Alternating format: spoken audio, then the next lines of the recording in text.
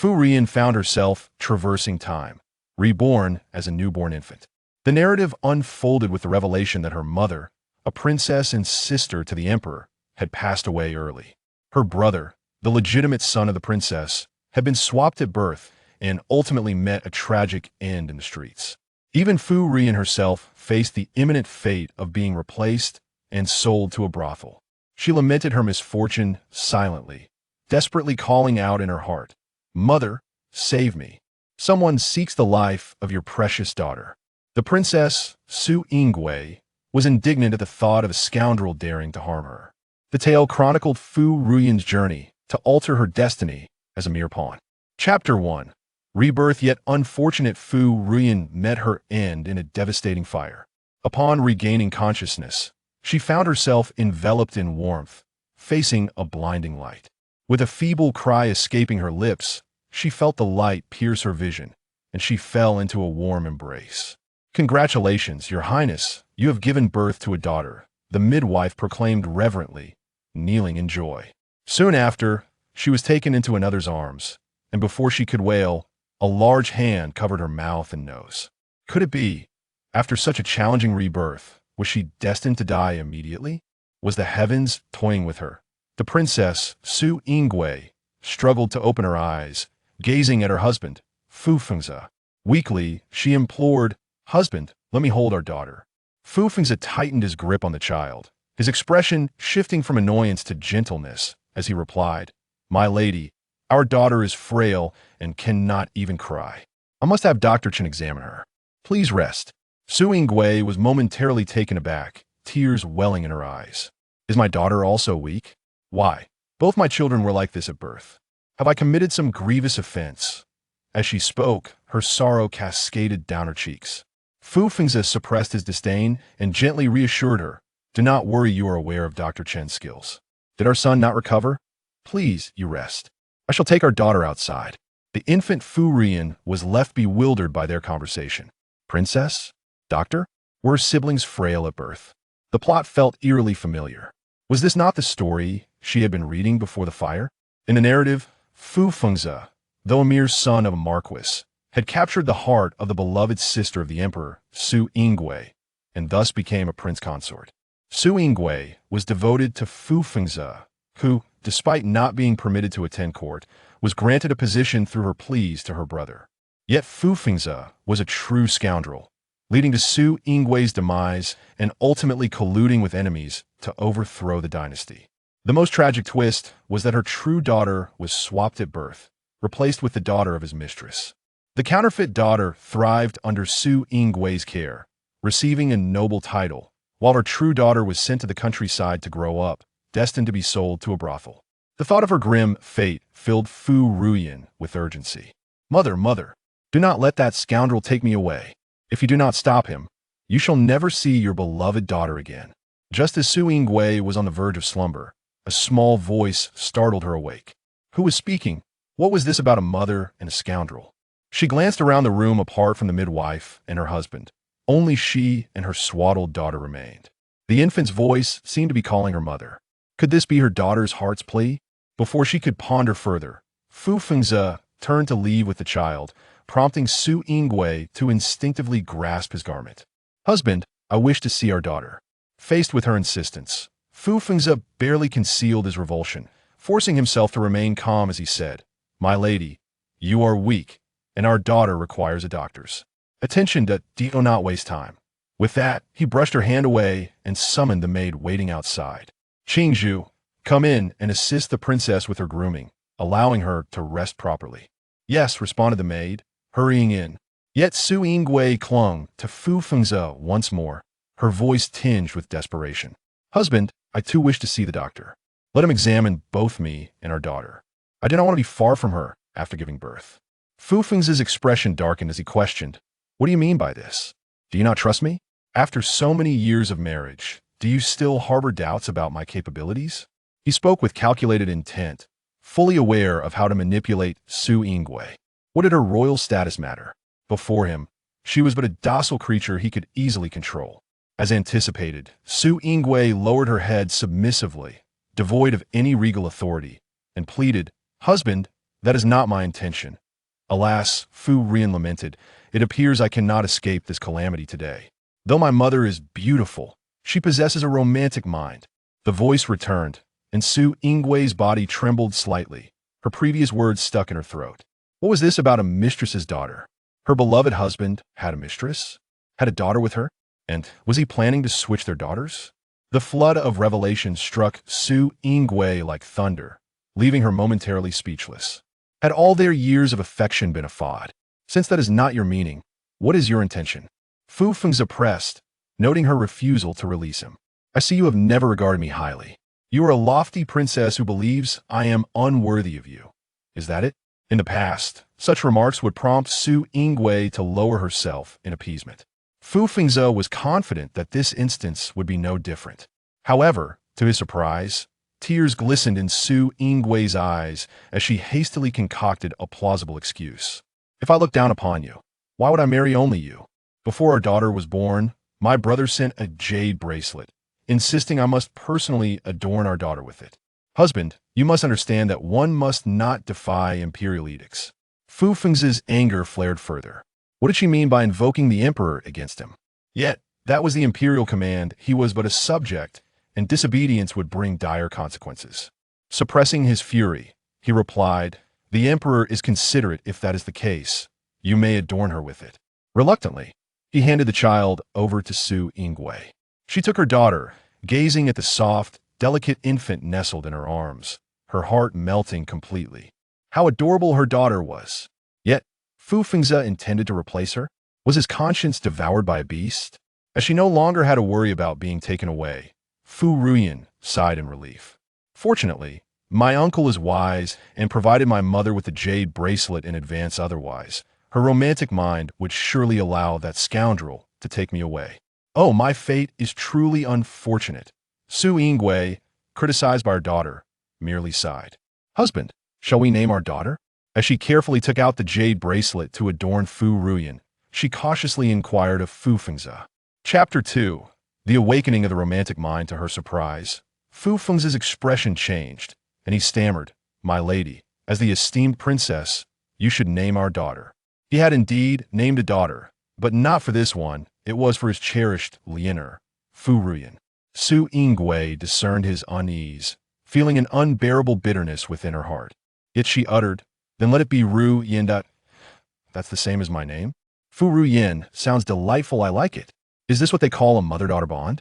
Her daughter's innocent voice brought Su Yingwei a modicum of solace. What mother-daughter bond? She merely heard her daughter's thoughts. I am starving. Why have I not been fed since my birth?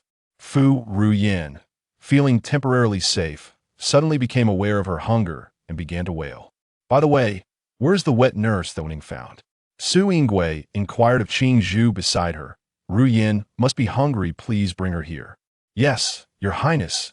Qing Zhu turned to summon the wet nurse. Yet Fu Ruyan, frightened, ceased her crying, her heart screaming. No, no, no. I do not want the wet nurse that Fu Wenying found. This wicked woman is the lover of my scoundrel father. He intends to replace me with her daughter, and she ultimately caused my mother's demise. This revelation struck Su Yingwei like a thunderbolt. Her hands, cradling her daughter, trembled uncontrollably. What do you mean Fu Wenying is the lover of Fu Fengzhe? Are they not siblings? Fu Fengzhe had once claimed that Fu Wenying was the daughter of the Marquis who had fallen into obscurity, yet her mother, of humble birth, could not acknowledge her ancestry and thus had to rely on him. Su Yingwei had always pitied Fu Wenying's plight, treating her as a sister, sheltering her in the princess residence, and bestowing upon her a monthly allowance of 20 taels. She even contemplated gifting her a house in the outskirts, fearing that Fu Wenying might suffer indignities in marriage. Yet now, she is told that Fu Wenying and Fu Fengzhe are lovers who have borne a child. Upon reflection, she realized she had indeed not seen Fu Wenying for 3 or 4 months. Her recent ill health and pregnancy had diverted her attention. Now it appears Fu Wenying was likely also pregnant, having just given birth. The thought of these two clandestinely engaging under her very nose filled Su Yingwei with uncontrollable rage. Upon hearing this, Fu Fengzhe was instantly flustered. Wenying cannot come now. Fu Fengzhe feigned concern, his tone heavy. My lady, You are unaware Wenying has been unwell for the past few months. To avoid disturbing your pregnancy, she moved to reside outside the palace. Upon hearing this, Su Yinggui's downcast eyes glimmered with sorrow. Is she truly worried about infecting her? Or is Fu Wenying merely resting after childbirth? Su Yingui could not help but gaze intently at Fu Fengzi, this handsome man with a gentle demeanor, who was her husband, the one she had fallen for at first sight. But does he truly love her? Or is he merely pretending, harboring ulterior motives? Fu Fengzi was nearly driven to fury that he suppressed his anger. Reaching out to stroke Su Yinggui's head, speaking tenderly, she has always cherished you as her sister-in-law and is accustomed to being in the palace. A few months outside is manageable, but if she were to remain away for long, she would surely miss you. With that, Fu Fengzi rose hastily, saying, "Very well, my lady, rest well. I have official matters to attend to and must step out for a while." Watching his hurried departure, Su Yingui summoned her shadow guard. "Go, follow the prince consort, and do not alert him." Understood. The shadow guard complied and trailed behind. This shadow guard had been specifically assigned to her by her elder brother, who was concerned for her safety, and she usually refrained from letting him inside to avoid arousing Fu Fengzi's suspicions. But now, she had no choice but to employ the shadow guard to investigate Fu Fengzi. Su Yingui placed her daughter aside, weakly reclining, closing her eyes for a brief rest. "My lady, I have secretly followed the prince consort. He has not left the palace, but has gone to the courtyard where the second young lady resides." Upon hearing this, Su Yinggui's heart ached as if pierced by a knife. He had indeed deceived her. Fu Wenying had not moved out at all, but was brazenly resting in the palace. "Fu Fengzi, how dare you treat me this way?" Su Yingui recalled all she had done for Fu Fengzi, tears streaming down her face. "My elder brother went to great lengths to prevent me, yet I still quarreled with him, leading to this dismal outcome. Mother, please do not cry. Ruyan is here." Indeed, she still had her daughter. Su Yingui tightly embraced Fu Ruyan, a fierce desire for vengeance igniting within her. "If he treats me thus, that is one thing, but to harm my child is unforgivable." At that moment, a charming figure rushed in from outside. Lifting her gaze, Su Yinggui's heart sank, and the hatred within her began to churn. The newcomer was Fu Wenying, her complexion pale, her figure swaying as though she had just emerged from a serious illness. Upon closer inspection, she bore no resemblance to Fu Fengzi. It was a mystery how she had once believed they were siblings. Sister-in-law, in fact, Fu Fengzi had hurriedly sought her out, claiming that Su Yingui had inexplicably transformed and that their plans might fail. Having schemed for so long, Fu Wenying was unwilling to accept failure and rushed over, disregarding her recovery. Su Yingui donned a caring smile of a sister-in-law, grasping Fu Wenying's hand. "You are Fengzi's sister. I was unaware of your illness. This was my oversight. Fortunately, Dr. Chun is here, so let him examine you as well." With that, Su Yingui gestured to Dr. Chun. Chapter 3.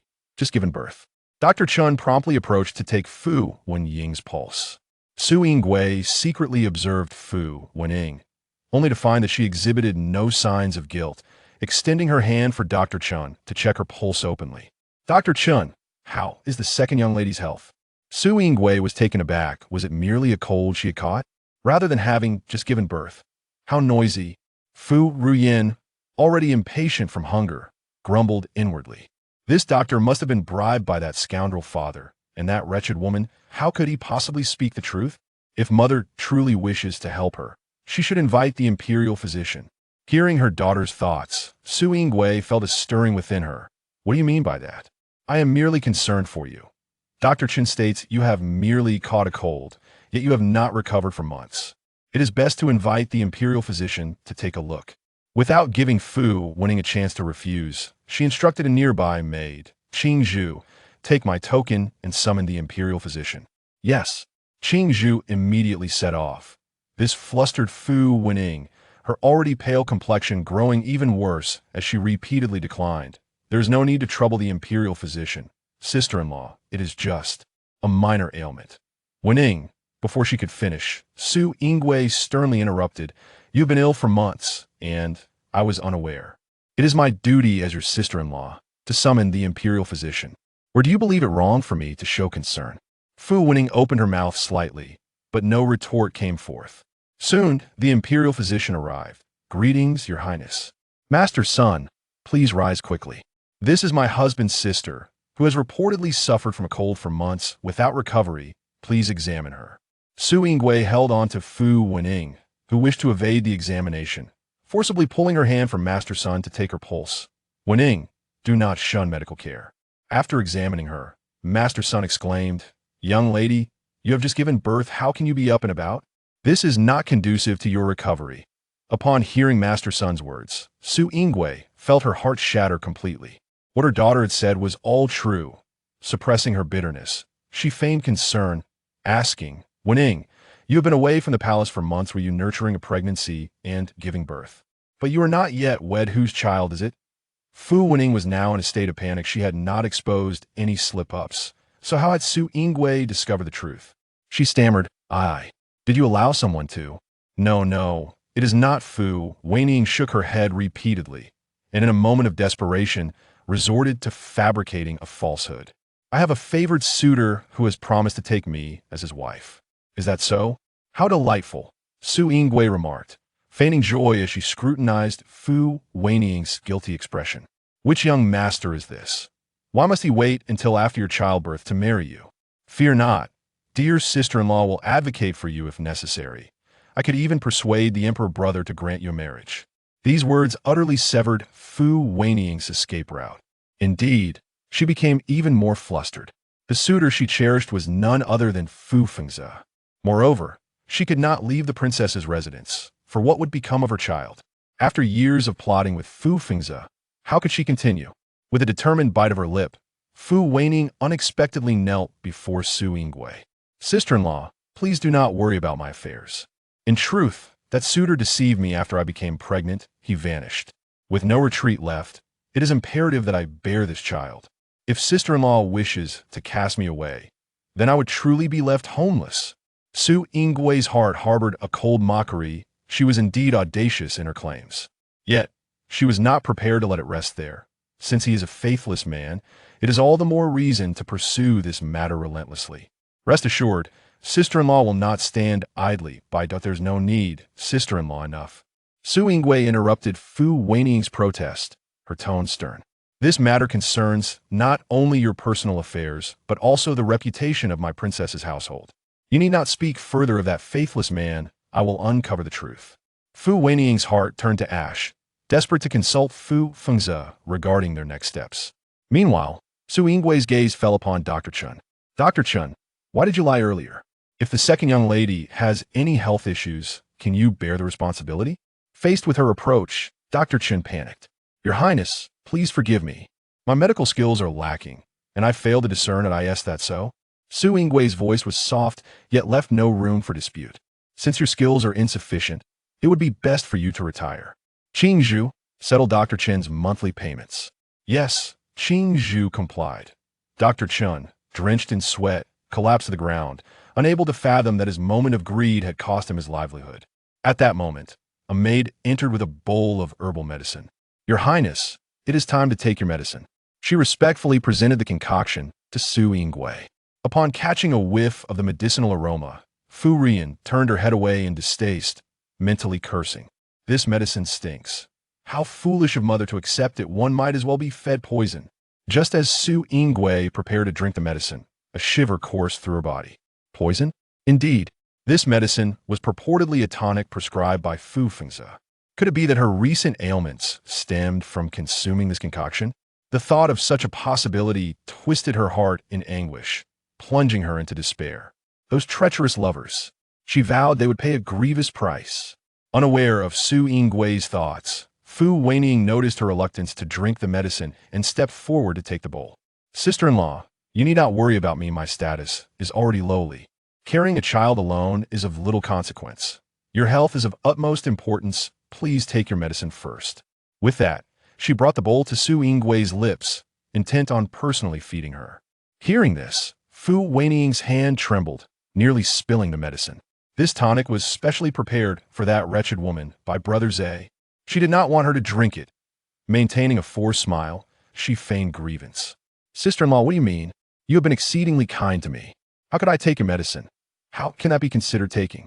Su Yingwei replied with a smile, her eyes glinting with coldness as she deliberately stated, "This is not the first time you have used my possessions, be it garments or jewelry. Did you not take them as you wished? Why then, when it comes to a bowl of tonic, do you suddenly hesitate?" Her tone grew colder. Or perhaps, is it that Wenying resents sister-in-law, and that is why you are unwilling to drink? Chapter 4. The brother was swapped. Fu Wenying's face turned pale. Why did she feel that Su Yingwei was mocking her? Wasn't it merely a few garments and adornments? As a princess, she was certainly not lacking in such trivialities. The usually obedient individual had suddenly begun to speak with a sharp tongue. However, Fu Wenying had little time to ponder, as Su Yingwei addressed Qingzhu beside her, saying, "Qingzhu, the second young lady is still sulking with me. Why don't you hurry and assist her in taking the tonic?" "Yes." Qingzhu promptly stepped forward. Although she was unaware of why the princess had suddenly altered her demeanor, she felt compelled to ensure Fu Wenying consumed the medicine. Having accompanied Su Yingwei since childhood, she was well acquainted with the intrigues of the palace and swiftly sensed that something was amiss. Furthermore, she had long been displeased with Fu Wenying, who, relying on her status as the sister of the prince, had often acted haughtily and deserved a lesson. "Second young lady, I beg your pardon." Qingzhu pinched Fu Wenying's mouth shut and forced the medicine down her throat. Cough, cough. Having said this, she hurriedly covered her mouth and ran off. Su Yingwei's expression turned icy as she raised her hand and commanded, "Shadow Guard, follow her." "Understood," the Shadow Guard replied and departed. Why does it seem that Mother has discovered the poison in the medicine? In the original plot, she remained oblivious to the betrayal of that scoundrel father until her demise. What went wrong? Fu Ruyan was engulfed in confusion. Hearing her daughter's thoughts, Su Yingwei felt a slight alleviation of her resentment. She gently stroked Fu Ruyan's head, reassured her, saying, "Do not worry, dear. Mother will protect you well. Those who wish to harm you shall not escape retribution." A flicker of determination passed through Su Yingwei's eyes as she quickly began to strategize. The Shadow Guard hesitated, wanting to speak, but holding back.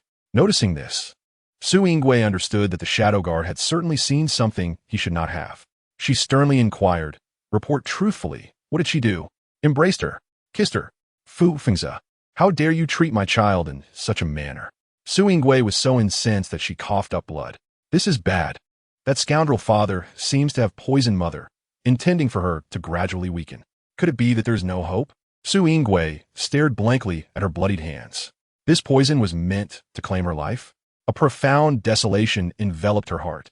"Your Highness, you have just given birth. Please do not agitate yourself." Qingzhu wept as she advised. "The prince has wronged you. We shall inform the emperor and seek justice on your behalf." "No." Su Yingwei inhaled deeply, her eyes betraying an uncontainable hatred. "I will make him pay dearly, never to rise again." After a moment of contemplation, she commanded Shadow Guard, "Secretly deliver the remnants of the medicine to the Imperial Medical Bureau for analysis. Be sure to alert no one." Qingzhu, dismiss the wet nurse Fu Wenying hired and procure some milk to feed the young lady. "Yes." The two took their leave, each attending to their tasks. Once everything was arranged, Su Yingwei finally lay down weakly, longing for a moment's respite. "Milan," she called for another personal maid. "Please take the young lady to the next room. I need a rest." Milan promptly carried Fu Ruyan to the adjacent chamber. Being an infant, Fu Ruyan soon fell asleep in her crib. Uncertain of how long she had slept, a youthful voice broke the silence. "I will play with my sister for a while. You go attend to our mother." "Yes, young master," Milan replied before departing. Upon hearing this voice, Fu Ruyan awakened suddenly. Before her stood the very son of Fu Fengzi and Fu Wenying, Fu Junliang. Fu Junliang stared intently at Fu Ruyan, and, after a moment, a malicious grin spread across his face. "It is because of you that my sister cannot live with me." He reached out, gripping Fu Ruyan's neck, declaring, "If you die, my sister can take your place." Fu Ruyan's heart cried out in despair. Is this truly happening? I have narrowly escaped one calamity after another. Why is my rebirth so fraught with peril? But as a newborn, she was powerless to resist. In her desperation, she could only open her mouth and cry out loudly, "Mother, mother, come save me. Your false son is trying to kill me." Fu Junliang was startled by her cries and glanced nervously toward the door, threatening her with malevolence. "What are you crying about? You are so annoying, not even a fraction of my sister." Fu Ruyan cried even louder, her heart screaming in protest. In the adjacent room, Su Yingwei, having just fallen asleep, was jolted awake by her daughter's cries. What is wrong? Who is trying to harm her? Su Yingwei, filled with regret, thought, it is my fault. Knowing my daughter has faced continuous tribulation since birth, I should never have allowed her out of my sight. Disregarding her own weakness, Su Yingwei stumbled into the next room, anxiously gathering Fu Ruyan into her arms. Do not fear, dear. Mother is here. She surveyed the room and found only her son. Fu Junliang, present. Junliang, you have returned from school? Su Yingwei asked, her brows furrowing slightly. She scrutinized her son's gentle demeanor and the unusual maturity in his expression, recalling the voices she had just heard from her daughter. False son? What does that mean? Meanwhile, Fu Ruyan, incensed by Fu Junliang's words, waved her tiny fists, kicking her legs in protest within her swaddling. He is lying. He wanted to choke me to death. His intention is to replace me with the daughter of that scoundrel father and his mistress. Upon hearing this, Su Yingwei's breath caught in her throat, as if a massive stone had lodged in her chest. He wishes to strangle my daughter. Realizing her daughter had almost been swapped, a dreadful possibility crossed Su Yingwei's mind. No, it cannot be. Have I truly raised another son for over a decade? Poor mother. Her own flesh and blood suffers while the child of the mistress occupies her place. Mother, my brother is in Tujiazwang on the outskirts of the city, rescued by a farmer. Please go save him. Su Yingwei fought to suppress her shock and fury, gazing affectionately at Fu Junliang. All right, having seen your sister, hurry back to your studies. Otherwise, your father will reprimand you for being unambitious. Yes, mother. Fu Junliang nodded and turned to leave. Once Fu Junliang had departed, Su Yingwei called out, Shadow Guard, bring the midwife who assisted in the young master's birth and inquire if anything unusual occurred at that time. Also, go to Tujiazwang and investigate every boy aged 12. Chapter 5. The pills are poisonous, damnable wretch. Were it not for the need for my sister to replace your identity, I would have disposed of you while still in the womb. You lingered for a few more months, yet remain so ungrateful. Fueled by rage, Fu Junliang gastent tu Fu Wenying courtyard. Mother. Upon entering the courtyard, Fu Junliang saw Fu Wenying sitting sorrowfully and felt a surge of concern. You should not be moving about so soon after giving birth. I know, my child. Fu Junliang gritted his teeth, saying, once I achieve the highest honors in the Imperial examination, I will reveal my identity publicly, allowing mother to marry father openly, and then that woman shall disappear without a trace. Good. Fu Wenying smiled with relief. Thank goodness mother has you, but it is a pity for my sister. She cannot live with you. Father will find a way. Mother, your health is the most important. After watching her son leave, Fu Wenying cast a venomous glance towards Su Yingwei's courtyard. You wretched woman, how dare you humiliate me and cause my daughter to live in shadows? I will make you pay. That evening, Fu Fengze entered Su Yingwei's courtyard and immediately complained, Madam, I heard you gave the tonic to Wenying. It was meant for you. How dare she be worthy of it? Su Yingwei suppressed a revulsion for him and feigned innocence. I was only concerned for Wenying. Do you not know she has just given birth? As Fu Fengze was about to respond, Su Yingwei interrupted. It seems you are unaware that Wenying was deceived by that heartless scoundrel. He not only betrayed her trust, but also abandoned her after she bore a child. Upon hearing her harsh words, Fu Fengze felt as though she were directing her ire at him, which inevitably stirred a sense of annoyance within him. However, he quickly regained his composure and gently remarked, My dear, having just given birth, your body is still quite frail. Do not trouble yourself with the affairs concerning Wenying. I shall handle them. How could that be? Su Yingwei retorted indignantly, a cold smile gracing her lips. Wenying is your sister, and thus my sister as well. How can I simply stand by? She fixed her gaze on Fu Fengze, a knowing smile on her face. However, I have indeed just given birth and am quite indisposed.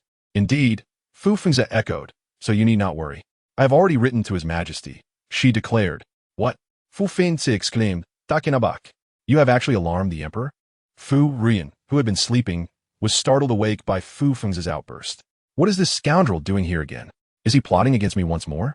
In the narrative, after mother delivered, this scoundrel was busy indulging in intimate moments with his younger sister, neglecting mother completely.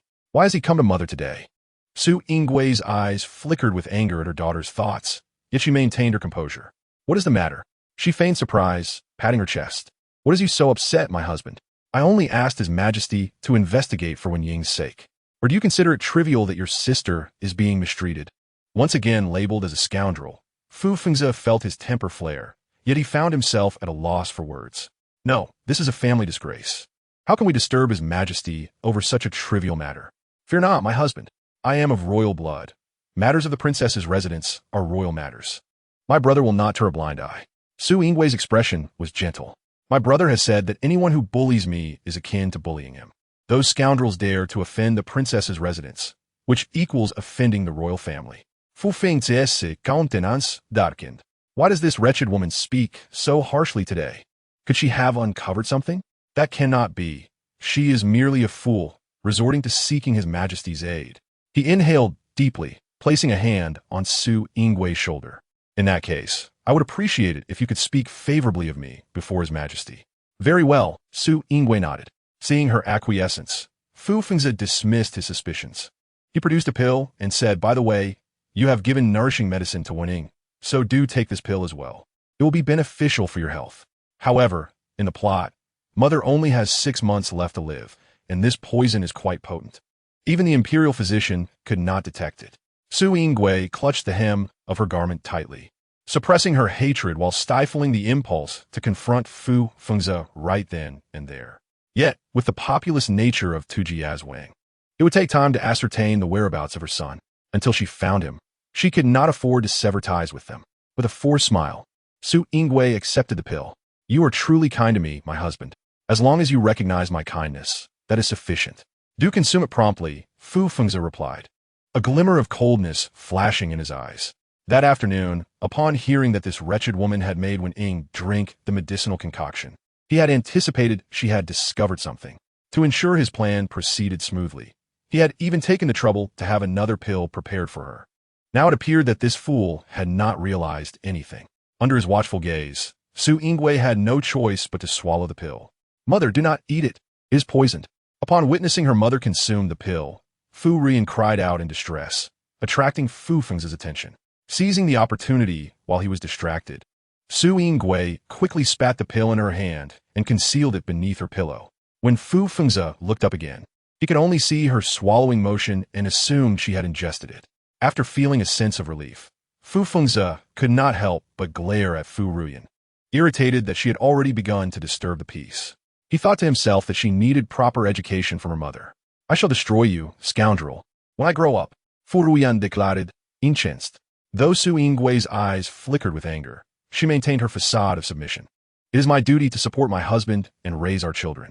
You need not worry. Very well, my dear. Please rest. I have matters to attend to and shall retire to the study tonight. Seeing his scheme succeed, Fu Fengzi was reluctant to linger.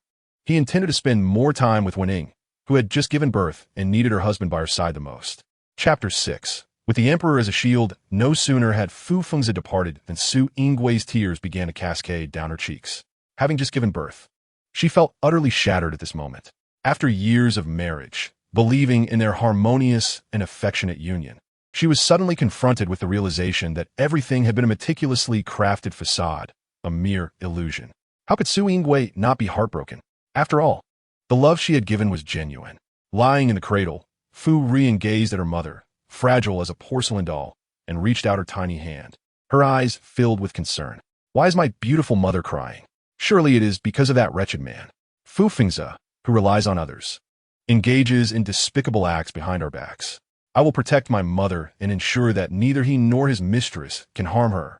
Her soft, tender voice was filled with compassion and empathy as her small hands clumsily wiped away the tears from Su Yingwei's cheeks. The pain she had felt was alleviated slightly, as Su Yingwei embraced Fu Ruyan gently, pressing her cheek against her daughter's small face. My dear daughter, I promise to protect you and will never allow them to hurt you. I shall no longer love him as dearly. Those who wish to harm us shall pay the price. Her resolute voice brooked no dissent, reflecting the hatred she felt for the deceptions of her past life. Meanwhile, Fu Fengzi, having just departed, entered Fu Wenying's courtyard and instructed a trusted maid to guard the premises diligently. Fu Wenying lay pale and frail upon her bed, having been forced to consume the nourishing medicine. Although she attempted to vomit it out immediately, she was still quite shaken. As Fu Fengzi stepped inside, he beheld the pitiful sight of his beloved and hurriedly enveloped her in his embrace. I apologize for your suffering. Brother Fengze, Fu Wenying's eyes glistened with tears, her delicate white teeth biting her lip as she gazed at him with a pitiful expression. What shall we do now? After all this plotting, she has discovered that I have given birth as well. Our poor daughter cannot live a life of dignity. Do you think she has already learned the truth? Otherwise, how could she have suddenly become so astute? Previously, Su Yingwei had been easily deceived, particularly in her dealings with Fu Wenying and Fu Fengze, always accommodating their every request. However, after experiencing childbirth, it was as if she had transformed into a different person, forcing Fu Wenying to reconsider her actions. Fu Fengze pressed a kiss to her lips to soothe her. I have just tested the waters. She remains unaware. Mother. Just then, a boy's voice called from outside, followed closely by the appearance of Fu Junliang.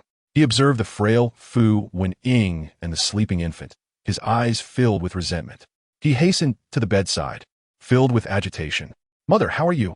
I heard that venomous woman laid hands on you, and I was terribly worried. I did not expect her, usually so foolish, to suddenly grow clever and almost suffocate that little brat today. Fu Junliang recounted the events of the afternoon, his fists clenched tightly at his sides, his features contorted with rage. Fu Wenying looked at her son, distressed, and cursed. Damn it. She keeps ruining our plans. With that, she reached out to stroke Fu Junliang's hair. In the future, it would be wise to act cautiously. We must not let her discover our intentions. You are our eyes and ears embedded in her midst. Mother, you can rest assured. She has always been kind to me. She would never suspect me. Once she and that little brat are gone, our family of four will be reunited. Though young, Fu Junliang possessed a heart filled with malice. Fu Fengze looked at the mother and son before him, a look of satisfaction in his eyes. He turned to Fu Junliang and said, It is getting late. Do not disturb your mother's rest. After bidding farewell to Fu Junliang, the next moment, the two within the room embraced in a passionate kiss. Had it not been for Fu Wenying's recent childbirth, it is likely they would have ignited like dry tinder meeting flames. The following day, upon hearing of the Long Gongju's successful delivery, the emperor immediately concluded his morning court session and personally paid a visit. The entire princess's residence buzzed with eagerness at the news of the emperor's arrival, with Fu Fengze himself leading the way to Su Yingwei's quarters. Upon seeing his majesty, Su Yingwei attempted to rise from her bed to pay her respects. The emperor, clad in his regal yellow dragon robe, swiftly halted her movements, saying, Sister, there is no need for such formalities. The unrelenting blows dealt by her elder brother had left Su Yingwei, already heartbroken, struggling to maintain her composure, and her eyes involuntarily brimmed with tears upon witnessing her only brother. It is only in the presence of family that one can reveal their most vulnerable side. When had the emperor ever encountered such a sight of Su Yingwei? He felt a pang of sorrow as he sat in the chair Fu Fengze had brought, asking gently, Sister, have you been wronged? He cast a discontented glance at Fu Fengze. Had it not been for Su Yingwei's insistence on marrying him, how could he have been bestowed the title of a prince consort? Even after many years, the emperor still harbored disdain for him. Fu Fengze, terrified, immediately knelt on the ground, trembling. Your Majesty, you wrong me. How could I possibly bring any grievance to the Long Gongju? If it were possible, I would gladly endure the pains of childbirth in her stead. Yet, his clenched fingers were filled with resentment and humiliation. The soft murmurs of ridicule reached Su Yingwei's ears, and she lifted her gaze to see the infant in the swaddle, her small fists clenched in indignation, as if she wished to leap forth despite her tender age. The sorrow that had enveloped Su Yingwei transformed into laughter. The emperor's expression shifted, surveying the surroundings with curiosity, suppressing his astonishment. Humph! What audacity to dare wrong my sister. With a cold snort, he turned his attention to Fu Ruyan, the beautifully crafted child who bore an uncanny resemblance to Su Yingwei in her youth. The emperor's affection was unmistakable as he cradled her in his arms. Fu Ruyan gazed up at the handsome face so near to her, her eyes widening in awe. Truly, he is the son of heaven, as handsome as my mother, with such a commanding presence.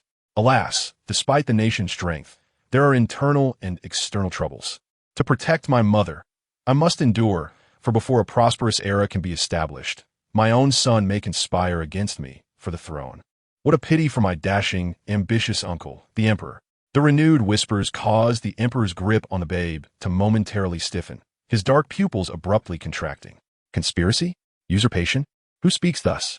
Even the mere echo of such phrases sent a chill through the emperor's heart, for every word was a grave taboo. He scanned the room, and no one else appeared to be speaking. Yet the gaze directed at Fu Ruyan was filled with profound sorrow. Could it be that this little one knows of her mother's plight?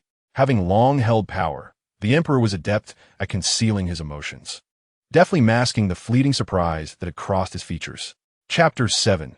Master of Discernment Su Yingwei cast a solemn glance at the still kneeling Fu Fengzi, suppressing her inner fury. Her voice soft as she said, "Brother, do not make things difficult for Fengzi. It has been long since we discussed our childhood." Although she seemed to be aiding him, she was, in truth, seeking to dismiss him. "Prince Consort, you may retire. I wish to converse with my brother." The emperor subtly nodded, signaling Fu Fengzi to withdraw. Terrified, Fu Fengzi dared not linger. Yet, as he exited the room, his face contorted with resentment and humiliation. One day, he would trample these two lofty individuals beneath his feet.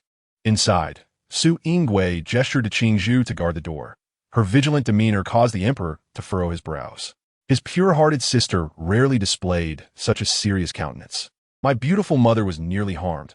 How could Fu Fengzi and Fu Wenying be siblings? They are clearly a faithless man and his mistress, under my mother's very nose. They overstepped their bounds. Yesterday, they nearly attempted to exchange me for his illegitimate daughter. My poor elder brother is still out there, enduring hunger and cold." Upon hearing these thoughts, the emperor's pupils constricted, his grip on Fu Ruyan tightening into a fist. "Brother, please stand up for your sister. The prince consort has already taken a mistress. They deceive and betray me, even wishing to swap my daughter. And Fu Junliang is not even my true child." Su Yingwei descended from her bed, kneeling before him, revealing Fu Fengzi's malfeasance, tears streaming down her cheeks. The emperor had never witnessed his sister in such a humble state. She must have been grievously wronged. Al Dade Fu Fengzi, a man who thrived on the long Gongzhu's status, harboring ill intentions, a truly ungrateful wretch deserving of death. In contrast to the shock he felt upon hearing Fu Ruyan's thoughts, his fury towards Fu Fengzi's treacherous ambitions was far greater. Had he not been cradling Fu Ruyan, the emperor would have already exploded in rage.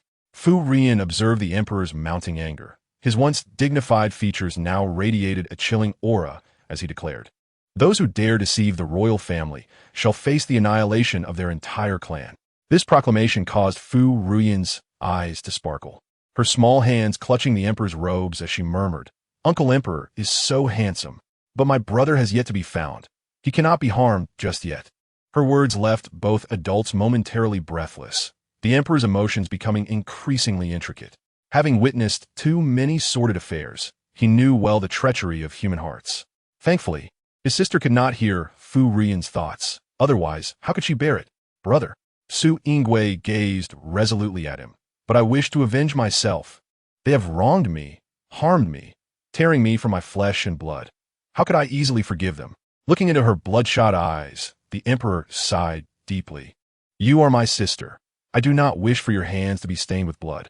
Yet, without personally avenging oneself, how could one dispel the resentment? The one who tied the bell must untie it." Su Yingwei raised her gaze. How could a daughter of the royal family be weak? The emperor's concern transformed into solace. As he extended a hand to help her rise, "Very well. I shall fully support my sister. But if you require your brother's assistance, I shall lend my utmost aid. I merely came to visit my sister-in-law. Please allow me entry." At that moment, voices from outside belonging to Qingzhu and Fu Wenying reached them. The emperor adjusted his demeanor. Regaining his imposing presence, speaking coolly, "Enter." With the invitation, Fu Wenying pushed the door open, and upon seeing the majestic aura of the emperor, her eyes betrayed her astonishment. "This humble girl greets His Majesty. It is an honor for the princess's residence to receive the esteemed visitation of the emperor." Fu Wenying executed a graceful bow, exuding an air of delicate charm. The already drowsy Fu Ruyan stirred at the unsettling sound. "She claims to visit mother, yet not a glance is spared for me. Her gaze on Uncle Emperor is utterly enraptured. Uncle, beware of this scheming woman.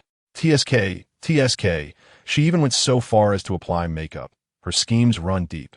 Wants to be my stepmother. Now she wishes to be my aunt?" Fu Ruyan's intermittent murmurs were crystal clear to both adults, causing the emperor's gaze to take on an unusual depth.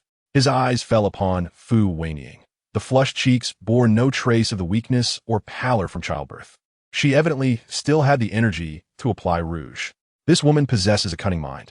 Fu Ruyan's comments were heard distinctly by both, leading the emperor's expression to turn peculiar. Under scrutiny, it is inherently uncomfortable. Standing there, Fu Wenying awaited the emperor's words, her flattering smile becoming stiff as she struggled to maintain composure.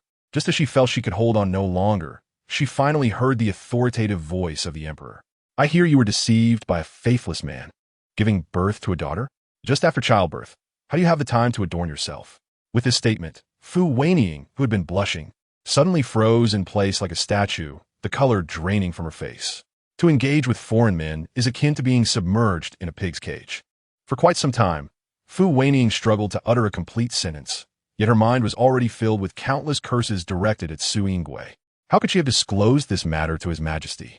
This was nothing short of driving her to her doom. With a thud, Fu Wenying knelt on the ground, terrified that the emperor would delve deeper. I beseech your majesty and the princess to spare my life. It is I who misjudged people, and I should have long since perished to prove my innocence. The words of seeking death were still too difficult to voice. How could she take the initiative to seek her own demise? Fu Ruyan nestled closer in the emperor's embrace, finding the most comfortable position. Her nostrils filled with the delightful scent of dragon saliva. TCH, a timid rodent, truly both a coward and a sycophant. Yet the emperor, her uncle, possessed keen insight. Not only handsome, but also adept at seeing through her little schemes. He was indeed an illustrious sovereign, yet regrettably blind to the machinations of those closest to him, ultimately betrayed by those he trusted most. The emperor's pupils narrowed slightly, his expression inscrutable. Did those closest refer to the harem? Zhao Mamao, Shu Yingwei's vet inertia, was the most trustworthy of individuals.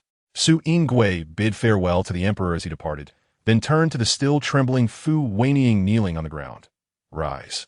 My brother will not trouble you out of consideration for me. After all, you are but a pitiful victim of a heartless man. Thank you, sister-in-law. Fu Wenying's complexion was grim as she rose from the ground, her hands clenched into fists concealed within her sleeves. Outside the door, the emperor, upon seeing Fu Fengzi, who had been guarding the courtyard, coldly declared, since ancient times, childbirth has been a perilous endeavor. If you dare betray the princess, I shall assuredly take your head. Rest assured, your majesty, I would not dare. Fu Fengzi's back was drenched in cold sweat, yet he could only force a smile as he vowed. If I were to betray the princess, I would not die a good death.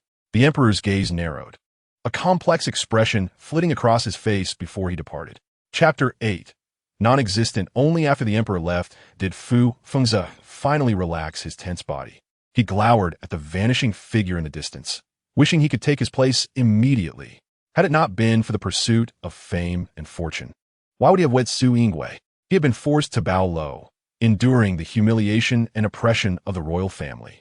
After the emperor's departure, a stream of rewards flowed into the princess's residence. Fu Fengzi entered the room with a somber expression, gazing at the lavish gifts that were nearly overwhelming, and once again feigned a look of tender affection. My lady, His Majesty still cares for you. But what did you discuss with him just now? Could you not share with me? Just some matters concerning children. I was merely trying to help you out of a predicament, not wanting you to be blamed by my brother. Su Yingwei's voice was soft and sweet, reminiscent of her affectionate demeanor. Fu Fengzi's previously anxious heart finally settled. Su Yingwei's gaze fell upon Fu Wenying, who looked enviously at the surrounding rewards, a teasing smile playing on her lips. Wenying? In the past, the rewards belonging to Su Yingwei would ultimately find their way to her. However, this time, Su Yingwei hesitated and shook her head. Wenying, these are rewards given to me by my brother. I cannot give them to you. Fu Wenying was taken aback by her refusal, stunned for a moment before her eyes turned red, looking at Fu Fengzi with a sense of grievance. How could Fu Fengzi endure such a gaze? He frowned in discontent. My lady, what are you doing? You know Wenying has just given birth and needs nourishment and care. Moreover, these rewards are but a trifling matter to you. Yet to her, they are a tremendous boon. When did you become so petty? Su Yingwei was momentarily taken aback, and in the next second, her eyes brimmed with tears. Husband, how could you think of me in such a way? Am I so stingy in your eyes? He lowered his gaze, tears cascading down her pale cheeks, adding to her frail appearance. Have I ever been stingy with Wenying? Jewelry, clothing, food, all are shared equally. Even you, my husband, are shared. A flicker of hatred crossed Su Yinggui's eyes, vanishing without a trace in the next moment as she looked at Fu Fengzi with tear-filled eyes. But this time, I intended to use my brother's rewards to help you establish connections. Your career has stagnated for years, and forging connections requires substantial wealth. Fu Fengzi's expression shifted slightly. Compared to career advancement, everything else was trivial. My lady, I misunderstood you. I certainly know you are gracious and generous, the best woman in the world. Fu Fengzi stepped forward, supporting Su Yinggui's trembling shoulders, then glared reproachfully at Fu Wenying. These rewards were given to your sister-in-law by His Majesty. When has the princess's residence ever treated you poorly? Hurry and depart. The sudden reprimand left Fu Wenying momentarily stunned. Her lips moved twice as she looked at the affectionate pair before her, ultimately leaving with red-rimmed eyes, filled with indignation.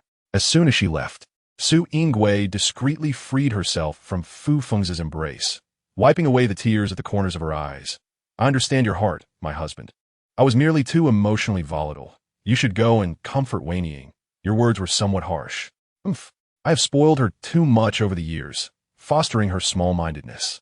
However, you have just given birth and need to rest more. Fu Fengzi felt a surge of delight. The thought of a smooth career ahead made him indifferent to Fu Wenying's feelings. Su Yingui finally managed to send him away, turning to look at Fu Ruyan, only to find the little one had unknowingly fallen asleep, a small bundle of softness that brought joy to her heart. Due to the demands of infancy, Fu Ruyan mostly slept, and her hunger came more quickly than usual. If it were not for the troublesome individuals, she could sleep the entire day. An expensive teacup shattered on the ground, dampening the floor. Yet, the thought of the man who doted on her now, comforting another woman, ignited the flames of anger within her once more. The loud cries of a baby made Fu Ruyan feel irritable, her eyes, red with rage, fixed on the incessantly wailing Fu Lian. As she scolded, "What are you crying about? You only know how to cry all day." She approached, roughly lifting the still infant Fu Lian. "You are simply out of luck. How come your brother succeeded, yet you cannot?" As she spoke, she raised Fu Lian, threatening to drop her amidst the cries. Suddenly, a figure lunged forward, grabbing her arm. "Mother, do not act impulsively." Fu Wenying looked at him with tear-filled eyes, and after a long moment, she embraced both children, choking back her words. "Your father blames me due to that venomous woman. The only one who truly cares for me is you. Do not worry, mother." Fu Junliang patted her shoulder, his eyes filled with a sinister glint. A sudden belittlement caused Fu Junliang's face to alternate between shades of blue and red. Su Yingui sneered, "What? Is it unacceptable to say a few words to you now? Unaccomplished in both literary and martial pursuits. Do you think you can still aspire to be a top scholar in your current state? After receiving too much praise, you have begun to float. I see no need to hire esteemed tutors for you. Starting tomorrow, you shall attend a regular school." She had never spoken to him so harshly before. Fu Junliang, who had been praised since childhood, felt utterly devalued today. Ultimately a child, he could not conceal his emotions, and in a fit of rage, he dashed out. Su Yingui watched his retreating figure, her expression growing increasingly cold. Chapter 9. Seeking justice for you, as Fu Wenying entered the palace, she encountered Su Yinggui's gaze, which was laden with meaning and disappointment. A surge of pleasure coursed through her. Su Yingui exerted herself tirelessly for her son, going to great lengths to pave the way for him. Meanwhile, her own flesh and blood languished outside, perhaps struggling even for basic sustenance, best off becoming a despised beggar, tainted by unsavory deeds, utterly wasted. In short, there was a world of difference between her pampered existence and the opportunities that might await Junliang in the future. What delighted her further was that Su Yingui remained blissfully unaware of all this, foolishly nurturing her son. The esteemed royal princess, despite her noble lineage, is still subject to the whims of Fu Wenying. In that fleeting moment when Su Yingui cast a scrutinizing glance, the malice lurking in Fu Wenying's eyes was swiftly veiled by her usual facade of innocence and purity. However, Su Yingui had already discerned this upon her arrival, not missing the brief flicker of cruelty that crossed the other's gaze. "Wenying, why did you not summon the servants upon entering?" Su Yingui inquired, a gentle smile gracing her lips, as if merely making casual conversation. Fu Wenying approached with a beaming smile, wholly disregarding any pretense of distance. "Sister-in-law, Must we still maintain such formality between us? Su Yinggui's eyes deepened with intrigue. Indeed, Fu Wenying had never maintained such formality before, even sharing her husband's bed. By the way, sister-in-law, Fu Wenying continued, her expression shifting to one of concern. Have you and Junliang had a disagreement? I encountered him earlier, and he seemed quite downcast. Upon inquiry, I learned it was due to his poor performance in his studies, which has disappointed you. He came to me, seeking solace. Su Yingwei, feeling both exasperated and sympathetic, replied, I, too, was a bit hasty with my words earlier. Sister-in-law, at Junliang's age, his pride is at its peak. If he falters, a gentle word of guidance will suffice. Excessive criticism will only breed resentment. If he begins to fear you, he may no longer regard you as a mother. Su Yinggui's gaze darkened. Isn't that the case? His true mother is indeed standing before us, is she not? Indeed, Fu Wenying replied with a self-satisfied smile. In the past, Junliang's swordsmanship was rather mediocre, and he was quite despondent. I often accompanied and encouraged him, and over time his skills improved remarkably. You truly care for Junliang. Su Yingwei remarked, were others to witness this, they might assume you are his biological mother. Yes, it is rare that Junliang enjoys my company and does not keep his distance. Su Yingwei subtly concealed her derision behind her composed demeanor, reflecting on her past self, which now seemed like a mere jest. Back then, when Fu Junliang had said, Mother, I am a boy, a man, and I can manage my studies alone, she had felt a sense of pride in his independence, unaware that she had nurtured a heartless ingrate. Su Yingwei's eyes gradually grew cold. Perhaps Junliang and I share a special bond. He indeed listens to me and holds me in high regard. Observing Fu Wenying's smug expression, Su Yingwei felt a surge of contempt. How petty, she thought, lifting her gaze with a semblance of a smile. I am aware of your bond. However, it will be prudent for you to distance yourself from Junliang. If the Emperor learns of your past, he will be concerned about Junliang being influenced adversely and will wish for you to limit your interactions. The smile on Fu Wenying's face vanished in an instant. Is there truly a rationale for a mother to be separated from her child? Su Yinggui's seemingly nonchalant glance carried a weight of pressure. Junliang is of noble birth, destined for greatness, with an emperor for an uncle. While he enjoys divine favor, he must also bear the weight of expectations. Wenying, countless eyes are upon him, and he cannot afford any missteps. Should you become a blemish on his reputation, what then? Her words struck deep, akin to a dagger to the heart. Fu Wenying pressed her lips together. I understand, sister-in-law. You need not worry. I shall not complicate matters for you. How considerate, Su Yingwei thought mockingly. No wonder Fu Fengzi is enamored with her. Any man would find it hard to resist her pitiful demeanor. Very well, I shall not intrude upon your rest any longer. Fu Wenying rose slowly, assisted by a servant as she departed.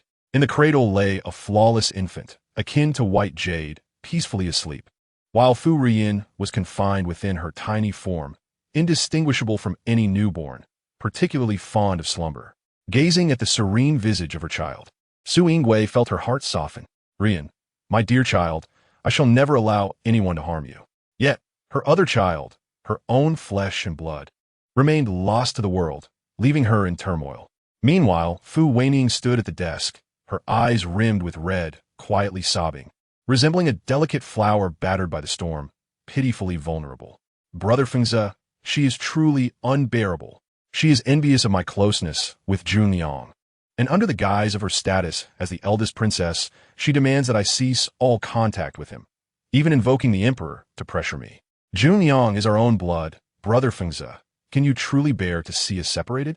Fu Fengzi felt a surge of pain, wishing he could trample the eldest princess underfoot and elevate Fu Wenying as his rightful wife, allowing their child to live openly and without shame. Yet he could not. Wenying, I never wished to cause you distress. Fu Wenying trembled, teetering on the edge of despair. Witnessing your affection for her shattered my heart today. I have borne these grievances for you, yet she continues to make it impossible for me. Perhaps I would be better off dead. Fu Wenying began to weep and wail. Fu Fengzi was utterly captivated by her display of vulnerability. In her eyes, he was a steadfast protector, her whole world, a man who was valued and needed. In contrast, Su Yingwei held herself aloof, always relying on her status as the eldest princess, never allowing for any warmth or intimacy. As his words fell, Fu Fengzi stormed out in anger. Fu Wenying, secretly delighted, feigned panic. Brother Fengze, do not leave. I fear she may trouble you. Her retreating strategy only deepened Fu Fengze's concern. You have already endured enough humiliation due to the matter with Lian. I cannot allow you to suffer further regarding Junliang. Chapter 10. The search for the sun. Little Fu Ruyan had barely opened her drowsy eyes when she heard the voice of her father. Madam, I heard Wenying say you instructed her to cease contact with Junliang. What is the reason for this? Su Yingwei could not help but chuckle softly. She gently squeezed her daughter's pudgy little hand, lazily lifting her eyelids. Wenying is quick to complain. Just as she was about to speak, Fu Fengze interrupted impatiently. They have always been close, and Wenying has a gentle disposition. Junliang relies heavily on his aunt. Does this not jeopardize their bond? Yet you all conspire together, keeping me in the dark. Su Yingwei retorted, recognizing his ulterior motives. Fu Fengze feigned concern, although he was clearly there to hold her accountable. Su Yingwei like the Homet. Did Wenying come to you with complaints? This matter was dictated by my royal brother, who believes Wenying's character may tarnish Junliang's reputation. If you're dissatisfied, take it up with my royal brother. Before you go, my dear husband, consider that his actions are for Junliang's future. Su Yingwei emphasized her point. My husband has stated that he wishes for Junliang to become a virtuous civil servant. Our dynasty values reputation. Should Junliang remain closely tied to an aunt of questionable character, he risks tarnishing his name. Fu Fengze paused, taken aback by Su Yingwei's response. He gradually realized that both she and the emperor had noble intentions, and that having such a mother and uncle to support Junliang was indeed a blessing. Su Yingwei felt a wave of nausea. Noticing her discomfort, Fu Fengze quickly added, My dear, you misunderstood me. Yerbo no discuten. Moreover, Wenying treats you with respect and deference. How could she come to me with grievances? In fact, she feels remorseful and has come to apologize, saying she had been neglectful in the past and will maintain her distance from Junliang moving forward. How considerate of her, even in these moments, to defend that woman. Su Yingwei thought, her irritation lingering. Seeing that Su Yingwei remained unresponsive, Fu Fengze pressed on, Please do not be upset. My dear, I only wish to inquire. After all, Junliang is quite dependent on his aunt. I do not perceive him as being particularly reliant on me, his mother. Were an uninformed person to speculate, they might conclude that Wenying is actually Junliang's mother. XYNGW, I coldly reprimanded. Upon hearing this, FFNGZ was instantly taken aback, drenched in cold sweat, fearing that XYNGW, I had uncovered the truth. How could the lady entertain such notions? Junliang is aware of your arduous management of household affairs and refrains from disturbing you. This child has always been the most sensible one, as you frequently praise. What could be the meaning behind your husband's repeated contradictions today? XYNGWI, growing irritated, turned her face cold.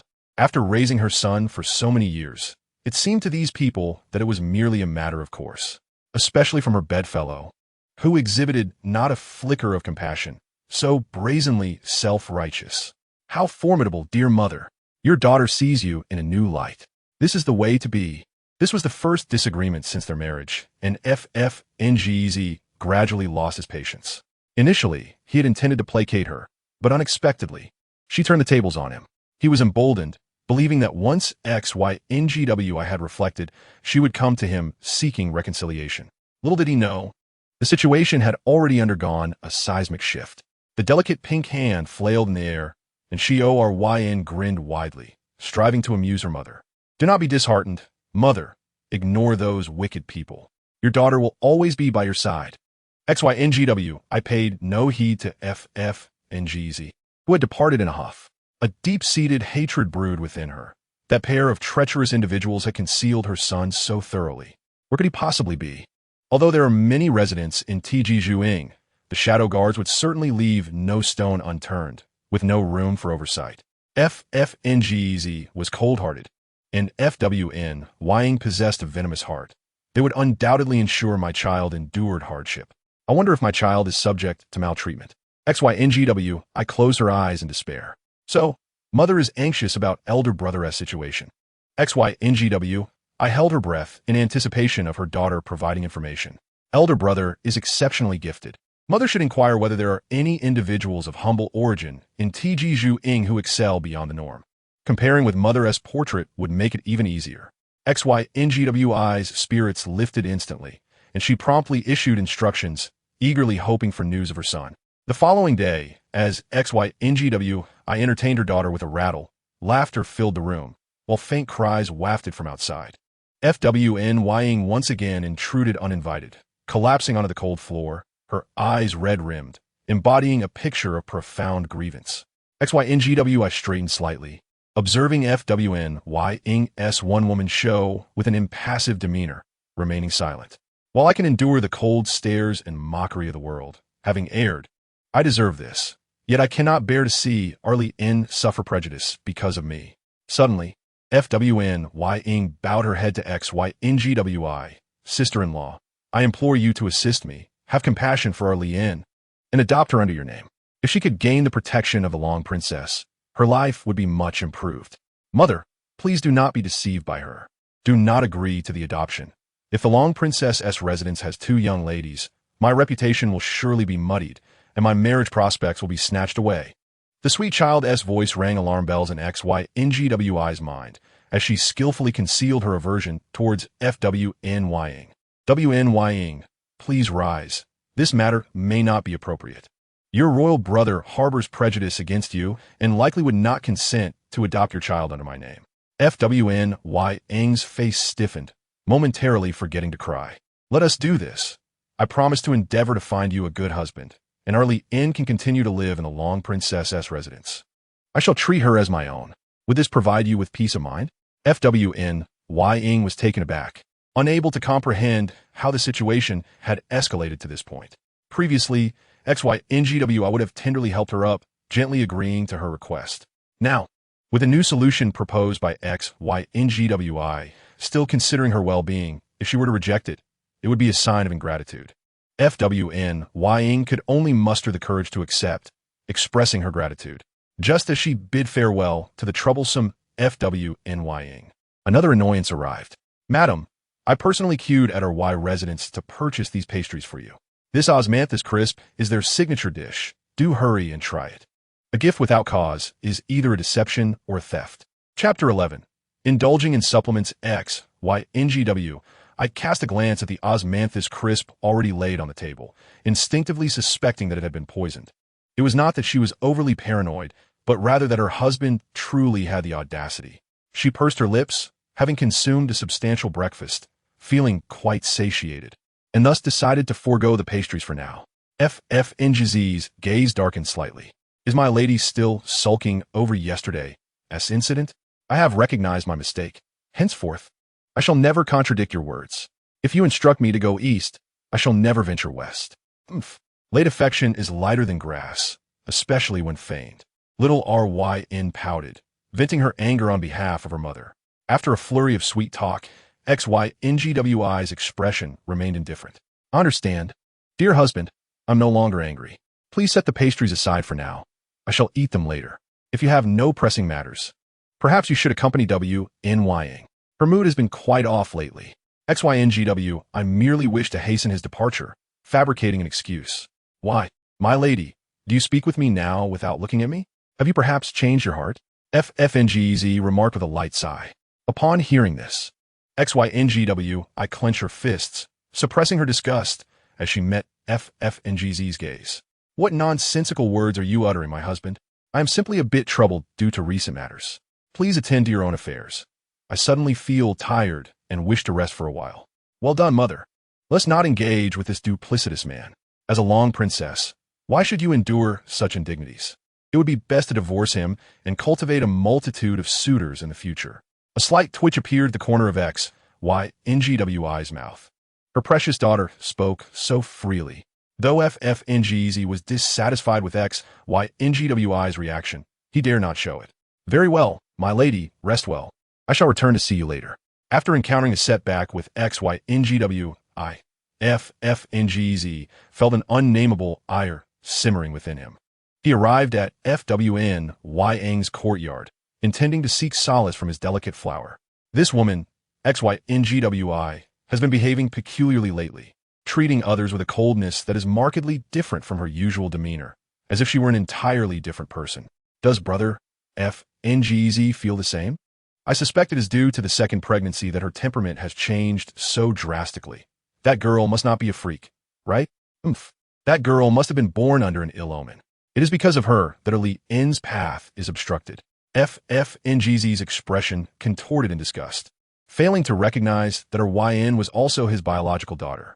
Speaking of daughters, FWN Wenying felt a surge of resentment as well. Your Highness, FFNGZ's personal attendant approached, quietly delivering a message. After hearing it, FFNGZ's pupils constricted, and he gestured for the surrounding servants to withdraw. What is it, brother? FNGZ? Is there some troubling news? Observing FFNGZ's grave expression. FWNYNG gros anxieux. FFNGZ's brow furrowed tightly, his demeanor dark. Information from the spies planted beside X, YNGW, I indicated that she had recently taken unusual actions. Not long ago, she dispatched shadow guards for an unknown purpose and has been in frequent contact. FWN, Wenying felt a sense of foreboding. Could she have sensed something and sent shadow guards to investigate the truth of the past? FFNGZ stroked FWN, Wenying's silky black hair, striving to maintain his imposing demeanor before the woman he adored, despite his own fears. Do not fear. I shall handle everything. Since she is investigating, it implies she possesses no concrete evidence. Even if she harbors suspicions, they remain mere conjectures. Thus, we are not yet in a precarious situation. What shall we do next? After a moment of contemplation, FFNGZ decided they must swiftly relocate that household, preferably to an isolated place. Mother, I have recently learned a poem that says, in a vast desert, a solitary plume of smoke rises straight, while the setting sun casts a round reflection on the long river. Have you ever seen the desert? Fu Junliang assumed an innocent demeanor, gazing at Su Yingwei with a look of naive confusion. Su Yingwei initially intended to dismiss him, but upon reflection, she felt that his sudden eagerness might harbor ulterior motives. Though she had never witnessed the desert herself, if Junliang were to achieve great success in the future, he might indeed have the opportunity to visit the northern deserts and witness the scenes depicted in the poem, perhaps even take a moment to observe them on her behalf. If such a chance arose, Junliang would surely take her along. Fu Junliang's expression was earnest and solemn.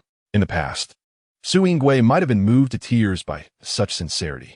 However, now she understood that Fu Junliang was the son of Fu Wenying, and even her son, whom she had raised for so many years, was aware of his true identity and had been masquerading before her.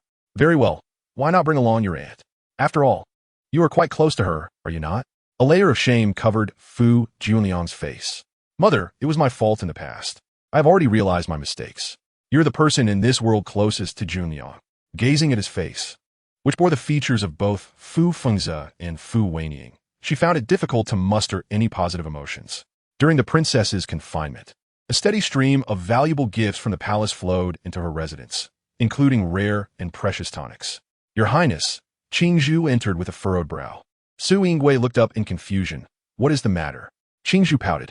Today, I went to the kitchen to instruct the servants about our meals and unexpectedly encountered someone from the Fu family taking away the blood swallow that the Empress Dowager had bestowed. Upon inquiry, I discovered this has been happening for several days. How can I tolerate this? Mother rarely enjoys blood swallow. Why should that woman consume it to nourish herself? Upon hearing Qingzhu's words, Su Yingwei's expression darkened. The tonics given by the palace were a sign of affection from the Empress and her elder brother. Fu Wenying was utterly lacking in self-awareness. Su Jingwei Bonde. If I must trouble the Empress regarding such trivial domestic matters, I would be remiss in honoring the royal family's teachings. Bring her to me. Even if Fu Wenying harbors thieving intentions, she lacks the courage. The only reason she dares to act this way is because someone supports her from behind. It is not advantageous for you to summon her now. She will surely cry, cause a scene, and then her scoundrel father will plead for her, and the matter will be brushed aside. Wait, Su Yingwei called out to Qingzhu, who was about to leave. Qingzhu, convey my words. Someone in the residence has stolen the Imperial gift of tonics, and such audacity will not be tolerated. I demand a thorough investigation. Chapter 12. Atonement with sincerity. Qingzhu, upon receiving the princess's command, could not suppress her excitement. As a noble lady of the royal family, the princess had always been generous and extravagant toward her brother's sister. Those who served the princess closely had long recognized Fu Wenying's greed and shamelessness and had previously advised her against it. However, the princess's deep affection for her husband led her to extend kindness to Fu Wenying. never holding her accountable. Now, it seemed that the princess had finally changed her mind. In contrast to Qingzhu, the usually composed and prudent Milan could not help but voice her concerns. Your Highness, this matter is disgraceful. If it spreads, it may invite gossip from outsiders. The esteemed princess being humiliated in her own residence would certainly tarnish her reputation. Su Jinghui's gulp. I shall merely be seen as failing to manage my subordinates. But Fu Wenying has stolen imperial property.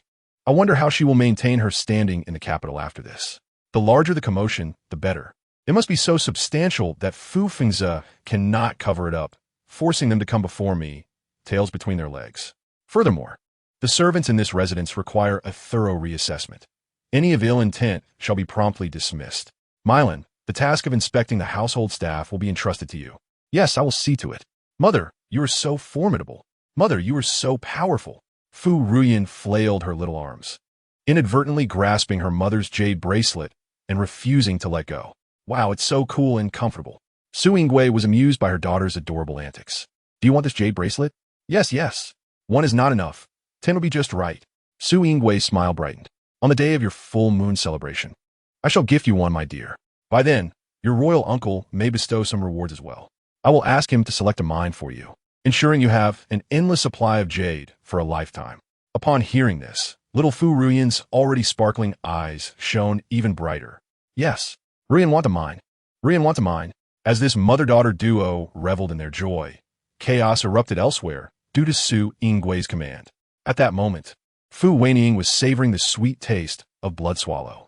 Blood swallow is known for its remarkable effects in nourishing and replenishing vitality, especially suited for women in the postpartum period. What she was consuming was a rare delicacy bestowed by the palace, specially prepared by her brother Fengzi, who was concerned about her discomfort during confinement. Such a precious item, she intended to indulge in thoroughly, leaving not a morsel for that wretched Su Yingwei. Second miss. It's terrible. A maid rushed in, her face filled with panic. The princess has discovered someone stealing blood swallow from the residence and demands a thorough investigation. Fu Wenying was startled, abruptly swallowing the blood swallow in her mouth, choking on it momentarily. Do not be afraid, for the prince will handle everything. Yes. Fu Wenying quickly reassured herself. My brother Fengzi will support me. Even if I am discovered, I shall not fear. Though she spoke bravely, anxiety gnawed at her heart. This is not good. She cannot sit idly by. Your Highness, the second miss is kneeling in the courtyard, claiming she wishes to apologize and atone for her mistakes. Su Yingwei paused her writing, slowly rotating her aching wrist. On the white paper danced a delicate and exquisite design of a safety lock, which she had prepared for her daughter's full moon celebration, meticulously crafted by her own hand and intended for a skilled artisan to create. Ruyan, come and see this design for the safety lock. Do you like it? Su Yingwei held little Ruyan, who peered curiously at the drawing. I like it. Mother is so talented. This design for the safety lock is so unique. Ruyan loves it. Little Ruyan's delicate hands smacked the design, her excitement palpable. Qingzhu and Granny Zhao could not help but chuckle softly at the scene. Your Highness, it seems our young lady truly adores the safety lock you have drawn. Su Yingwei lovingly caressed her daughter's rosy cheeks. As long as you like it. Your Highness, what shall we do about the one kneeling in the courtyard? Milan hesitated, concerned that her mistress might gain a reputation for being harsh. Mother, that wicked woman is pretending to faint. If she acts innocent and pitiful, the rumors will favor her as the weaker party, and no one will remember her theft. Su Yingwei's brow furrowed. Bring her in and announce that I am in a fit of anger due to my unstable confinement. As soon as Fu Wenying entered the room, she dropped to her knees with a thud. Bowing her head, her voice was thick with tears. Sister-in-law, it is all my fault. I have no face to confront you. What a perfect white lotus. Mother, we must not let her outshine us. What do you mean by that, sister? At the same time, Milan quickly grasped the implication in her mistress's gaze. That was imperial property. Stealing from the residence of the princess was undoubtedly a slap in the face to the royal family. Su Yingwei coughed heavily, feigning a sickly demeanor. Fu Wenying trembled in fear. Sister-in-law, it is my fault. I took the blood swallow. Please punish me as you see fit. Su Jingwei feigen dietz bo lai. Wenying, how could it be you? Fu Wenying sobbed. Ever since I gave birth, my health has been deteriorating. My brother feared I might perish young, and thus had the blood swallow brought to me for nourishment. I did not know it was an imperial gift. I am guilty. Please punish me, sister-in-law. Even if it were not an imperial gift, you cannot simply take it without permission. Su Jingwei Thou Wen. You say that my brother decided to give you the blood swallow? Indeed. My elder brother perhaps believes that my sister-in-law treats me exceptionally well and would not hold such matters against me. Thus he refrained from informing her in advance. Fu Wenying was as if facing a formidable enemy. She pleaded in desperation, "Sister-in-law, your husband is none other than the esteemed duke, the royal consort. Surely, His Majesty would not be so heartless? The Emperor's law applies equally to noble and common folk. Even I, as a princess, cannot influence my elder brother's thoughts." Chapter 13. The arrival of the Empress Dowager. In my efforts to thoroughly investigate the traitor, I have sealed the gates of the estate.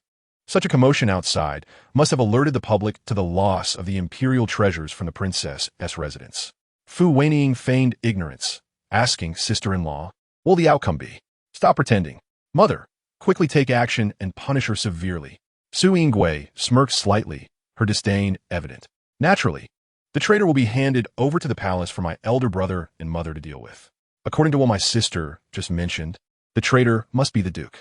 Su Yingwei continued to disregard Fu Wenying's incredulous expression. "Sister, can you bear to see your brother accused of theft, facing the risk of being stripped of his position or even executed?" I, Fu Wenying, do not know how to respond. "Sister, your husband has always treated you exceptionally well, even going so far as to obtain blood swallow for your health. Now that he is in trouble, are you willing to bear the burden for him?" Before Fu Wenying could react, Su Yingwei interjected, "Surely you are willing, given the deep bond between you two. I have witnessed it over the years. Mother is formidable. Today, Mother is truly impressive. I admire you like smoke." Little Ruyan lay in Zhao Mama's arms, waving her short arms as if cheering for her mother. Su Yingwei maintained a stoic expression, reiterating, "I have said it before. The Emperor's law applies equally to noble and common folk. Today, I ask you, are you willing to assume the responsibility for your brother?" "Assume what responsibility?" Just then, Fu Feng's arrived. Su Yingwei caught the spark of hope igniting in Fu Wenying's eyes and smirked disdainfully.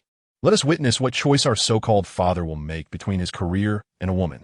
Su Yingwei turned to her lively daughter, raising her hand. Zhao Mama understood and handed the infant to the princess. Su Yingwei held her daughter in her arms, a source of strength.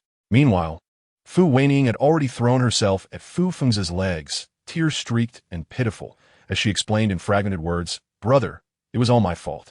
You were worried about my health and took the blood swallow from the palace, but sister-in-law mistook it for theft and ordered a thorough investigation."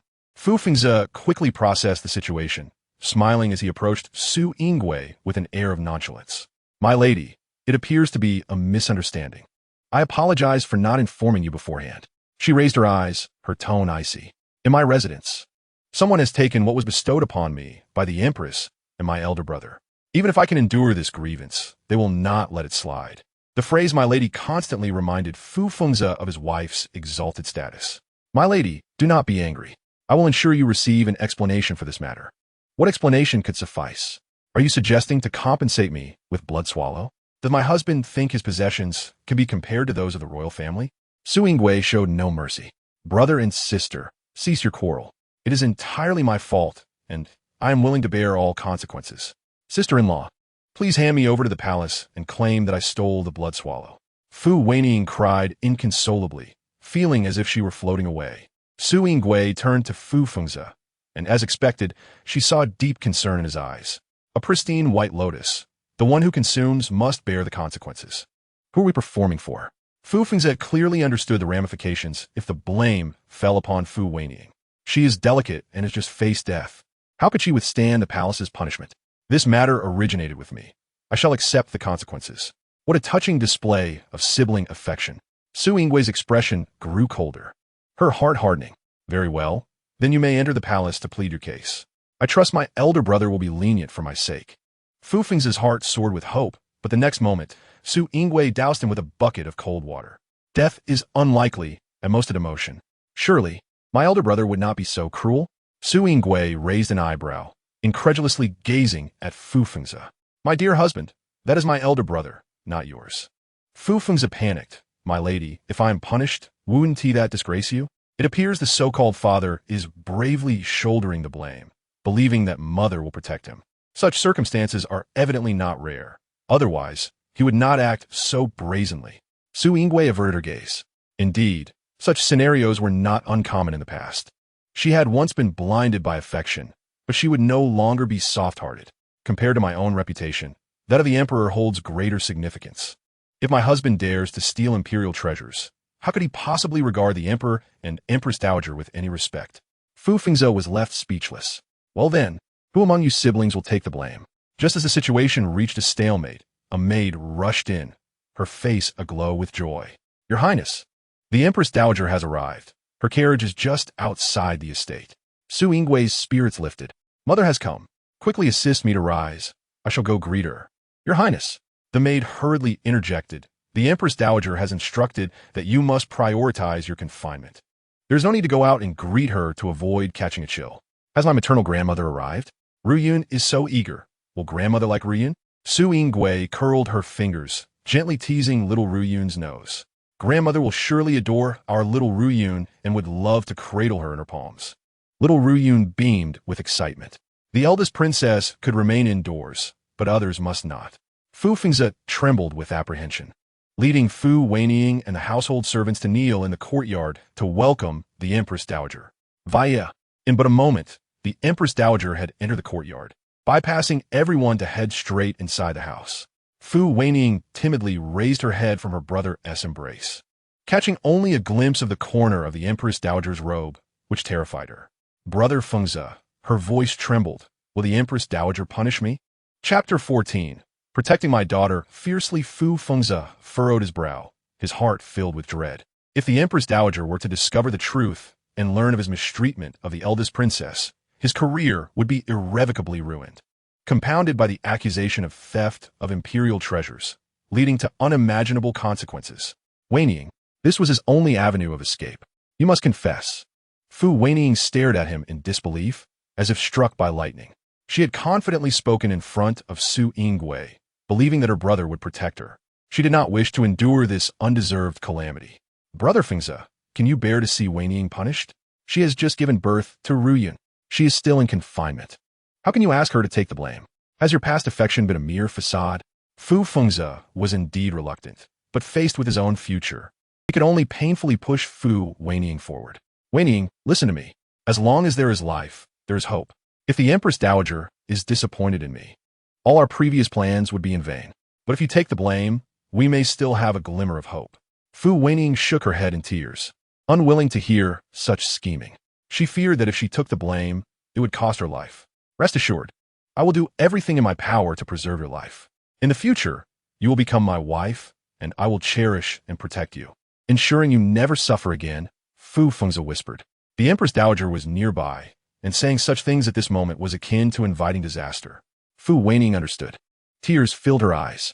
Apart from accepting the blame, she had no other choice. If Brother Fengzhe were to fall, her own life would be doomed as well. The Empress Dowager had already entered the house. They had lingered outside for too long, drawing suspicion. After soothing Fu Wenying, Fu Fengzhe hurriedly stood to enter. Why does my child look so pale? Pity my child, who cannot find peace during her confinement. Fear not, my dear, for your mother shall take charge. The Empress Dowager, with her formidable presence, exuded an air of authority with but a few succinct words. Upon discovering that someone dared to pilfer items bestowed upon her and her son within the princess's residence, she could no longer remain seated in tranquility and hastily departed the palace.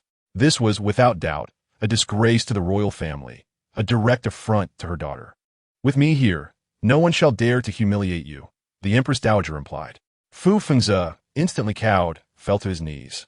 Mother, it is my negligence that has caused Wei'er to suffer. Humph. Do you still have the audacity to admit it? The Empress Dowager's wrath was palpable. It was beneath the dignity of the Long Princess to marry you. You ought to treat her with utmost respect. Now, you have allowed this farce to unfold in your household. Do you not regard the royal family with any seriousness? It is my oversight. I acknowledge my mistakes. And I implore you, Mother, to punish me, he pleaded. Su Yingwei observed coldly, allowing Fu Fengzhe to prostrate himself in a pitiful display of remorse. A stark contrast to his usual demeanor. Have you ascertained who is responsible for this misdeed? Investigate thoroughly. It was my sister, who has recently given birth and is in a weakened state. Due to Weiyer's kindness, she was bewitched and disregarded decorum, consuming the blood swallow bestowed by the palace. She now recognizes her error and beseeches the Empress Dowager for punishment. One would think that the father favored the White Lotus so dearly. Yet when faced with the prospect of advancement, he did not hesitate to cast her aside. He only loves his precious woman. Su Yingwei raised an eyebrow. Her beloved daughter's assessment was indeed astute. The Empress Dowager's countenance darkened. So, you're suggesting that this is Weiyer's fault? You blame her for being too lenient with your sister? I dare not. I absolutely do not harbor such thoughts. Fu Qingzi stammered, fearing for his life. Your Majesty, my daughter has erred. She is aware of her transgressions and is willing to accept punishment. Fu Wenying sobbed. The Empress Dowager grimaced in disdain. Your daughter? Who is your father? Fu Wenying opened her mouth but could not respond. If your father is not a minister of this court, you have no right to refer to yourself as a daughter of the realm. You should call yourself a commoner. Fu Wenying choked back tears. The commoner thanks the Empress Dowager for her guidance. The Empress Dowager's irritation deepened. The Long Princess has only recently given birth, and my dear granddaughter has just entered this world. It is a joyous occasion. How dare you come here weeping? Someone, take her away and await her punishment. Fu Wenying was dragged away as if she were refused. The Empress Dowager then cast a fleeting glance at Fu Fengzi, kneeling on the ground. You may leave as well. Once the unnecessary onlookers had cleared, the Empress Dowager's expression transformed in an instant, a smile gracing her lips. Oh, let me see my precious granddaughter. She is my very first granddaughter. Grandmother, come hold me. Little Ruyan eagerly attempted to leap into the Empress Dowager's embrace, delighting the elderly lady and bringing a twinkle of joy to her eyes. My granddaughter is truly clever. She will surely rise to greatness. Su Jingwei, my Zenini Podit. Today, when the Empress Dowager visited her, it was the most relaxing day since she learned of Fu Fengzi's true nature. Why did you come out of the palace today, mother? This sister of the prince is audacious, daring to consume your possessions without permission, regardless of whether they are imperial gifts or not. Such behavior is intolerable. The Empress Dowager was exceedingly enraged. Little Ruyan clenched her tiny fists and waved them in the air, provoking another round of hearty laughter from the Empress Dowager. After a moment, however, her smile faded, as if a troubling thought had crossed her mind. The prince is becoming increasingly inattentive. Mother, it is my shortcomings that have caused you worry, Su Yingwei lamented inwardly, realizing that her brother had not yet informed the Empress Dowager of the prince's betrayal or of his children with Fu Wenying. Better left unsaid. Otherwise, the Empress Dowager would have been even more troubled. How do you wish to handle the prince's sister? The Empress Dowager inquired softly, well aware of her daughter's fierce protection of the prince. Su Yingwei, seemingly indifferent, replied, You may decide. Mother, let her keep her life. The Empress Dowager's eyes widened in surprise. Very well, I shall heed my daughter's wishes. Today, I hastily left the palace only with some nourishing herbs and supplements for postpartum recovery. Su Yingwei could not help but chuckle, hearing the Empress Dowager continue. Your royal brother has said he will summon you to the palace once your confinement ends, with additional rewards. Hold on, minors. I shall be with you shortly. Fu Ruyan clenched her tiny fists, wishing fervently for instant wealth. Su Yingwei glanced at the swaddled infant, her bright eyes sparkling, melting the heart.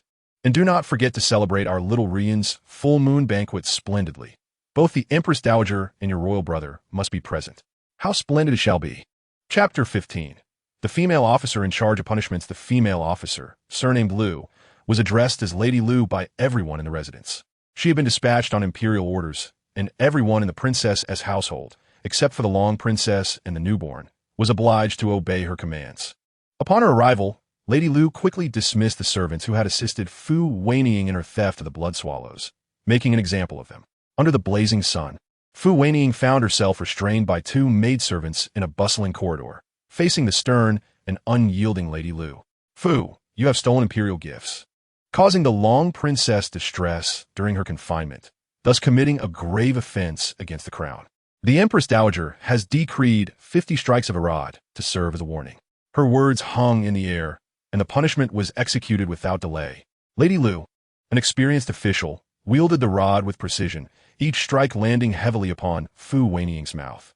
The Empress Dowager claims your mouth is a source of calamity. Today, you dared to steal the blood swallows of the princess, and tomorrow you might commit even greater transgressions. Therefore, We shall silence that mouth of yours, extinguishing any improper thoughts. By the time the 50 strikes were halfway through, Fu Wenying's face was a bloody mess, flesh and blood mingling with the rod, leaving long, sticky trails. Initially, she had cried out in pain, but soon she became numb, her eyes vacant, despair etched on her countenance.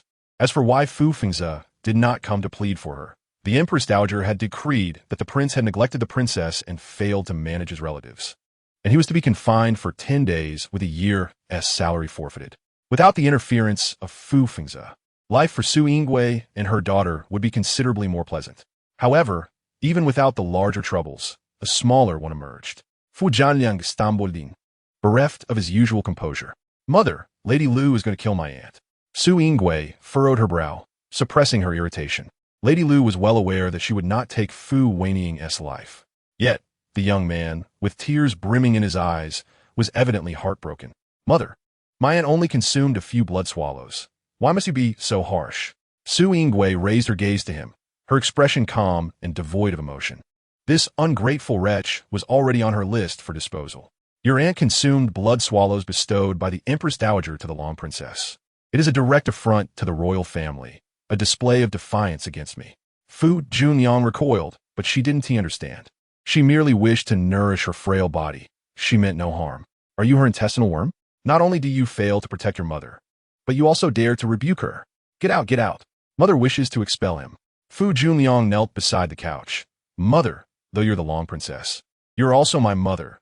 The royal uncle is the emperor, and he is also my uncle. I find your words utterly absurd. He is my uncle, not yours." Su Yingwei caressed her daughter's brow while listening absently.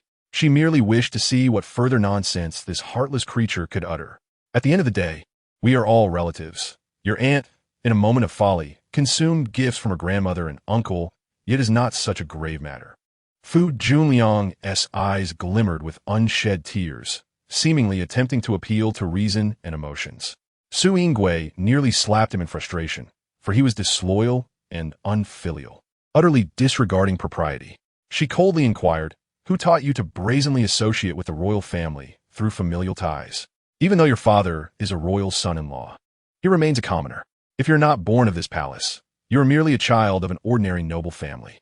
How does Mother Fu Wenying have the audacity to seek connections with the royal family? Today, she has humiliated the dignity of the royal lineage. It is already a leniency that she has not been punished on the spot. And you still believe I'm being harsh?" Su Yingwei's lips tightened, despite being mentally prepared. She was still incensed by these words. "Mother, do not be angry. It only harms your health. Lord Lu, quickly come and take this child out for punishment. Mother has misunderstood. The child does not think you are harsh. The child only cannot bear to see Annie suffer." Fu Junliang explained in a fluster. Su Yingwei's gaze was piercing, exuding an overwhelming pressure. "I understand your closeness to your aunt, but I did not expect it to surpass the bond between mother and son. You are my son, yet you defy me at every turn for her, frequently uttering treasonous words. Is this the result of Fu Wenying's deliberate instigation, causing discord between us?"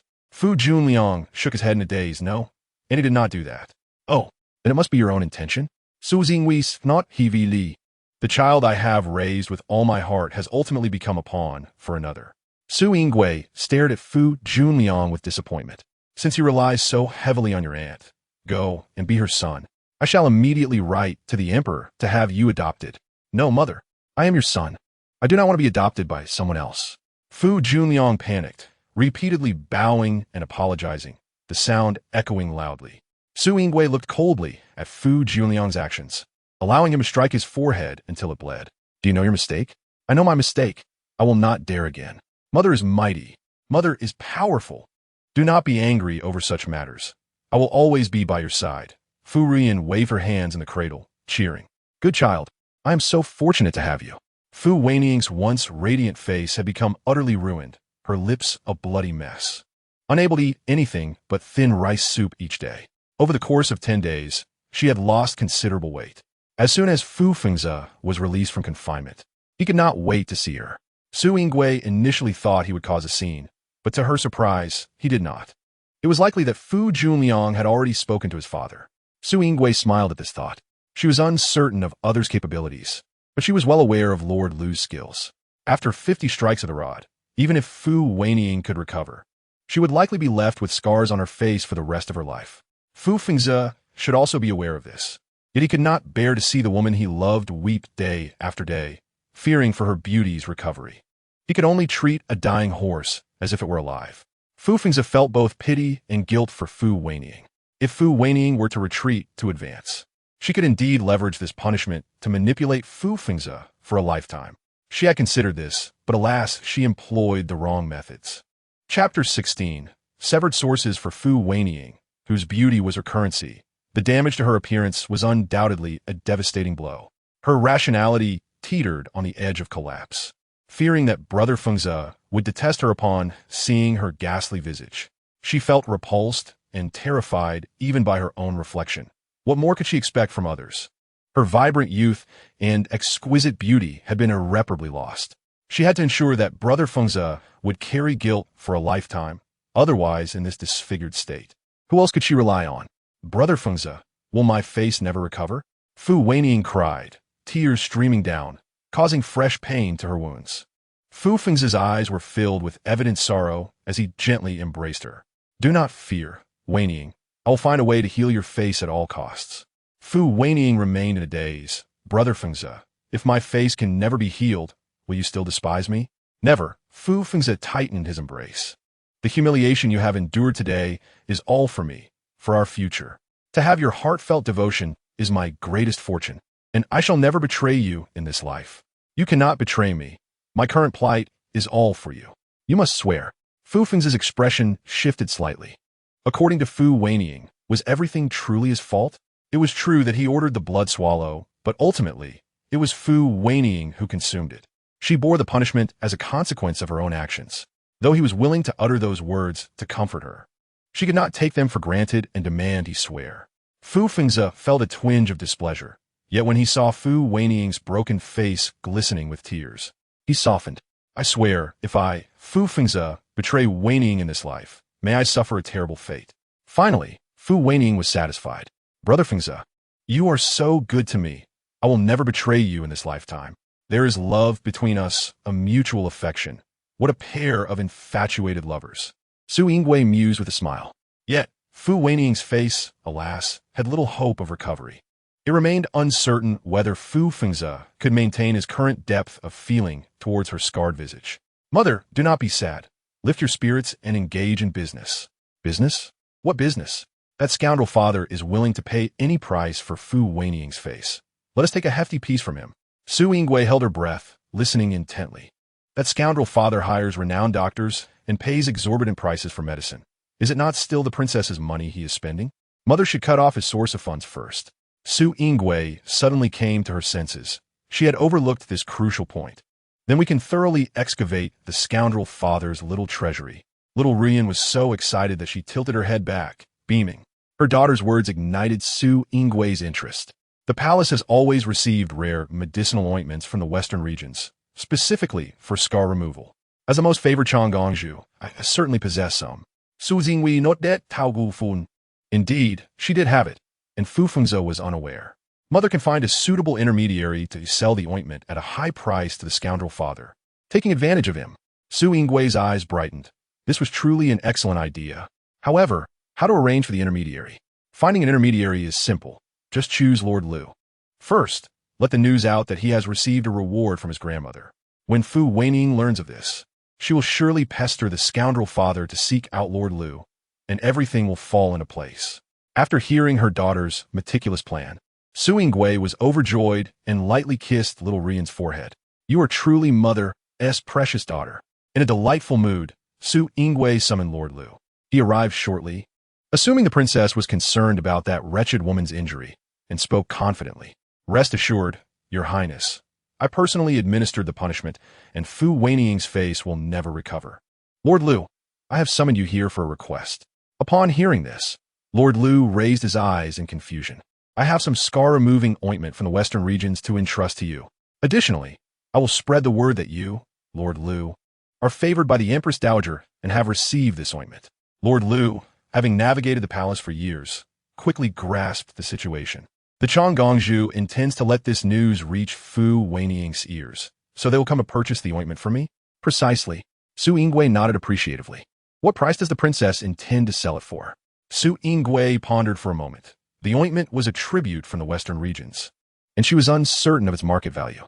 Mother, let us sell it at a high price, draining the scoundrel father dry. You can leave them hanging.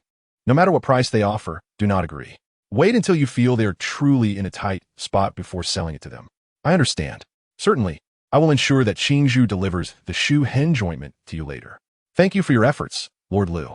Once you have successfully managed the matters concerning Lord Liu, Su Yingwei sent someone to inform Fu Fengze that he must refrain from using the household funds to purchase medicine for Wenying. Shortly after the messenger departed, Fu Fengze hastened to arrive. My lady, why do you prohibit me from using the household funds to buy medicine for Wenying? Su Yingwei's expression remained calm. My husband, have I not previously mentioned that your career is just beginning to flourish? It is imperative that you navigate these matters delicately. If you exhaust the funds on medicine, how will you manage other affairs? Fu Fengze frowned, clearly displeased. However, Wenying's injuries were severe, and if not treated promptly, what would become of her scars in the future? The princess's residence is affluent. Does it truly lack this small sum? Fu Fengze argued with conviction. Su Yingwei smiled gently. It appears you still recall that it is the princess's funds. Fu Fengze's expression tightened. Since it is your money, is it not also for my benefit? Why must we draw such distinctions? As a couple, we should be united in our endeavors. Su Yingwei understood this notion well, but had recently reviewed the expenditures of the household and was appalled by the amount spent on medicine over the past few days, which nearly matched the annual expenses of the princess's residence. Fu Fengze averted his gaze, feeling somewhat guilty. Su Yingwei implored, My husband, I understand your concern for your sister, but is such expenditure truly necessary? I cannot disregard Wenying's face. As a woman, her beauty is her most cherished asset. If my lady were to suffer an injury to her visage, I would spare no effort to ensure her healing. Fu Fengze professed earnestly. Su Yingwei curled her lip in disdain at his words. If I were to injure my face, I could heal it with my own abilities. Indeed, you are the esteemed princess, free from worries, but Wenying is different. She has no one to rely on but me, and as her brother, I must safeguard her. Fu Fengze insisted. Su Yingwei retorted, What kind of world is this? The weak are justified? She found it hard to comprehend why her husband insisted on using the princess's funds when he could use his own to procure renowned physicians and medicines for her. Did you not just say that we are united as a couple? Fu Fengze's tone grew anxious. United as a couple, indeed. But when it comes to spending your mother's money, you seem to remember that quite well. Why did you not think of this when engaging in your extramarital affairs? Su Yingwei gao de sapi. However, she is not my biological sister. Why should I bear such a significant cost for her treatment?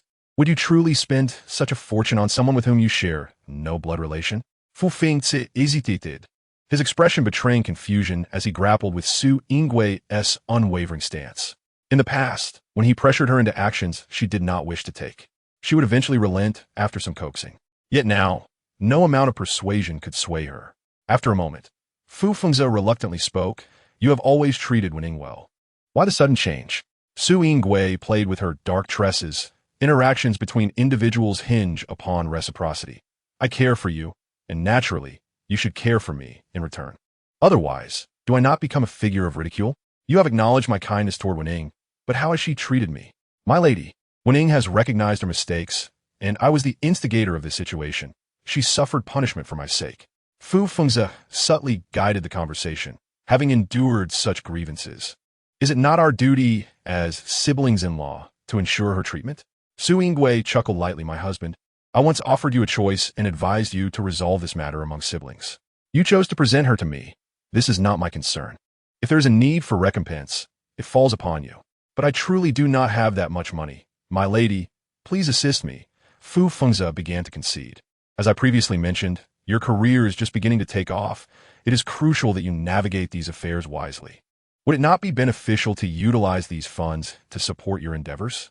Su Yingwei spoke austerely. Fu Fengze hesitated. My mind is made up. There is no need for further persuasion, my husband. Su Yingwei gonke daisi si vin. If you insist on proceeding this way, you must face your career challenges alone from now on. Her final words struck like a stone cast into a serene lake, sending ripples through Fu Fengze's heart. Nothing was more significant than his career. Without the princess's support, he would face considerable difficulties ahead. In a brief moment, Fu Fengze weighed the pros and cons in his mind. Very well, I understand. My lady is also considering my future. I appreciate your concern. Su Yingwei smiled softly, pleased that her intentions were recognized. Under Su Yingwei's careful orchestration, before Fu Fengze could depart, the news spread swiftly to Fu Wenying's courtyard. Upon receiving the information, Fu Wenying was thrown into turmoil, throwing a fit in her chamber. That wretched woman, that cruel and vindictive harpy. If it were not for her relentless investigation, my consumption of blood swallow would not have been discovered, and my face would not have been marred like this. Fu Wenying, in a frenzy, shattered every piece of porcelain within the room. Now she forbids me from using the household funds for treatment. She intends to cut off my very means of survival. She wants me dead. Her eyes were bloodshot, her visage terrifying, devoid of the usual charm and grace.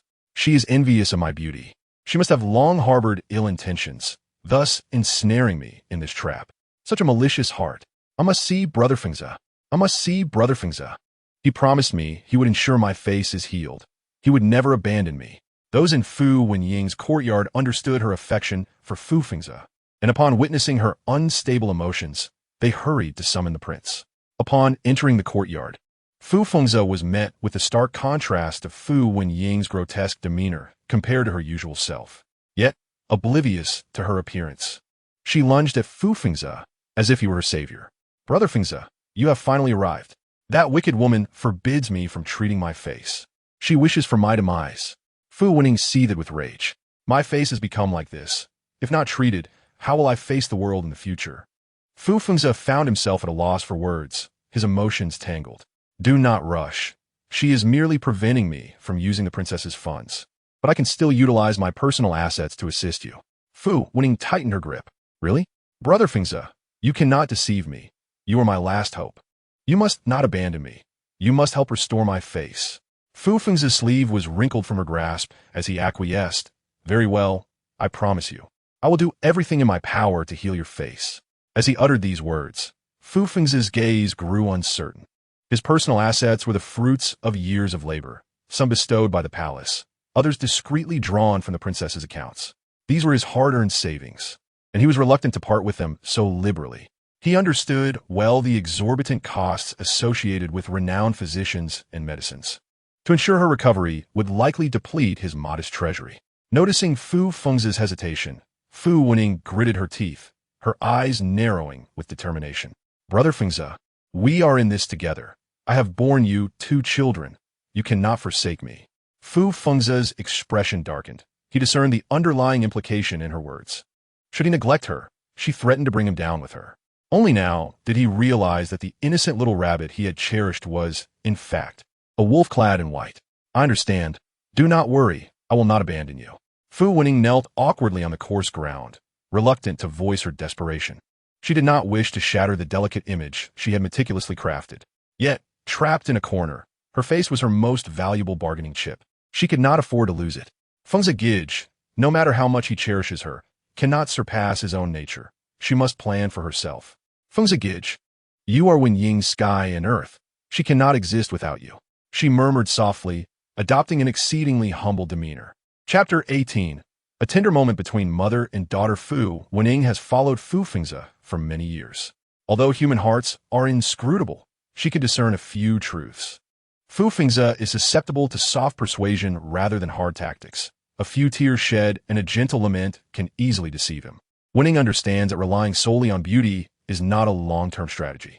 Yet, she possesses only this visage, which pales in comparison to the princess, who not only hails from a noble lineage, but is also proficient in music, chess, literature, and painting, able to engage with Fengze Gij in poetic discourse beneath the blossoms. Fu Wenying feigned sorrow, her eyes brimming with tears once more within moments. What purpose does it serve to speak thus? I have never compared you to Su Yingwei. Even if a comparison were to be made, you would undoubtedly surpass her 1,000-fold. Fu Wenying sobbed softly, lifting her gaze. Is that true? Even if my beauty were to fade, would Fengze Gij still accept me? Of course, I cherish you for your innocence and candor, your gentle and graceful demeanor. Su Yingwei, having long resided in the depths of the palace, harbors unfathomable schemes. In this regard, she cannot hold a candle to you. Wenying, you are the one who understands me best in this world, the one who cares for me most. You say you cannot live without me. How could I not feel the same? Fengzigij, I acknowledge my faults. I should not have displayed such anger earlier. I was merely afraid. I fear that if I lost my beauty, you would scorn me. Fu Wenying spoke with heartfelt sincerity. That will never happen. Regardless of circumstances, I will not abandon you. Rest assured, I shall devote all my efforts to heal you. Observing Fu Fengzi's resolute expression, the tension within Fu Wenying's heart eased slightly. Noticing his reaction, she realized her emotional ploy had succeeded. Fengzigij, I am fortunate to have you. With everything in place, they now awaited the willing to come forth. Inside the room, Su Yingwei leisurely engaged in her needlework, while Zhao Mama, holding the little one, struggled to endure the energetic antics of the child. Mother, are you going to embroider something for Ruyan? Su Yingwei set down her needle and thread, pinching the soft cheeks of the little girl. Today, since I have some free time, I shall knit you a pair of socks. This fabric was a gift from your grandmother when I married. It is exceptionally soft. When made into socks, they will feel as though you are walking on cotton. Upon hearing this, little Ruyan kicked her legs with excitement, as if eagerly anticipating the outcome. Su Yingwei could not help but laugh, placing the fabric against Ruyan's tiny feet. Does it feel soft? Yes. It is very soft and warm. Mother is so kind to Ruyan. The child, in her exuberance, unintentionally bubbled with foam. Su Yingwei lauget hotiti li, wiping away the foam that spilled from her daughter's lips. Little Ruyan transformed into a fish, beginning to blow bubbles. When called a fish, she wriggled as if swimming in water, causing Zhao Mama considerable distress. Seeing Zhao Mama's flustered state, Su Yingwei lifted little Ruyan into her arms. The previously excited child fell silent. I almost kicked Mother in the belly. Su Yingwei's heart warmed at her daughter's innocent exclamation. Mother, Ruyan is so ticklish. Please do not rub anymore. Just as the mother and daughter were in high spirits, Mei Lan entered with news. Su Yingwei straightened, embracing the little girl. Is there any movement in the courtyard? Not yet. I have already placed someone there to inform me if Lord Lu possesses the Shu Hen ointment. It remains uncertain if she is aware. Su Yingwei scoffed lightly, her eyes glimmering with disdain. If she were aware, she would undoubtedly make a move. Just wait. There will be more commotion. Indeed. Noticing the needlework on the table, Mei Lan's expression turned worried. Your Highness, you are still in confinement. You should prioritize rest. Leave the needlework to me. It may strain your eyes. Understanding Mei Lan's concern, Su Yingwei smiled warmly. No need to worry. I only sew during the day. At night, I shall cease. It is merely a pair of socks for little Ruyan. It will not take much time. Very well. Lord Lu, having assisted the princess in managing affairs adeptly, earned the Empress Dowager's favor and was rewarded with the Shu Hen ointment from the western regions. To enhance the realism of the performance, Lord Lu even made a special trip to the palace. However, this time, an unexpected complication arose.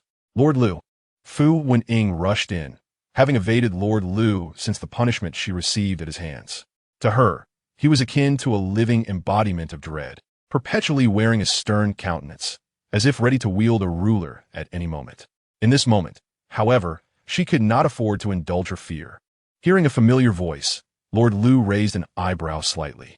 In the blink of an eye, Fu Wenying had approached, her face covered by a veil, obscuring her injuries. Lord Lu smiled, an expression tinged with peculiarity. Has the second young lady's injury improved? At his words, Fu Wenying instinctively shrank back, having used numerous precious medicines, yet seeing no improvement. Lord Lu narrowed his eyes slightly. Are you blaming me, second young lady, for being too harsh? Unfortunately, I am merely executing the Empress Dowager's orders. I do not dare. I accept the punishment and harbor no ill will towards you. I have come to request a favor today. Speak plainly, I am quite busy. Fu Wenying bit her lip, hesitating. She sensed Lord Lu's aversion towards her and was uncertain if he would grant her request after revealing her intentions. Regardless, she felt compelled to attempt it. I have heard that Lord Lu possesses the Shu Hen ointment granted by the Empress Dowager. I wish to request some from you. At this, Fu Wenying hurriedly waved her hands in denial. No. I only heard the servants mention it by chance. Perhaps the princess's servant misspoke. This Shu Hen ointment, a tribute from the western regions, has remarkable effects for scar removal and is indeed quite suitable for the second young lady. Upon hearing this, Fu Wenying's face lit up with joy, thinking that she might have a chance. May I inquire what the second young lady intends to offer in exchange? This ointment is exceedingly precious and cannot be exchanged for just any trinket. The smile on Fu Wenying's lips gradually stiffened. What does Lord Lu desire? Lord Lu's skin is as smooth as cream. Surely, you do not require the Shu ointment? Rather than let it go to waste, why not give it to me? Besides, it was my hand that caused your injury. Chapter 19. A rare opportunity. Fu Wenying's words were spoken with conviction, albeit lacking in logic. Lord Lu smirked, his gaze filled with disdain. You seem to be mistaken, second young lady. While I may have administered the punishment, the order came from the Empress Dowager. If you wish to hold someone accountable, you must seek her out. After a moment, the disdain in Lord Lu's eyes turned to mockery. I wonder if the young lady possesses the courage to follow me into the palace to confront the Empress Dowager. Fu Wenying shook her head in terror, fearing another 50 strikes might land upon her face. No, that is not what I meant. You have misunderstood. She clumsily attempted to explain, but her words failed to clarify her intentions. Words can lead to misfortune. Second young lady, you should think before you speak in the future. Not everyone is as kind-hearted as I, willing to listen to your explanations. Fu Wenying detected the derision and mockery in his words, biting her lip in silence. Furthermore, even if I have no use for the Shu ointment, the second young lady has no right to demand it, as if it were her due.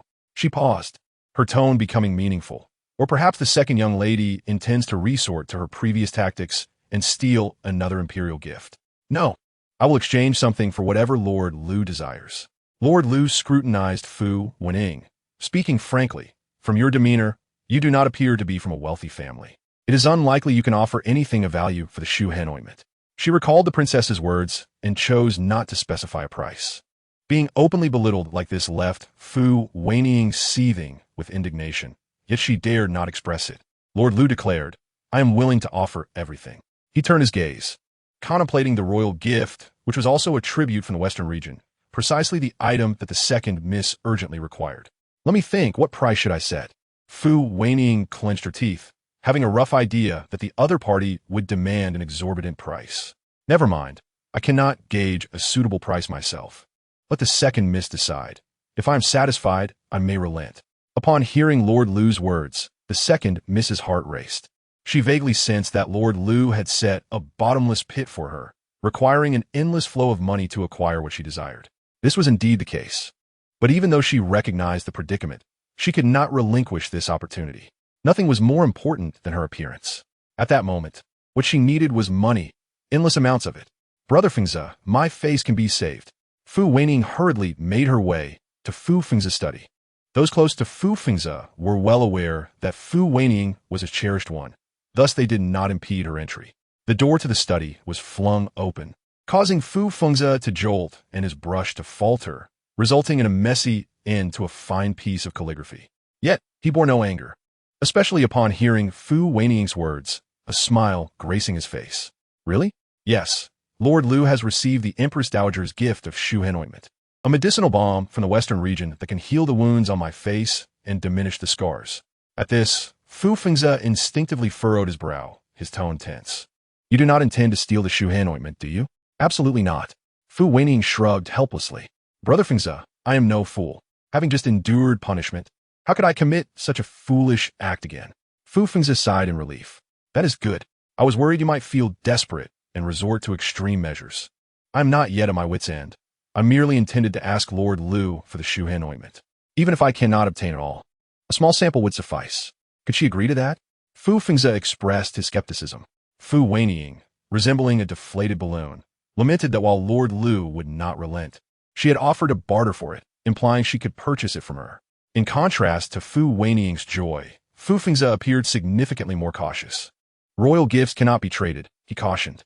However, Fu Wenying was unwilling to heed this advice. The opportunity to heal her wounds was right before her, and she could not bear to let it slip away. Surely not. Lord Lu is upright and impartial. How could she deceive me? Given her character, she would disdain to engage in such deceit. Were Lord Lu to overhear these words and learn of Fu Wenying's high regard for her integrity, she would likely burst into laughter. As for the prohibition against trading royal gifts, Lord Lu was exceptionally capable and held in high esteem by the Empress Dowager. Perhaps there could be exceptions. Since she had no use for it, what harm would there be in selling it? Listening to Fu Wenying's naive assertions, Fu Fengzi shook his head helplessly, realizing that no matter how he explained, she likely would not understand. Typically, royal gifts, even if unnecessary, must be carefully preserved. If items like porcelain were damaged, one would face punishment. Fu Wenying frowned, visibly displeased. It has already been awarded. Why the fuss? Fu Feng's lips tightened, gradually displaying mild disdain. Then may I secretly trade with Lord Lu? A simple statement from Fu Wenying left Fu Fengzi wide-eyed with shock. Yet she seemed oblivious, thinking, I want money, and she wants goods. We can settle this privately, and she can claim the Shu Hen ointment is for her personal use. Then I will be extra careful not to let anyone discover I possess the Shu Hen ointment. Fu Wenying was elated, feeling she had devised a brilliant plan. Fu Fengzi's disdain grew more apparent. She was merely an empty vase, and now that her beauty was marred, she had become nearly worthless. Because of the blood swallow incident, you have already offended the Empress Dowager. If this matter comes to light again, be careful. Your neck may not stay attached to your head. Fu Wenying was genuinely frightened by this warning, yet she was unwilling to miss this opportunity. Thus, to secure Fu Fengzi's support, she resorted to her previous tactic. Brother Fengzi, this may be my only chance to restore my appearance. Can you bear to watch me let it slip away? Fu Fengzi hesitated for a long while, finally exhaling a long sigh, unable to disregard her plea. Of course, I cannot bear it, but the risks involved are too great, and the consequences are beyond what we can bear. When I approached Lord Lu, there were no others present, so this matter is known only to the two of us. In that moment, Fu Wenying's mind began to race. If she did not want to take the blame, she would certainly keep the matter under wraps. Thus, as long as it was handled discreetly and I concealed it well afterward, it would not be discovered. Fu Wenying suddenly grasped Fu Fengzi's hand, tilting her head back, her eyes glistening with tears. Brother Fengzi, please help me. This is my only chance. Rest assured, if things go awry, I will take full responsibility. Fu Fengzi's expression wavered, his internal scales tipping back and forth as he contemplated. Recount the scene as it was. Fu Wenying meticulously recreated their conversation.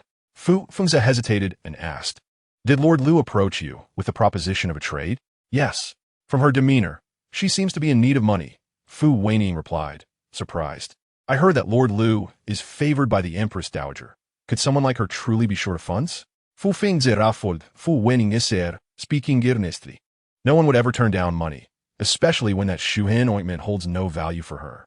Rather than let it go to waste, it is better to covertly sell it and profit. Fu Wenying's eyes sparkled. So, Brother Fengzi is willing to help me? When did I ever say I would not assist?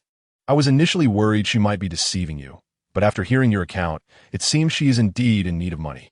As he spoke, a layer of contempt emerged in his gaze, an inexplicable sense of superiority. This female official may appear upright, but she is, in fact, quite greedy. Then my chances of acquiring the Shu Hen ointment have improved. Fu Wenying was thrilled.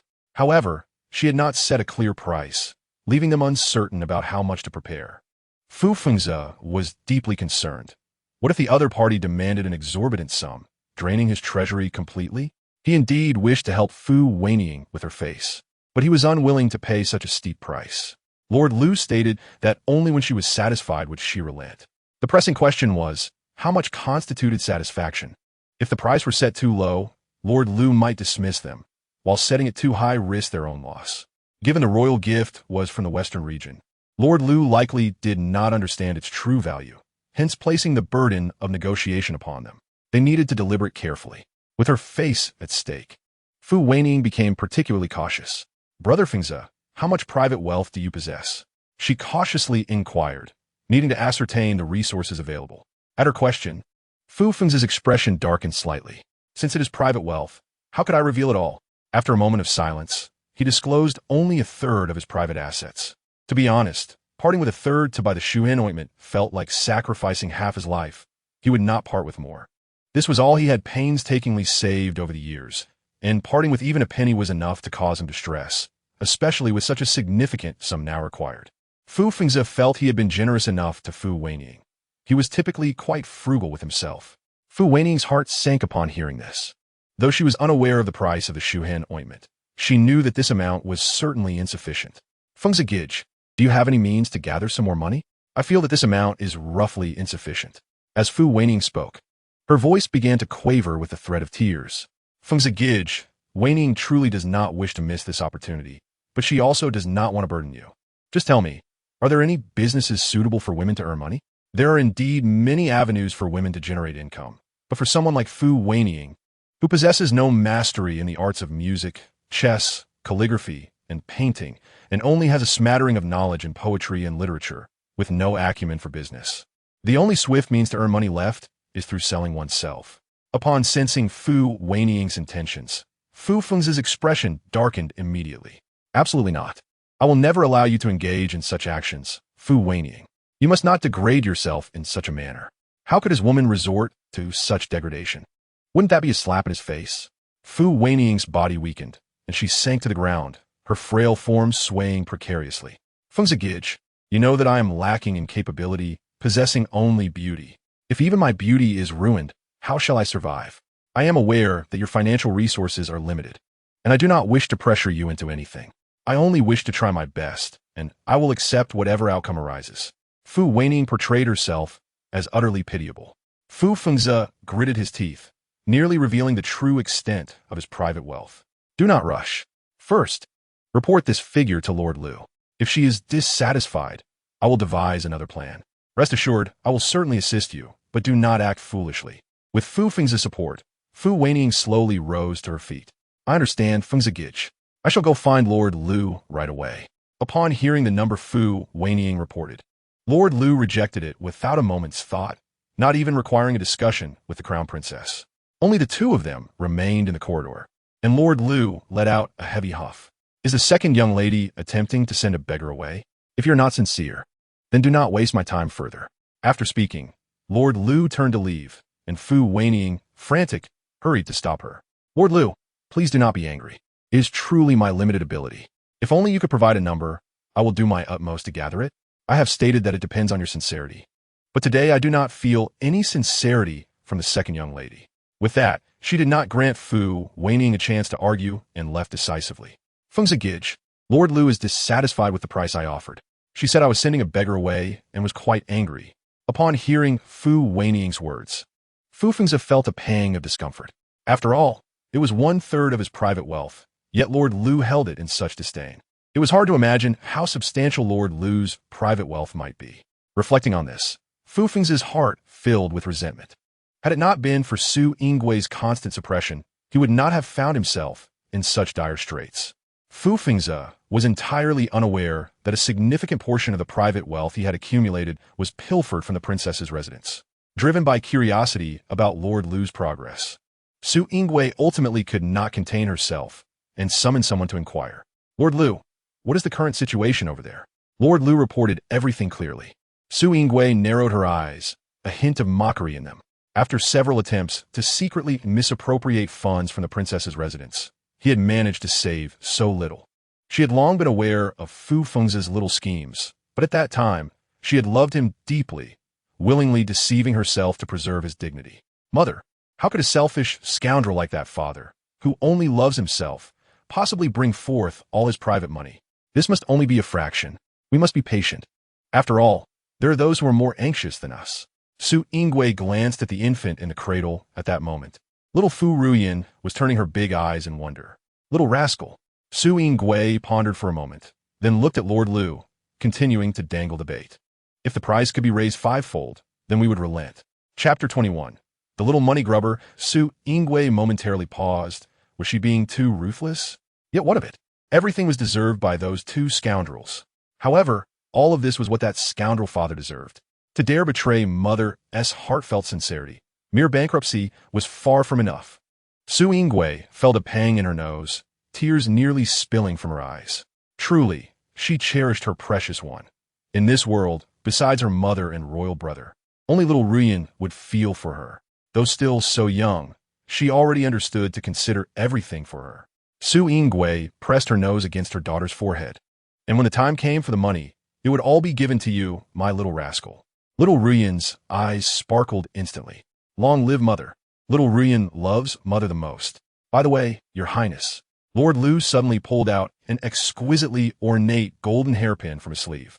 It was the latest butterfly style, with long, delicate tassels hanging from both sides of the wings, swaying captivatingly.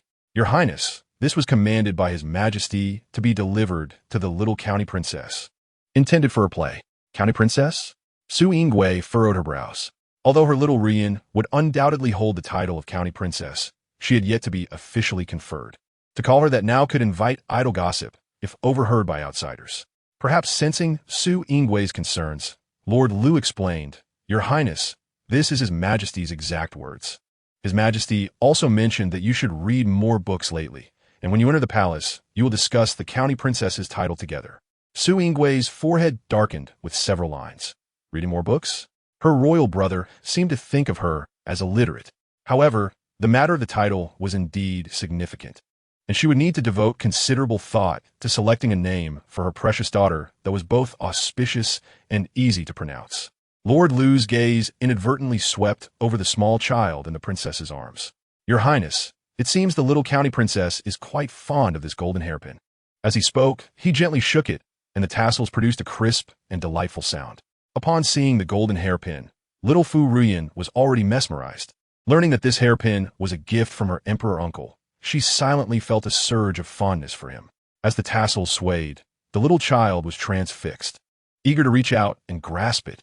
Su Yingwei, seeing this, smiled indulgently. She reached out to take the hairpin from Lord Lu's hand and handed it to her precious daughter. The little child, filled with excitement, blushed, resembling a half-ripened peach. "Oh!" Little Ruyan tightly grasped the hairpin, but being so small, she lacked the strength in her wrist, causing the hairpin to slip from her hand. Alas! The little one, frustrated, accidentally hit her own face with her small fist, instantly turning aggrieved.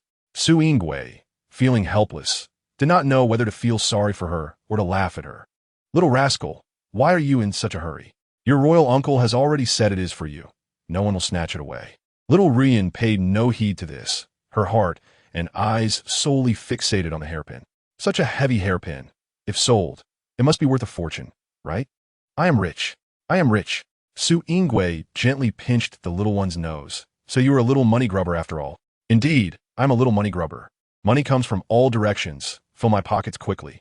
I never expected to glimpse the dawn of financial freedom at such a young age. Seeing Lord Lu still standing by, Su Yingwei inquired, "Does the royal brother have anything else to say?" Lord Lu nodded. "His Majesty asked me to remind you that once your confinement is over, you should promptly bring the little county princess into the palace. It seems the emperor uncle is quite eager to see me. I truly am beloved by all." Su Yingwei glanced at her daughter, then turned to Lord Lu. "I understand. Please take more care with Fu Fengza and Fu Wenying's matters. Be cautious not to reveal any flaws. Fu Wenying is foolish and of no use, so I'm not worried about her. However, Fu Fengza is different. He has mingled in the official circles and possesses more cunning than ordinary people, so it is always good to be cautious." "Understood." Just after Lord Lu left the crown princess's courtyard, he unexpectedly bumped into Fu Wenying around the corner. She had evidently been waiting there for quite some time and rushed forward upon seeing him. "Lord Lu." Fu Wenying's expression was anxious. Lord Lu cast a fleeting glance at her, seamlessly immersing himself in his role, suggesting that they seek a quiet and secluded place amidst the bustling crowd.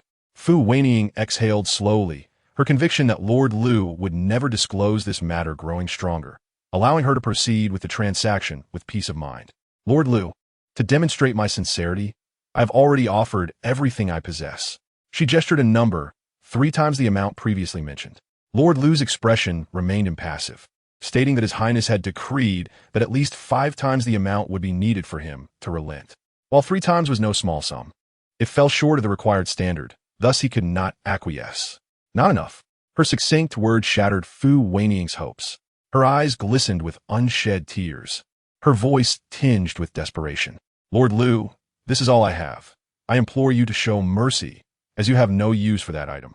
She exerted every effort to persuade her elder brother, Fengza, to produce an additional sum. Yet thereafter, no matter how she wept or pressured him, Fengza remained unmoved. She sensed he likely could not afford much more. Many of the funds she had promised Lord Lu were her personal savings, having sold all the jewelry and treasures gifted by Fengza. She spoke the truth. She had indeed given her all. If Lord Lu still refused to agree at this juncture, she would have to take a risk. "Lord Lu, please reconsider. I am left with nothing." In a swift motion, she slipped 2 silver notes into Lord Lu's embrace. "This is a deposit. I will quickly convert the remainder into more portable silver notes." Lord Lu, with an icy demeanor, cast the notes to the ground. In business, mutual consent is paramount. How can one engage in trade with someone so insistent as the second miss? Fu Wenying bit her lip, her face a portrait of grievance. Picking up the notes, she pleaded, I truly cannot offer more, Lord Lu. If you accept this amount, I will serve you diligently in the future. Lord Lu scoffed lightly, remarking that a lady of her stature should not be subjected to such servitude. Moreover, promises are often hollow, especially when the individual making them is in question. The derision in Lord Lu's tone was unmistakable. Fu Wenying trembled, humiliated into silence. Very well, I shall offer you a clear path, should you add this amount. I will provide you with the Shuhing ointment. Fu Wenying's breath caught in her throat. This was akin to demanding her life. The price was now explicit, yet it was one she could not bear. Her expression faltered. She inquired if Lord Lu might reconsider. There is no room for negotiation, Lord Lu retorted decisively. The Shuhing ointment is priceless, with many desiring it. Second miss, I grant you 3 days. Chapter 22. 3 more days, 3 days to gather such a substantial sum was woefully insufficient. Lord Lu, 3 days is hardly enough. Lord Lu smiled softly, indicating that this was a matter for the second miss to ponder. Fu Wenying's chest heaved with indignation.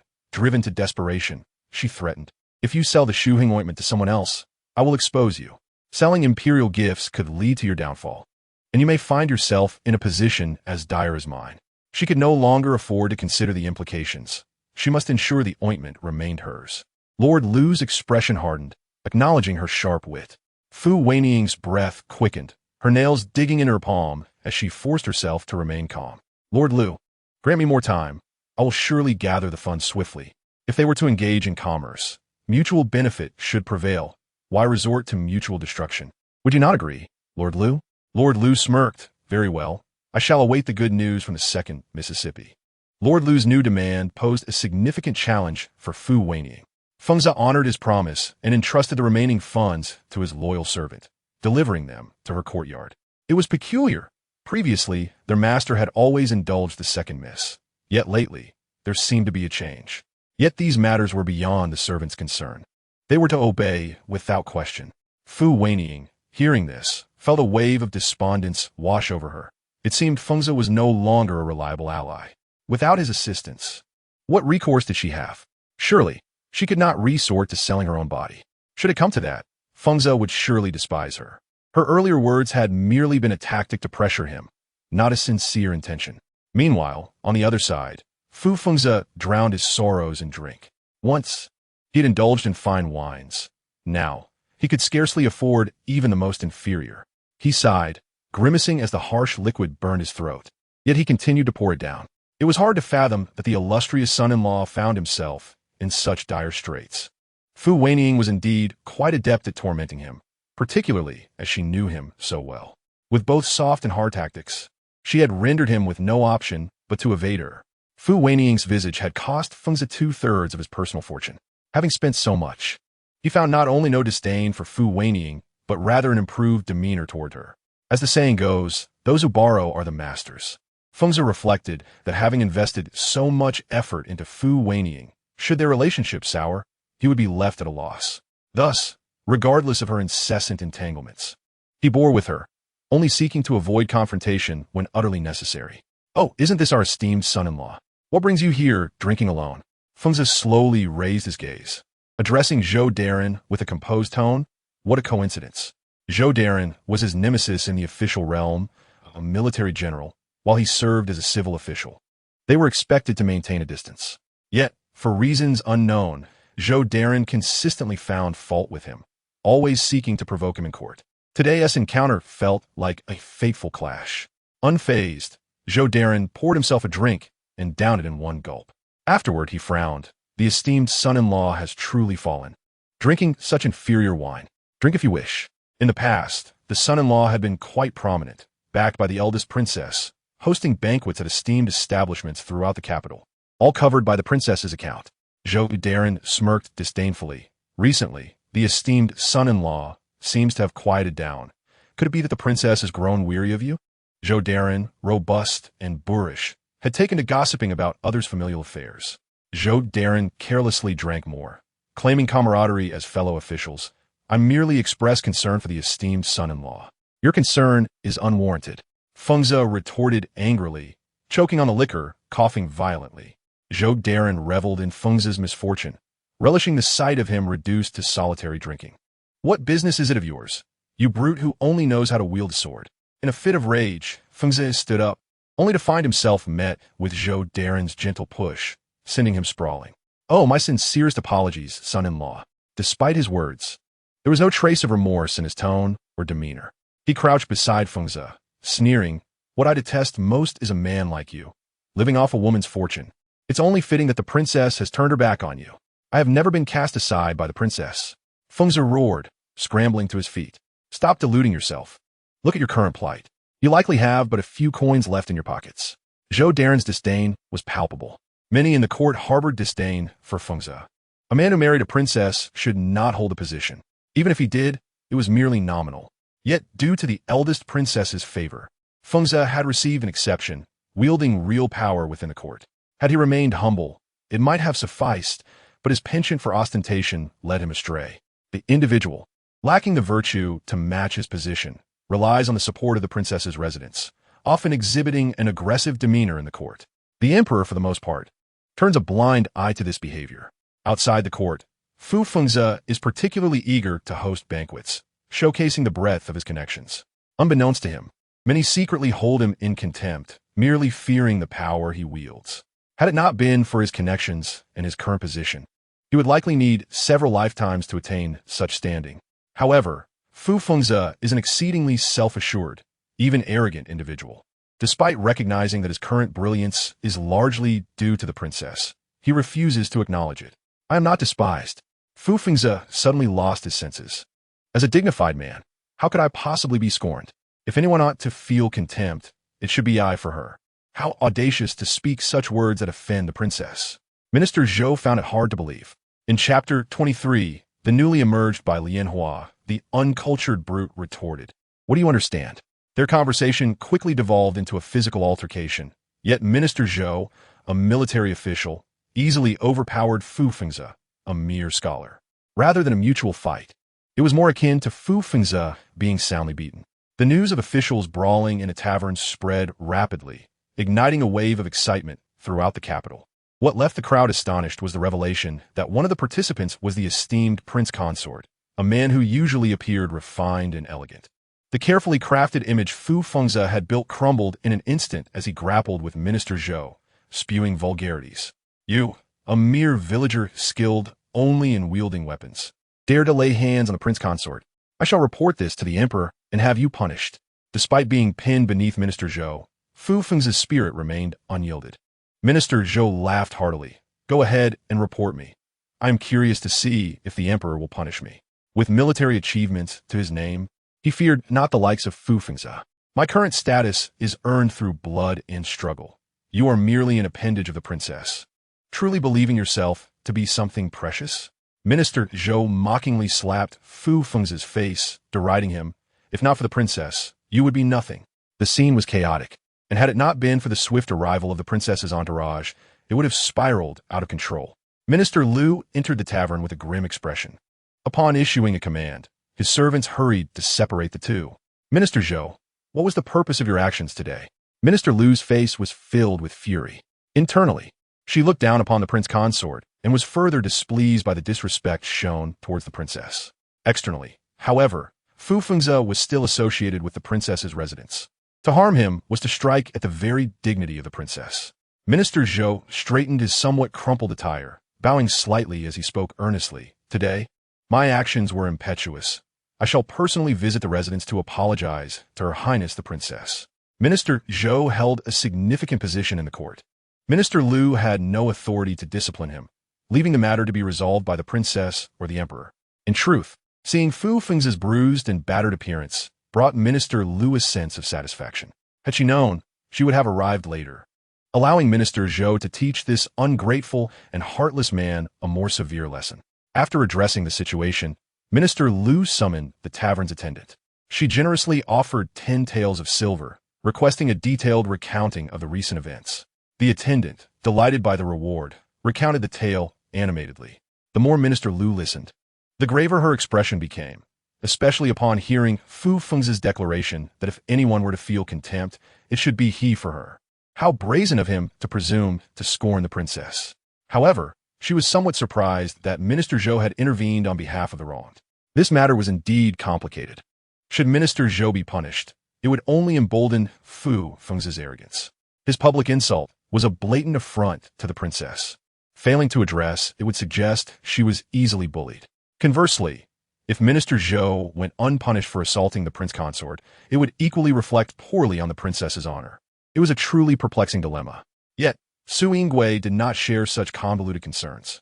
The prince consort actually engaged in a brawl with Minister Zhou in public. Minister Lu nodded, briefly summarizing the events. Your Highness, I have inquired with the tavern attendant. Minister Zhou acted only after the prince consort uttered blasphemous words. Minister Lu's words were laced with a personal agenda. Upon learning the details, Su Yingwei felt a mix of anger and amusement. Ah, Fu Fengzi, you have truly outdone yourself. Leaning on the power of the princess's residence, while simultaneously trampling on her dignity. She had thought him to be merely an ungrateful and heartless man, but it appeared he lacked any decency altogether. Mother, please do not let your emotions affect your health. Little Ruyan will be saddened. Hearing her daughter's sweet and gentle voice, Su Yingwei gradually calmed her emotions. She exhaled softly, realizing that allowing such a person to perturb her was hardly worthwhile. Mei Lan and Qing Zhu, standing nearby, also appeared concerned. Your Highness, you are still in confinement. Please take care of your health. I understand. Bring Fu Fengzi to me. When Fu Fengzi was unceremoniously thrown to the ground by the servants of Su Yingwei's residence, he was still rambling incoherently, clearly not yet sober. Is the sobering soup prepared? It is. Su Yingwei's gaze turned frigid as she instructed. Force it down his throat until he is fully awake. If he does not wake up soon, his stomach may burst. Once Fu Fengzi recognized who stood before him, he was drenched in cold sweat. The memories of his drunken antics flooded back, and feeling guilty, he could only pretend to forget. Prince Consort, are you now sober? Su Yingwei sat elevated on her bed, looking down at Fu Fengzi, who was in a pitiable state. His instinct was to admit fault. It had become a reflex. As long as he displayed enough sincerity, Su Yingwei would not hold his transgressions against him. Su Yingwei's brow furrowed in displeasure, her tone laced with coldness and detachment. Prince Consort, why don't you recount what farce occurred today? Today, while drinking, I encountered a colleague, a military official with whom I have never seen eye to eye. His words were laced with mockery, and in a moment of weakness, I could not restrain myself and ended up in a scuffle with him. Indeed, one gets what one deserves. A father like him feigning innocence is no different from Fu Wenying. Fu Fengzi portrayed himself as a victim, and in the past, Su Yingwei would offer him kind reassurances. Yet now, she remained indifferent and cold. What did he say to provoke you? Fu Fengzi gritted his teeth. He said my current life is far more pitiful than before, that my wife is about to cast me aside, and that I should not use the funds from the princess's residence. Fu Fengzi's head hung low, his spirits dampened. I know that the expenses incurred for Wenying's treatment have displeased my wife, and the humiliation I suffer now is all my own doing. Su Yingwei had completely severed Fu Fengzi's financial support, even refusing to acknowledge the debts he incurred at the tavern. Through this incident, I have come to realize that without you, without the princess's residence, I am nothing left to drink the most inferior and coarse wine. In chapter 24, swearing on my eldest son, his words were indeed heartfelt. Had she not seen through his true nature long ago, she would have been easily deceived. Mother, please do not be soft-hearted towards that scoundrel. Little Ruyan exclaimed in distress. Su Yingwei remained calm and composed, leisurely swinging her legs while comforting the child seated on her lap. Little money grubber, let us see if I can add a bit more to your little treasury. Yet, how could I not hear that the prince consort openly uttered treasonous words? Observing Fu Fengzi's stunned expression, as if struck by lightning, Su Yingwei raised an eyebrow nonchalantly. Prince consort, do repeat what you said. I am most curious. Fu Fengzi forced a smile, looking more miserable than if he were crying. Why does my wife no longer call me husband, but rather refers to me as prince consort? It feels so distant. He stiffly changed the subject. Su Yingwei calmly observed his stubborn resistance. Speak, for I am already aware of the background. I merely wish to hear it from your lips. Fu Fengzi seemed as if his tongue had been severed, stammering and unable to utter a complete sentence. How is it that in front of others you display bravado, yet before me you transform into a lovesick fool, merely capable of sweet words to please? My lady, I have untold hardships. You must allow me to explain. Fu Fengzi sought a different approach. Su Yingui coldly laughed within, curious to discover the tribulations of this prince consort who commanded such influence in the court and throughout the capital, relying on the prestige of the princess's residence. Fu Fengzi racked his brain. To outsiders, I am the illustrious husband of the princess, basking in glory. Yet I know they mock me behind my back. Fu Fengzi sighed bitterly, lowering his gaze, his expression despondent. They say I am a cuckold, a mere figurehead, mocking me for relying solely on the princess's household. Without it, I am less than a self-reliant beggar on the streets. Is this not the truth? You have reaped so many benefits. What does it matter if they speak ill of you? Truly, you play both roles. The little one was furious, glaring at her worthless father. Unexpectedly, this very action provided Fu Fengzi an opportunity. He hurriedly rose from the ground. Fu Ruyan missed her father and wanted a hug, for he had not properly gazed upon her since her birth. Do not come near me. Fu Ruyan roared inwardly. She struggled to express her resistance. Yet her father beamed with joy. Look our little Ruyan, how she adores her father. Su Yinggui's gaze fell upon Fu Fengzi's self-satisfied expression. A few dark lines crossing her forehead. Since the day I bore Ruyan until today, aside from holding her at birth, have you ever come to see her? Fu Fengzi was taken aback, nervously swallowing, rendered speechless. You have never fulfilled your duties as a father. Now you feign affection. Su Yingui struck hard, offering no leniency. Fu Fengzi sighed deeply. It is my fault, as I have been preoccupied with official matters, not intentionally neglecting you both. Whenever faced with a situation, you merely acknowledge your faults verbally without affecting any real change. Do you believe I am easily deceived? My lady, you are finally standing up for yourself. Yes, this is how it should be. The more you pull, the better. Reeking of alcohol, do not spoil my Ruyan. Fu Fengzi wore a fawning smile. It was my oversight. I will accompany our daughter after I freshen up. There is no need for you to accompany her. Such trivial matters require me to remind you. Clearly, you have not held Ruyan in your heart. Su Yinggui's face bore a thin veneer of frost. I have heard that you often visit Wenying's courtyard. It seems your niece is far more important than your daughter. Fu Fengzi felt anxious, his heart racing. My lady's words frightened me. No child can compare to our daughter. He cautiously leaned closer, lowering his voice to explain, I have been visiting Wenying more frequently due to her recent setbacks. Good lady, you are the most gentle and understanding woman. Surely you comprehend my difficulties and will not hold it against me. Fu Fengzi began to morally manipulate. How dare you morally manipulate my mother? Mother, shut the door and unleash the vicious dog. Su Yingui lowered her eyes to glance at her daughter, momentarily lost in thought. Little children usually adore fluffy creatures. She remembered when she was young, her mother had kept a snow-white Persian cat in the palace, with clear blue eyes, particularly endearing. My lady, please do not be angry. Pay me no mind. Su Yingui regained her composure. Ruyan is cherished by me, as well as by her emperor uncle and her grandmother, and I do not covet your scraps of paternal affection. Mother is formidable. A strong maternal family is indeed advantageous. You have yet to clarify the matter of publicly humiliating me. Do not think to downplay it. Upon hearing this, Fu Fengzi displayed an expression of utter regret. My lady, I acknowledge I have committed an unforgivable error, yet I implore you to listen to my explanation. To outsiders, I am merely a capable man, relying on the princess's household. And while I have never shown concern for these rumors, they weigh heavily on my mind. At the tavern, that Lord Zhou pressed me relentlessly, deliberately provoking me. And in my embarrassment, I uttered insincere words. Fu Fengzi began to deflect responsibility. Is that truly the case? Fu Fengzi suddenly raised his head, his expression fervent. Indeed, how could I harbor such treasonous thoughts? Even if you were not the esteemed princess, I would never abandon you.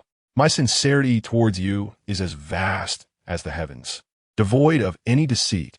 After declaring this, Fu Fengzi abruptly turned towards the window, as if to swear to the heavens. What remarkable acting from this worthless father. If you're not in a play, it would be a waste of talent. My lady, would you be willing to grant me another chance? After listening to this heartfelt and impassioned speech from her father, Su Yingui felt a surge of disgust rising in her throat. Under her very nose, he had been secretly communicating with Wenying, even fathering a son and a daughter. Yet at this moment, he could so earnestly profess his feelings to her. His depth of cunning was unfathomable. Had it not been for her daughter's reminder, she might have remained oblivious for a lifetime, her future forever tarnished. She would not allow Fu Feng's schemes to succeed. Su Yinggui's gaze darkened. The prince consort's feelings may touch the heavens, yet I still harbor some unease. It would be better to use Junliang to swear. He is our first son, and using him to swear would demonstrate your sincerity. Fu Feng's hesitation was immediately evident. Junliang is their first child together with Wenying, and the only son. How could he bear to use him for an oath? Yet Su Yinggui's eyes burned with intensity, making his scalp tingle. Fu Feng's wrinkled his nose. My lady, Junliang is our son. Su Yingui chuckled coldly within. He was not her son. Yet on the surface, she maintained a facade of innocence. It is precisely because I trust you, my prince consort, that I am willing to let you swear on Junliang.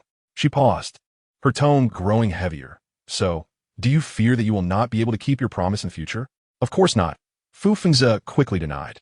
He raised his right hand and, with great difficulty, swore to the heavens, I, Fu Feng's, hereby swear that if I ever become infatuated with another or betray the princess, let my son, Fu Junliang, suffer a troubled fate and meet a tragic end. Fu Feng's expression suddenly turned cold. Su Yingui raised her brows, signaling him to continue. Fu Feng's nearly ground his teeth. Let my son, Fu Junliang, suffer a troubled fate and meet a tragic end. Su Yingui finally revealed a genuine smile. How delightful. Mother is truly impressive. I want to scream. The little one waved her arms, appearing utterly naive. Su Yingui leisurely caressed her daughter's tender cheek. With such a vow for my husband, I am completely at ease. Poor Fu Feng's, internally seething with resentment, yet he had to feign deep affection. I shall steadfastly keep my heart in the future, unaffected by idle gossip, striving to become my lady's support. Su Yingui tugged at the corners of her mouth, wanting to tell him it was unnecessary. To be my mother's support, can you rival the emperor, uncle? Is the worthless father attempting a coup? Su Yinggui's finger trembled. Good daughter, you might wish to phrase your words more delicately. Being too blunt may alarm your mother. With such determination for my husband, I am greatly reassured. She smiled brightly, and from now on, my husband should no longer send invitations to the officials of the court in the name of the princess's residence. Everything should rely on oneself. I believe that one day, my husband will undoubtedly become my pillar of support. Upon hearing this, Fu Feng's froze in place. Without the princess mansion acting as an intermediary, how could he have developed and flourished? What does it mean to lift a stone only to crush one's own foot? He has come to deeply understand this now. Suddenly recalling something, Su Yingui said, since you feel guilty for not having properly accompanied Ruyan since her birth, why not offer her some compensation? Su Yingui picked up a gold hairpin from beside her, a gift secretly bestowed upon Ruyan by her royal brother. Being young, Ruyan is quite fond of such golden trinkets. This palace does not expect you to find an equally precious item, just something that is not too ordinary. Mother is so resourceful. I want to become wealthier. Fu Feng's expressed his unwillingness, saying, Madam, Ruyan is too young. It is truly unnecessary to give her gold items as toys. You miserly little thing. I disdain you. Mother is launching an attack, bombarding him. Su Yingui frowned in displeasure, her voice cold. As a father, you are unwilling to even procure a piece of jewelry? Of course not. I merely believe Ruyan's age makes it unnecessary. How is it unnecessary? What matters most is that my daughter likes it. And besides, she will eventually be able to wear these ornaments as she grows up. Realizing Su Yinggui's anger, Fu Feng's face turned bitter. His personal assets had already been depleted by nearly 70%. He was reluctant to part with what little remained. If he were to buy a gold hairpin, he would truly be left impoverished. Madam, it is not that I am unwilling. Rather, my means are limited. He added, you may laugh at me, but although I receive a monthly salary, most of it is spent on social obligations, leaving little for myself. Su Yinggui's gaze became profound. Social obligations? In the past, when you hosted banquets, were you not using the princess mansion's funds? Why would you need to spend your own money? Fu Feng's was drenched in cold sweat. He had not anticipated that Su Yingui was fully aware of his covert actions. If she were to investigate further, not only would he lose any future opportunities for gain, but could also potentially implicate Fu Wenying and Lord Liu. With this thought, Fu Feng's could only endure the dull pain in his heart and acquiesce. Madam, please do not be angry. Your health is paramount. Well, I need to accompany Ruyan for a rest. You may attend to your own matters. Upon hearing this, Fu Feng's felt a weight lift from his shoulders and hurriedly exited Su Yinggui's courtyard. Father, he had not taken a few steps before he heard a stifled cry. Junliang, What are you doing here? Why are you crying like this? Fu Fengzi felt somewhat guilty, recalling the solemn vow he had just made in the courtyard. Why must you make me swear, father? Fu Junliang asked, puzzled. Father, do you not care about my future? Fu Fengzi felt overwhelmed. Sighing deeply, I was compelled into it. Liang, do not worry. Matters of the supernatural are never to be trusted. Father has not even considered me. You know you are destined to break your promise. Yet you made me swear. What if the curse comes true in the future? Fu Junliang shouted in despair. The father he had always admired had used him to make such a dreadful vow. A fate fraught with misfortune and an unkind ending. How cruel a curse that is. Fu Fengzi looked around cautiously, then lowered his voice, warning angrily, "Lower your voice. If anyone in the courtyard hears what you just said, we will be expelled before the vow even comes to fruition." Fu Junliang felt both anger and fear. He was indignant at his father's indifference, yet frightened by the warning in his words. Observing his son's stubborn demeanor, Fu Fengzi felt helpless. He reached out to ruffle his son's hair, speaking earnestly. Gradually, Fu Junliang regained his composure, understanding his father's predicament. His earlier questioning stemmed from his own grievances. The supernatural is not to be believed. The vow his father made in the courtyard was merely to placate Su Yingwei, so he should not dwell on it. Fu Junliang nodded, "I understand, father." Seeing his son's understanding demeanor, Fu Fengzi felt a sense of relief. Ever since your sister was born, a series of troublesome issues have followed. In such times, we must remain calm, study diligently, utilizing the resources of the Princess Mansion. And one day, you shall shine in the Imperial examinations, bringing honor to our family. I understand, father. And your mother, she has been feeling melancholic lately. When you have free time, you can accompany her, but do so discreetly. Chapter 26. The gift of the gold hairpin. The Grand Princess has forbidden me from seeing mother. She even said that if I do not obey, she will have me adopted by mother. Fu Fengzi's expression tightened. He was taken aback by such a circumstance. Why did you not tell me this? Fu Junliang replied with a hint of complaint. Father has been busy lately and seldom at home. When I finally see you, you always appear rushed. How could I have the chance to speak? Fu Fengzi cleared his throat to mask his embarrassment. She must be angry that you are close to your mother and has not perceived anything else, right? Fu Junliang nodded. After I admitted my mistake, her attitude softened significantly. She likely did not notice. That is good. Fu Fengzi sighed in relief. Since she has forbidden it, do not defy her. Instead, try to please her and dispel any doubts she may have. I understand, father. Good child. Fu Fengzi batted Fu Junliang's shoulder. In ancient times, Gojian endured hardship to achieve his goals. Today we, father and son, must bear humiliation and wait. Her good days are numbered. Once her family falls from grace, we shall be able to live openly as a family of four, enjoying a life of comfort and ease. Under Su Yingwei's pressure, Fu Fengzi soon delivered the gold hairpin. Its craftsmanship, of course, could not compare to the exquisite one gifted by the emperor, nor did it weigh nearly as much. However, it still required a significant expenditure of silver. Little Ruyan, though initially dismissive, soon realized that she could not quarrel with gold and silver. Thus she often kept it close at hand. Thus, the esteemed young lady of the Princess Mansion was seen daily, each hand grasping a gold hairpin, accompanied by maidservants as they admired flowers and rode on the lake. This was the suggestion of Granny Zhao. Since the little one had just been born and was healthy, there was no need to confine her indoors all day. It would be better for her to see the outside world more. In this regard, little Ruyan wholeheartedly agreed. She was also curious to see what the Princess Mansion looked like, eagerly anticipating her visit. Su Yingwei, noticing her daughter's excitement, readily consented. Although she was supposed to be out of confinement due to postpartum palpitations, the Imperial physician had advised her to remain in seclusion for an extra month to avoid future health issues. Su Yingwei worried that she might not be able to accompany her daughter for long, so she preferred to stay indoors a few more days. Unable to oversee her daughter in person left her uneasy. Therefore, when little Ruyan went to admire flowers and row on the lake, Granny Zhao and Lord Lu were always by her side. It was then that little Ruyan learned of the expansive garden in the Princess Mansion, filled with all sorts of rare flowers and plants. There was also a lake where boats could float, complete with a pavilion in the center. From Granny Zhao and Lord Lu, little Ruyan learned that her mother used to enjoy hosting close friends at the pavilion, playing the qin and flute. The servants in the mansion adored this little mistress. Whenever they caught sight of her, a festively dressed little one, they would feign nonchalance while stealing glances. The little mistress greeted everyone with a beaming smile, her eyes sparkling like crystal grapes, capable of melting hearts. Little Ruyan was amiable to all, except for Fu Wenying. On that particular day, upon encountering her, she burst into tears, signaling Lord Lu and the others to hasten in expelling Fu Wenying. Lord Lu indeed complied, which delighted little Ruyan immensely.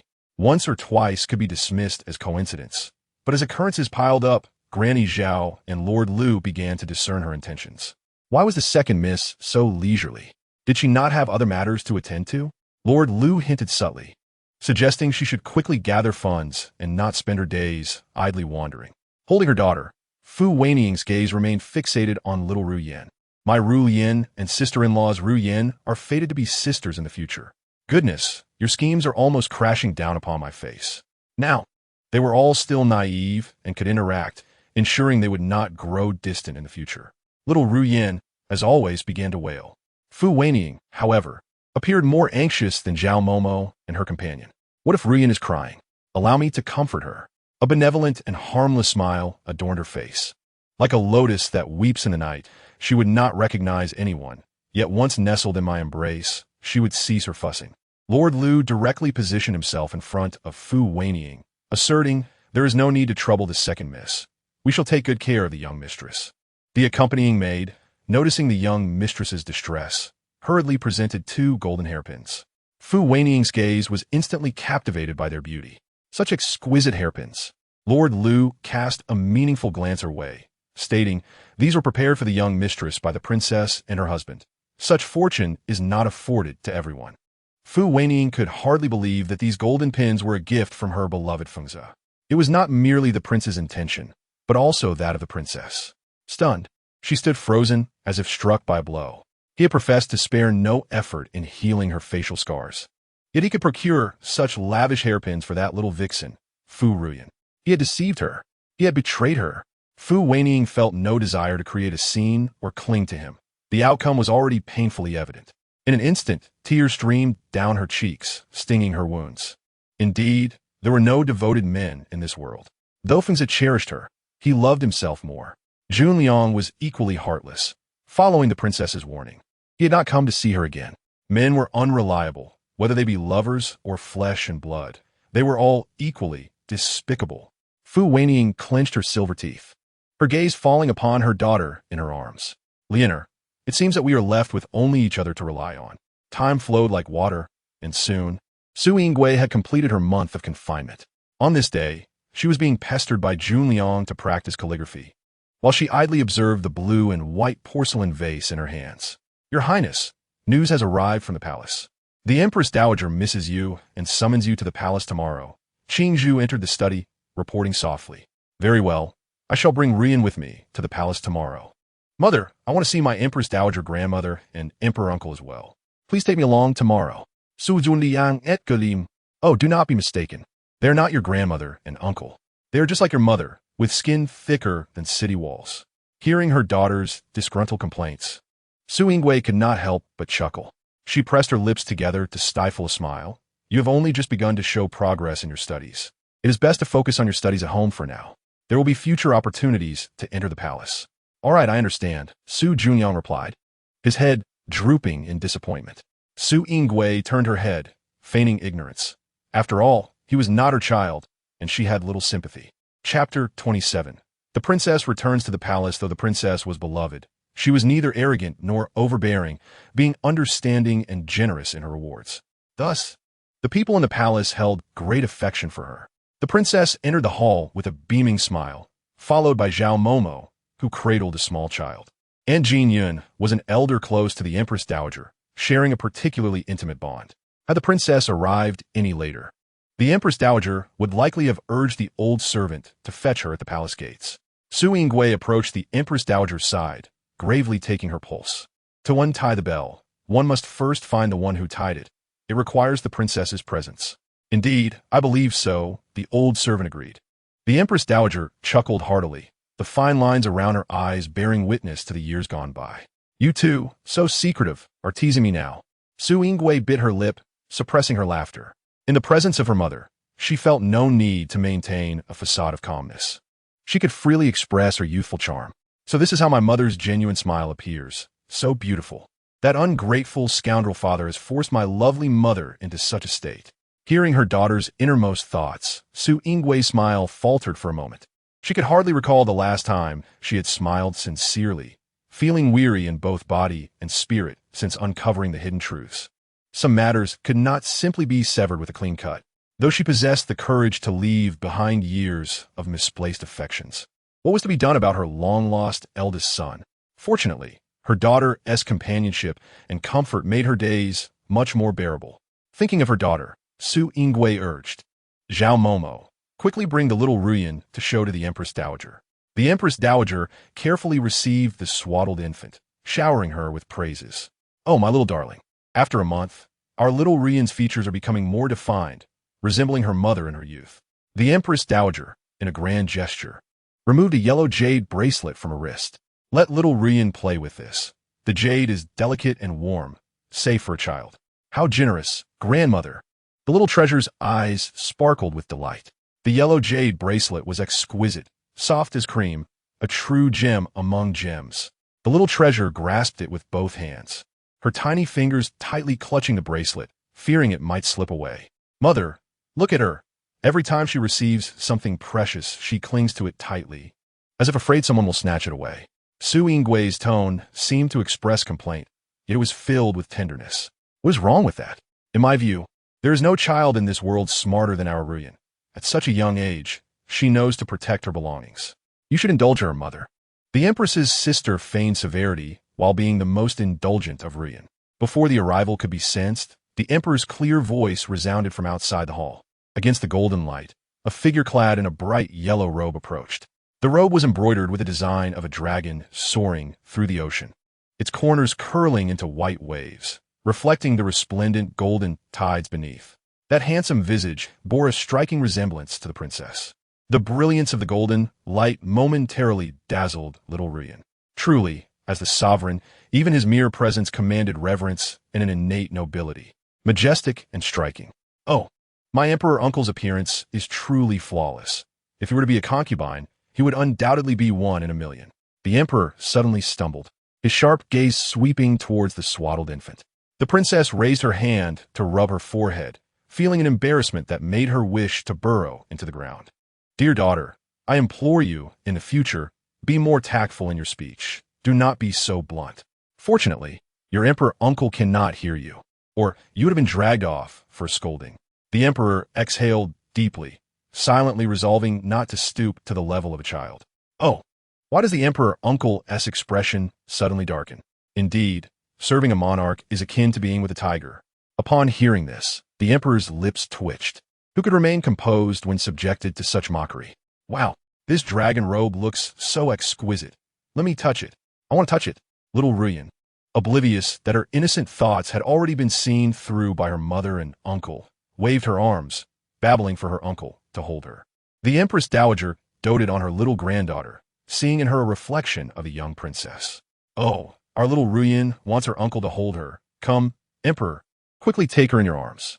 The small child was adorably charming, with outstretched hands that were soft and tender, as white as lotus roots.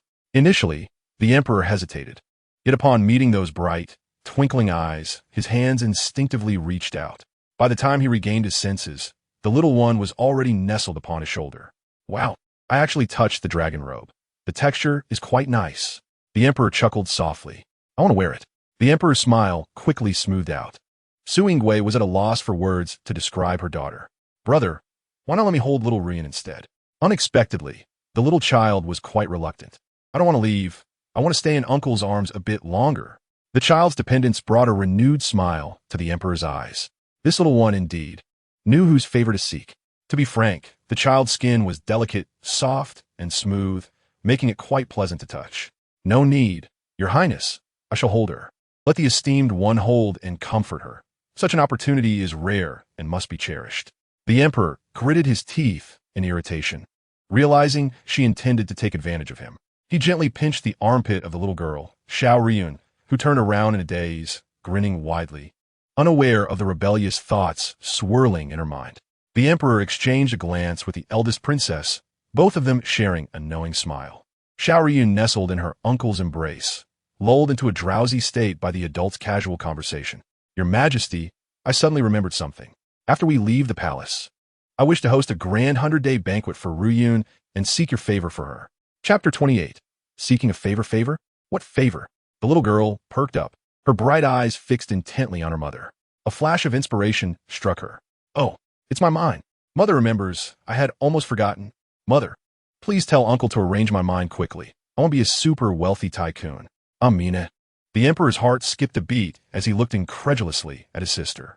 Su Yingwei seemed to sense his doubt and nodded in affirmation. The Empress Dowager, unaware of the siblings' secret exchange, questioned in confusion, what favor are you seeking for Ruyan? Do not worry, just say it. The Emperor will surely agree. The little child, without hesitation, requested an entire mine.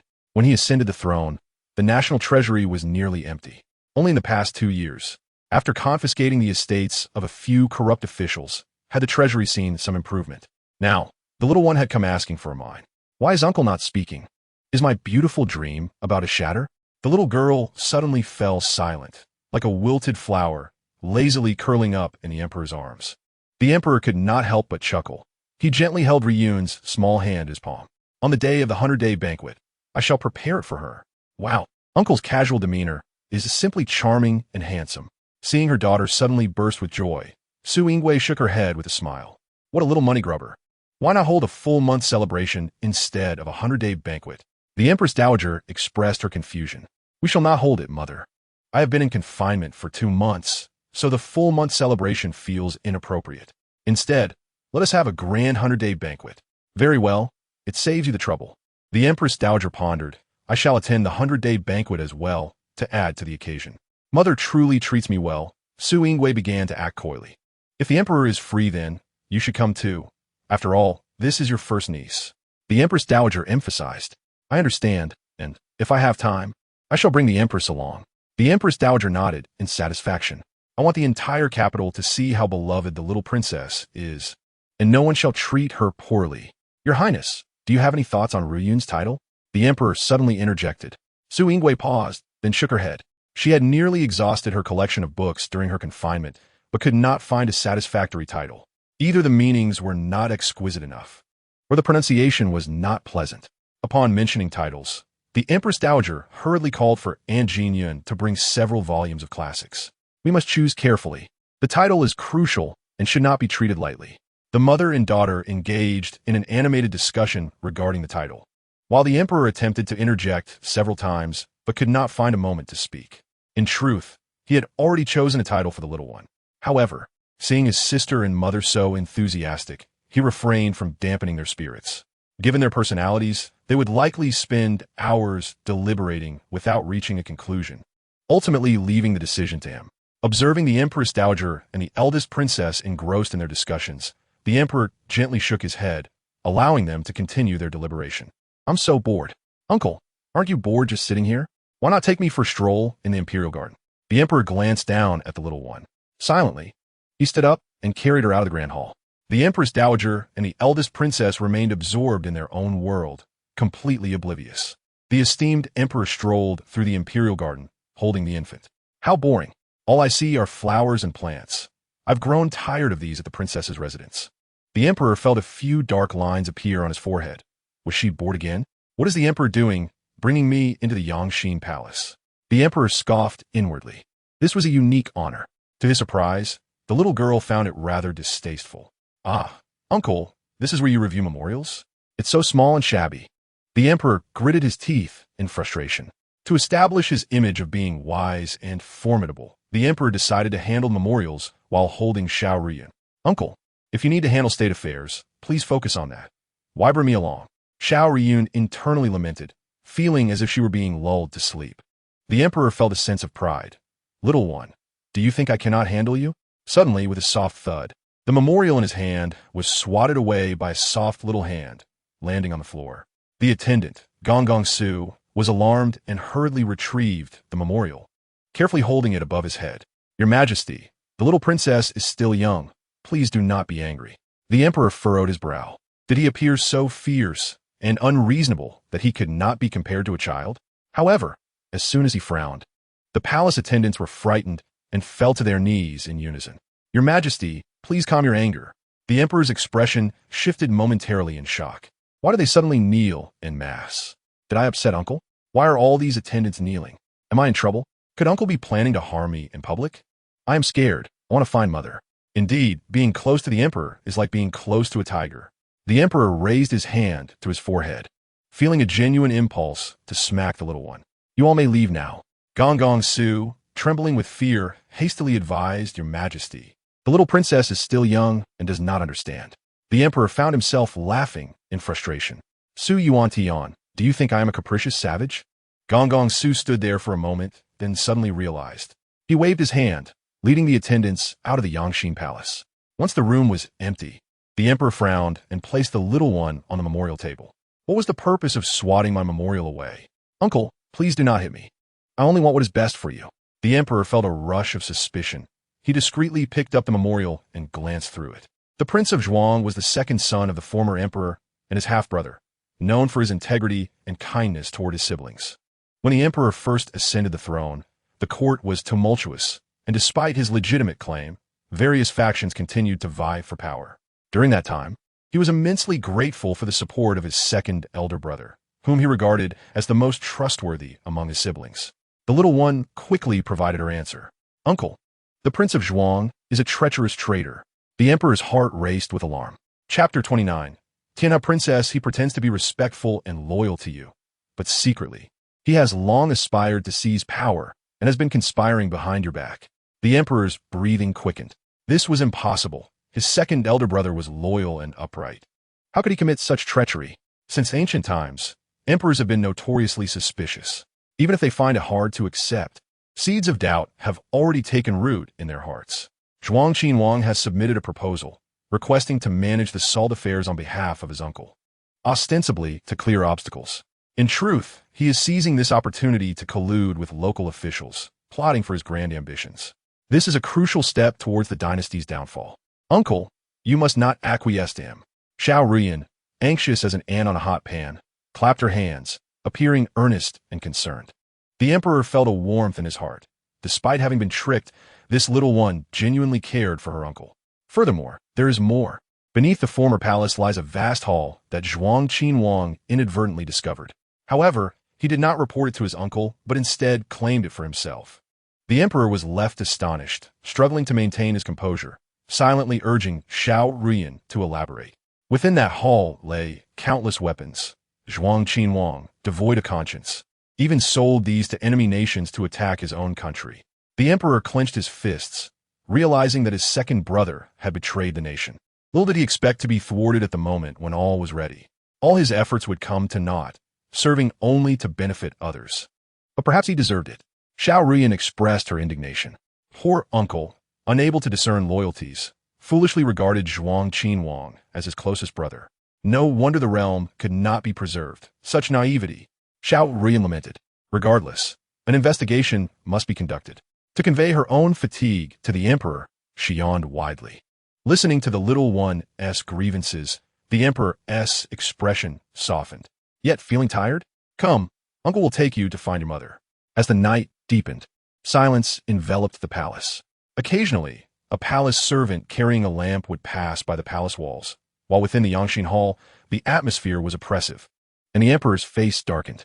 It was indeed true. Everything Fu Ruyan had said was accurate. His closest second brother harbored treasonous intentions. In his years of rule, the emperor had learned to conceal his emotions. He furrowed his brows, his tone steady, questioning whether there were any suspicious individuals nearby. The concealed guards near the old palace had discovered Zhuang Qinhuang's men. The emperor narrowed his eyes, suddenly filled with an overwhelming intent to kill. In this position, he had never known a day of peace. He was constantly on edge, studying the art of checks and balances, striving to soothe the restless court while guarding against external threats. He had believed his second brother to be his strongest ally, never anticipating that those closest to him would inflict the deepest wounds. He would not tolerate threats lingering by his side. Since he had discovered Zhuang Qinhuang's treachery, he would not cling to past affections. To show kindness to others was to be cruel to oneself. At that moment, he understood that in this position, emotions are the most difficult to navigate. He sought only to remain true to himself. Yet, the emperor's gaze suddenly softened again. There were still those in this world who were trustworthy and dependable. His mother, his elder sister, and his wife. These were the three most important women in his life. Those he firmly believed would never betray him. Now there was also a little child. A smile flickered in the emperor's eyes. Fu Ruyan possessed such extraordinary abilities, capable of foreseeing the future. She was a fortunate star, the hope for the survival of the royal family. The emperor made a silent resolution to protect this little one. The next morning, the emperor visited the Empress Dowager's palace to pay his respects. As he had anticipated, the Empress Dowager and the eldest princess had spent an entire day in a tangle, still unable to decide on the title for the little princess. The emperor casually raised his hand, and the eunuch Su promptly presented a piece of paper with two characters inscribed in a vigorous and elegant script, Tianhe. This was the title he had proposed for Ruyan. If the Empress Dowager and elder sister had no objections, it would be settled without further ado. A look of astonishment crossed the faces of the Empress Dowager and the eldest princess. After all their deliberation, the emperor had already made up his mind. In truth, the title he had initially intended was not this. It was a choice he had made after a restless night.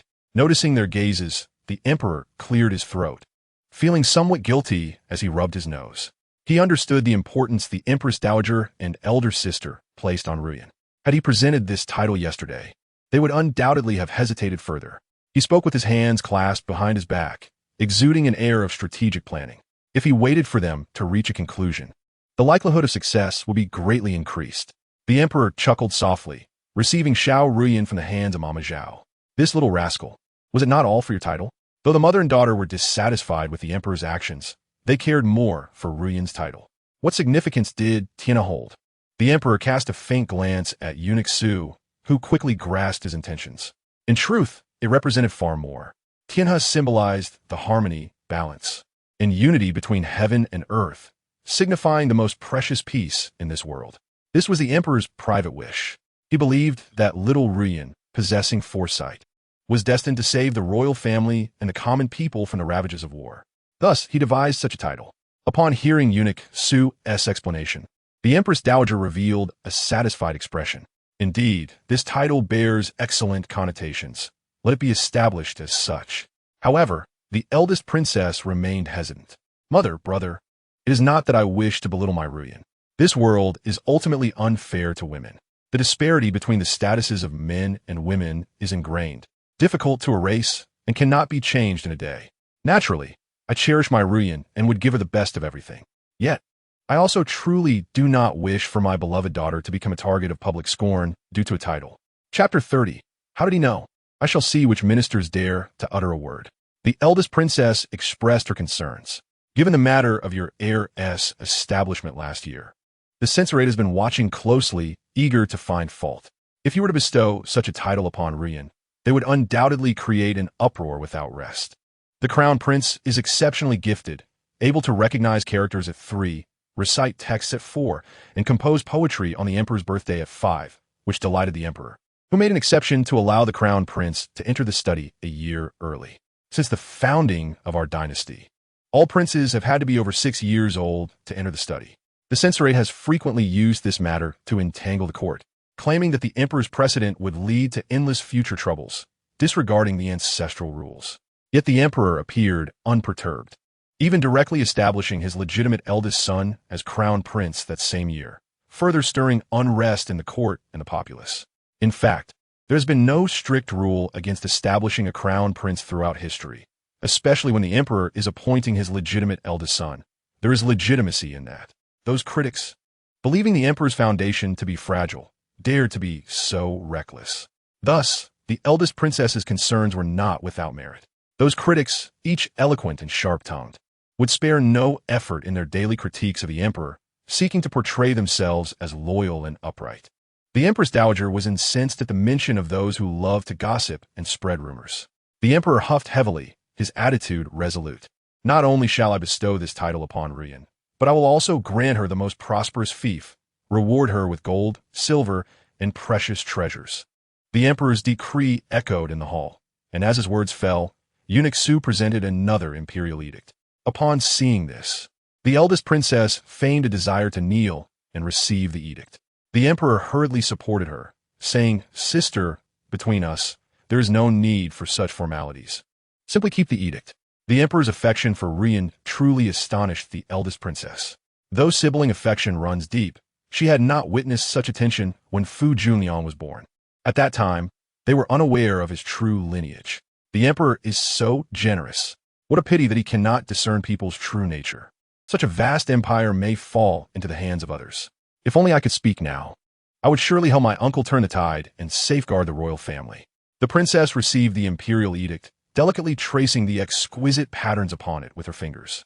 The edict had been prepared in advance, signifying the esteem held for the young county princess. This little girl, Ruyan, must surely be overjoyed. A mother knows her daughter best. Treasures of gold and silver are on their way. As the princess was about to leave the palace, the Empress Dowager felt a pang of reluctance. Mother, in a few days during the 100-day banquet, will you not see your daughter again? The princess smiled helplessly. Despite this, she still felt a deep sense of longing. Your Majesty, Duke Fu requests an audience, stating he has urgent matters to report concerning the salt inspection. Matters concerning the salt inspection? The emperor and the princess furrowed their brows simultaneously, exchanging glances filled with mutual suspicion. Salt inspection? How could that inept father have such capability? This matter appears suspicious. Though the Empress Dowager resided in the inner palace, she possessed a certain understanding of the Duke. Hearing this, she too expressed her confusion. Isn't the Duke affiliated with the Ministry of Rights? How could he be involved with the salt inspection? The emperor shook his head, equally perplexed. Forget it. I shall investigate first. Sister, please stay and accompany mother. He rose, paused momentarily, then added, one may accompany me. If the banquet proves too busy, it may be quite some time before we see each other again. The emperor found a foolproof excuse, cradling the little bundle as he made his way to the Yangxin Hall. Oh, my uncle the emperor and I truly share a telepathic bond. I was just pondering how to persuade him to take me along. The emperor chuckled, holding the little one tighter, quickening his pace. Upon arriving at the Yangxin Hall, Fu Fengzi had been waiting for quite a while. Greetings, your majesty. Rise. As Fu Fengzi stood, the emperor had already taken a seat. When he noticed the emperor holding an infant during the council meeting, he was taken aback. Ridiculously, Fu Fengzi failed to recognize that the child in the emperor's arms was his own daughter. One reason was that he believed the emperor would not bring a female infant into the Yangxin Hall, and another was that there coincidentally was a newborn prince in the palace. However, this did not erase the fact that he could not recognize his own daughter. The emperor's expression turned cold, indicating that the duke had been exceedingly neglectful of Ruyan. Duke Fu, you mentioned having urgent matters to report concerning the salt inspection. What is the nature of this matter? Finally, they reached the crux of the issue. Fu Fengzi suddenly knelt, his countenance grave and his tone sincere. Your Majesty, I inadvertently overheard several merchants from Suzhou discussing matters while intoxicated at an inn a few days ago. Suzhou? Prince Zhuang's inspection of salt in Suzhou has revealed several major cases. Prince Zhuang discovered severe tax evasion locally, tracing it back to officials accepting bribes to cover it up. Before it could be reported to the court or await judgment, Prince Zhuang executed those implicated officials on the spot. This entire affair is a massive conspiracy. The corrupt officials Prince Zhuang eliminated were all loyal and upright, unwilling to collude with him. Thus they were all killed. Those who survived are the true scoundrels. They are Prince Zhuang's eyes and ears in Suzhou, and the vacant positions were all filled by his people. A storm of turmoil surged within the emperor's heart. Uncle Emperor, Suzhou is a prosperous place, a hub of commerce. Prince Zhuang views it as his own possession, and perhaps his hand has already extended into Suzhou, using the salt inspection to further infiltrate. But why would that inept father mention Suzhou today? The little bundle perked up. They discussed the court's intention to send officials to Suzhou for salt inspection, one person expressing deep concern while the other reassured him, claiming there were special methods to evade the court's scrutiny. I kept a close watch and later dispatched someone to follow them, uncovering many unbelievable pieces of information. The emperor's gaze darkened. Within the ranks of Suzhou's officials, there are many engaging in corruption and malpractice. They protect each other, accepting bribes to shield merchants and evade taxes. The emperor exhaled heavily. The current situation was indeed chaotic. The little Ruyan clenched her tiny fists. Something is amiss. Why would this matter be revealed by that inept father? Is he aligned with Prince Zhuang, or is it merely coincidental? The emperor tightened his lips, harboring the same doubts. Did the duke truly stumble upon this information by chance in the inn, or was he in cahoots with Prince Zhuang? That inept father cannot possibly be aligned with Prince Zhuang. Prince Zhuang is overly ambitious, while that father is the Duke of the Princess. The couple shares a harmonious relationship. How could Prince Zhuang possibly lure him? Moreover, that father believes he is close to Mother, who is favored by Uncle Emperor. Even if Prince Zhuang attempted to recruit him, he would undoubtedly choose to align with the Emperor. The Emperor nodded thoughtfully. Indeed, it was so. Then why does that inept father know about the situation in Suzhou? The little bundle was a loss. Chapter 31. Achievements. Could it be that many changes have occurred, influencing future trends? It is the butterfly effect. Has the open book examination turned into a semi-closed book? The little one lamented, her murmurs barely audible to the Emperor. It seems decisions in the future must be made with careful consideration. Your Majesty, I have devoted myself to this matter recently and have recorded all the information. Please review it. Fu Fengzi produced a small booklet, raising it above his head. Upon receiving the Emperor's signal, Eunuch Su silently placed the booklet on the table. So there was another reason for visiting the inn. That inept father truly went to great lengths, even enduring a beating from Lord Zhou to eavesdrop. The Emperor opened the booklet, subtly shifting it to make it easier for the little one to see. Your Majesty, the booklet contains detailed records of the private properties of certain officials in Suzhou, which have far exceeded the ordinary allowances. In addition, there are testimonies from local citizens. Those corrupt officials are close to merchants, exploiting the people and causing them to suffer. Fu Fengzi's voice trembled slightly. This was his golden opportunity to achieve greatness, and he could not afford any missteps. Where are those Suzhou merchants now? Ah, you are quite observant. Your Majesty, this matter concerns the stability of the nation, the court's revenue, and the livelihood of the people. I hope your Majesty will expeditiously ascertain the truth and make a decision. Fu Fengzi's face was filled with righteous indignation, embodying the image of a loyal minister devoted to his country. The Emperor's expression was dark, and with a command, he instructed Eunuch Su to bring those merchants into the palace. He wished to interrogate them personally. The uncle and nephew duo spent nearly an hour away, causing the princess to grow increasingly restless. What matter could possibly take so long? What trouble was Fu Fengzi stirring up now? The Emperor's feelings were similarly mixed. The Duke, with the welfare of the nation in mind, had uncovered evidence of corruption among Suzhou officials and achieved great merit. The princess appeared in a daze. Brother, are you saying Fu Fengzi has achieved great merit? Indeed, the Emperor sighed inwardly. I initially intended to reward him generously, but he stated that wealth is but an external matter and wishes only to be transferred to the Ministry of Personnel. The Ministry of Personnel is a crucial entity among the 6 ministries, overseeing the appointment, evaluation, promotion, and transfer of civil officials, serving as the center of power. If you were transferred there, power and connections would be within easy reach. Su Yingwei, upon hearing this, held her breath for a moment. Did you agree? Naturally not. There has never been a precedent for a duke holding a significant position in the court. I've already set a precedent for him. How could I further promote him to the Ministry of Personnel? Su Yingwei exhaled in relief. The Empress Dowager, upon observing this, grew curious. If he did not permit it, what else did he ask for? Su Yingwei's gaze fell upon her daughter, her heart stirring with emotion. Ruyan is indeed his biological daughter. Would he seize this opportunity to request a favor for her? The rewards bestowed by the palace are the wishes of both the Empress Dowager and the Emperor. Su Yingwei harbored a hope that Fu Fengzi would consider her daughter. Clearly, Fu Fengzi did not possess such intentions.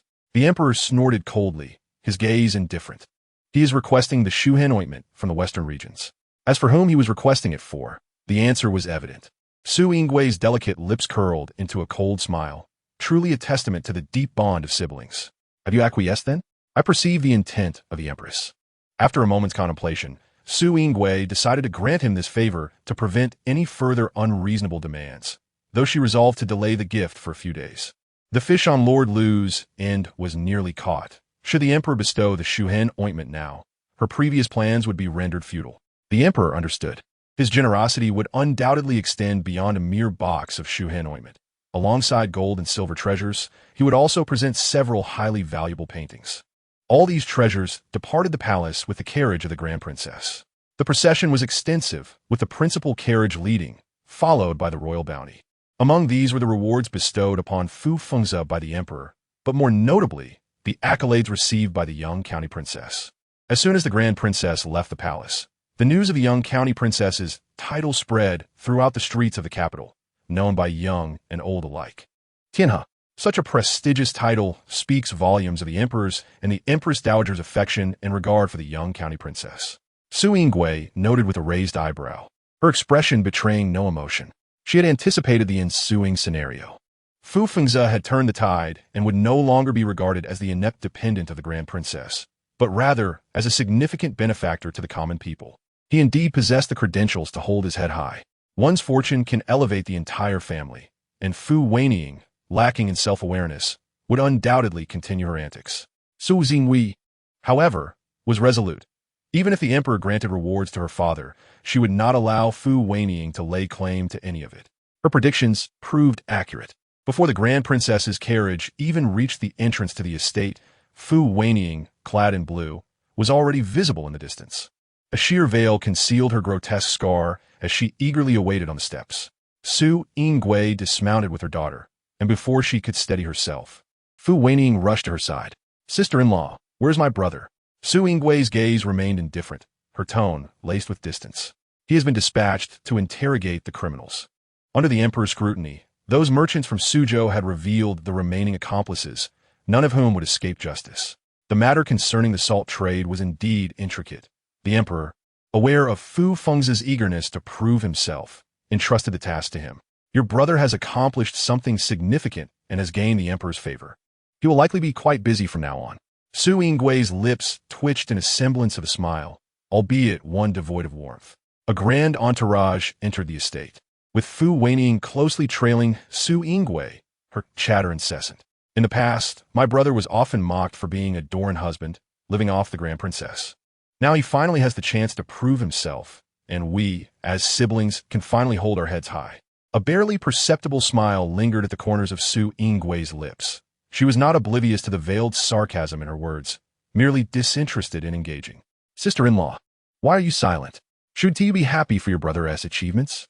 "Of course, I am delighted. Then why do I not see a trace of joy on your face?" Fu Wenying pressed on. "Do you believe that being favored by the emperor is inherently a good thing?" Su Yingwei retorted coldly. Fu Wenying appeared bewildered, clearly unable to comprehend. Historically, a son-in-law was rarely permitted to hold significant positions in court, often mocked for his insatiable greed and dissatisfaction with a mere idle role, persistently seeking alternative paths through the grand princess. If he possessed talent, it would be acceptable. However, his incompetence and lack of virtue led to ridicule. The grand princess spoke with piercing clarity. Fu Wenying bit her lip, her eyes betraying discontent. "Sister, now that my brother's career is flourishing, why must you speak thus? Had you not been so sarcastic, I would not have needed to respond in kind. You think that because he has achieved success, you both can finally take pride?" The grand princess scoffed, her disdain evident. Such short-sightedness is unbecoming. Now that he has drawn attention, all eyes are upon him. If he accomplishes this task, well, he may secure his position, but should he fail, you can surely imagine the repercussions. The word struck Fu Wenying like a bolt from the blue, leaving her drenched in cold sweat. Just then, Lord Lu caught up. "Your Highness, have all the rewards from the palace been securely placed in the treasury?" Due to preparations for the centennial banquet, the Empress Dowager had retained Lord Lu to assist the Grand Princess in her duties. "Select some lightweight items for Ru Yin to play with, and the rest can be stored in the treasury for now."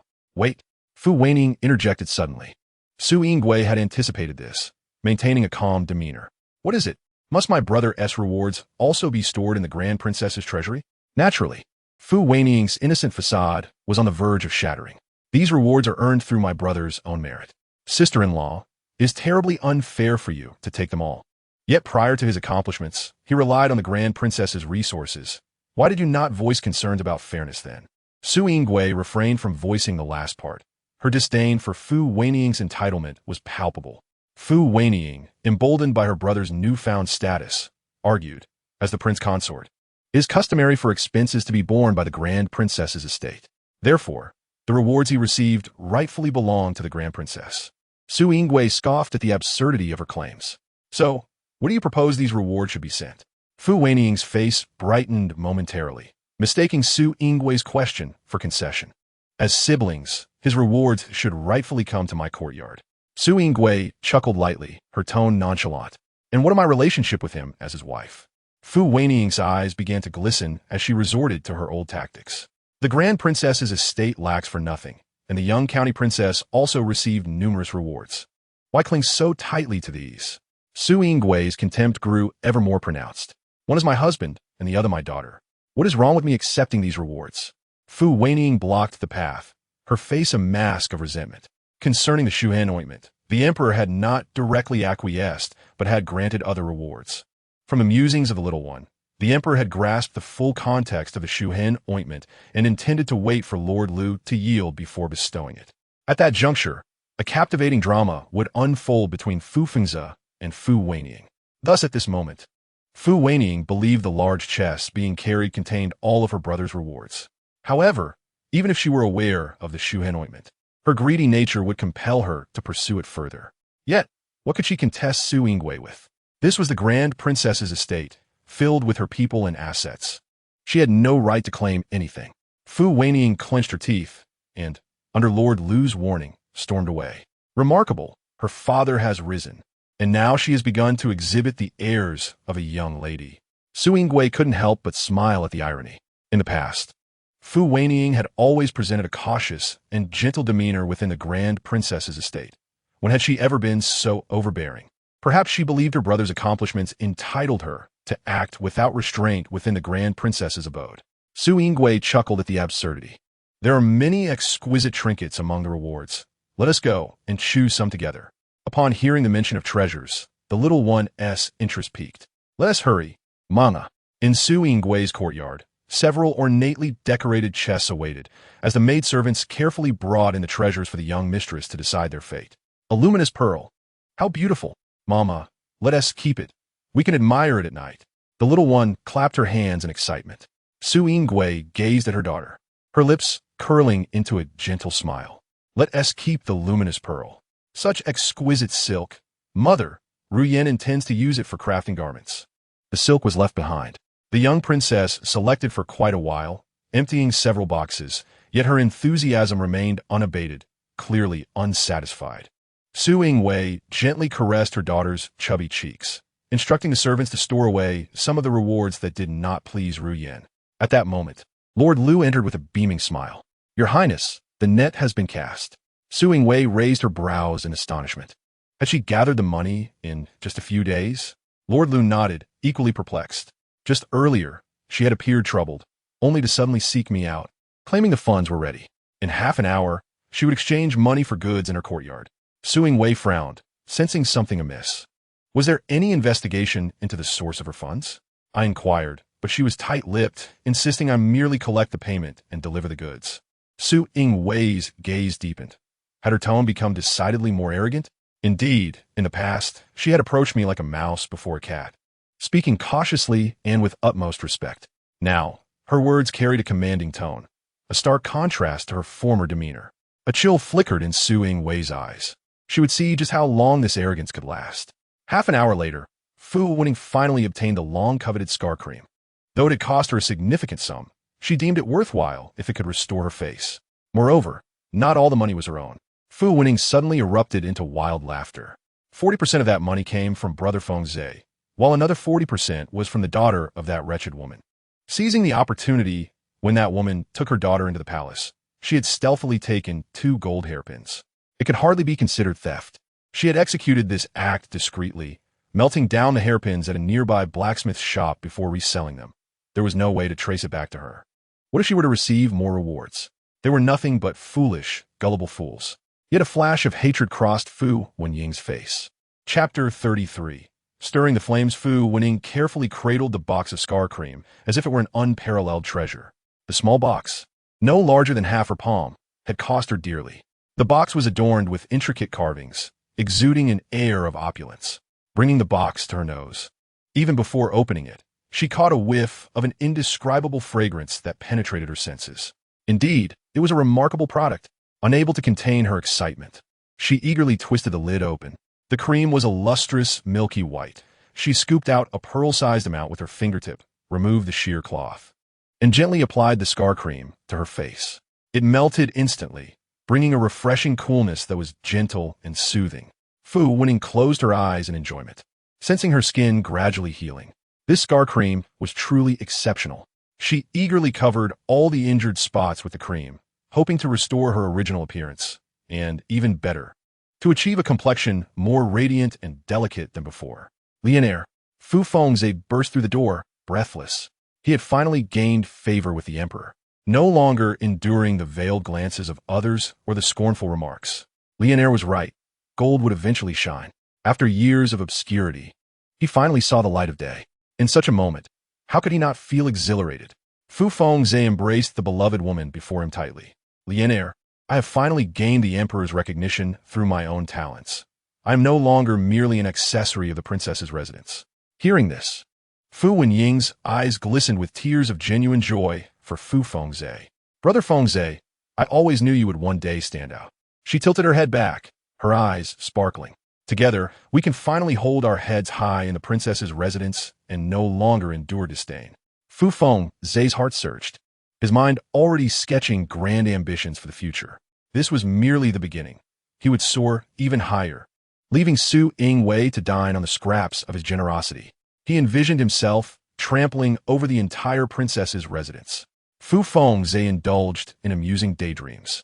He relied on the emperor's favor, who was the younger brother of the grand princess, having already reversed their positions. It could only be said that not being of one family, one could not enter the same door. Fu Wenying's heart raced at his words. Brother Fengze is right. This is just the beginning. In the future, we shall make everyone regard us with newfound respect, becoming the most esteemed family in the capital. Fu Fengze gently cupped Fu Wenying's face, his gaze filled with affection. When that time comes, I shall cast aside Su Yingwei, that vile woman, and marry you as my legitimate wife. You shall stand proudly by my side, allowing our children to live lives of privilege and comfort. Brother Fengze, I await that day. What is that scent? Fu Fengze detected the fragrance of the scar cream. It had a subtle aroma, mingled with medicinal undertones. Fu Wenying smiled brightly, presenting the scar cream in her palm. Brother Fengze, look, this is the scar cream tribute from the western regions. Upon seeing the scar cream, Fu Fengze's brow twitched. He had personally requested the scar cream from the emperor, although the emperor had not directly agreed. It seemed likely he would receive it later. He had thought that with the emperor's gift of scar cream, he could save a considerable sum and need not have Wenying trade with Lord Lu. Unexpectedly, Wenying's actions had been so swift. How did you gather that money? Fu Fengze's focus sharpened. I persistently pestered Lord Lu. She was left with no choice but to lower the price. With a hint of gamble, she bet that Brother Fengze would not confront Lord Lu, as this matter needed to remain discreet. Fu Fengze was skeptical, but with Fu Wenying's assurance, he had no choice but to trust her, unable to verify. Brother Fengze, this scar cream is truly miraculous, just as the rumors say.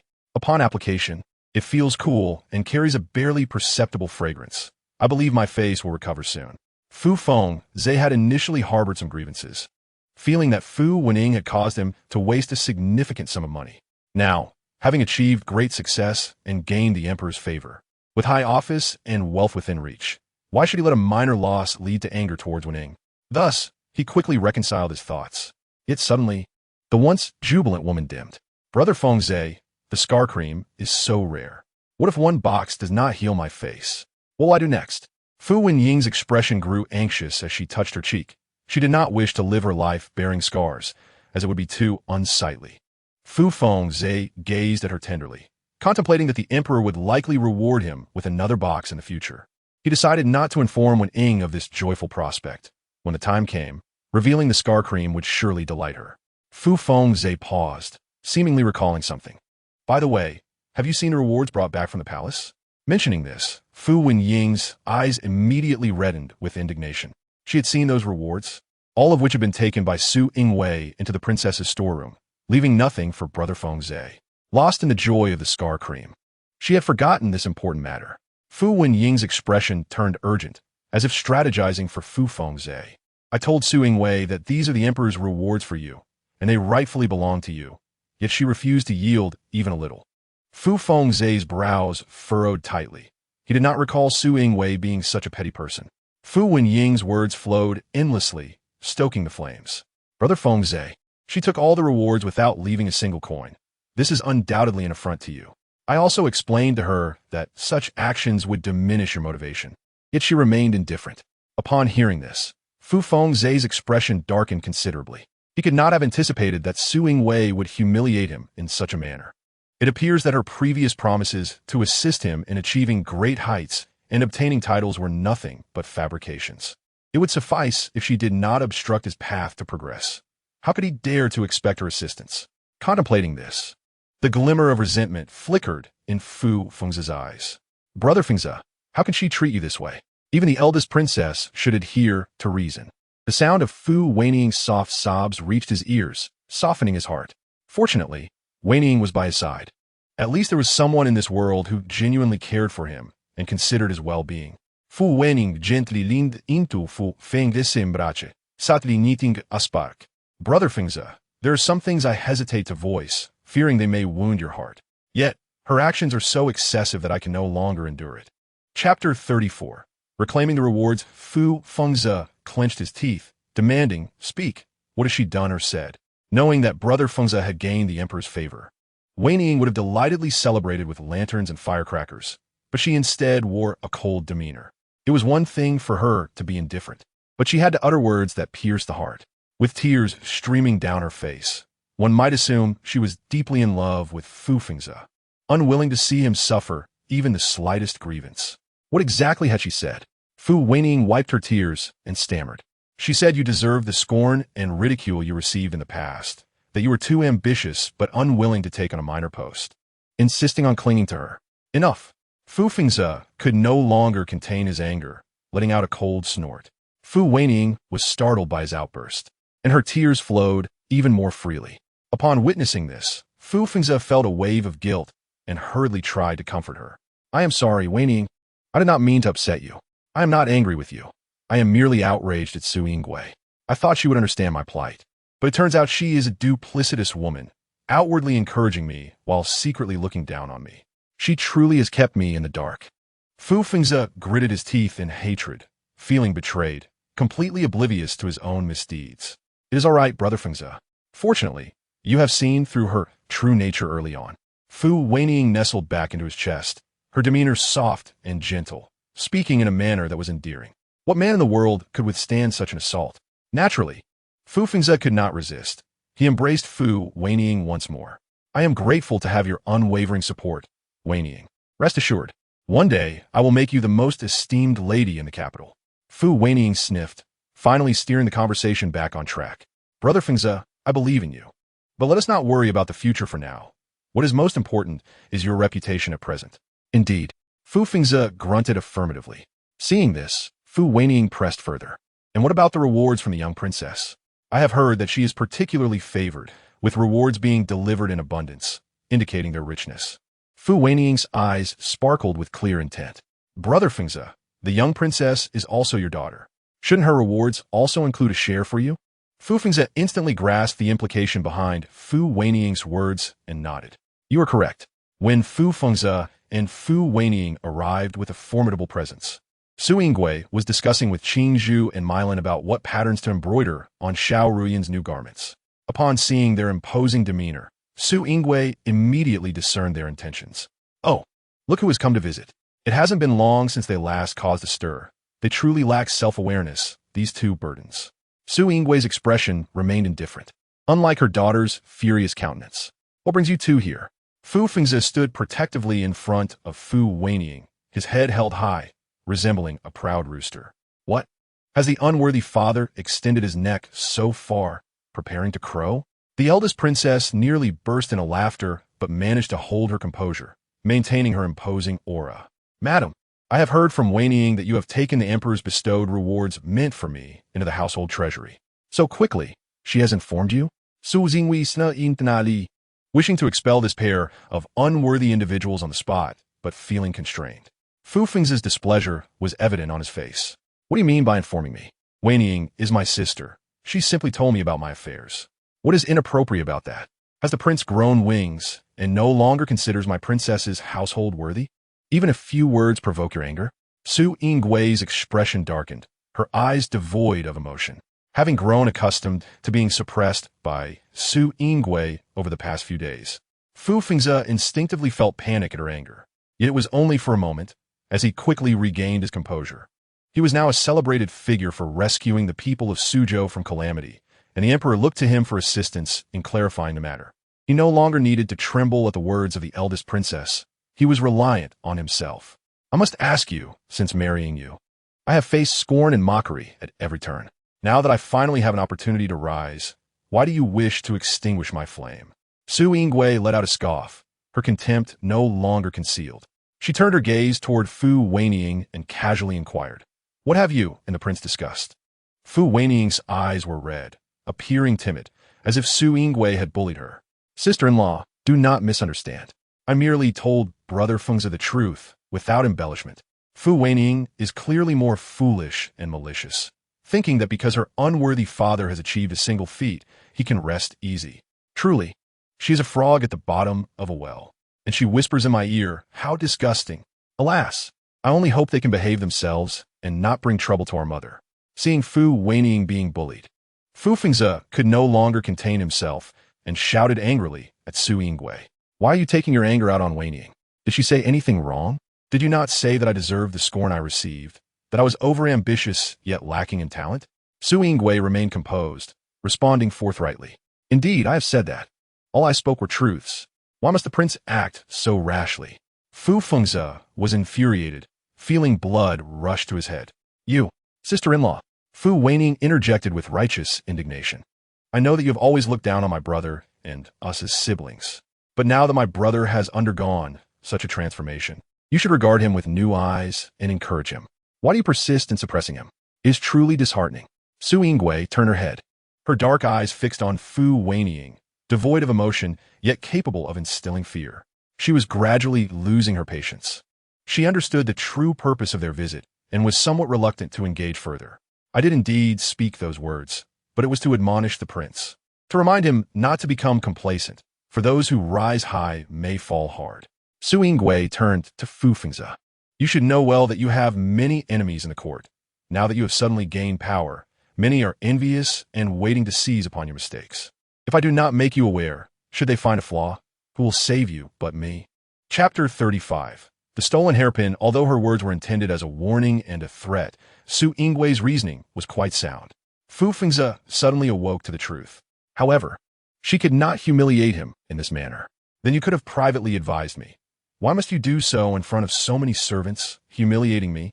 Su Yingwei cast a casual glance at Fu Wenying. "You should ask your dear sister what she has said to provoke me." Realizing Fu Fengzi's gaze was upon her, Fu Wenying quickly assumed an innocent demeanor. I didn't say anything. I only thought sister-in-law did not care for brother and defended him a bit. I did not say anything inappropriate." Su Yingwei appeared lethargic, uninterested in further entangling with the pair. "If you two have come merely to argue, you may as well leave. I do not have the time for such trivialities. Mother is formidable. Mother is powerful. I stand with mother." Fu Wenying subtly signaled to Fu Fengzi, who understood her intent. "Let us set aside these matters for the moment, my lady. The royal household of the Gongju Fu is affluent, and the rewards I have received are but a trifling sum compared to the expenditures of the palace, merely a drop in the ocean, entirely dispensable. Nevertheless, these rewards hold considerable significance for me. Might it not be prudent for you to return them?" He appeared to have regained his clarity, his words considerably more tactful than at the outset. Su Yingwei subtly curved her lips, having long discerned his intentions. "Prince consort, after years of marriage, all expenses have been borne by the Gongju Fu. Throughout this time, I have never touched a single coin of your salary, nor do I know its exact amount. Now that I have finally acquired these tokens, shouldn't you offer some compensation?" Fu Fengzi faltered at her words, while Fu Wenying, fearing a fruitless endeavor to extract funds, hastily interjected, "Sister-in-law, the Gongju Fu is not lacking in such trifles. It is we, the siblings, who find ourselves in dire straits. And what does your financial dilemma have to do with me? Did you not just seek to distance yourself from me, claiming that I obstruct your path?" The atmosphere was charged with tension. Fu Fengzi's face was etched with displeasure, and before he had the chance to concoct another excuse, Su Yingwei decisively declared, "No further discussions are necessary. The item shall not be bestowed upon you. Should you disagree, feel free to petition the emperor and witness whom he chooses to defend. Naturally, the emperor would stand by his elder sister. Moreover, no one would dare be foolish enough to question the emperor." Fu Fengzi's chest heaved with anger. Su Yingwei showed no inclination to preserve his dignity. Fu Wenying, sensing her brother's agitation, gently grasped his sleeve, urging, "Do not let it perturb you. We might as well concede." Her words were ostensibly soothing, but served to fan the flames of his ire. Just as Fu Fengzi weighed the pros and cons, Lord Lu hurriedly entered. The stage was set for an intriguing confrontation. Su Yingwei feigned nonchalance as she glanced at Fu Wenying before turning her attention back to Fu Fengzi.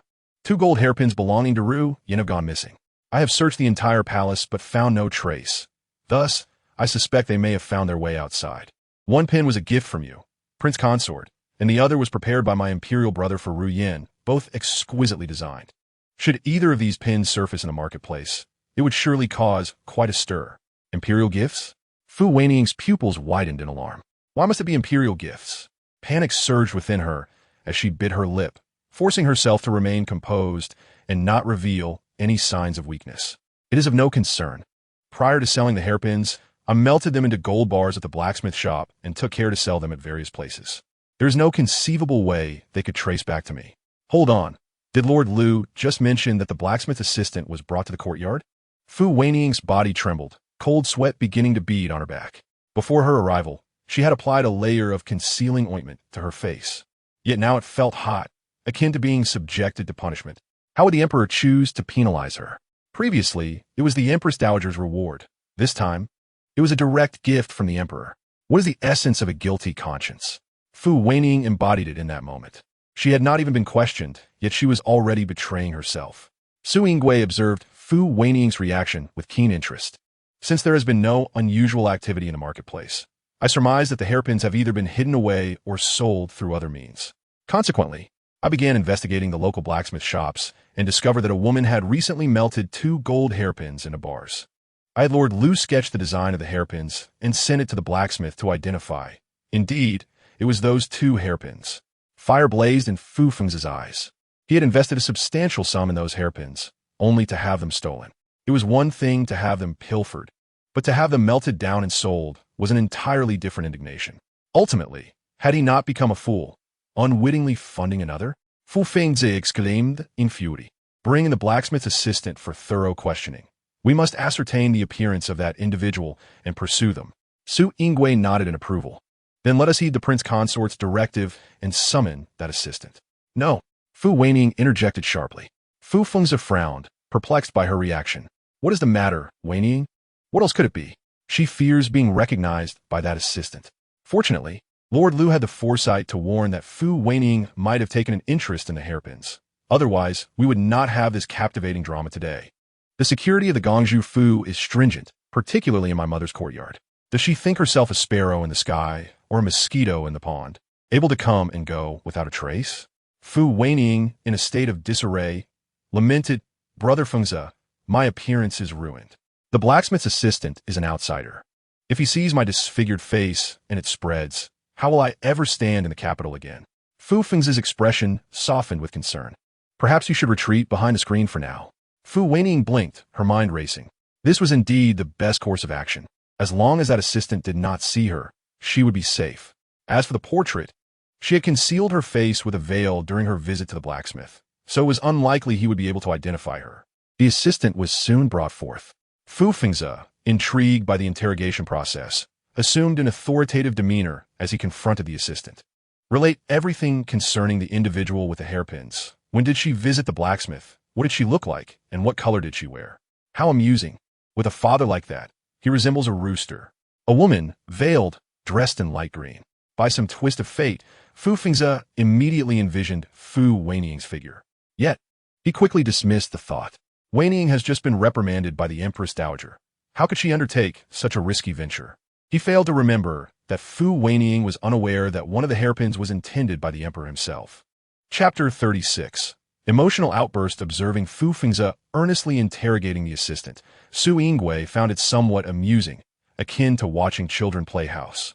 While Fu Fengzi's interrogation skills were not particularly refined, intimidating a commoner was sufficient for the task at hand. What is her height? Is she plump or slender? What does her accent reveal? Does she seem like a local? Upon hearing the accent, it did not resemble that of a local. Rather, it sounded like a woman from Junliang, with a soft tone. This realization struck Fu Fengzi with an inexplicable sense of alarm. Noticing his hesitation, Su Yingwei allowed a meaningful smile to grace her lips. She was suddenly curious whether, in that fleeting moment of uncertainty, he firmly believed Fu Wenying would not repeat her mistakes, or if he had surmised the truth and was preparing to deceive himself, thus assisting Fu Wenying in evading scrutiny. In any case, regardless of the possibility, if there were even a hint of threat to Fu Wenying, Fu Fengzi would not pursue the matter to its conclusion. As expected, he said, "My lady, why not leave this matter for me to investigate? You and your daughter could take a stroll in the back garden. This is merely an attempt to sideline my mother and conduct covert operations. Mother, you must not agree to this." Su Yingwei, of course, would not acquiesce. Since he dared not continue the interrogation, she would carry on. This matter involved His Majesty. She felt compelled to oversee it herself for peace of mind and to provide a proper account to the Emperor later. As the eldest princess, the Emperor's sister required no explanation to him. Fu Fengzi's expression was one of resentment. She had invoked the Emperor, and despite his unwillingness, he dared not act rashly. Meanwhile, behind the screen, Fu Wenying was twisted in fear. She longed to rush out and silence the assistant, ensuring he could never speak again. But all of this was merely her fantasy. She, at that moment, resembled a mouse fleeing from a cat, lacking even the courage to step out from behind the screen. What other distinctive features could Fu Wenying possess? Su Yingwei pondered, as it seemed she had exhausted her inquiries. For a moment, she found herself at a loss for further questions. "Mother, the jade pendant. Fu Wenying possesses a unique jade pendant. Quickly ask the assistant if he remembers it." Fu Ruyan's timely reminder sparked clarity in Su Yingwei's mind. Indeed, Fu Wenying had a jade pendant intricately crafted by Fu Fengzi, featuring a design of two fish frolicking in water. The jade stone in question was stubbornly extracted from her dowry and is a highly esteemed piece of mutton fat jade. Do you recall if the woman adorned herself with any distinctive accessories? Consider her ears, neck, wrists, or waist. Did she have anything hanging there? Su Yingwei's tone was tinged with intrigue. Upon hearing this, Fu Fengzi's pupils constricted sharply. The attendant racked his brain. "Yes, I remember. The woman had a jade pendant around her waist, of exquisite quality, glimmering delicately in the sunlight." "What was the design?" Su Yingwei inquired, her voice calm and unhurried. At this juncture, Fu Wenying could not possibly evade the situation. It seemed to resemble a pair of fish. A pair of fish, indeed. Su Yingwei's eyes sparkled with deeper significance as she glanced at Fu Fengzi, seemingly mentioning it casually. "I recall that Wenying's jade pendant bore precisely the motif of two fish frolicking in water. Fu Fengzi wurde astrein smiled, attempting to exonerate Fu Wenying. This design symbolizes good fortune. Many people use it, so it must merely be a coincidence, unrelated to Fu Wenying." Su Yingwei chuckled lightly. "Regardless, she is present. So let us have her identify it for this attendant." Fu Fengzi's expression tightened, and his speech quickened involuntarily. How could Wenying commit such a thievery? She is not so devious, and she even melted down her gold hairpin to sell. It must just be a coincidence. Whether it is coincidence or not will be revealed once she comes forth for recognition. "Do not forget, Your Highness, she has not been without her transgressions in the past. Fu Wenying does have a criminal record." Fu Fengzi's patience began to wane. "Madam, consider it from a perspective. If you were wrongfully accused of something you did not do, even if it were later clarified as a misunderstanding, would you not feel aggrieved?" Su Yingwei scoffed disdainfully. "I have always conducted myself with integrity, never engaging in nefarious acts. Nor have I ever left a poor impression on anyone. No one would suspect me without cause." Fu Fengzi sighed, adopting a pose of great difficulty. "Why must you always be so aggressive towards Wenying? If this is indeed a misunderstanding, even if clarified, the news will spread, and how will Fu Wenying manage her reputation? If it is clarified that she is not involved, how could it tarnish her reputation?" Fu Fengzi was momentarily rendered speechless by this retort, his brows furrowing. "No smoke without fire." Su Yingwei mulled over this phrase. There is merit to this assertion. Had she not committed wrongs in the past, leaving behind a negative impression, such incidents would not instinctively draw attention to her. Fu Fengzi, feeling both anxious and helpless, remarked that we cannot dismiss a person's entirety because of past mistakes. Everyone deserves a chance for redemption. Your Highness speaks truly. However, with the attendant right here, it would be prudent for her to step forward and clarify. Su Yingwei solemnly pleaded. Should I be mistaken, I shall apologize immediately and vow never to doubt her again. However, Fu Fengzi remained obstinate, still resisting. If you force her out like this, even if it is later clarified, a rift will remain between you two as sisters-in-law. Not. The rift between us has existed since the incident with the blood swallow. I am not afraid of adding another to it. Fu Wenying, I offer you one last chance. I shall grant you the dignity to step forward on your own. Su Yingwei's tone was resolute, leaving no room for refusal. Su Yingwei, Fu Fengzi erupted. Heaven above. How desperate has the wretched father become to dare to call his mother by name? Su Yingwei, too, found it hard to believe. She narrowed her eyes slightly. A warning glint in their depths. Words once spoken are like spilled water. Fu Fengzi recognized that the situation was irreversible and decided to confront it head-on. Currently, I enjoy the Emperor's favor. You may suppress me, and I can endure, but now you wish to make things difficult for my sister, assuming I will meekly accept this?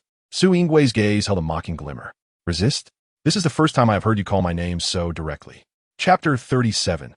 A contest of performances outrageous. How dare he address the crown princess so familiarly? Lord Lu's face was a mask of fury. She had been sent by the Empress Dowager to assist the crown princess and was incensed to witness Fu Fengzi's blatant disrespect.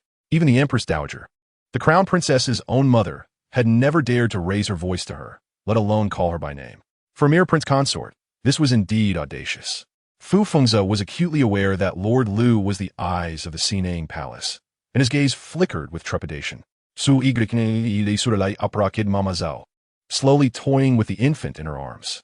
Though her demeanor appeared relaxed, her words carried a sharp edge. With the emperor's favor at its peak, does the prince consort believe he has become untouchable?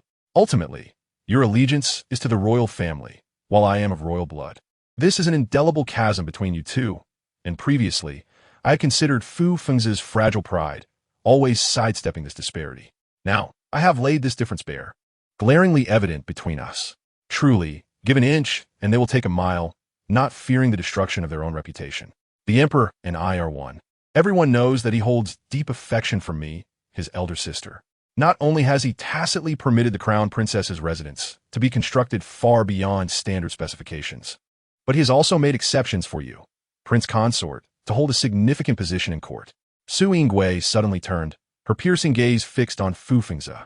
Tell me, should the emperor learn of your defiance against me, will he concern himself more with you, the newly empowered prince consort, or with me, his long-standing elder sister? The answer is patently clear. Fu Fengzi subtly swayed, for the first time feeling an overwhelming sense of pressure from Su Yingwei. What has caused this sudden transformation in her demeanor? This woman is entirely different from the past. My previous leniency towards you is not out of fear, but out of respect for you as my husband. However, I have come to realize that you are wholly unworthy. Madam, Fu Fengzi's thoughts became chaotic, leaving him at a loss. Who is Fu Wenying? She is not even worthy to be called your sister. She shares no ties with me. You would dare to confront me for her? Madam, you misunderstand. I did not. Did not?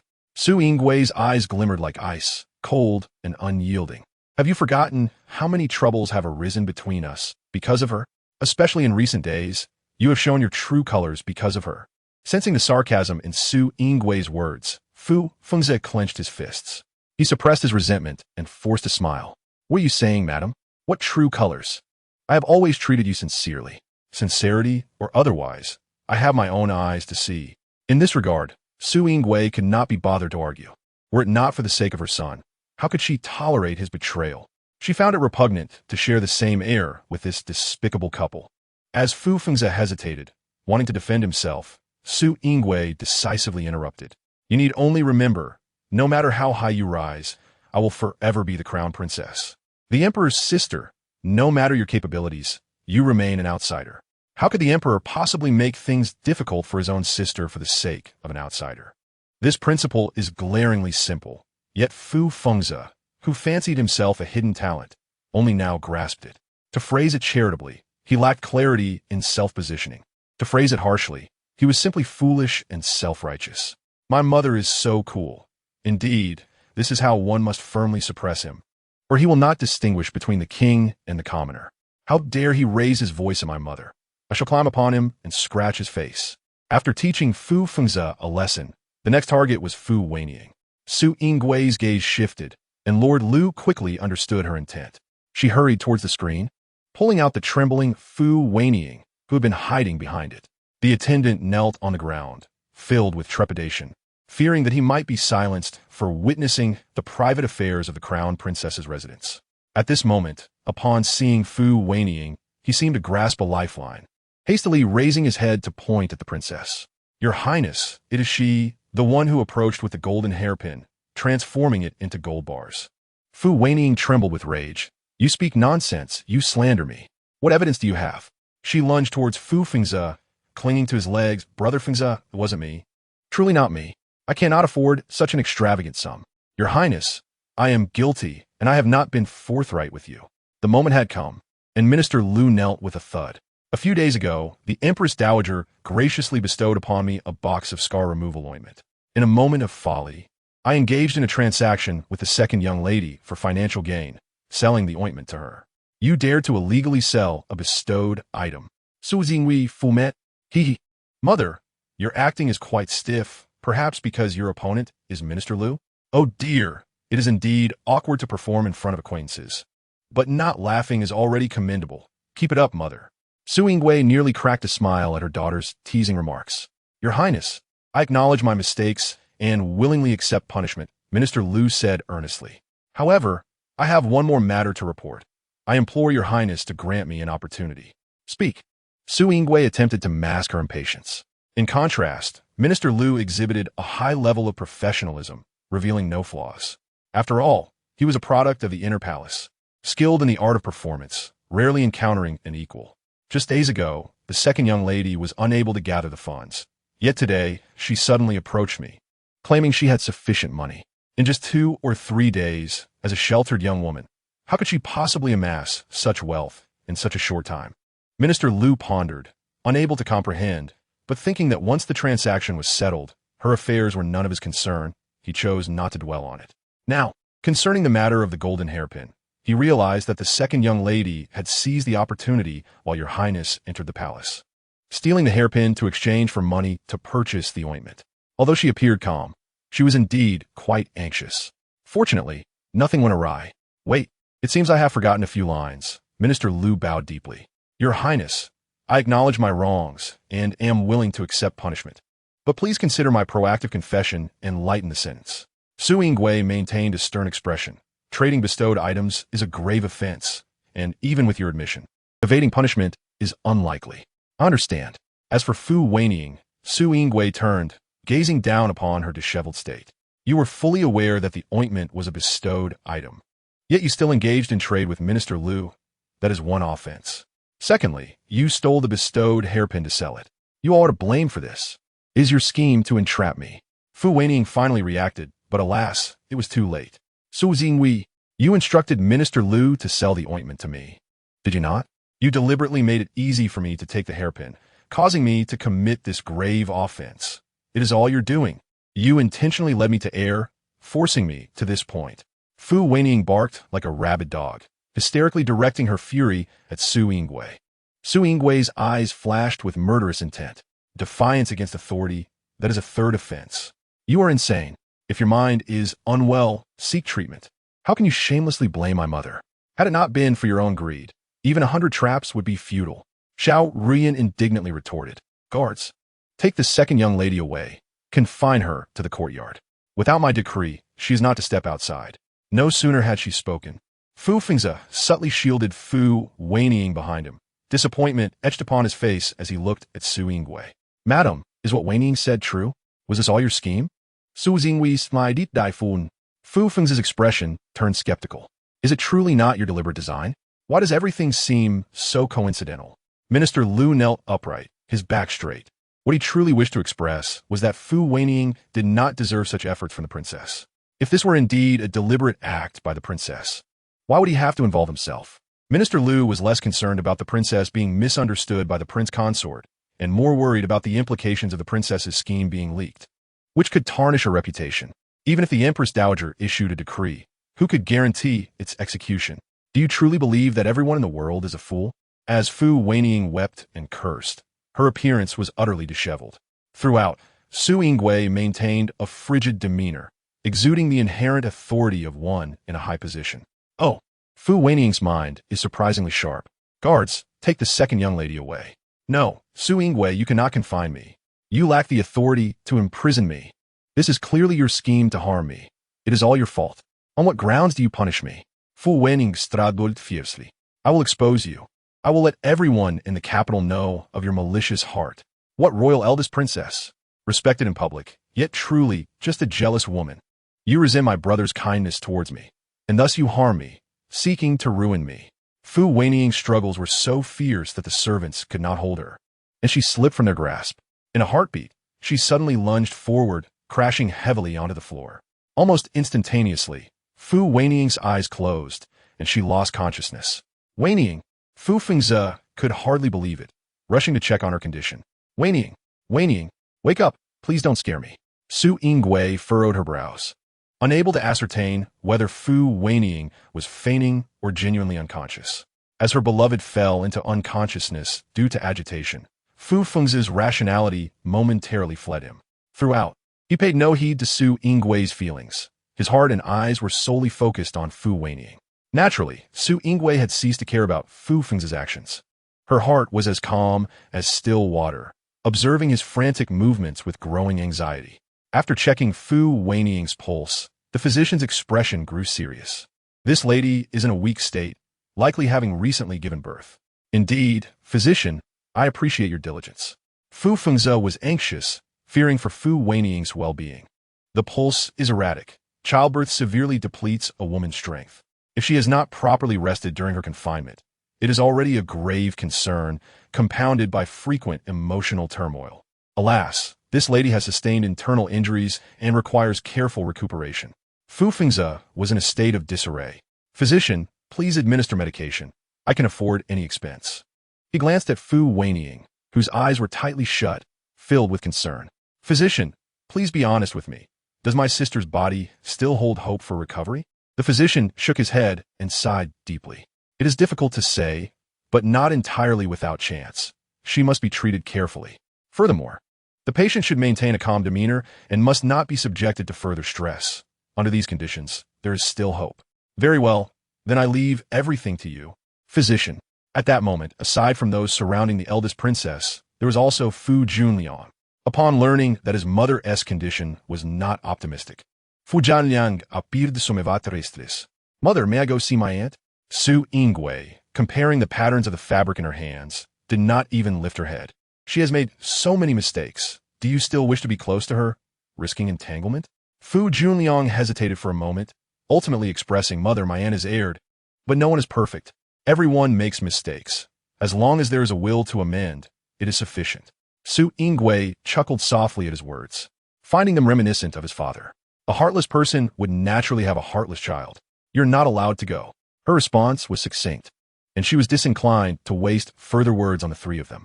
Why is Mother so heartless? Am I heartless? Su Yingwei found this the most laughable jest. Do you know what crime she has committed? Combined, they are sufficient to cost her life. I'm already allowing her to remain in the mansion, tacitly permitting your father to summon a physician for her. That is already a significant concession, and you dare say I'm heartless? Startled by Su Yingwei's imposing demeanor, or perhaps realizing that his words were not entirely appropriate, Fu Junliang cautiously lowered his head. I apologize, Mother. It was my mistake. I merely felt that although my aunt has erred, her current situation is dire, and I cannot help but worry. What is there to worry about? Your father has already summoned a physician for her, and he will provide treatment. Your presence will have no impact. Mother Su Yingwei was unwilling to let the matter rest. You are so preoccupied with her that you might as well be your son. Su Yingwei had completely lost her patience. Your mother has been humiliated, and I have yet to see you offer her any comfort. She has committed numerous mistakes, yet you shamelessly defend her. Fu Junliang, whose son are you truly? Fu Junliang, still a boy at heart, was rendered speechless by her cold words. Mother, I'm naturally your son. Su Yingwei tossed the fabric aside and stepped closer to him. I do not see that resemblance. You resemble Fu Wenying more. Chapter 39. Coercion. Fu Junliang, in a state of panic, felt his heart racing. Mother, I am your son, with your blood coursing through my veins. If you say this, do you wish to abandon me? Mother, I do not intend to hurt you. I simply value familial ties. Today, I present you with two choices. If you choose to visit Fu Wenying from this moment forth, I shall no longer consider you my son. You can fulfill your desires and remain by her side without any restrictions. She was forcing Fu Junliang to declare his stance. Before Su Yingwei could articulate the second option, Fu Junliang anxiously fell to her feet. Mother, please do not abandon me. I will not choose the first path. Currently, their family of four was enduring hardships within the princess's residence, silently bearing disgrace. As long as they could weather this storm, brighter days awaited. Therefore, he could only strive to please Su Yingwei desperately. A pang of bitterness gripped Fu Junliang's heart. His biological mother lay ill, and he could not serve her. He felt he had wronged her. Not only could he not be by her side, but he also had to feign compliance with a malicious Princess Chong. One day, he would take vengeance upon Su Yingwei, ensuring she paid for the suffering his mother endured. Su Yingwei, observing from above, took note of the fleeting hatred and curses in Fu Junliang's eyes. How dare you secretly glare at your mother? It is utterly despicable. Once I can walk again, I shall make you all pay. Su Yingwei turned her head slightly, her lips curling into a faint smile. A dutiful daughter could always cast a ray of light during her darkest moments, warming and illuminating her. Your Highness, the Duke has arrived, looking rather flustered. Su Yingwei raised an eyebrow in surprise. Why is that scoundrel not with Fu Wenying at this time? I have a foreboding feeling. Su Yingwei furrowed her brow, as she shared the same sentiment. It was not that she feared Fu Fengzi. She simply found him tiresome. Moments later, Fu Fengzi appeared like a gust of wind. Madam, do you have any century-old ginseng? Speechless, here he is again begging. Su Yingwei's gaze shifted. Dutiful daughter, you have aptly described him. Madam, I know you must have century-old ginseng. Regardless of the grievances between you and Wenying, life is paramount, so I implore you to lend me the ginseng. What a lunatic! How dare he speak so brazenly? Such audacity to beg for the generosity of others. And to think of using it, does he not realize its value? To use it is to squander it. Why should I give it to you? Ruyan opened her mouth, babbling. Mother, let us not endure this. Do not give them the century-old ginseng. Let them find their own way. Seeing Su Yingwei silent, Fu Fengzi was like a cat on a hot tin roof, his tone increasingly urgent. Madam, I understand there are some tensions between you and Wenying, but before life and death, could you set aside your grievances? Is she on the brink of death? Fu Fengzi's expression tightened. After a long pause, he forced out two words. No. Why must you utter such a curse? Su Yingwei looked at him in bewilderment. Did you not say her life is at stake? Since we have reached this point, what is wrong with my question? Fu Fengzi, suppressing his anger, nodded. No problem. I ask you to lend me the century-old ginseng. I do not possess any century-old ginseng, and even if I did, I would not give it to you. With so many rewards granted by the palace, how could there not be century-old ginseng? I say I do not have it, and even if I did, such a precious item would be wasted on her. In truth, she did have it, since the princess gave birth to a daughter. The palace's rewards had poured into the princess's residence like a stream. Now, the princess's residence had all manner of precious medicinal materials, but she was unwilling to part with it. As long as it was something she did not want, no one could force her to relent. Fury flickered in Fu Fengzi's eyes. The physician stated that Wenying's health was critically poor, and only the century-old ginseng could sustain her. Otherwise, Fu Fengzi felt a shiver down his spine.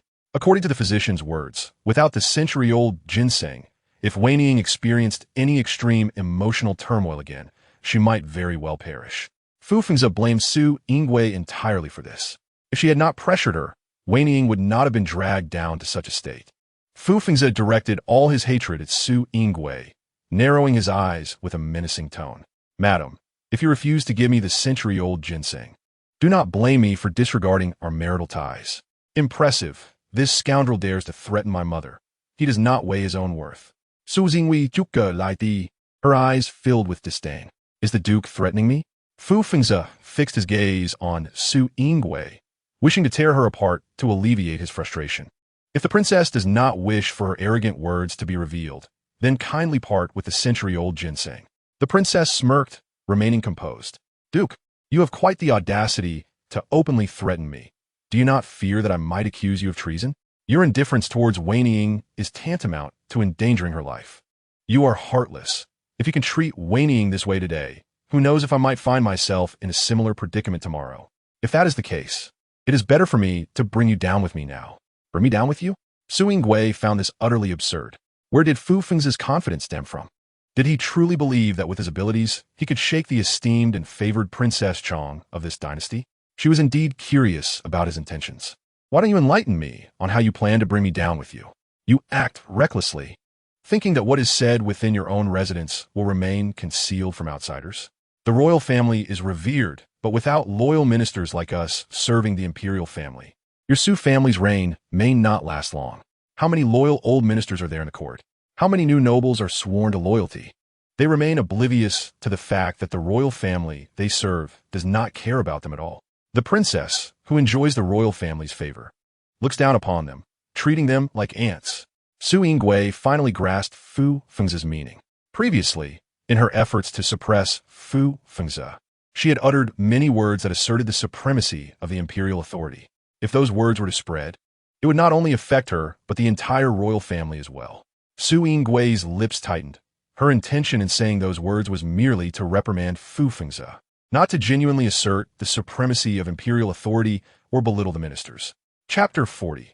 Concession. Yet, those words had indeed escaped her lips, and their implications were precisely as conveyed. If they were to leak, the consequences will be dire.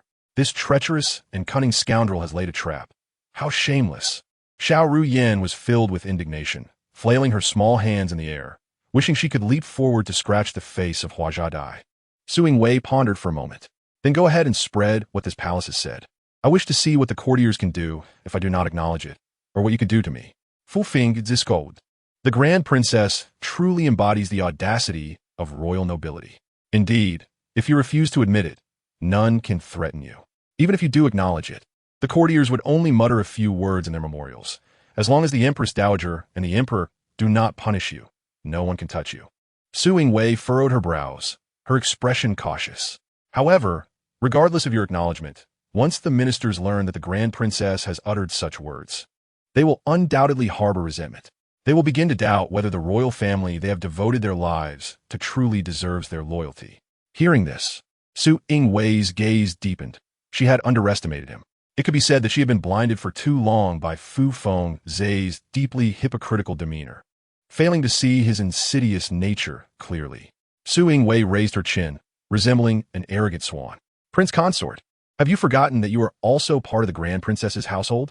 Should I be defeated, you will not fare well either. Even though she had her reservations, she could not let them show overtly. Otherwise, it would only bolster Fu Fengzi's confidence. Suddenly, Fu Fengzi burst into laughter. The person I care about most is now in grave danger due to your indifference. So why should I concern myself with so many details? The one I care for has the courage to acknowledge it directly. Do you truly wish to risk everything for the mere sake of Fu Wenying? Su Yingwei's brows knitted tightly, genuinely perplexed. How could he endure in silence for so long, lying in wait beside her for years, strategizing meticulously, yet suddenly lose composure? She prided herself on understanding Fu Fengzi's character. He was, above all, selfish. Would he truly sacrifice his future for Fu Wenying? A sense of panic began to rise within Su Yingwei, especially since her son was still in the hands of the other party. She feared that Fu Fengzi, in a fit of anger and humiliation, might destroy her son. Realizing this, Su Yingwei felt some regret, as if she had pushed him too hard. Fu Wenying, she is my sister, my blood relative, just as you and the Emperor share a bond. Placing herself in his shoes, could the Grand Princess truly sit idly by and watch her kin perish? Su Yingwei, upon hearing this, subtly exhaled, relieved that Fu Fengzi still remembered to conceal his connection with Fu Wenying. The situation had not yet reached an absolute crisis. Even if they dreamt different dreams while sharing the same bed, maintaining a stable facade was sufficient. She wanted her son. Su Yingwei reminded herself to remain calm. Since Fu Fengzi had provided an opening, she would take advantage of it. This palace offers you a century-old ginseng. Upon hearing this, Fu Fengzi's expression finally improved, quickly returning to his usual refined and gentle demeanor. Madam, I do not wish for our relationship to be so strained, yet I cannot bear to watch Wenying perish, especially when there is a chance for salvation. This palace understands.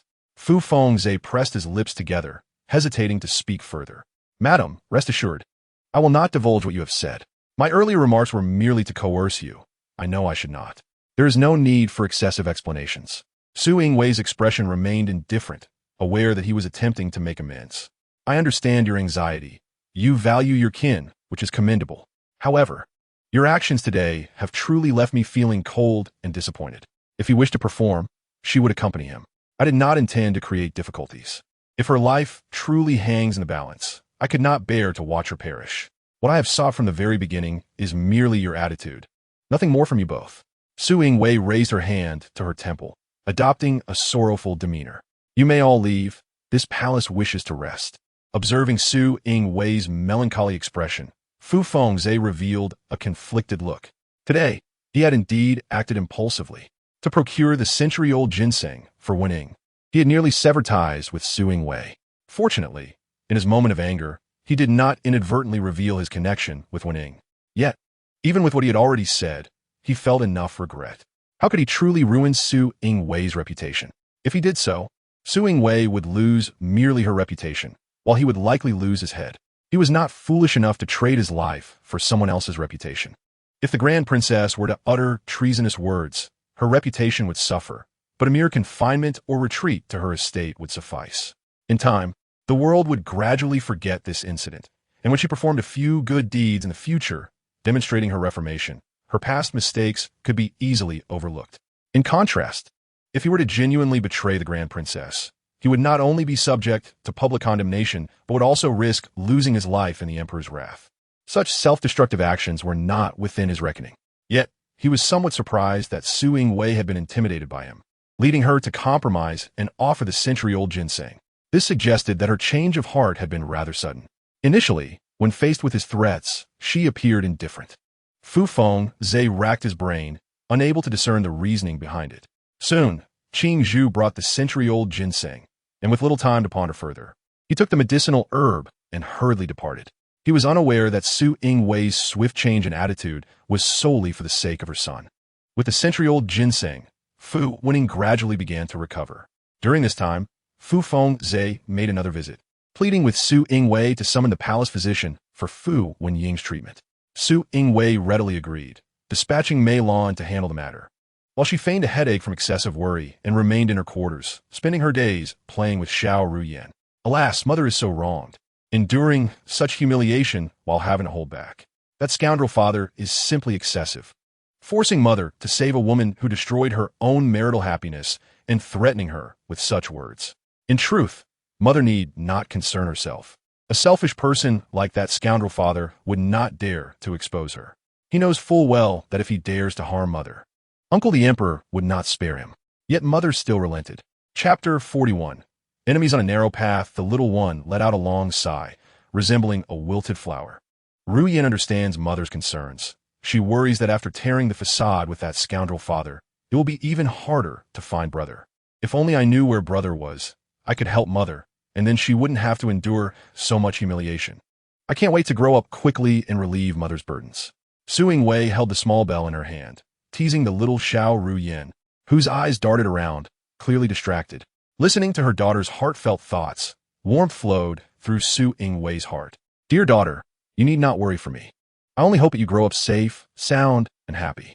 Rest assured, I shall do everything in my power to clear away obstacles, ensuring that those vile matters do not affect your life. With Fu Fengzhe present, Fu Wenying would forever cling to the Grand Princess's residence like a stubborn adhesive. She was inherently a source of trouble, and now, with an additional little one, it only compounded the issues. Fu Wenying's daughter, Fu Ruyan, was of a similar age to Fu Ruyan, and Fu Wenying had previously suggested that they become close like sisters. To have her daughter become sisters with that girl would surely result in being consumed, leaving no remnants, allowing such a pair of calamities to remain in the residence. How could there be any hope for a peaceful life in the future? Su Yingwei recalled how her once obedient daughter had said that Fu Wenying's daughter had taken her place, robbing her of her life. She would not permit such a situation to occur. She would protect her Ruyan. After the quarrel with Fu Fengzhe, Su Yingwei claimed to be ill, and this ailment persisted for several days. As the 100-day banquet approached, she could no longer evade her obligations. It was not fear of Fu Fengzhe that plagued her. Rather, she was weary in both body and spirit. The aversion she felt made the thought of interacting with him unbearable, prompting her to seek solace in solitude. The shadow guards had yielded no results. Each time, she hoped that Fu Ruyan would provide some valuable information, but each time, her hopes were dashed. It seemed her daughter was equally oblivious to her brother's whereabouts. Su Yingwei sighed inwardly.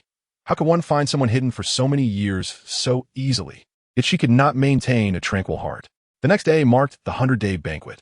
She entrusted all arrangements to Lord Liu, and under her guidance, the princess mansion was already preparing in an orderly fashion. The flowers in the back garden had been specially tended to by the gardeners today. The air was infused with a delicate scent of earth as Su Yingwei strolled through the back garden with her daughter, leisurely digesting their meal. As the saying goes, fate brings enemies together, yet she could hardly have anticipated that in the vast expanse of the back garden, she would encounter the harmonious family of four.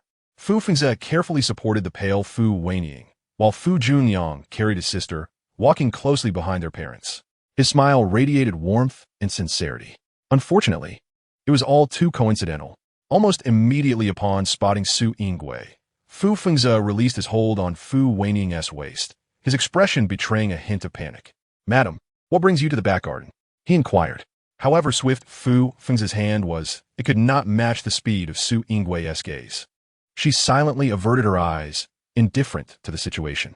For her, the bond with Fu Fengze had long since reached its conclusion. Maintaining any semblance of connection was merely for the sake of their son. Should she choose to expose the truth, it would only complicate matters further. Thus, she resolved to feign ignorance. "I am merely taking Ruyan for a post-meal walk," she replied, her gaze briefly passing over Fu Wenying. "I haven't seen you in the past 2 days. I trust your health has improved?"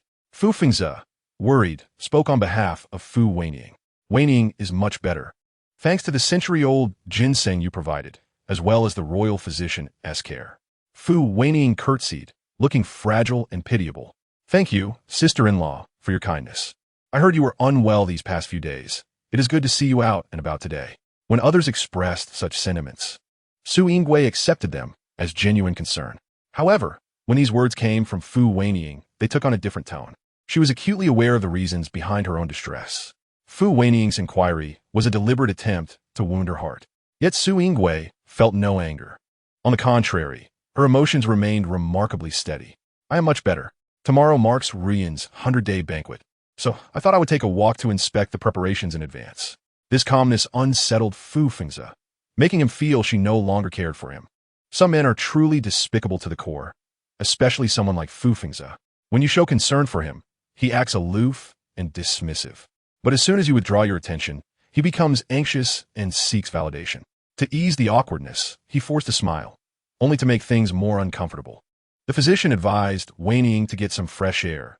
She cannot remain cooped up indoors. "I allowed Junliang to join us today since he performed well in his studies." His explanations only served to draw attention to the awkwardness of the situation. Fu Fengze cast a worried glance at Su Yingwei, who showed no signs of anger. Su Yingwei internally scoffed, thinking, "Now you wish to curry favor? It is too late." Fu Fengze's smile became increasingly strained. "Oh, no need. The servants are here, and we are in our own residence. Nothing will happen." "Your own residence, you say?" "Such words reveal your utter shamelessness," Su Yingwei replied, shaking her head. Her precious daughter harbored a strong dislike for this insipid father, and, rather than endure their presence, preferred to walk alone. Fu Fengze wished to say more, but Fu Wenying interjected. "Sister-in-law, tomorrow is Ruyan's 100-day banquet. How quickly time flies." Su Yingwei feigned disinterest, already anticipating Fu Wenying's next words. "Indeed. Speaking of which, Ruyan's 100-day banquet is also a celebration for Ruyan, but alas, her fate has not been as fortunate as Ruyan's." Fu Wenying's spirits sank as she lamented. "Not to mention hosting a lively banquet like Ruyan's. I could not even prepare a modest celebration for her." Chapter 42. Such is fate. "It is my fault that Leander suffered." Fu Wenying began to sob softly. "Why do you cry endlessly? They say women are made of water." But Su Yingwei thought Fu Wenying was uniquely made of tears. Su Yingwei had always been immune to Fu Wenying's tears every time she cried. It was a strategy of retreat. With narrowed eyes and a faint smile, she replied, "Though Ruyan may not have a 100-day banquet, having a mother who cares for her like you is not a misfortune. Your words only deepen my guilt. Ruyan suffered great injustice by being born of me."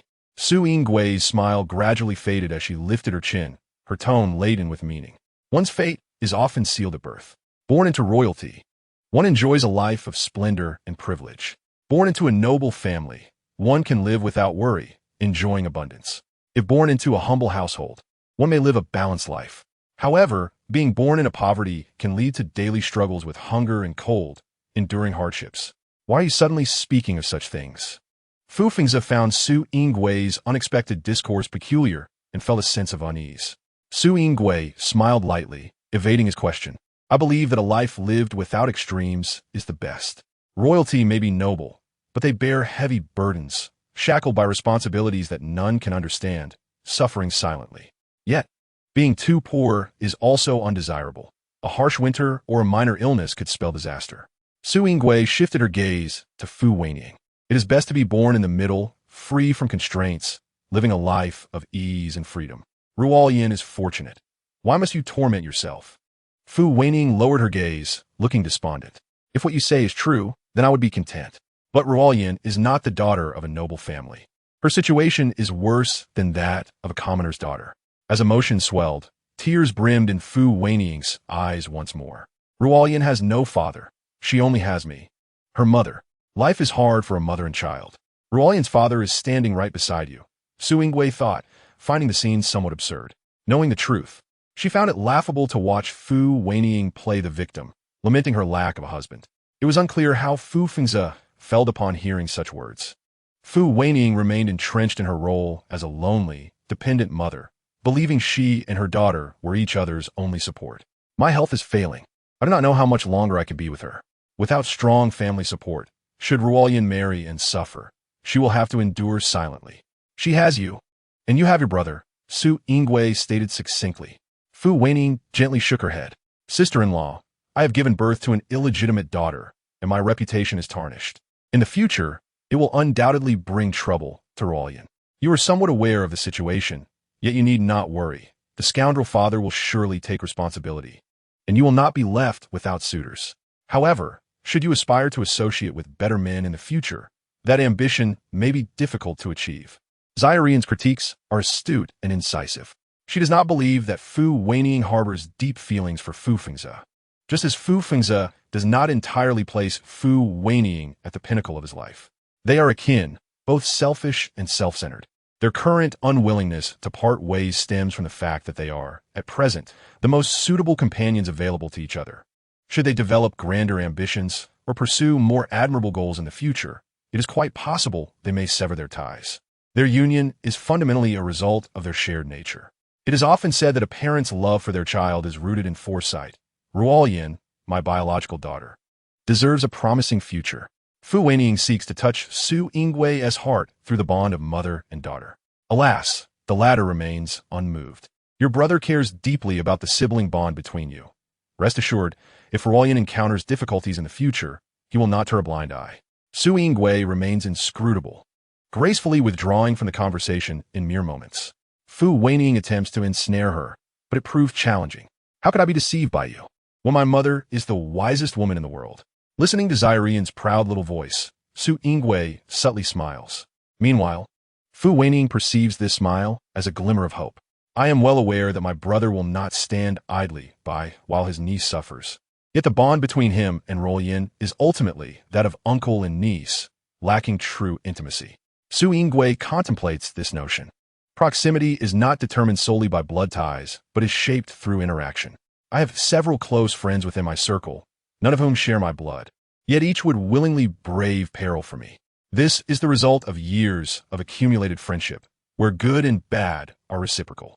The connection between Ruyan and your brother is already established. Should she genuinely respect her uncle, and with you mediating, how could they not grow closer in the future?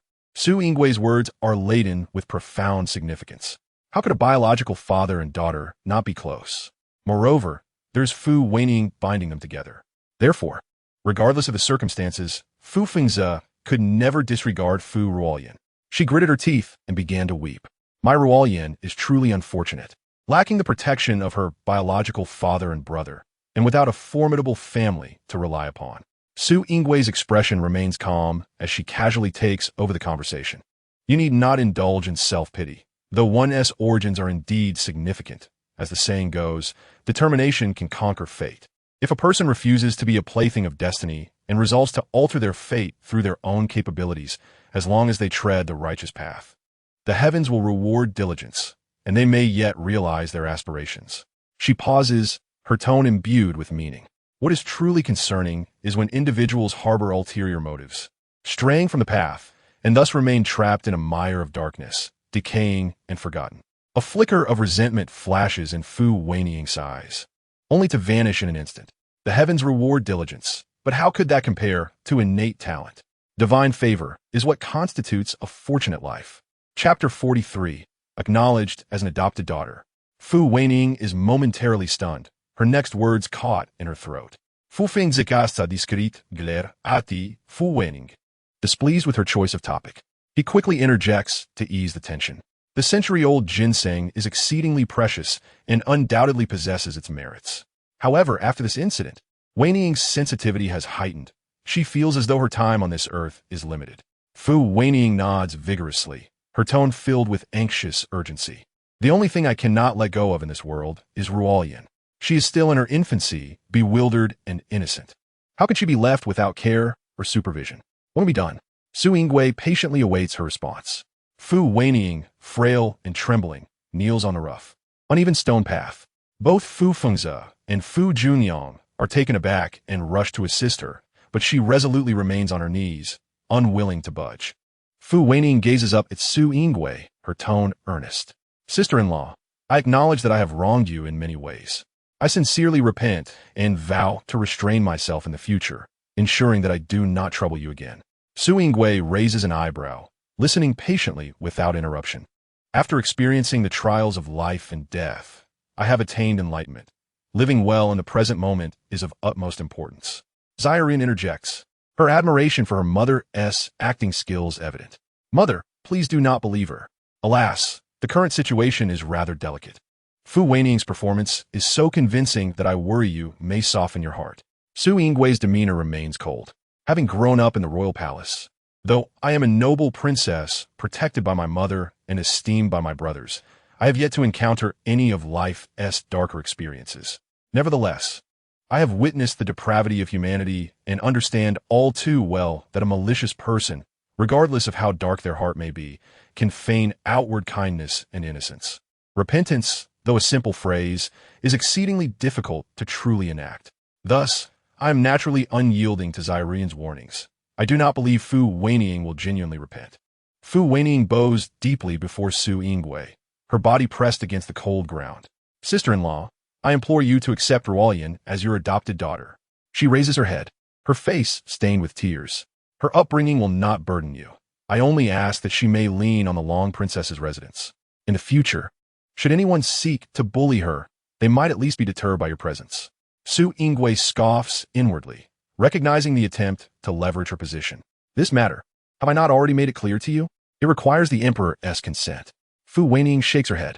There is no need for such trouble, sister-in-law. I only seek a title of adopted daughter for her, and I do not wish to impose further. How can you trivialize such a significant matter? Su Yingwei sigh, her gaze deepening. Do you think this title is a minor affair? She lightly scoffs, her eyes betraying undeniable disdain and indifference. I am a current Long Princess. If Ruyan is acknowledged as my adopted daughter, even without an official title as a county princess, she would easily penetrate the circles of noble ladies in the capital due to her association with the princess's residence. To outsiders, her every word and action would reflect upon the princess's house, and should she err, I would undoubtedly face repercussions. Such a grave matter appears trivial in your eyes. Fu Wenying, do you think it is merely a matter of bowing and acknowledging kinship? Fu Wenying finds herself at a loss for words. Sister-in-law, that will not happen. I will diligently raise Ruyan and ensure I do not trouble you. How foolish. Or perhaps in Fu Wenying's view, it is Su Yingwei who is the fool. To refuse adoption, yet propose to accept her as an adopted daughter. Does she think me gullible or foolish? Su Yingwei's my good folie. Yet within her smile lies a deadly blade. Fu Wenying, a chasm of misunderstanding exists between us. For now, we merely maintain a fade of harmony. You entrust your beloved daughter to my name. Are you not afraid I might treat her harshly or deliberately ruin her? Fu Wenying's expression stiffens. Sister-in-law, Ruyan only needs a title.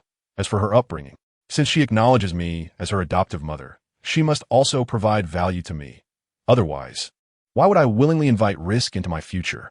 Su Yingwei abruptly shifts the subject. If you wish for me to accept Ruyan as my adopted daughter, there are indeed ways to achieve this. Let us proceed in this manner. If you carry her to my room, I shall reluctantly acquiesce." Upon hearing this, Fu Wenying displayed a hesitant expression. What if she were to take her daughter to Su Yinggui's chambers? If Su Yingui truly behaved as she claimed, treating or intentionally neglecting Lianer, what recourse would there be? Yet, surely she would not act in such a manner? Fu Wenying furrowed her brow tightly. After all, she is the eldest princess. How could she possibly engage in such sordid deeds? Moreover, she had just spoken those words aloud. If she were to act thus, would that not expose her duplicity? Fu Wenying's heart was filled with uncertainty, two voices within her continually tugging and debating. But she is the eldest princess. If she were to err, who could punish her? If she were to commit a wrongdoing, would not suppressing the news be an effortless task for her? Fu Wenying harbored doubts. Should she send her daughter to Su Yinggui's quarters, they would become mere fish on a chopping board, at the mercy of others. The situation could become even more dire. It was better to remain as is.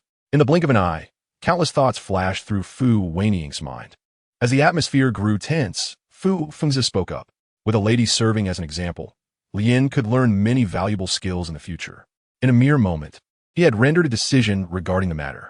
Fu Wenying instinctively felt a surge of panic. She had yet to formulate her thoughts. On one hand, she wished for her daughter to seize the opportunity to align herself with the powerful eldest princess. On the other hand, she feared that Su Yingui might truly mistreat Ruyan. The imperial power is formidable. If Su Yingui possessed a venomous heart, where could a frail woman residing in the eldest princess's manor seek justice for herself? Even with Brother Fengzi present, he may not be able to stand against Su Yingui. Chapter 44. A countenance that changes in an instant. No matter how conflicted Fu Wenying felt, it mattered little, for Fu Fengzi had already taken it upon himself to decide. Yet, her daughter did not wish to remain with Su Yingui. She possessed the halo of a protagonist, and being in her presence would surely bring misfortune to her daughter. In protest, little Ruyan suddenly burst into tears. Su Yingui, upon hearing her daughter's heartfelt cries, felt a stir in her brow. Would her precious daughter become unfortunate by associating with Fu Ruyan? She was unaware of such a possibility. Otherwise, she would never have consented. However, her intentions were not genuinely to raise Fu Ruyan. She merely sought to torment Fu Wenying. Her beloved daughter lived under the roof of her adversary, while she remained oblivious. Surely this would torment her to the core.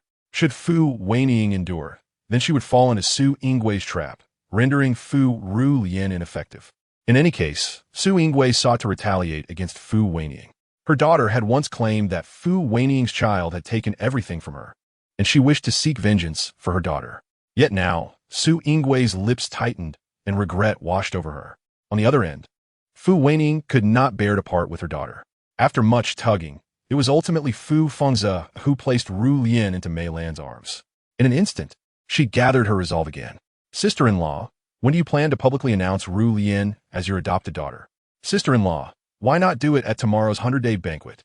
There will be many esteemed guests present, allowing everyone to be informed, thus sparing much hassle." Little Ruyan's voice gradually took on a weeping tone, making it difficult for Su Yingui to hear clearly. Could this be the invincible halo of the original protagonist? Perhaps, in the course of their interactions, Mother would gradually grow fond of Fu Ruyan and abandon me. Upon realizing her daughter's thoughts, Su Yingui felt a sense of chaos. How could she ever abandon her own daughter to dote on her enemy's child? She never anticipated that a single action of hers would instill such a sense of crisis in her daughter. It was her lack of foresight that left her daughter feeling frightened. Su Yingui felt an overwhelming sense of guilt. Her thoughts consumed with how to compensate her daughter and rectify the situation. After pondering for a moment, she concluded that her daughter must understand that she is the most cherished person in her mother's eyes, and no one could ever replace her. She needed to provide her daughter with ample security, thus alleviating little Ruyan's worries. "Sister-in-law, why are you ignoring me?" Fu Wenying gently urged. Su Yingui regained her composure and firmly stated, "No, it cannot be. The 100-day banquet is for Ruyan. Nothing is more important than her. Furthermore, esteemed guests from the palace would also be present to witness. Would I neglect my own daughter to elevate yours?" Su Yingui narrowed her eyes, exuding a palpable sense of pressure. As the atmosphere grew increasingly tense, Fu Fengzi hastily interjected with a smile. "Madam, Please do not be upset. Wenying is merely anxious. But she does care for Ru Yan and harbors no ulterior motives. Su Yingwei stepped back, cradling her daughter, avoiding Fu Feng's touch. She turned her gaze toward Fu Wenying, her piercing stare seemingly capable of incinerating the other. I am willing to adopt Ru Yan as my daughter. For this alone, you should be grateful. Should you dare to overstep, do not blame me for my lack of compassion. Listening to Su Yingwei's warning, Fu Wenying's heart raced. Why did her demeanor change so abruptly? Do not blame me for the warning. Tomorrow, you had better behave yourself and refrain from attempting any tricks with your daughter at the banquet. Otherwise, I shall cast you both out of the princess's manor. A sudden outburst of anger left those present, including little Ru Yan, momentarily stunned. Why is Mother suddenly so angry?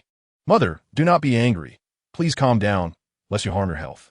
Su Yingwei tightened her embrace around the infant, feeling remorse for causing her daughter distress. She had adopted Ru Yan merely to vex Fu Wenying and to completely sever her ambitions. Her daughter, so astute, would surely understand her intentions. If her daughter remained unwilling or if Fu Ruyan truly posed a threat to her, she would simply send her away. Tomorrow, Fu Ruyan would remain in the courtyard and would not attend Ru Yan's 100-day banquet. Fu Wenying regarded her in disbelief, yearning to resist one last time. Sister-in-law, Ru Yan's 100-day banquet is also Ru Yan's celebration. Even if we cannot celebrate her, let her at least partake in the joyous atmosphere. Su Yingwei's expression hardened. Since she wished to become my adopted daughter, all matters must be determined by me. Fu Fengzi gently nudged Fu Wenying, prompting her to react. No, let everything be decided by you, sister-in-law. Su Yingwei observed their little exchanges with disdain, thinking, did these two truly believe her to be oblivious? Let me prepare you for what is to come. Ru Yan is merely an adopted daughter, while Ru Yan is my biological daughter. I cannot treat them equally. Fu Wenying felt a surge of anxiety. What Ru Yan possesses, Ru Yan may not necessarily have. However, what Ru Yan possesses, Ru Yan must have. This is the rule in my court. Oh no, it appears that Mother still favors me more, prioritizing me above all else. Silly child, of course. You're the one I cherish most. Alas, in this era, competition is intense. Even being a daughter comes with rivals. I must remain vigilant, ensuring that Fu Ruyan does not usurp my mother's love and that she does not bring harm upon her. Listening to her daughter's words, Su Yingwei felt a profound ache in her heart. In her disappointment, her daughter still considered her feelings first, worrying that Fu Ruyan might harm her. How much merit must she have accumulated in her past life to be blessed with such a considerate little darling in this life? Yet, trouble was brewing at such a critical moment. Chapter 45. A countenance of great import upon hearing Su Yingwei's cold and unfeeling words. Fu Wenying's eyes reddened once more, filled with profound sorrow. Sister-in-law, Ru Yan is still but a child. If she perceives the vast gap between herself and Ru Yan, she will surely feel heartbroken. Their differing statuses naturally result in disparities in treatment. Su Yingwei lightly curled the corners of her lips. Could it be that you still dare to fantasize about her being like the princess? Fu Wenying's expression stiffened. Seizing the opportunity, while Su Yingwei was distracted, Fu Fengzi suddenly stepped forward and wrapped his arms around her waist. Su Yingwei furrowed her brows, instinctively wanting to break free, yet the other party tightened his grip. Madam, we're no longer as close as we once were. Fu Fengzi's tone was tinged with a hint of complaint. In the past, Su Yingwei would have certainly relished this display of affection from him. She enjoyed Fu Fengzi's playful and vulnerable demeanor, as it made her feel cherished and relied upon. After all, few men would show such vulnerability in front of their wives. Thus, whenever Fu Fengzi softened his tone, she would waver in her previously resolute decisions, no matter the matter at hand. Su Yingwei pursed her lips, suppressing her disgust. Recently, with the continuous turmoil, she truly had no heart to spend time on romantic entanglements. She wondered what Fu Wenying was thinking at that moment. Watching her unworthy father fawn over her mother, surely it must have been quite displeasing for her. Yet she had to endure it. Xiao Ruyan felt an immense satisfaction in her heart. However, her mother was also suffering. Fu Fengzi's hand was caressing Su Yingwei's graceful waist, and this subtle gesture deepened the furrow in her brow. She swiftly turned with her daughter in her arms and said, "Husband, Wenying is still watching." She smiled gently, her lips curving into a feigned shyness. The scene of the couple playfully bantering was particularly jarring to Fu Wenying. It was a stinging pain akin to a heart bleeding, yet she could only swallow her grievances and suffering. Why did Brother Fengze have to hurt her feelings in front of so many people? She had just seen him take the initiative to approach Su Yingwei. Realizing Su Yingwei's resistance, Fu Fengze's eyes grew increasingly profound. Yet soon, his expression returned to normal. We are husband and wife. What harm is there in showing some intimacy in our own home? Besides, Wenying is not an outsider. After this remark, Fu Fengze smoothly brought up the matter of Fu Ruyan. Madam, you were right. There's indeed a world of difference between Ruyan and Ruyan. He paused and shifted the topic. However, as the saying goes, one can see a person's future by observing them at 3 years old. Though they are both still naive and unknowing, this is precisely the time they require careful nurturing. Fu Fengze spoke earnestly. If we, as elders, treat them unfairly, it is inevitable that the children will feel lost and uneasy, potentially leading to other thoughts. Su Yingwei, upon hearing this, allowed a cold laugh internally. She believed that if she treated Fu Ruyan as her own, it would only lead this mother-daughter duo to develop inappropriate thoughts. There was no need to wait for that moment. Perhaps at this very instant, Fu Wenying already harbored vile thoughts about having her daughter replace her beloved Ruyan. Husband, I ask you, if the palace bestows a reward upon Ruyan, do I also need to prepare an identical one for Ruyan? Fu Fengze answered almost without hesitation, his tone exceptionally assertive. There is no need for such trouble. Simply divide Ruyan's reward in half and give it to Ruyan. Su Yingwei clenched her fists in anger. If it weren't for the fear of the censorate's complaints and causing trouble for the Imperial brother, she would certainly have someone give this shameless Fu Fengze a good beating. So it turns out Brother Fengze was trying to secure opportunities for their daughter. She had misunderstood. Fu Wenying felt a sense of relief, her face once again adorned with a relaxed smile. That damn Su Yingwei. If not for her relentless grip, Brother Fengze would not have to resort to such empty gestures. She wouldn't have to witness her beloved man fawning over another woman. Fu Wenying's heart simmered with indignation. Su Yingwei possessed so much, while she craved only a mere fraction of what slipped through her fingers. And for that, Su Yingwei would not budge. If His Majesty were to inquire and learn that what he rewarded his niece had been halved by another, how would her husband respond? Fu Fengze smiled knowingly. This matter is quite simple. With you covering for me, won't it be easy to gloss over? He had forgotten the pain of the past, thinking that Su Yingwei's current warm demeanor meant he could push his luck. No, that would be disrespectful to the Emperor. Xiao Ruyan sharply critiqued. Or perhaps the madam could explain to His Majesty that you favor Ruyan as your adopted daughter.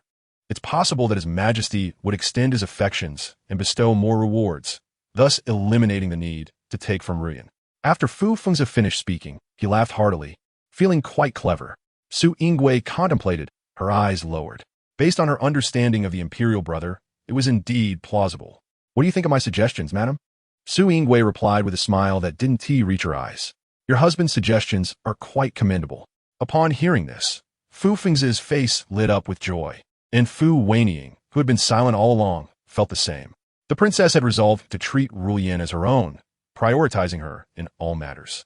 Not only would she distribute all of Ruyan's possessions to Ruyan, but when it came time to choose a husband for Ruyan, she would ensure Ruyan overshadowed Ruyan.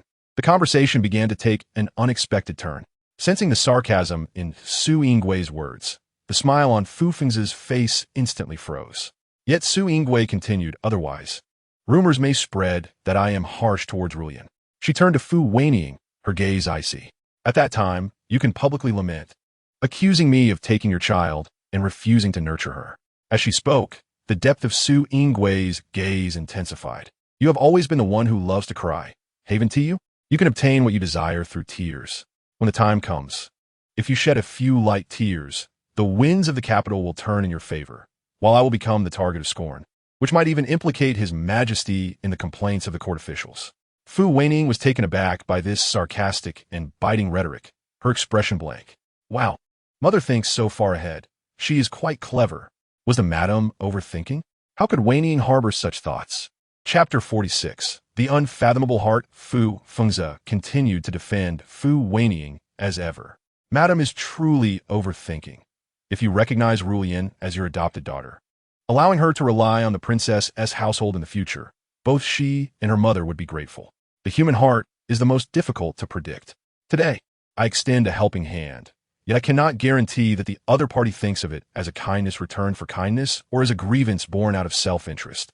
Fu Fengzi's expression darkened, his smile growing increasingly strained. As for others, I do not know, but Wenying, you need not worry. Your husband is still here.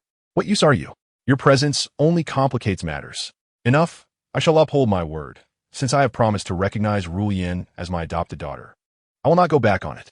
The two of them breathed a sigh of relief simultaneously. Her eyes were cold, embodying the unique disdain and indifference of someone in a superior position. However, before that, I have conditions. From now on, Fu Wenying is not to interfere with Ruyan's upbringing.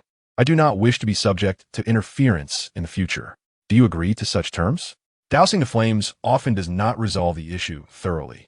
It merely placates the immediate trouble. Yet she did not want Fu Wenying to continually bring the same matter to trouble her. Thus, what she needed to do was cut off the root of the problem.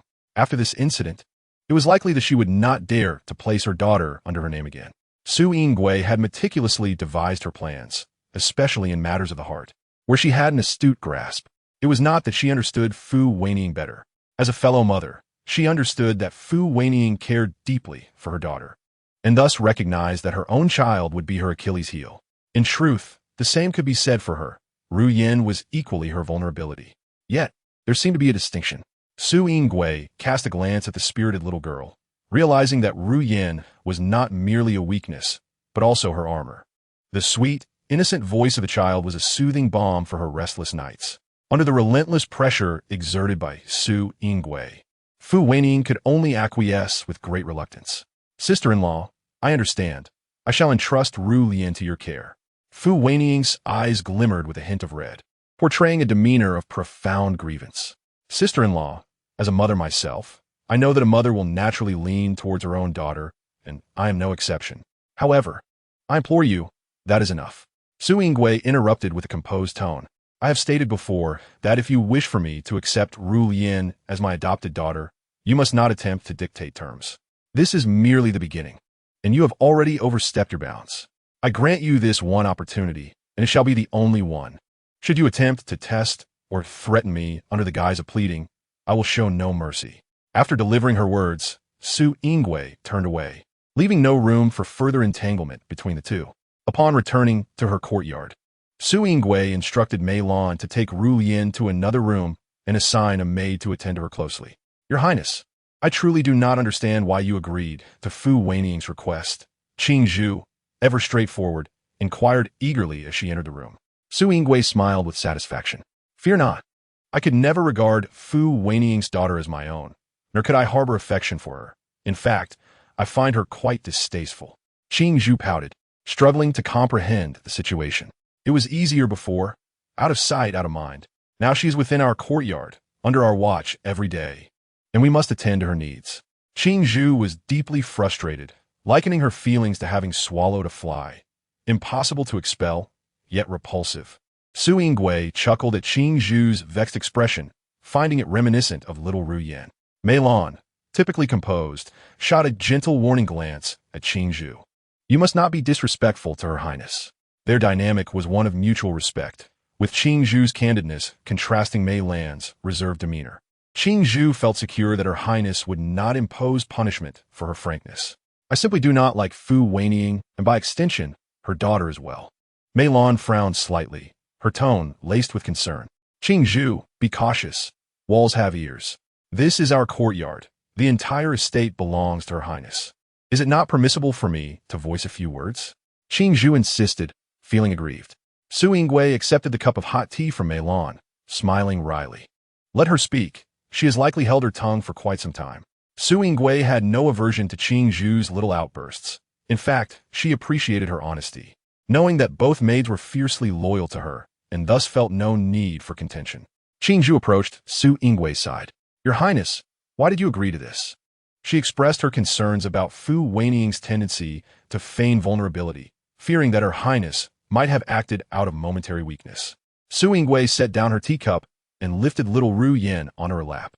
Qing Zhu was perplexed. What do you mean by a long-term solution, Your Highness? Do you believe Fu Wenying truly cares for her daughter? Of course she does. Otherwise, she would not go to such lengths to have you accept her daughter as your own. Su Yingwei continued.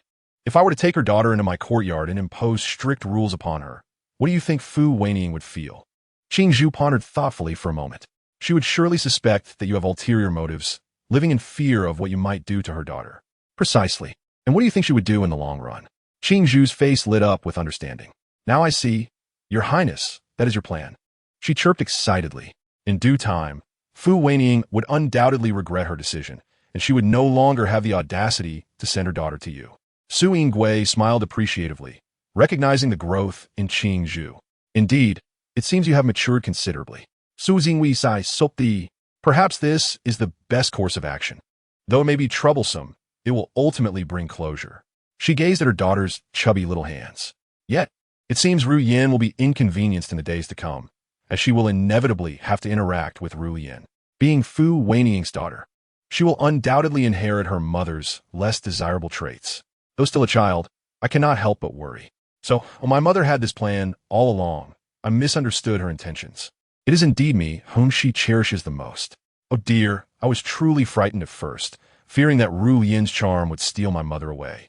I wonder if bringing Ruyan here will suppress my own brilliance. Mother has already placed her in another room. It should be fine, right?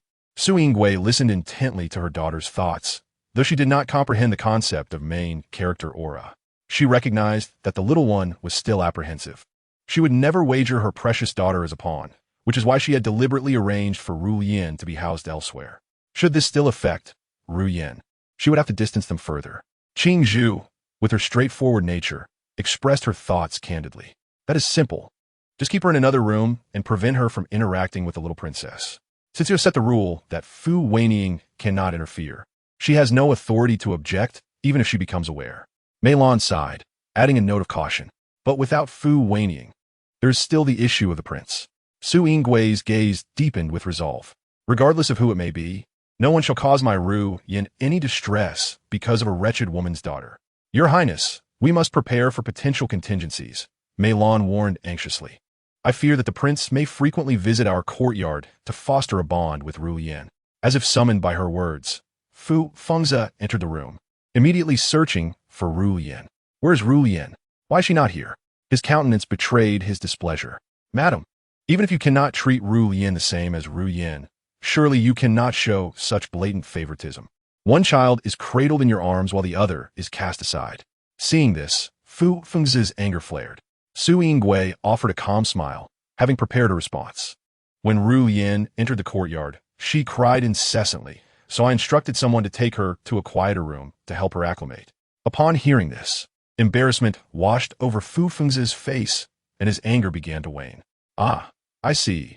It seems I have misjudged you, madam. Su Yingui waved it off nonchalantly. It is of no consequence. She glanced at Fu Fengzi. Is there anything else aside from inquiring about Ruyan? If you wish to see Ruyan, I can have Mei Lan escort you. Fu Fengzi chuckled, smoothly removing his outer robe. No need. I came tonight specifically to keep you company. No way. Is that scoundrel planning to stay overnight? How will mother ever sleep now? That doggo man should take a good look in the mirror. He is unworthy of my noble and beautiful mother. In an instant, Fu Fengzi had drawn close to Su Yingui, wrapping her in his arms with a gentle tone and affectionate gaze. My dear, I have neglected you of late. Tonight, I shall make amends. Let go of my mother. Remove your filthy hands. Oh, it feels like a cabbage being ravaged by a pig. Su Yingui suppressed the rising wave of revulsion within her. Perhaps you should rest, my husband. Fu Fengzi's expression hardened. Was his wife urging him to leave? Lately, he found her increasingly inscrutable.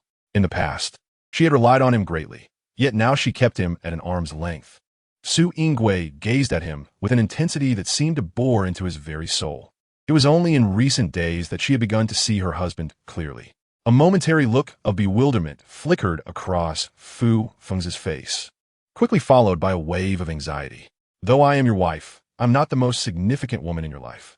You prioritize your bond with your siblings and hold Fu Wenying in higher regard. A barely perceptible tremor passed through his pupils, fearing Su Yingui might have discerned something amiss. I do not voice this to cast blame upon you, my husband. I merely feel that if you do not value me, why should I continue to offer my warmth to your indifference? Relationships thrive on reciprocity. Do you not agree? Upon hearing Su Yingui's heartfelt sentiments, Fu Fengzi discreetly exhaled in relief. It became apparent that his wife was still harboring resentment towards him, blaming him for focusing his thoughts on Wenying these past few days and neglecting her. Su Yingwei's forehead bore several faint lines of annoyance. Who gave him such misplaced confidence? It is indeed a failing on your part, yet it arises from circumstance. Wenying has not been well of late. I understand all this. There is no need for you to constantly justify yourself. She was growing weary of hearing the same excuses. If you grant me one more chance, I shall make amends. Your mere presence is already the greatest form of recompense. Su Yingwei pressed her lips together, stating that she needed to tend to Ruyan at night and suggested her husband find rest elsewhere. The thought of simply sharing a bed with Fu Fengzi made her feel ill at ease. No matter, I will accompany you. Children often cry at night, and since you must attend court during the day, it would be too much for you. Hearing Su Yingwei's words, Fu Fengzi displayed a moment of hesitation.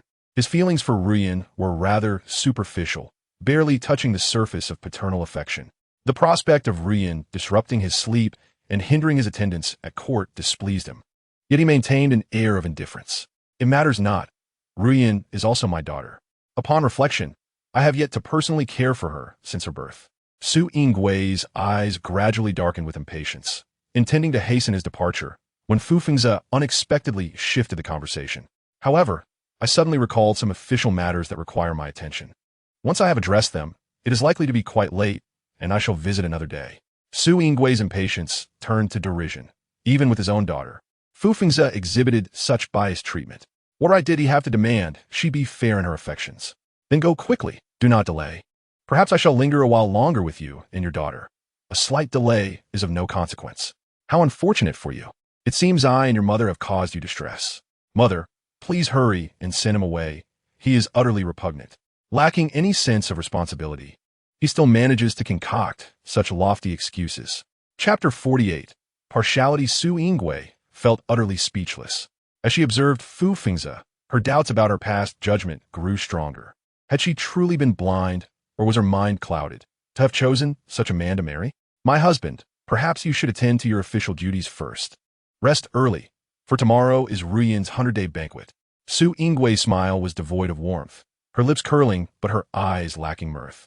Should he dare to neglect Ruyan's banquet, she would ensure he regretted it deeply. At tomorrow's feast, her husband must be alert and ready to entertain the guests alongside her. To ease her worries, she emphasized her concern with a few additional words. She held no interest in Fu Fengzi's true feelings.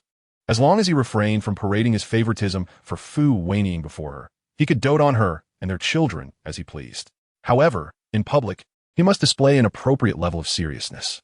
The banquet for little Ruyan would attract many prominent officials and their families. Even those who could not attend would surely send lavish gifts in advance. Throughout the capital, it was common knowledge that the young princess was favored. Who would dare to cast aspersions upon the emperor, empress dowager, and the grand princess at such a time? Su Yingwei had her strategy firmly in mind. Many officials' families were indeed from noble backgrounds, their familial influence significant. Her past close friends were among them. Before her marriage, she had enjoyed a wide circle of acquaintances. Nearly every notable noblewoman in the capital was familiar to her, and their relationships were substantial. Children raised within the imperial family often possessed political acumen. From a young age, she understood the delicate balance of power. Water can both carry a boat and capsize it. Recognizing the intricate ties between the royal family and the aristocracy, she proactively cultivated friendships with noble women in her youth. Her efforts had helped solidify the emperor's rule more firmly than anticipated. Although women could not achieve greatness in the court, they could serve as vital links between families and between families and the imperial household. Su Yingwei's gaze deepened with contemplation.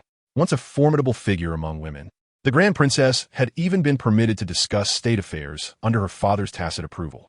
Yet, such opportunities had abruptly ceased after her marriage. She had naively trusted Fu Fengzi's professed devotion and allowed herself to become complacent. Reflecting on her past, she felt foolish and easily deceived. Su Yingwei lamented deeply. For the sake of Fu Fengzi's mere words, she had confined herself within the Grand Princess's estate. Tomorrow marks the 100-day banquet, and her old friends would surely come. Noticing Su Yingwei's distracted demeanor, Fu Fengzi's eyes shifted, and in an instant he devised a plan for how to maneuver Su Yingwei. Clearing his throat, he nonchalantly remarked, "I am uncertain how much paperwork awaits me tomorrow. but rest assured, I shall attend to it swiftly to free up more time for us to host the guests. Su Yingwei frowned. She was not negotiating with him. Her lips pressed tightly. She emphasized, "My husband, regardless of the importance of other matters. They must be set aside for now. Tomorrow is my 100-day banquet. Ruyan's celebration is significant, and many dignitaries will attend.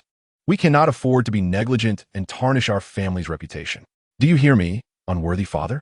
Your mother is being gracious with you. Do not spurn her kindness." Hearing the mention of dignitaries, Fu Feng's eyes briefly lit up, only to be quickly concealed. Based on his understanding of Su Yingwei, she would undoubtedly want him to attend the banquet. Thus, he needed to feign reluctance, prompting Su Yingwei to make concessions to persuade him to join. Having solidified his thoughts, Fu Feng sighed and shook his head. "My lady's words are understood, but I have only just gained the emperor's favor. I must attend to this with utmost diligence." Su Jingwei Thou Wen, how long could a banquet possibly delay you? Furthermore, it is possible that my mother and the emperor's younger brother may also come to witness the occasion. Upon hearing that the empress dowager and emperor might attend the banquet at the grand princess's estate, Fu Feng's heart raced with trepidation. If that were indeed the case, the emperor's grace would reflect well on him. Previously, Su Yingwei had mentioned this possibility several times, but he had been skeptical, thinking she was merely trying to intimidate him. However, with the banquet approaching, her consistency made it increasingly likely. Fu Feng's struggled to suppress the excitement swelling within him.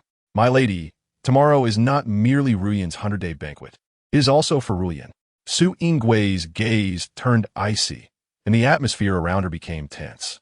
Fu Feng's, believing he had gained the upper hand over Su Yingwei, wore an expression of self-satisfaction. "Ruyan is indeed my biological daughter, deserving of my greater affection. Yet Ruyan's circumstances are pitiable. She has only Wenying as her mother, and Wenying has been unable to organize the banquet for her. Due to Wenying's frail health, Ruyan has been left to grow up in your courtyard. Yet you refuse to allow her to join us, leaving the poor child isolated in the courtyard. It would be too lonely." Su Yingwei regarded him coldly. The courtyard was not devoid of servants to attend to her. Fu Feng's shook his head. "Servants are not the same.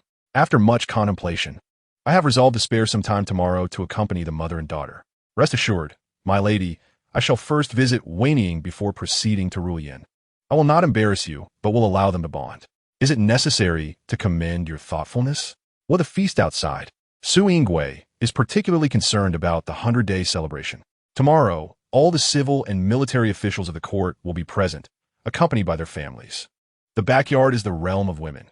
The husband need not worry, yet you must be present to support the front hall, correct? Upon hearing this, Fu Feng's feigned a troubled expression. "Naturally, I wish to uphold the front hall and assist my lady in hosting this banquet, but I cannot bear to leave Wenying and her daughter in solitude." He approached Su Yingwei and placed his hand upon her shoulders. "Wenying has shown me profound loyalty. During my days of obscurity, she was always by my side, encouraging me.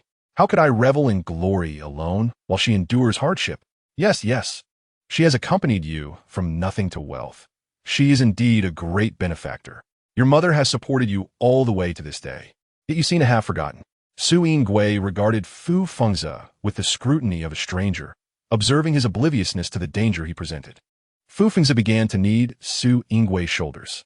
"My lady, why not consider this? You may struggle to manage the backyard alone, so let Wenying assist you. At that time, you could also present Ruyan and take this opportunity to announce that you have accepted her as your adopted daughter. How audacious of you!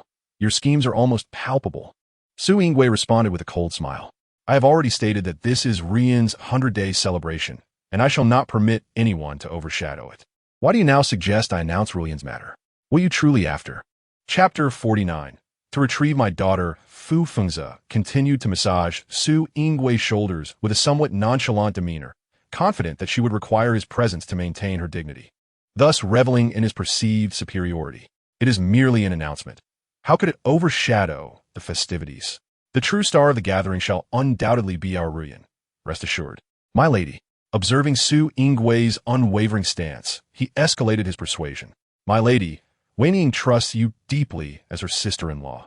Even though she is reluctant to part with her daughter, she has still sent Ruyan to you. How would you bear to hurt her feelings?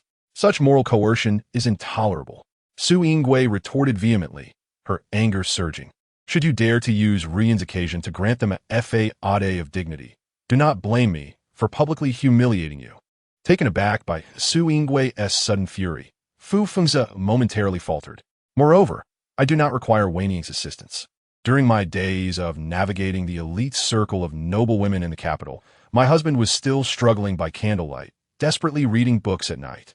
Fu Fengzi, a mere son of the Marquis's secondary wife, had never received favor, and due to his stepmother's harshness, he had no opportunity to study. Even with a desire for self-improvement, he could only learn furtively in the dead of night. This undoubtedly wounded Fu Fengzi's pride. His expression darkened, and he questioned why she must strike at his vulnerabilities. Su Yingwei scoffed. One must feel the pain oneself to truly understand it. As for the banquet tomorrow, whether you attend or not is of no concern. Even in your absence, I shall ensure the 100-day celebration proceeds with fervor. As Su Yingwei's ire intensified, Fu Fengzi grew increasingly flustered, but it was too late. Su Yingwei turned her back, unwilling to allow this wretched man to tarnish her vision. Milan, escort the prince out. Under Milan's respectful demeanor, Fu Fengzi was ushered from Su Yingwei's courtyard. Even as he stood outside the gate, he struggled to regain his composure. This was the first time Su Yingwei had expelled him from her quarters. Murmurs from the servants nearby heightened his embarrassment. This wretched woman dared to publicly contradict him, leaving him unable to hold his head high before the servants. Fu Fengzi seethed with frustration, yet felt powerless. With such a disposition, there was no way he would be welcome at tomorrow's banquet. Did she not wish to create an illusion of familial harmony, with everyone doting on her daughter? He would shatter that illusion with vigor. Let us see how the banquet proceeds smoothly without him in the front hall. Fu Fengzi, filled with indignation, sought out Fu Wenying. Brother Fengzi, you finally arrived. Have you seen Ruyan? How is she faring? Will she cry? Will she miss her mother? Fu Wenying pouted, looking particularly pitiful and endearing. Brother Fengzi, please tell me quickly, she urged anxiously. That detestable Su Yingwei. How could there exist such a heartless woman in the world? Who would separate her from her precious daughter? Fu Fengzi's grim expression had yet to soften. At Fu Wenying's inquiry, he suddenly recalled that he had forgotten to check on Ruyan. He waved his hand dismissively. She has been placed in another room by that wretched Su Yingwei, who claims she has been crying incessantly and needs to adjust. Upon hearing this, Fu Wenying's tears flowed even more freely. She sobbed softly, her words coming in fits and starts. Ruyan is usually so sensible. How could she possibly cry continuously? Fu Wenying trembled slightly, her eyes filled with worry. Her breathing quickened, as if she might faint at any moment. Fu Fengzi noticed her distress and quickly reached out to steady her shoulders. Wenying, do not be agitated. The physician has warned that you must avoid stress. Fu Wenying shook her head, weeping for her daughter. Brother Fengzi, you know that Ruyan is understanding and quiet. She rarely cries. This is clearly a ruse to placate us. Regarding her daughter, Fu Wenying's rationality was teetering on the brink of collapse. She has taken my daughter and refuses to treat her well, leaving a small child abandoned and alone. What a cruel heart. Fu Fengzi gently patted Fu Wenying's back, soothing her crumbling emotions. Do not cry. If you continue, I shall feel pained as well. Fu Wenying lifted her face from Fu Fengzi's embrace. Brother Fengzi, my Ruyan has been taken from me. What shall I do in the days to come? Her biological son had been forbidden by Su Yingwei from any contact with her. Now, her daughter had also been taken away, plunging Fu Wenying into despair. Although Ruyan, recognizing Su Yingwei as an adoptive mother, could greatly benefit her future, Fu Wenying could not bear the thought of her daughter suffering in that other courtyard, nor could she endure the separation. The thought alone shattered her heart. Ruyan is still so small. How could Su Yingwei have a heart to leave her all alone? One can only imagine the suffering her daughter will endure in the future.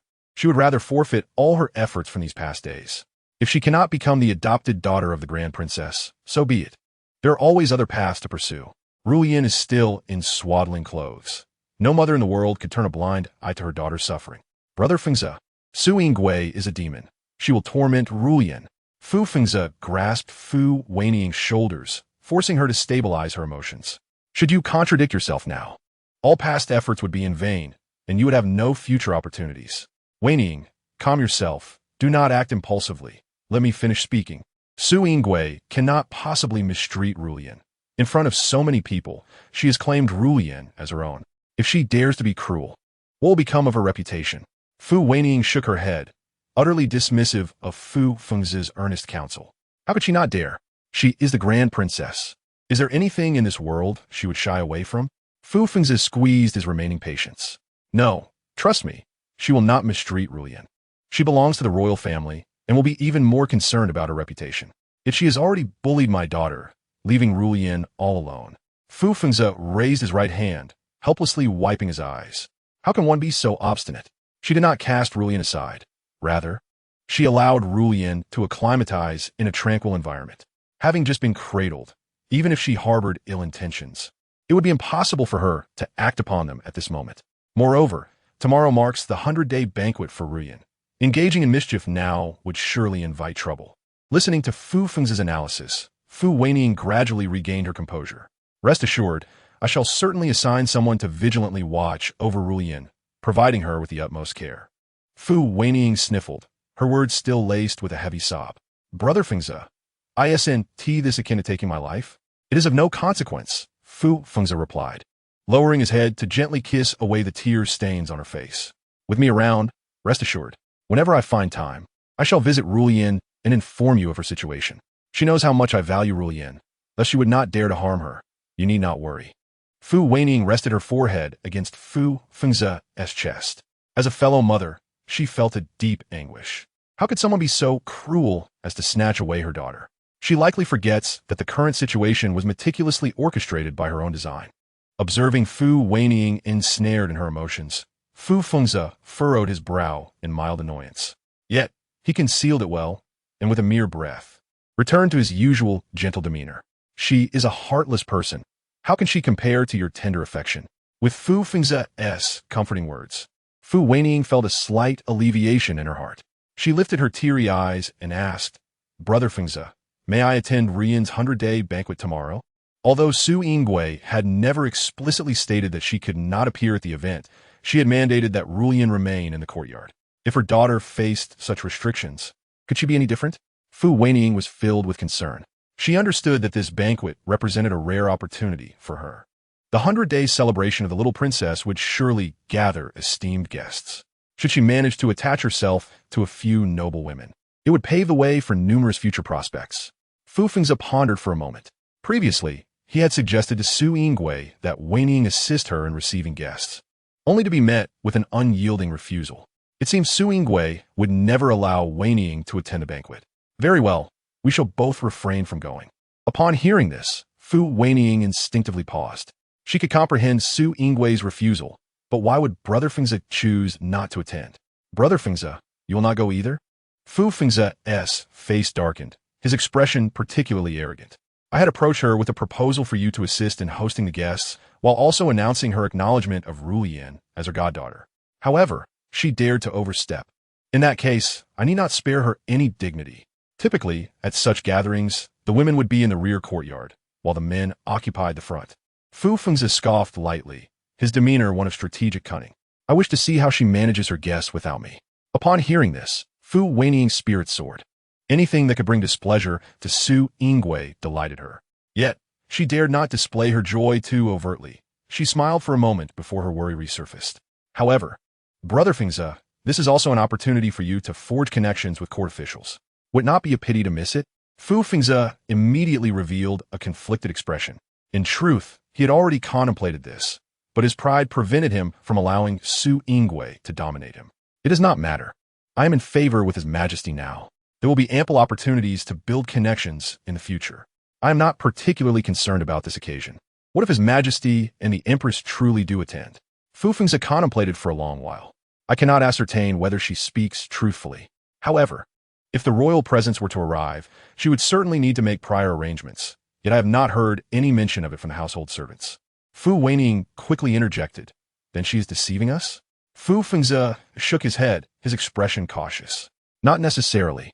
If the royal presence does not come, she has no reason to bring it up repeatedly. Otherwise, if she emphasizes it so much and they do not arrive, it would be quite embarrassing for her. Fu Wenying pursed her lips. What, then, is Brother Fengzi's plan? We cannot allow her to lead us by the nose. She shifted her gaze slightly, revealing her selfish desire. The emperor is burdened with state affairs, and the empress possesses a noble status. Surely, They would not leave the palace for a mere child's 100-day banquet, especially for a girl. When Junliang had his full-month celebration, they did not show such concern. Despite him being Brother Feng's legitimate eldest son and heir, Fu Wenying felt a pang of resentment. Why did her own son not receive such preferential treatment? Fu Fengze, awakening from his reverie, said, "Wenying, you are correct. They did not attend Junliang's full-month banquet. How could they possibly make an exception for Ruyan?" A shadow passed over his eyes, his demeanor displeased. It appears Su Yingwei has deceived me once more. Seeing Brother Fengze's ire towards Su Yingwei, Fu Wenying felt a secret joy. You need not worry, Brother Fengze. If the Emperor does come, the commotion would surely be considerable. We cannot possibly remain unaware. You could feign illness, and if the royal presence arrives, you can quickly make your appearance. Fu Fengze's eyes brightened. Fu Wenying noticed this, smiling gently, her body melting into his embrace. Everyone is human. It is natural to fall ill. If even father is feeling unwell, he cannot be compelled to attend his daughter's 100-day banquet, can he? Our dynasty governs with benevolence and filial piety. Even a princess cannot be treated as an exception. Can she, Brother Fengze? Fu Fengze let out a hearty laugh, wrapping his arm around Fu Wenying's delicate waist. You are indeed my understanding flower, always able to alleviate my worries. Fu Wenying gently rested her head against Fu Fengze's neck, breathing warmth against him. So, Brother Fengze, you truly will not attend? Not going. We will speak of it if His Majesty arrives.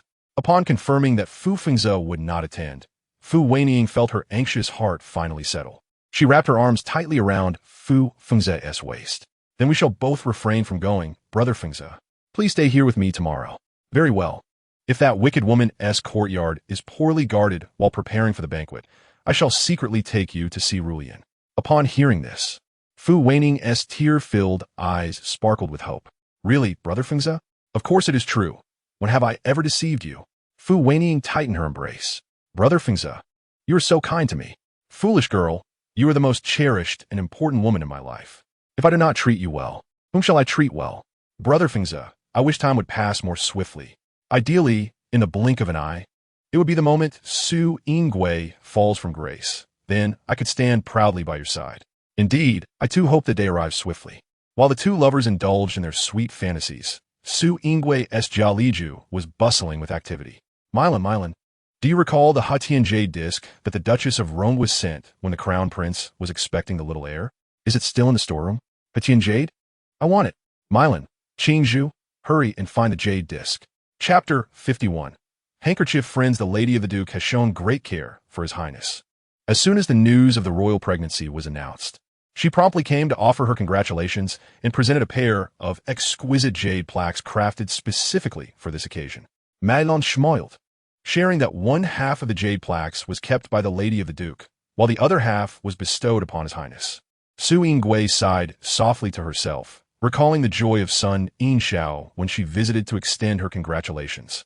How did you arrive so quickly? I feel as though I could hardly keep pace with you, she remarked, her tone tinged with playful reproach. Hearing her close friend's complaint, she could only respond with a helpless smile. We had agreed that our children would grow up together, yet now you are expecting while I remain without prospects. What if our children end up being too far apart in age? Will they find it difficult to bond? Su Yingwei shot her a bemused glance, as if to say she was being foolish. As mothers, we would want nothing more than to be together all day. Surely, our children cannot help but grow close.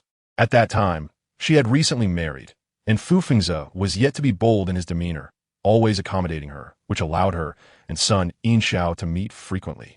Almost every day, son Yinxiao, upon hearing this, clung to her arm in a childlike manner, exclaiming, "Oh, I am simply worried." We agreed that if we both have sons in the future, they shall become sworn brothers, supporting one another through thick and thin. If we have daughters, then your daughter will be mine, and mine will be yours. Together we shall spoil them beyond measure. Su Yingwei smiled indulgently. A daughter requires careful upbringing. Under your guidance, wouldn't we end up with two little rascals? Son Yinxiao huffed lightly, feigning pride. I am the mistress of the Rongwa Duke's household, and you are the illustrious first princess. Even if we did raise two little rascals, we could certainly manage. From childhood, due to her father's teachings, Su Yingwei had always been obedient and compliant. Son Yinxiao smiled brightly, her eyes filled with endless dreams. I have always thought that if I have a daughter, I want her to live freely and without constraint. Understanding her friend's unspoken frustrations, Su Yingwei gently patted her hand in a gesture of comfort. What if it's a boy and a girl? She subtly shifted the topic. Sun Yinxiao paused, then beamed with delight. That would be wonderful. We could become in-laws. I shall have a son and bring your daughter into my family. If you wish to see the child, you will have to come and visit me. As she spoke, she playfully beckoned Su Yingwei with her finger. Su Yingwei laughed heartily, amused by the contrast between the dignified and graceful lady of the Duke in public and this childlike persona in private. Very well, I shall bring my grandchildren to you, and I shall have some leisure time, she jested. That won't do. It must be the two of us together. Their playful banter over who would care for the grandchildren filled the room with laughter. Yet, in contrast, the atmosphere felt somewhat desolate. Su Yingwei raised her gaze to survey the room's decor, recalling that Sun Yinxiao used to visit almost daily. They would play music, engage in chess, or savor the exotic fruits bestowed by the palace, offering sharp critiques of their flavors. If Sun Yinxiao did not come to her, she would visit the Ronghua Duke's residence. In essence, they could not bear to be apart for even a day, despite such a close bond. Why did it end so abruptly? A wave of loneliness washed over Su Yingwei, and she suddenly felt the weight of her past actions. Her treatment of Yinxiao must have left her feeling cold. The genuine affection Yinxiao had shown was now scattered like broken pieces. Would Yinxiao grant her a chance to mend their friendship if she sought her out? The lady of the Duke's intentions surely encompassed more than this. Qingzhu, unaware of her mistress's complex feelings, spoke candidly. During the young master's full moon celebration, the lady of the Duke gifted a pair of exquisite purple brushes. Furthermore, when His Highness was expecting the little princess, the Ronghua Duke's residence generously provided nourishing herbs. Regrettably, His Highness had devoted all his energy to the career of the prince consort in recent years, leaving little room to maintain contact with the lady of the Duke. Qingzhu's tone was filled with lamentation. Mother was a typical victim of love, sacrificing herself and losing friendships in the name of love. Such a pity. Mei Long, how has the lady of the Duke fared in recent years? Su Yingwei inquired, feeling somewhat embarrassed. Your Highness, the lady of the Duke just gave birth to her legitimate daughter this year, who is only 4 months older than our little princess. How old is her legitimate son? Mei Long appeared puzzled. Your Highness, the lady of the Duke has not yet given birth to a legitimate son. Su Yingwei furrowed her brow upon hearing this. Fu Junliang was already 10 years old. Had Sun Yinxiao truly remained childless for all these years? Could it be due to health issues? Noticing her mistress's concern, Mei Long hesitated before divulging some recent gossip circulating outside.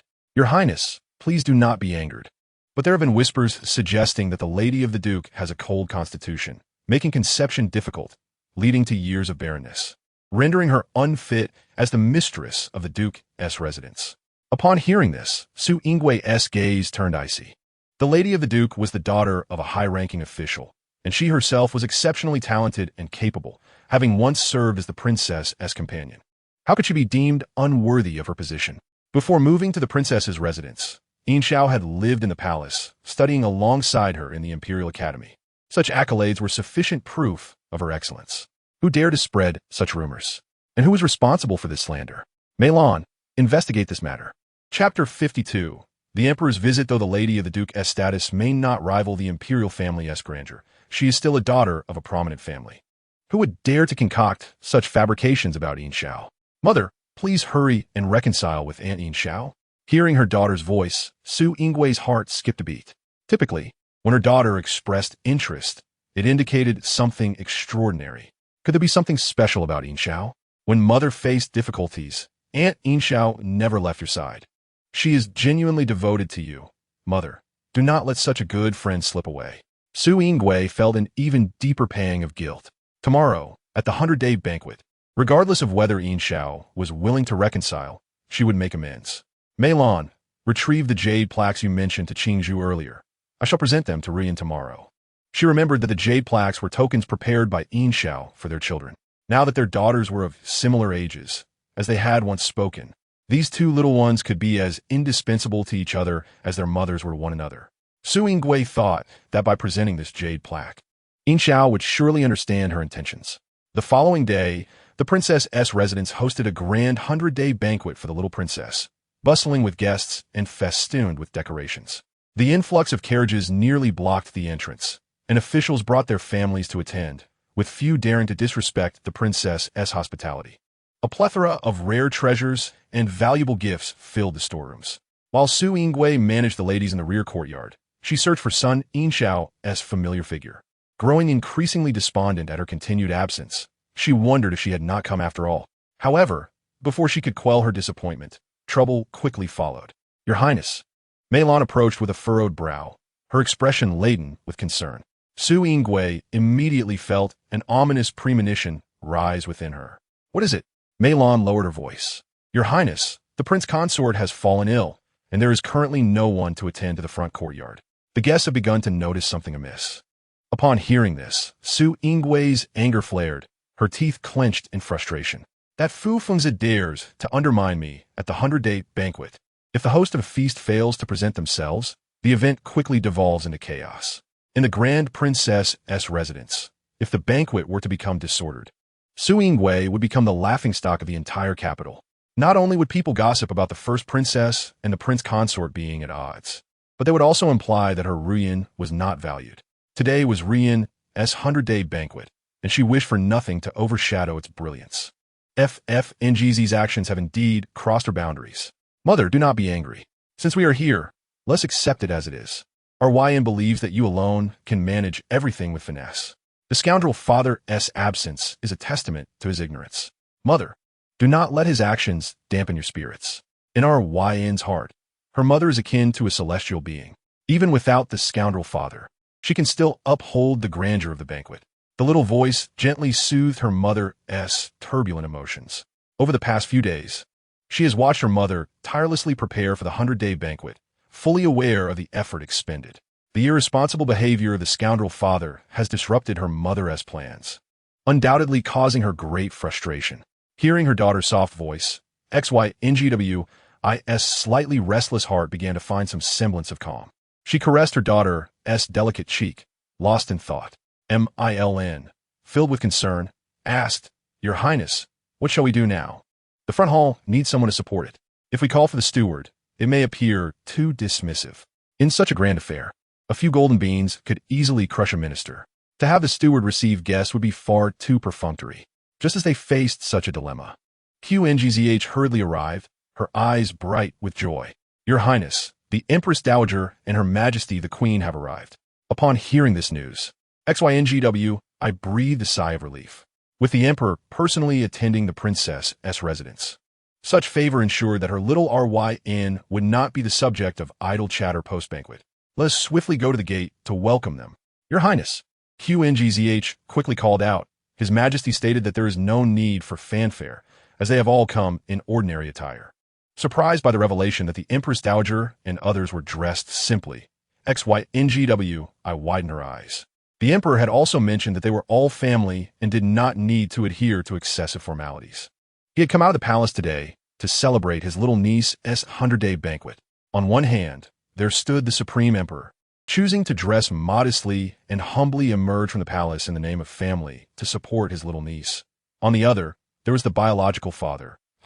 For his own selfish reasons, feigned illness and directly absented himself from his daughter's celebration. Without comparison, there is no harm.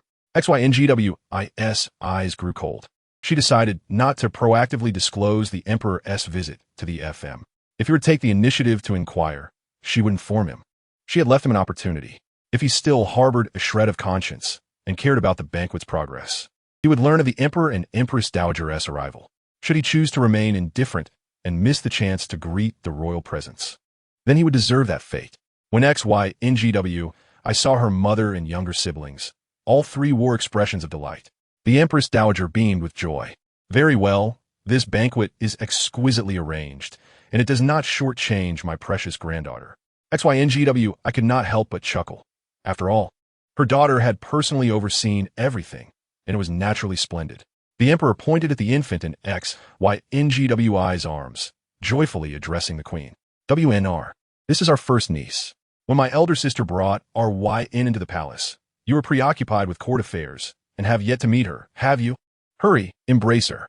The Queen, beaming with a radiant smile, eagerly extended her hands to take the little one from XYNGWI's arms. "Cool me. Let your aunt hold you. Our YN is truly enchanting destined to be a beauty. Your cousin XLNC was particularly eager to meet you, his only cousin. Unfortunately, he has caught a cold, and your emperor uncle forbade him from coming, fearing he might infect you. XLNC, the crown prince of the current dynasty, is the eldest son of the emperor and empress, holding great expectations. Wow, and he smells so good and is so soft, unlike emperor uncle, who is hard and as unyielding as iron. Little Ryn's eyes sparkled brightly. She was quite fond of the queen, melting the queen's heart into a puddle. XYNGW, I stifled a laugh at the side. Little rascal, you will be disliked even while being held. The queen, while playfully teasing the infant, looked up at XYNGWI. Newborns are the most precious, with delicate skin. I have personally embroidered several outfits for RYN. Wow. Annie is so thoughtful and considerate, unlike Emperor Uncle, who only offers gold and silver, which is rather vulgar. XYNGWI's smile widened further. Little rascal, you're being too biased. It is unknown who, upon hearing of mountains of gold and silver, had been so excited as to wave their hands in encouragement, yet now seemed dissatisfied. Chapter 53. The reclusive Empress the Emperor, with a mixture of affection and helplessness, smiled at the little one. This child always finds a way to tease others. He gently squeezed RYN's pudgy little hand in his palm. Naughty Emperor Uncle always pinches my hand. Auntie is much better. She is so gentle. The Emperor's breath hitched slightly at her words. He instinctively tightened his grip, causing the little one's eyes to redden. Naughty Uncle, I will cry loudly until grandmother, mother, and auntie scold you. XYNGWI blinked, realizing that the little rascal was about to cause mischief again. But unfortunately, her mother could hear her thoughts. However, the queen and the younger siblings exchanged glances, stifling their laughter. The little one let out a wail, and, as expected, two voices filled with indignation erupted around them. Your Majesty! The two seemed to have suddenly triggered something and burst into laughter. The mother-in-law and daughter-in-law exchanged puzzled glances, unable to comprehend the situation. The Emperor cleared his throat and asked with a serious demeanor, "Where's the FM? Usually at this time, he will be the first to approach me for a chat."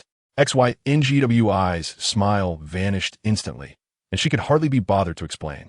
Thankfully, her child spoke up. Our FM is ill and unable to attend the banquet, let alone assist mother in hosting the guests. Though small, the child's voice was sharp and powerful. The Emperor's expression darkened as he turned to look at his elder sister. XYNGWI lazily lifted her eyelids. The FM is sick. Upon hearing this, the Empress Dowager and the Queen frowned in unison. The Empress Dowager's expression was peculiar. How coincidental that he fell ill on the day of the 100-day banquet. The Queen's tone carried discontent as she spoke up for her elder sister. The FM is being too irresponsible. Knowing there was an important occasion today, he should have taken more care in the days leading up to it. After speaking, she turned to the Emperor and suggested, Your Majesty, with the FM absent, there is no one to oversee the front hall. It is ultimately inappropriate.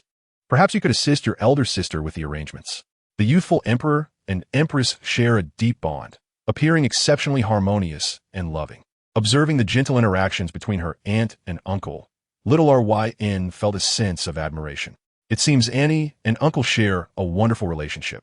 If so, why did Uncle imprison Annie later? Upon hearing this, the Emperor's pupils constricted sharply, staring incredulously at the innocent infant in the cradle, appearing oblivious. XYNGWI's heart raced as well. Men truly are like clumsy beasts. They feign deep affection, yet in time, they fail to cherish what they have. But why do I not feel that Uncle is a heartless scoundrel? Might he have his own reasons? The Emperor gazed at the Queen's delicate figure, his heart stirred by a tumultuous wave that refused to settle. Surely, there must be a compelling reason. No, even if there were, he should not have treated WNR that way. He had imprisoned the woman he believed to be the love of his life. What circumstances could compel him to betray his own convictions and treat his Empress in such a manner? The Emperor lowered his gaze, his thoughts a tangled mess. He firmly believed in the bond he shared with the Queen. They had traversed thorns together, faced countless challenges, and supported one another to arrive at this day. They say adversity reveals true feelings, and he was confident that the Queen's affections for him were genuine. Similarly, he was resolute in his vow not to fail her. The Emperor discreetly exhaled a long breath, deciding not to dwell on such matters for now. When obstacles arise, one must confront them. Immersing oneself in confusion serves only to trouble the mind. Receiving some advance information is a stroke of good fortune, providing a necessary alert. After coming to a realization, the emperor's countenance improved slightly. Su Yingwei, observing this, felt the tension in her heart begin to ease. The emperor's prolonged silence made her wonder if he was reluctant to respond. He smiled gently, though the smile barely concealed a sense of helplessness.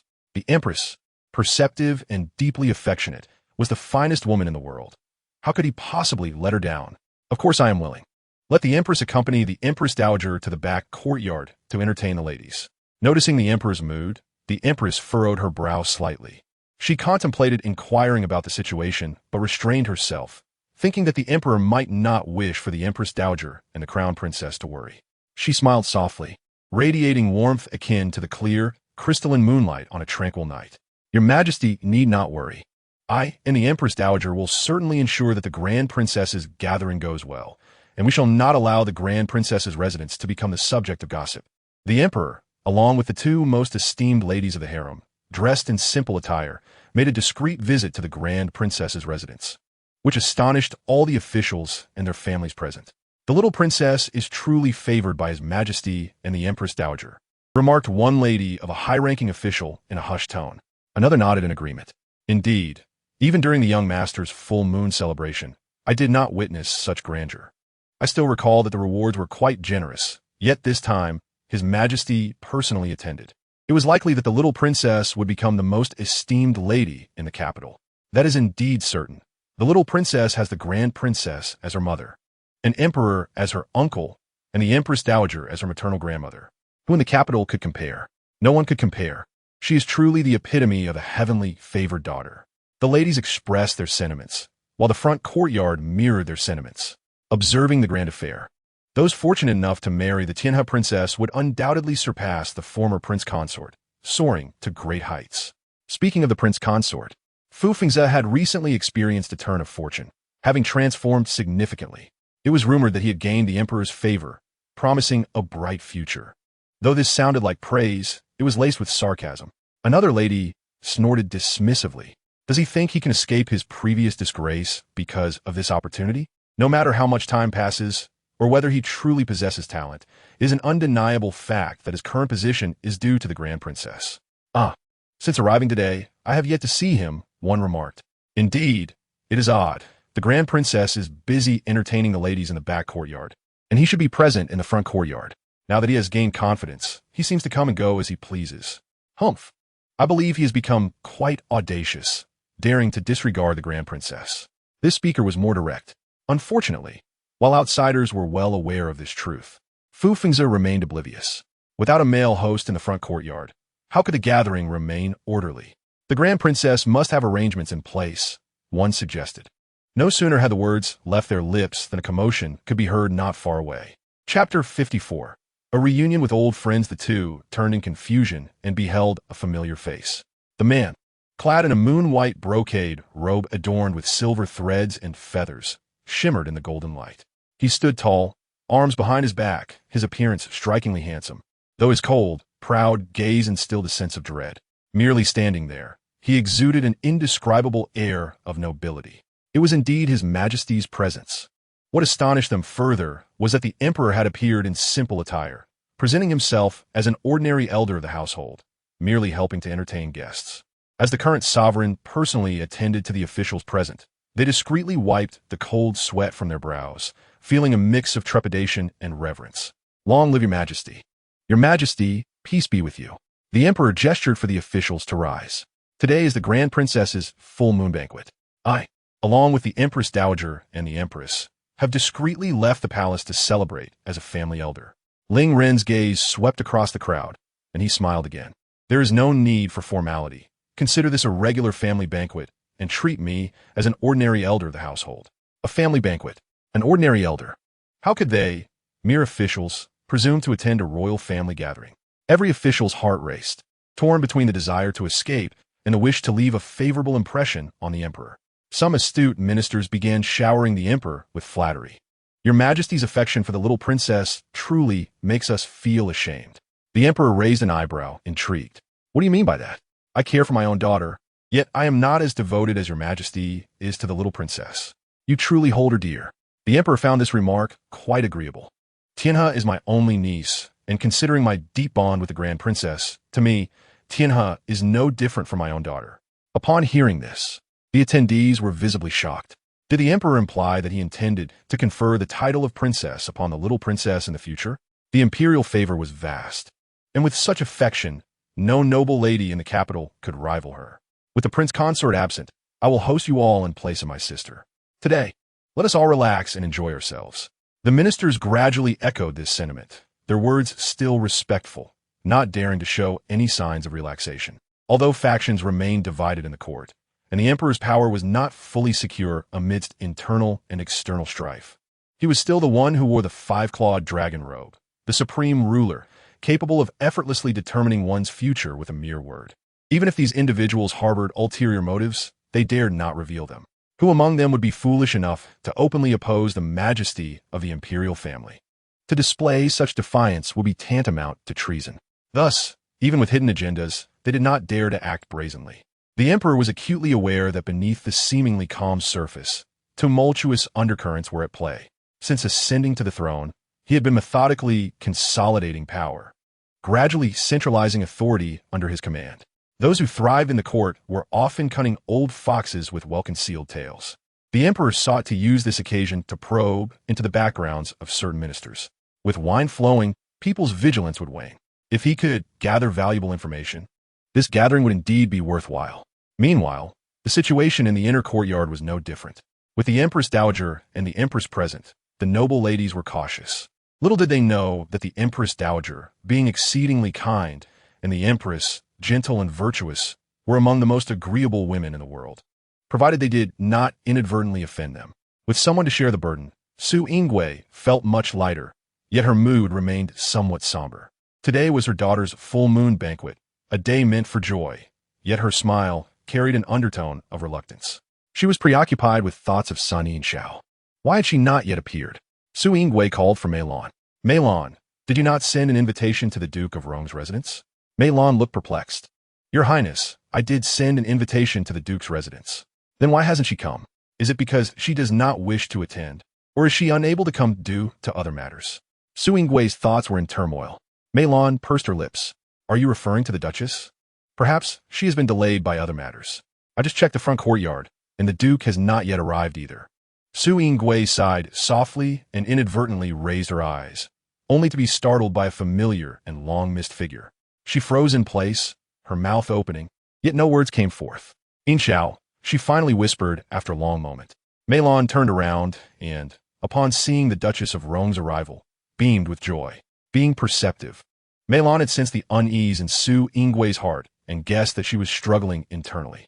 On one hand, she longs to draw closer to Guogongforen, yet on the other, she fears that years of estrangement might lead to a further distancing of their relationship, worrying that Sun Foren may no longer wish to maintain their camaraderie. If Sun Foren truly wished to avoid His Highness, she would not have come today. His Highness is immersed in the situation, lost in confusion. However, those who have remained by his side see things clearly. Guogongforen is passionate and sincere. If she chooses to care for someone, it is with her whole heart, and if she intends to distance herself, she will do so with resolute finality. Thus, Meilong took the initiative to approach. Sun Foren, you have finally arrived. My master has been eagerly awaiting your presence, stretching her neck in anticipation. Upon hearing this, Sun Yinxiao's eyes flickered slightly. She turned to look at Su Yingwei, only to meet her gaze, which was filled with suppressed excitement. Su Yingwei, holding the small Ruyan, hesitated. Just as Meilong had surmised, she both desired to reconcile and feared rejection. Mother, hurry and go find Yixiao Ai. Is mother worried that Ai might ignore you? My goodness, when did my mother become so timid? Mother, do not hesitate any longer. Whether you extend your head or withdraw it, the outcome remains the same, so it would be better to act decisively. Moreover, how can you know the result if you do not give it a try? Hearing this, Su Yingwei took a small step forward. Though it was merely a small step, unbeknownst to her, Meilong had whispered something to Sun Yinxiao, which finally brought a smile to her face. Mother, quickly go over. If Yixiao Ai did not wish to be here, she would not have come. Ai's father is a prime minister, and her husband is Guogong. Even if mother is a princess, if she were unwilling, she could easily have chosen not to attend. You need not seek to ingratiate yourself. given your past bond with mother, knowing that she would not press you for your absence. Yet she still came, which indicates that IE harbors expectations for you. So please do not hesitate any longer. Su Wei's mind cleared. Indeed, those embroiled in a situation often become confused. Such an obvious truth had eluded her. Her daughter was right. Considering Yi Zhao's temperament, had she truly resolved to sever ties with her friend, she would not have attended the 100-day banquet today. With this realization, Su Wei finally revealed a genuine smile. Son Foreign, since a few days ago, His Highness has been thinking of you, and he specifically instructed me to prepare the jade by you gifted years ago for use by the young princess today. Sun Yin Zhao's eyes filled with disbelief. Really? Su Wei, summoning her courage, replied, Indeed, it is true. She bit her lip, feeling somewhat anxious. Yi Xiao, come quickly and see my daughter. She is exquisitely beautiful. And in comparison to the jade by you gifted, she is not lacking at all. The two were once close friends, understanding each other deeply. Although their affections had cooled over the years, the moment one took the initiative, their bond could be rekindled. Sun Yixiao naturally took over the conversation, saying, What kind of mother compares her daughter to an object? Su Wei smiled, her heart a mix of excitement and joy. This is not an ordinary object. This is something you gifted. Come, Fu Ruyan, this is your Yi Xiao Ai. Quickly greet her and let her hold you. In the past, someone had said they would become the godmother of her child. She wondered if that still held true. Sun Yixiao trembled as she received the small bundle, instinctively affirming, Of course it does. Her gaze fell upon the jade by nestled in the swaddling, surprised that she still had it. You prepared a pair of jade by, saying they were for our children as tokens. If 2 boys, they would be brothers. If 2 girls, they would be sisters. And if 1 boy and 1 girl, we will be in-laws. You still remember. Sun Yixiao blinked, suppressing the tears that threatened to spill. Throughout her life, under her parents' constant admonitions, she had adhered strictly to propriety, presenting the image of an unflappable young lady of a noble family.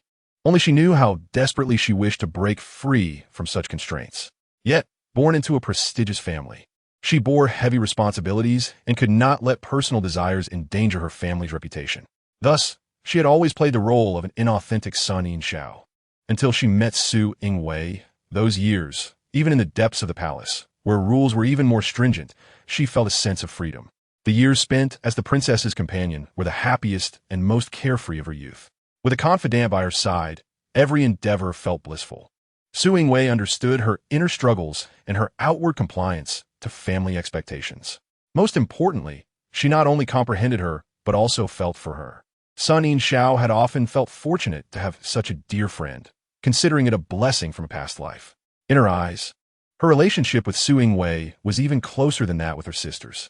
Thus, when she witnessed her once clear-headed and proud sister become lost in love, unable to extricate herself, she earnestly advised her, even uttering many inappropriate words in the pursuit of her goal.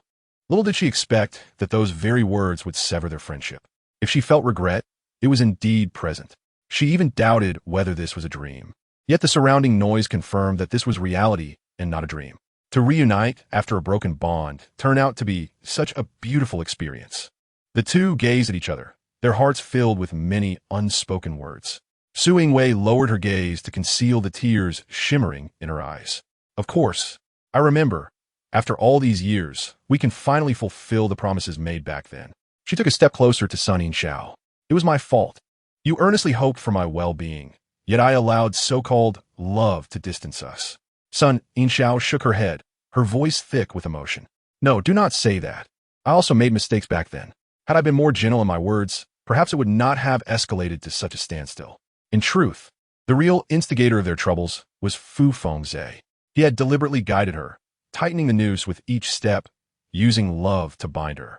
If she did not comply, it was as if she did not love him, as if she did not care, as if she looked down upon him due to her status. Su Wei smiled wryly, her lips curling. Back then, you went to great lengths to save me, while I recklessly charged forward, nearly sacrificing my own life. Mei Lan understood that her master and son Furin had not confided in each other for many years. At that moment, she could hardly contain herself, longing to express many thoughts. Thus, she instinctively created a space between them to prevent other ladies from interrupting. Upon hearing Su Wei's words, Sun Yixiao was momentarily taken aback. What do you mean? What do you mean by sacrificing your life? In the past, You had always been right. One must always leave a way out for oneself and not overly rely on others. Fu Wenying is not a good person. Learning that her dear friend had been harmed, Sun Yinxiao immediately became furious. What did he do to you? How dare he? You are a princess. Su Yingwei smiled gently, feeling no ripples concerning Fu Wenying. It is a long story. When I find a moment, I will explain it all to you in detail. You need not be too enraged. As for him, I now harbor no feelings whatsoever. Sun Yinxiao blinked in confusion, surprised to hear such words from her dear friend. It was known that Su Yingwei had once regarded Fu Wenying as her very life. Over the years, everyone had indeed changed. Yet, Sun Yinxiao was genuinely pleased with Su Yingwei's transformation. She had always felt that Fu Wenying was somewhat peculiar, exuding a subtle malice, as if he were constantly plotting. Had she not sensed something amiss, she would not have intervened without basis. Although Su Yingwei had suffered, it seemed she had managed to avoid a tragic fate. This was indeed a silver lining amidst misfortune. Why wait for a moment? I shall stay at your princess's residence tonight. Su Yingwei instinctively froze. Seeing this, Sun Yinxiao furrowed her brows, her tone laced with dissatisfaction. What? Am I no longer welcome to stay at your princess's residence? Once you insisted that I stay for a few more days. Chapter 56. The Screen Embroidered by Myself. Su Yingwei smiled and shot her a glance. How could that be? I only thought of your daughter being merely 5 months old. How could you bear to part with her? Empathizing with her feelings, Su Yingwei realized she could not bear to leave the little one even for a moment. Sun Yinxiao suddenly came to her senses. I almost forgot I just had a daughter this year. Upon hearing this, Su Yingwei shot her another incredulous look. How could you, as a mother, forget your own daughter? Sun Yinxiao smiled mischievously. You have no idea. Ever since I gave birth, I've had such peace of mind. My daughter takes after me, quiet and rarely cries.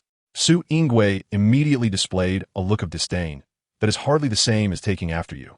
Sun Yinxiao pouted proudly. She does take after me. Zhou Heming is not at all composed. Zhou Heming is the Duke of Ronghua, Sun Yinxiao's husband. Su Yingwei quickly nodded, coaxing her all right. She takes after you. Zhou Heming is undoubtedly a doting father, treating their daughter as if she were a precious gem. That is indeed wonderful. Su Yingwei's gaze shifted, recalling the words Mei Lan had shared with her. Are you aware of the idle gossip circulating outside? Sun Yinxiao clearly understood what her dear friend was referring to and rolled her eyes. Those people are simply bored and have nothing better to do than meddle in others' affairs. Su Yingwei's expression turned worried. Should I help you find a renowned physician to adjust your health? No need, Sun Yinxiao replied. I did have some difficulties before, but they have all been resolved. That's good to hear. Su Yingwei sighed in relief, only to feel a wave of guilt wash over her. If I had turned back sooner and not distanced myself from you, perhaps you would have conceived a child earlier. In contrast to Su Yingwei's turmoil, Sun Yinxiao appeared much more open-minded.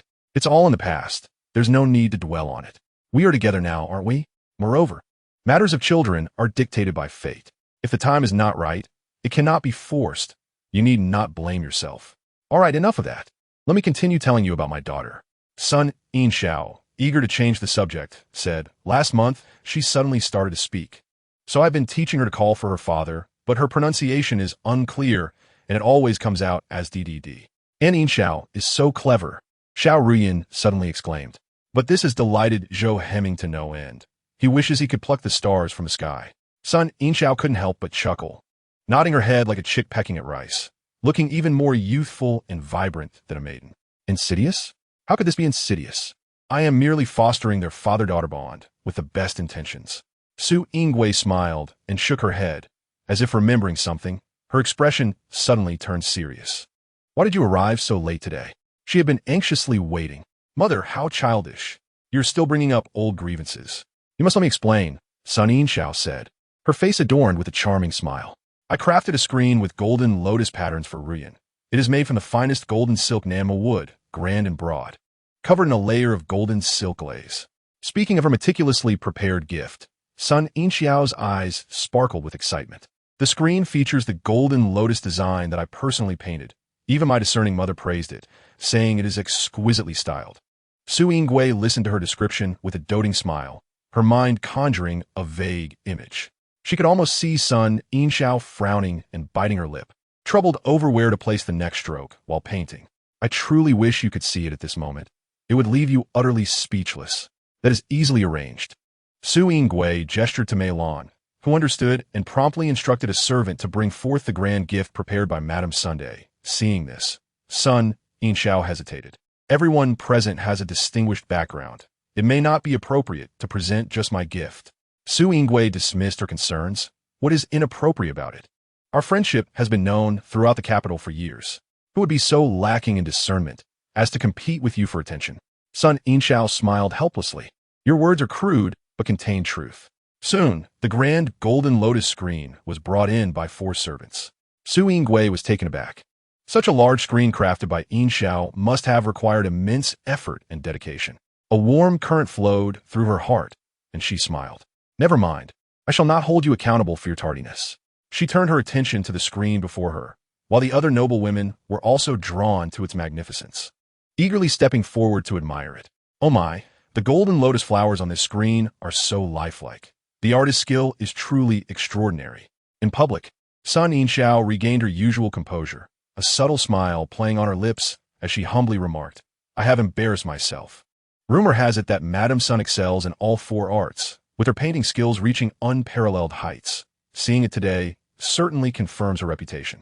Under the sunlight, the golden lotus flowers on the screen appeared to sway gently with the breeze, even exuding a faint floral fragrance. Su Yingui gazed in a daze, softly remarking, indescribably exquisite. Mother, Aunt Yinxiao is so remarkable. When I grow up, I want to learn painting from Aunt.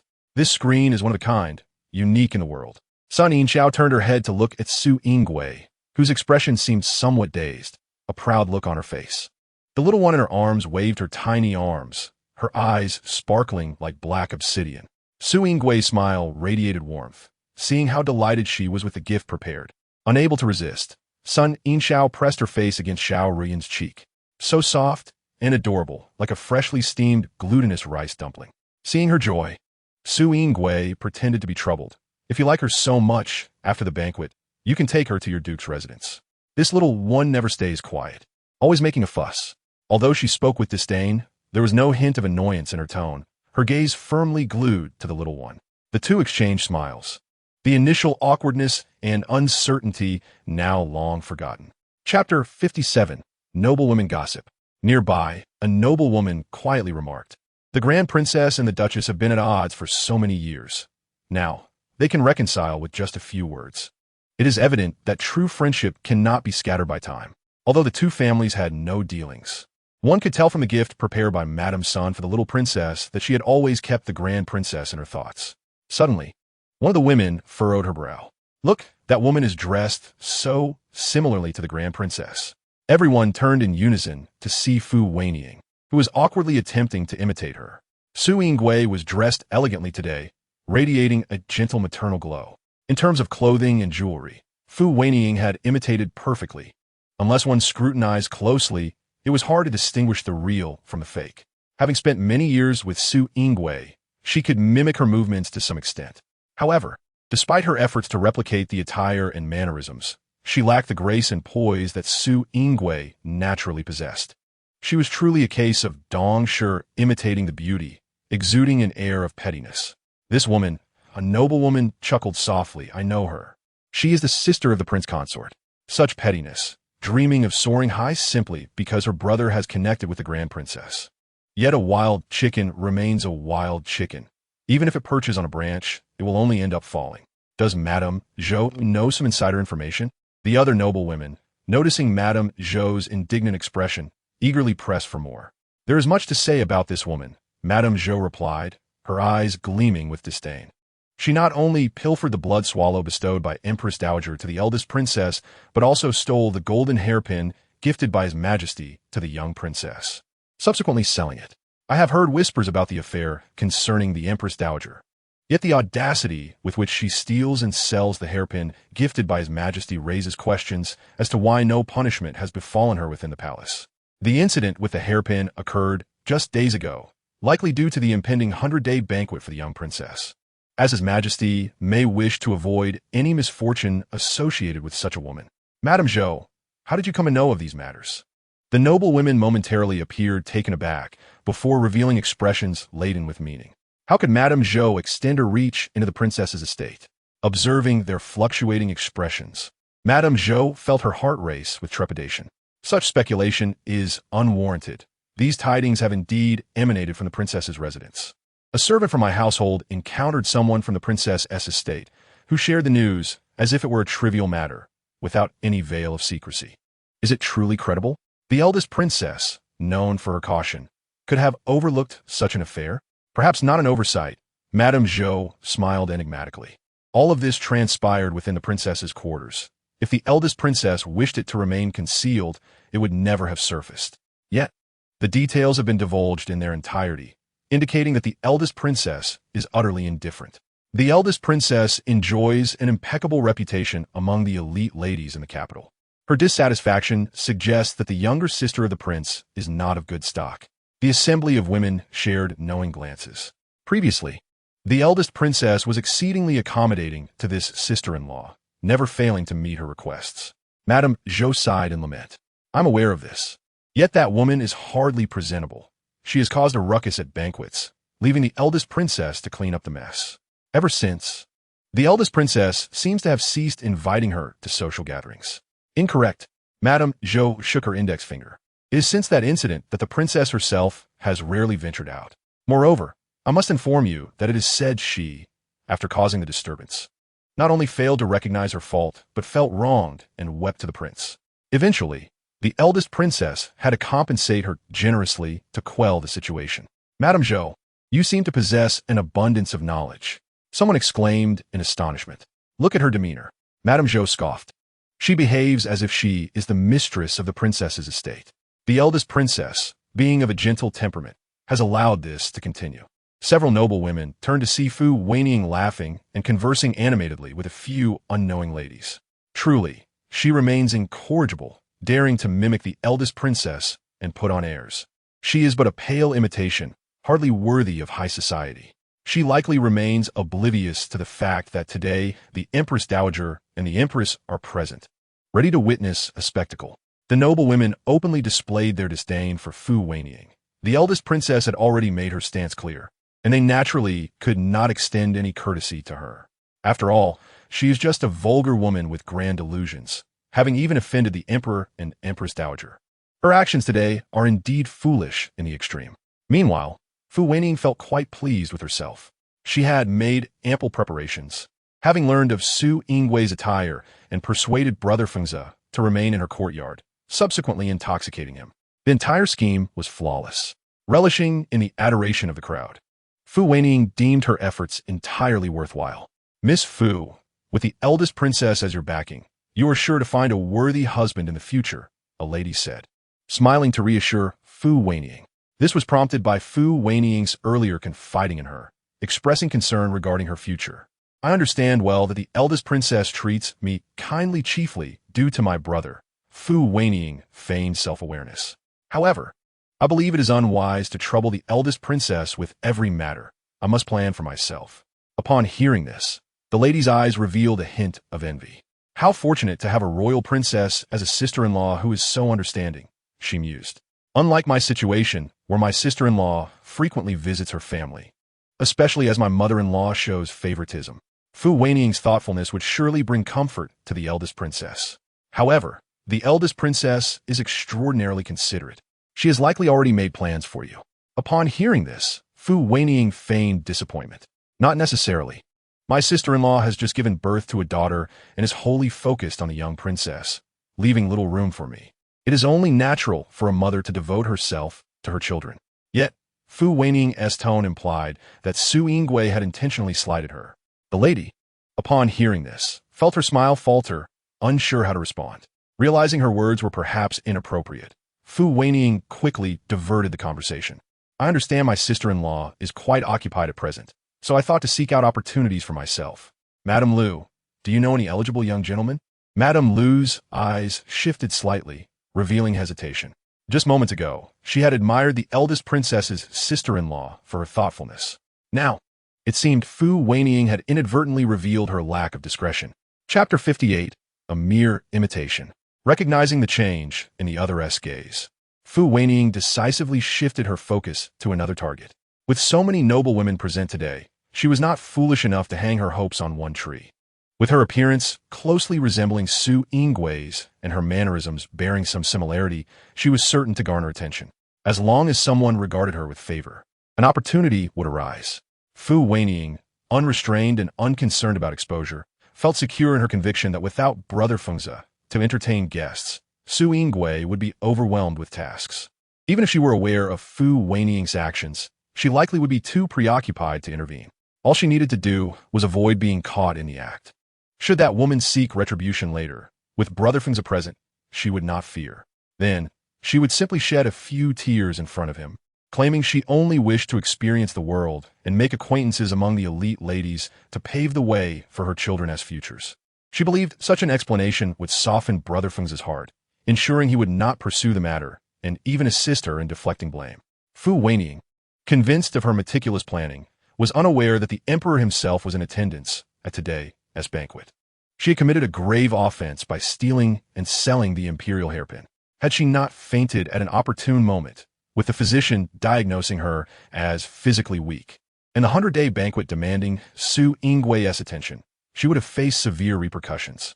With her efforts to expand her social circle, Fu Wenying had indeed deceived some ladies who were unfamiliar with her, engaging them in light-hearted conversation.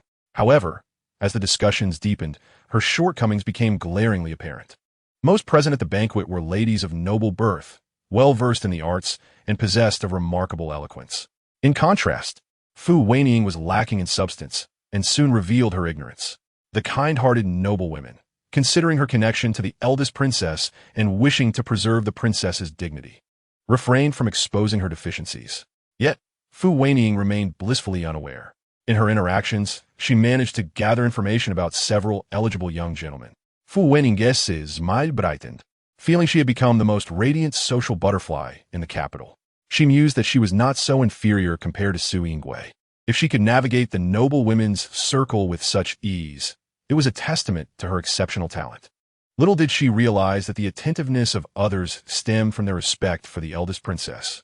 As Fu Wenying mingled, she inadvertently approached Madame Zhou and the other noblewomen, who had long been aware of her presence and had been enjoying the spectacle of her antics. Upon seeing Fu Wenying approach, Madame Zhou refrained from directly confronting her, instead remarking meaningfully, "Oh, had I not looked closely, I would have thought the eldest princess had acquired a twin sister." At this, Fu Wenying felt a surge of delight, as many noblewomen had echoed similar sentiments throughout the day. Although she harbored a deep disdain for Xyngwi, she could not deny that the woman possessed extraordinary beauty and an ethereal grace. In contrast, she herself merely boasted a fade of beauty, lacking in qualities that were worlds apart from those of Xyngwi. This disparity stemmed from her upbringing, a reality not easily altered. Yet today, after hearing countless similar praises, she felt a sense of growth, albeit unknowingly. F.W. Newyorking raised her hand to caress her cheek, a bashful smile gracing her lips. "Is it true? Many ladies have praised me today, yet I feel there remains a significant gap between myself and my sister-in-law." Her humility was a rare occurrence, though it was merely a fade. Madame's HU smile turned somewhat frosty as she scrutinized F.W. Newyorking, her eyes brimming with unspoken disdain and mockery. Perhaps it only appears so at first glance.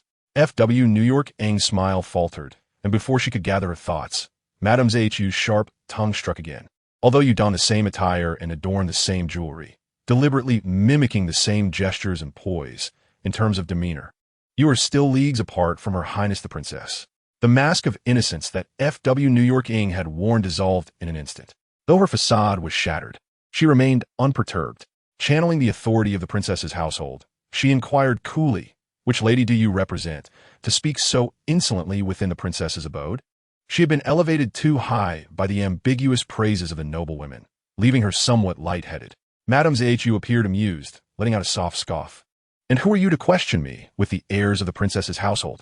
Her expression turned severe, her eyes glinting with icy resolve. "Even His Highness treats me with courtesy.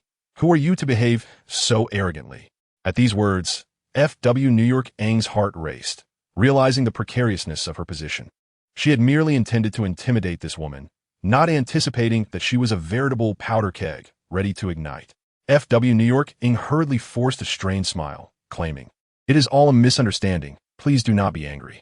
The princess is my sister-in-law, and I am merely assisting her in hosting the guests today. You are the prince's sister? Madame Zhu countered, skepticism lacing her words. How come I have never seen you before?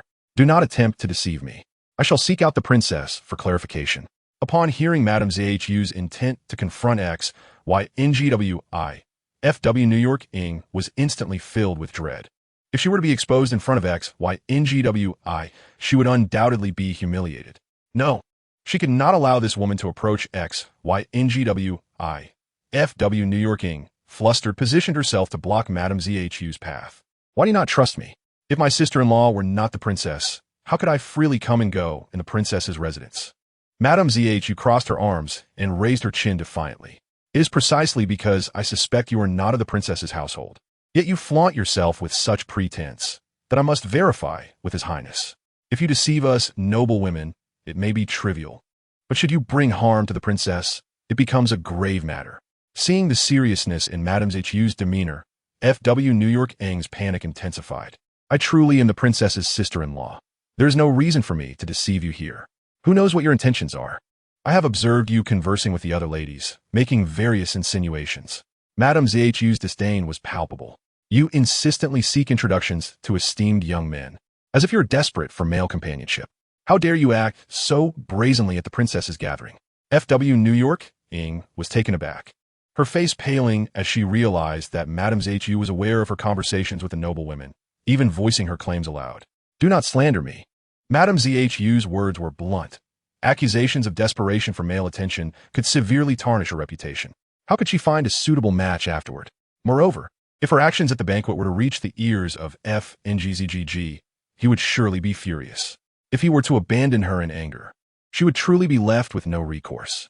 The turmoil drew attention, and even if Madame Zhu did not intervene, XYNGW, I would soon notice the disturbance.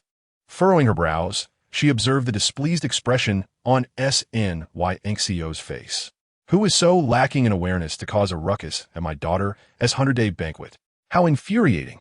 To disrupt this auspicious occasion. The little voice was fierce, but it significantly dulled the intensity of 10YNGWI's anger. Dear daughter, let us not speak just yet. Your sweet voice diminishes our imposing presence. QNGZH had already gone ahead to assess the situation. Upon her return, her lips were tightly pressed, reflecting her displeasure. Your Highness, it is the second Mississippi. She not only appeared at the banquet, but also audaciously donned attire identical to yours. XYNGW, I narrowed her eyes, a dangerous aura enveloping her. I have heard some noble women say that she even mimicked your demeanor while basking in their flattery, all the while probing for eligible young men in the capital. XYNGW, I was particularly intrigued by this last detail. She seeks information about other young men? Indeed, and she portrays herself as pitiable, not mentioning that she has already given birth to a daughter. XYNGW, I let out a soft snort, followed by a laugh. This situation was becoming increasingly amusing. Wying CEO, that woman is wicked. She not only bullies my mother, but also colludes with her scoundrel father to hide my brother. Mother, we must swiftly take action to expose her true nature and strip her of her dignity. XYNGWI's lips curled into a smirk. Since FW New York Ing had unwittingly presented herself, there was no reason for her to let this opportunity slip away. To dare exploit the sanctity of her 100-day banquet, she must be made to suffer utter humiliation. SNYNCO was as restless as a cat on a hot tin roof. Why are we not speaking? Let us go see who is causing this disturbance. I will not let them remain. Ordinary individuals would never dare to cause a scene at another's banquet, as it would be a grave affront to the hosts. This was precisely why SNYNCO was so incensed. XYNGW, I remained impassive, lowering her voice to speak succinctly. The troublesome woman, on the surface, is the prince's sister, yet the two have a clandestine relationship and have produced 2 children. SNYNCO was immediately taken aback, rendered speechless in shock. They even pulled off a switch, raising their son right under my nose while my own child languishes in obscurity, with no word of his whereabouts. XYNGW, I pressed her lips together, her smile strained. Trusting SNYNCO, she chose to reveal everything, laying bare the truth. SNYNCO was transfixed. Her gaze locked onto the calm countenance of XYNGWI. Given such a situation, why do you not deal with these scoundrels? Her faith in XYNGW I was unwavering. She believed every word spoken. SNYNCO's teeth clenched in rage, knowing that XYNGWI, as a royal princess, should not endure such indignities. The thought of it filled her with fury and concern, not to mention the outrage it would invoke from the Empress and the Emperor. XYNGWI sighed, her tone tinged with resignation. I wish to eradicate this poison. But what of my son who has been lost to the world?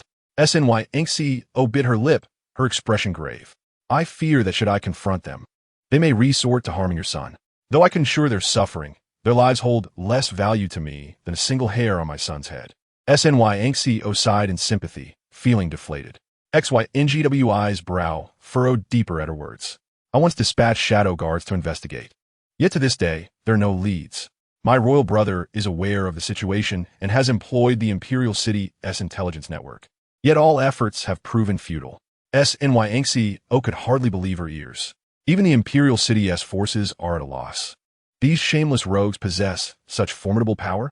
She turned to XYNGWI, her eyes filled with compassion. Ingwei, do not be afraid, for I am here with you. The Guogong Mansion and my father will surely spare no effort to assist you. Su Ingwei's gaze trembled as she forced a faint smile, a mix of resignation and unwillingness washing over her. Perhaps she had previously miscalculated, and now it was time to reevaluate her strategy. Rest assured, I will be by your side through all. Sun Yinxiao placed the small Ruyan into Su Ingwei's arms. You are not alone. There's also my precious goddaughter with us. Mentioning her daughter filled Su Ingwei with renewed strength. You are right. I'm not alone. Come, the stage has been set. Let's take a look. Upon their arrival, they found Fu Wenying in tears, her face a picture of sorrow. Madam, the eldest princess is indeed my sister-in-law. I have explained this multiple times. Why are you so aggressive? She lamented. If you were truly honorable, why do you continually obstruct my attempts to see the eldest princess? Fu Wenying's eyes were still red, her demeanor one of a victim of relentless bullying. Madam, my sister-in-law is preoccupied with the banquet preparations. By bringing this matter to her, are you not merely adding to the troubles? I only came out to help because I was concerned for her. The surrounding noble women displayed varied expressions. Some, with discerning eyes, recognized Fu Wenying's ulterior motives, while others merely saw the imposing demeanor of Lady Zhou, perceiving her as arrogant. The eldest princess is here, someone announced, and instantly the atmosphere turned solemn. Fu Wenying's heart sank, a wave of despair washing over her. If Su Ingwei were to expose her on the spot, all her efforts would be in vain. What terrified her more was the possibility of Su Ingwei, as the eldest princess, effortlessly ruining her reputation with just a few words. While navigating through the crowd of noble women, she had deliberately lowered her profile, concealing her daughter's existence. Should Su Ingwei unveil her deceit and reveal the truth about Ruyan, it would spell disaster. With this thought, Fu Wenying shut her eyes in despair. In that moment, those noble women would shun her as if she were a venomous snake, and her plans for a better future would come to nothing. This, however, was not the worst of it. Lady Zhou had openly shared her conversation with the other ladies, and if this reached Su Ingwei's ears, it would be catastrophic. No, this matter must remain unknown to Fu Fengzhe. She had yet to find a suitable match. How could she afford to lose what she already had? She racked her brain, devising a strategy, unaware that she had never held the reins of control throughout this ordeal. What is the source of such commotion? Su Ingwei's calm voice cut through the noise, her authority evident in just a few words. Upon seeing the eldest princess, Lady Zhou first bowed respectfully before recounting the chaotic scene. Your Highness, I observed this woman at your table, her demeanor suspicious as she conversed with the other ladies. Her every word fixated on men. I felt compelled to ascertain her identity. How desperate must Fu Wenying be to speak of men incessantly? Su Ingwei thought, Mother, do you think if we told that scoundrel father, he would be furious to the point of exploding? Wait, how is it that Fu Wenying is here while that scoundrel father is absent? Su Ingwei furrowed her brow at the realization. Indeed, if Fu Fengzhe was not present, how could Fu Wenying be so brazen? At that moment, Lady Zhou continued her explanation. This woman claims you are her sister-in-law, Your Highness, which only adds to my confusion.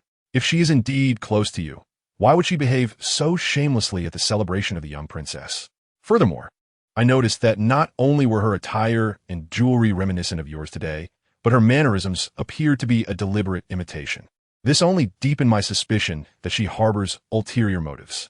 Su Wei nearly lost her composure.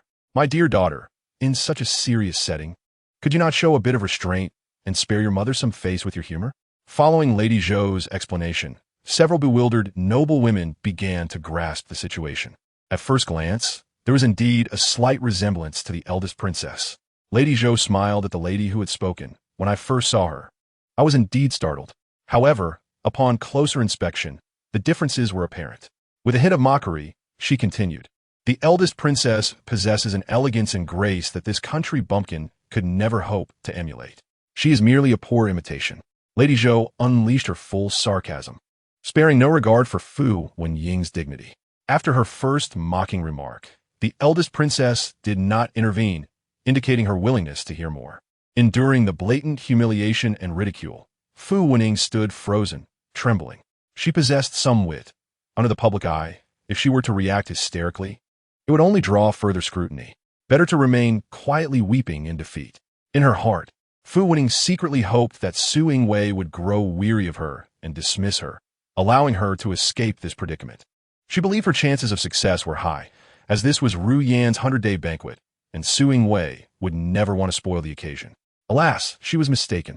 The feast had already been tainted, and Su Wei, filled with anger, sought an outlet for her frustrations. Unbeknownst to Lady Zhou, this woman was indeed the sister of the prince. Lady Zhou expressed her astonishment. "I must admit, I failed to recognize that she is your highness's sister-in-law. However, why would a sister-in-law dress so identically to her sister at her niece's 100-day celebration?" A piercing question that struck at the heart of the matter. Su Wei turned to the trembling Fu Wenying, her demeanor composed. Why indeed? Sensing the piercing gazes from all directions, Fu Wenying could only muster the courage to speak. She choked on her words, appearing isolated and pitiful.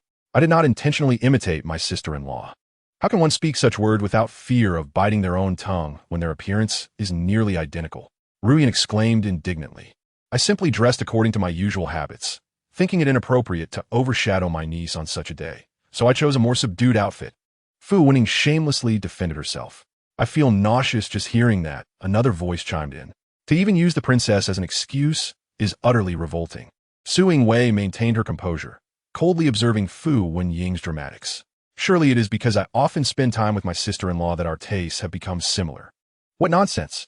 Sun Yinxiao could no longer contain herself. "You claim to be influenced by her, yet you fail to realize that Ying Wei does not favor such attire.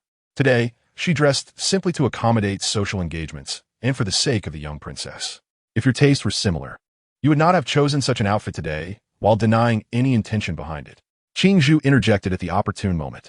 Su Wei narrowed her eyes. "Is there truly such a situation?" She let out a heavy, cold snort. "Fu Wenying, your inability to learn from past mistakes truly saddens me. You were severely punished for stealing the blood swallow bestowed by the Empress. Subsequently, you stole the golden hairpin bestowed upon the young princess by His Majesty and sold it. Such an act is indeed a grave offense. However, due to your frail condition following childbirth, I chose to conceal this transgression and spared you any further trouble." Upon hearing XYNGWI's remark regarding your postnatal weakness, an uproar erupted among the onlookers. The noble women who had previously interacted with FW New York Ing wore expressions akin to having ingested something repugnant. Did FW New York Ing truly consider them fools? Realizing that her intentions had been achieved, XYNGWI subtly curled the corners of her lips. FW New York Ing's hands, which hung by her sides, clenched into fists, and a profound sense of regret welled up within her. "I had hoped that my compassion would inspire your compliance. Yet you audaciously emulated my words and actions at the 100-day banquet of RYN, harboring ulterior motives." Chapter 61. Multiple Offenses and Punishments. I did not. It was merely a coincidence. FW New Yorking shook her head, tears streaming down her face, yet her words sounded feeble. The commotion had escalated to the point where the banquet in the rear courtyard had to be halted. The Empress Dowager and the Empress hastily arrived upon hearing the uproar, and several perceptive noble women quickly knelt in greeting. In an instant, the courtyard was filled with kneeling figures, and FW New York Ing trembled even more violently. How could the Empress Dowager and the Empress be present? How had the situation devolved to this? Surely, the Emperor had not arrived as well. FW New York Ing was drenched in sweat, consumed by regret. "WIR, what is happening? Why are so many people gathered here?" The Empress Dowager's eyes reflected concern. The Empress, her gaze sharp, was the first to notice Fu Wenying, who knelt on the ground, trembling in fear. Long Princess, why does this woman dress exactly like you? XYNGW, I replied coldly and succinctly, outlining the situation. Upon learning the details, the Empress Dowager was incensed. How dare you offend a princess of the Imperial family at the young princess's 100-day banquet? I did not. It was merely a coincidence that I wore this outfit. Fu Wenying continued to resist. The Empress, though not angry, emanated an undeniable authority. Coincidence? How can such a coincidence exist? You exploited the young princess's 100-day banquet to ingratiate yourself with the noble women, shamelessly inquiring about other men. What a grand strategy, using the young princess and the long princess as mere pawns on your chessboard. Fu Wenying bowed her head, lacking the courage to raise it. Your Majesty, please forgive me.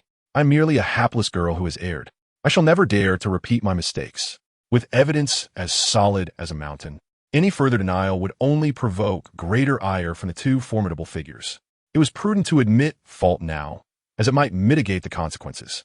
With the Empress Dowager and the Empress present, the noble women were so shocked that they did not dare to breathe. XYNGW, I discreetly signaled to MILN, who quietly left the rear courtyard, a destination unknown. The Empress Dowager and the Empress had come today with a determined intention to support the Long Princess. With such a disturbance occurring, their anger was palpable. First, you devoured the blood swallow I presented to the princess. Then you stole the golden hairpin given to the young princess by the emperor. And now you commit yet another offense against the Imperial family. I ask you, how many heads do you possess? The Empress Dowager looked down from her elevated position at the quivering figure on the ground, her expression cold and indifferent. At this point, she could manage to suppress her tears. Indeed, had she continued to weep in the usual manner, like a pear blossom in rain, it would only serve to incite further wrath from the Empress Dowager. As for the blood swallow incident, I have already decreed punishment, and that matter is now closed. Regarding the golden hairpin, the Emperor shall decide your fate. Today, I order you to leave the capital at once and never return. The Empress Dowager had shown leniency, sparing her life without inflicting bloodshed, merely exiling her from the capital. Were it not for the extraordinary circumstances of today, Fu Wenying's life would undoubtedly have been forfeit. Yet, even with such grace, Fu Wenying remained ungrateful. Your Majesty, I beseech you to show mercy. I cannot leave the capital. If I do, I shall not survive. Please, Your Majesty, have compassion. Presumptuous. The Empress Dowager has granted you a life, which is already a great favor, the Empress replied, her tone measured but commanding. Finally summoning the courage to lift her face, Fu Wenying shook her head, her face streaked with tears. I plead for the Empress Dowager's mercy. I cannot leave the capital. If I do, I will perish. Your Majesty, please consider another punishment. I am willing to endure anything, disfigure my face, break my legs, anything at all, but to be barred from the capital for life. How can I hope for future glory and wealth? She longed to be among the highest echelons, to be the most esteemed woman in the world. If she were to leave the capital, her aspirations would be dashed.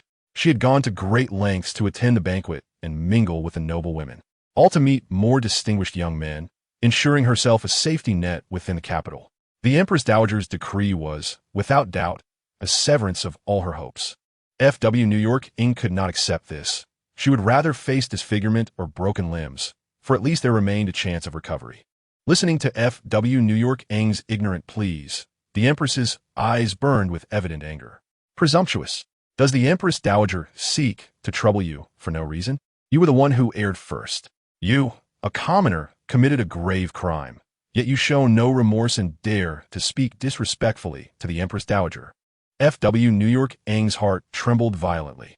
Her mouth gaped in shock as she realized she had spoken disrespectfully to the Empress Dowager. Observing Fu Wenying's ignorant and reckless demeanor, XYNGW, I felt a cold amusement within. Such a worthless individual would not fare well, even without her intervention. Seize this deranged woman and remove her, the Empress commanded coldly. Wait. FFNGZ finally arrived in haste. He appeared to have rushed over, kneeling and gasping for breath. I pay my respects to the Empress Dowager and the Empress. The Empress Dowager ignored him, remaining silent. She had never been particularly fond of this son-in-law, yet out of affection for her daughter, she had made an effort to appreciate him. Over time, she observed that her daughter seemed happier in his company, leading her to soften her biases against FFNGZ. She had heard the whispers outside the palace and even agreed with some of the sentiments. This son-in-law truly lacked remarkable qualities, yet he was favored by her daughter. As long as her daughter was happy, she could tolerate anything. However, the emergence of so many issues now, his sister publicly humiliating her daughter at a grand banquet, was utterly unacceptable. The Empress Dowager belatedly understood why her daughter had reacted so strongly upon learning that the emperor had rejected FFNGZ's request at Sinang Palace. FFNGZ. You have indeed raised a fine sister. The sarcasm in the Empress Dowager's words was unmistakable. FFNGZ visibly flinched, hastily bowing his head in acknowledgement of his guilt. Your Majesty, please forgive me. My sister is ignorant and has offended the Empress Dowager and the Empress. She has offended the Long Princess and the Young Princess, as well as your wife and daughter, the Empress pointed out. FFNGZ raised his head, looking bewildered. Today, he had intended to accompany Junliang and their daughter, unaware that she would suddenly express a desire to celebrate the 100-day banquet with drinking. After a few cups, his consciousness had begun to blur. Just moments ago, he had been abruptly awakened by a servant who informed him that Junliang had run to the banquet in the rear courtyard and was currently being troubled by the Empress Dowager and the Empress, urgently needing his assistance. Chapter 62. An incompetent brother in that moment. FFNGZ was dazed, his first thought being whether the emperor was also present. Upon seeing the servant shake his head in denial, he felt a slight sense of relief. Then, he remembered to inquire about Junliang's situation. Unfortunately, the servant was completely uninformed and could not clarify the circumstances surrounding Junliang's punishment. After a moment of reflection, FFNGZ realized that Junliang's sudden enthusiasm had been aimed at getting him drunk, facilitating her own appearance at the banquet. Though he was angered by Junliang's behavior, considering her current plight in the rear courtyard, he could not dwell on it for long and hurriedly changed his clothes to come to her aid. If Fu Fengzi were aware of Fu Wenying's actions at the banquet, he would not have made an appearance, even with a knife to his throat. Regrettably, under Su Yinggui's deliberate orchestration, he remained oblivious, even to the emperor's personal visit to their residence. On his way, Fu Fengzi pondered that the Empress Dowager must be planning to reprimand Fu Wenying for the matter regarding the golden hairpin. He recalled that when the emperor previously inquired about his desired reward, he had requested a box of Shu Hen ointment, which was not granted at that time. Given the current predicament, he believed he could ask the emperor for a different favor, allowing Fu Wenying to evade punishment.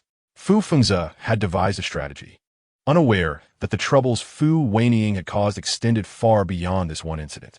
Upon hearing the Empress Dowager mention that Fu Wenying had offended Su Yingui and Ruyan, Fu Fengzi felt utterly perplexed. Prince Consort, do take a look at your sister's attire today. It is indeed quite creative, Sun Yinxiao remarked with a hint of sarcasm. Only then did Fu Fengzi notice that Fu Wenying's clothing was nearly indistinguishable from Su Yinggui's. His brows furrowed tightly, forming a deep line of concern. Lowering his voice, filled with fury, he questioned, "What are you doing?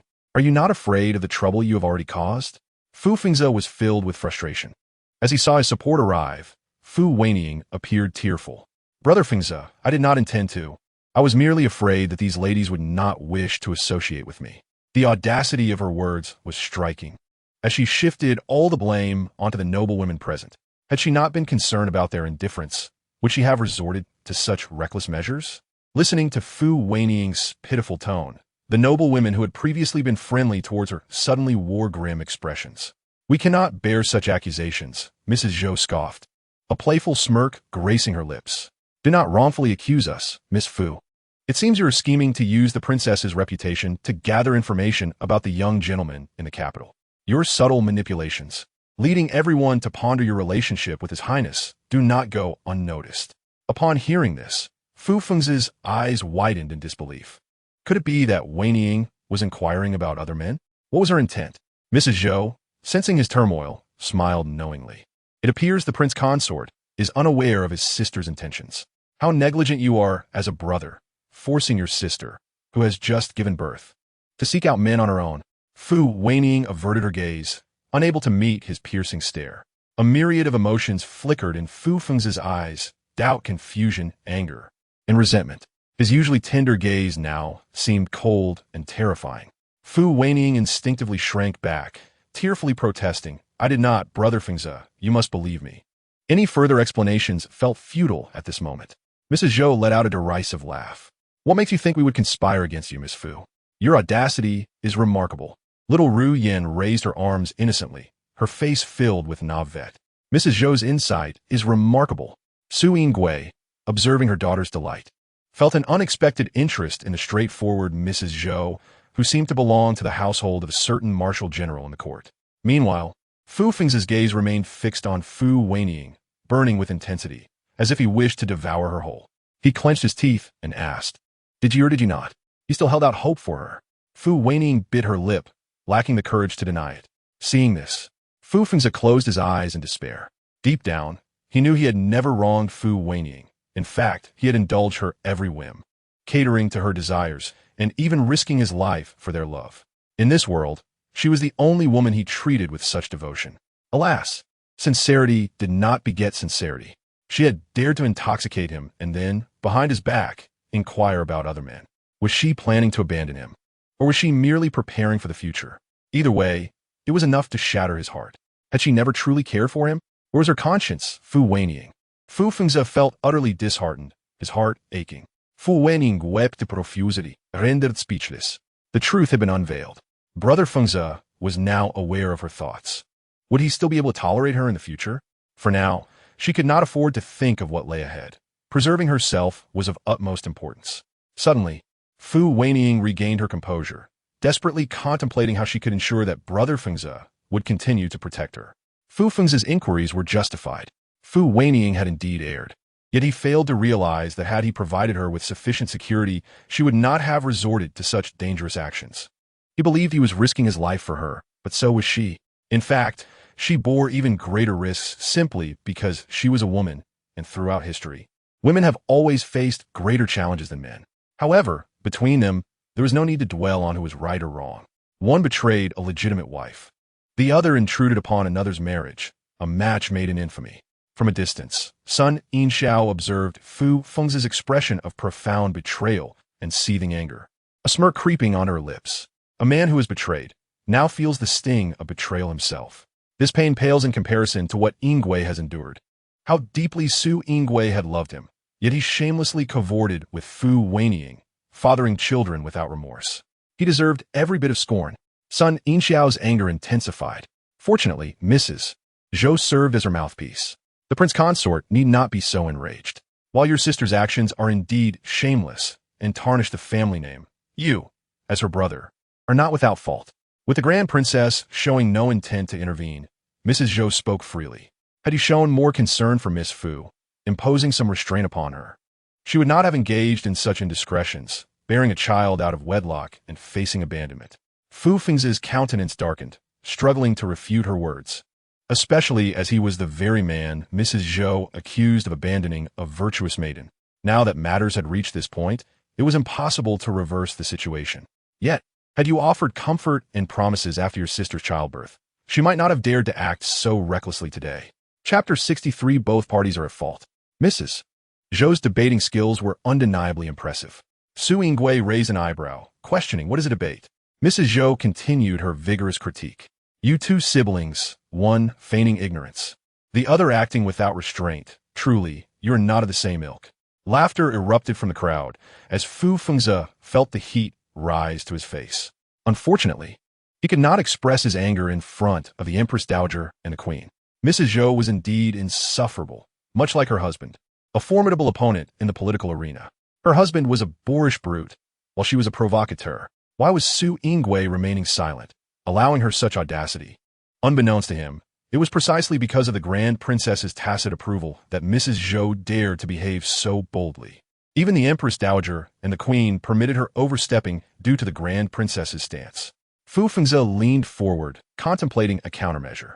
Now, he could only abandon Wenying to safeguard himself. His heart was torn with resentment and sorrow.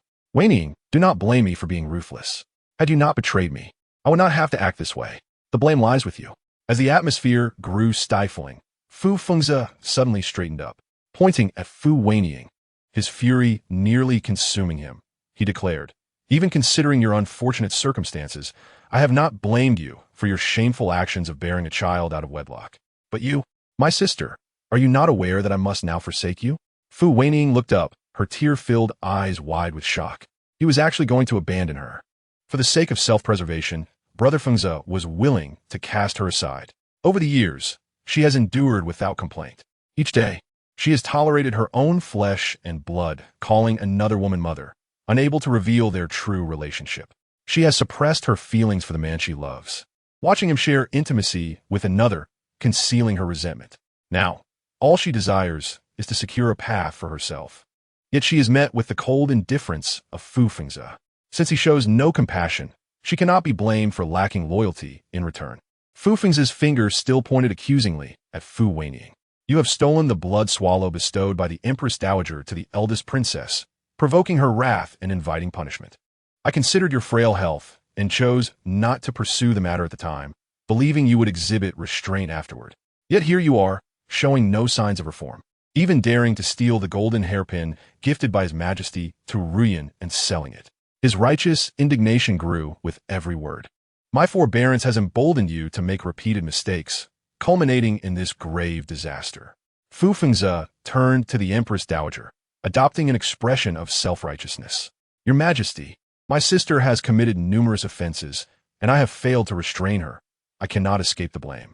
We, as siblings, are willing to accept punishment, merely asking for your mercy in light of our sincere contrition. The noble women present silently condemned Fu Fengze. Although Fu Wenying was at fault, he, as her elder brother, was not beyond reproach. His display of righteous anger was ultimately an attempt to shift blame onto her. Moreover, this woman was his sister who relied on him for support. Fu Wenying was indeed unfortunate to have such a brother. These noble women, cultivated from prominent families, were astute. Regarding the blood swallow incident, had it not been for his consent, Fu Wenying would have never dared to partake, knowing it was a gift from the Empress Dowager. Fu Wenying bit her lip, a desperate thought rising in her mind. If she were to disclose her true relationship with Fu Fengze to Su Yingui, revealing the identities of her children, it could jeopardize Fu Fengze's career, perhaps even his life. Yet, such an act would also threaten her own existence. She did not wish to die, nor did she want her children to suffer for it. Fu Wenying was in turmoil. The only way out was to force Fu Fengze to protect her. Suddenly, she threw herself at him, crying out in desperation. Brother, you cannot abandon me. My Ruyan has just been born. She has only me as her mother. What will become of her if I am gone? Brother, I am your sister, the aunt of Junliang. He has always relied on me. You cannot forsake your sister. Her eyes were swollen, streaked with tears, looking more disheveled than pitiable. She intentionally mentioned her children, hoping to awaken whatever remnants of conscience Fu Fengze possessed while simultaneously warning him of their unspeakable bond. Their children were irrefutable proof. Should he truly abandon her, she would not hesitate to drag him down with her. Fu Fengze trembled visibly. He looked down, his gaze locked onto Fu Wenying's, which was now filled with resentment rather than the warmth it once held. Realization struck him. Fu Wenying was threatening him. He began to tremble uncontrollably. No, this was the peak of his career. He could not allow this matter to be exposed.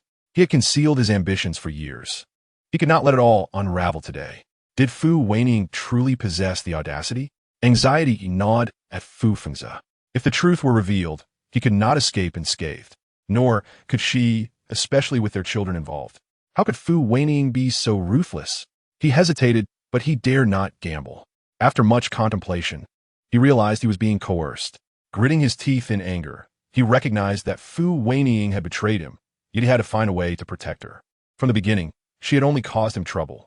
His own mistakes had drawn the Empress Dowager's punishment, nearly depleting his wealth, and now she sought to leech off him. The Empress Dowager had made her intentions clear. She aimed for severe punishment. How could he plead for her mercy? Despite the difficulty, he could not remain indifferent or provoke this woman further. Hatred surged within him as he faced Fu Wenying, the tenderness of their past, now extinguished. With a long sigh, Fu Fengze bowed once more. Your Majesty, I am fully aware that my sister has repeatedly committed egregious errors, deserving of punishment. Yet, considering her daughter is merely 100 days old and her own health is severely compromised, I cannot bear to see her suffer.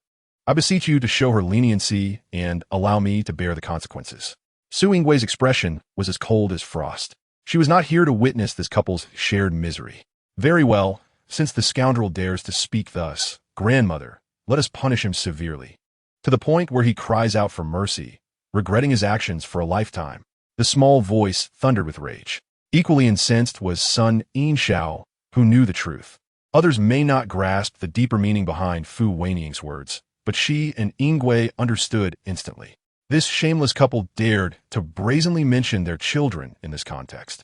Did they believe their plans were foolproof, that no one would uncover the truth? Chapter 64. Never enter the capital of the Empress.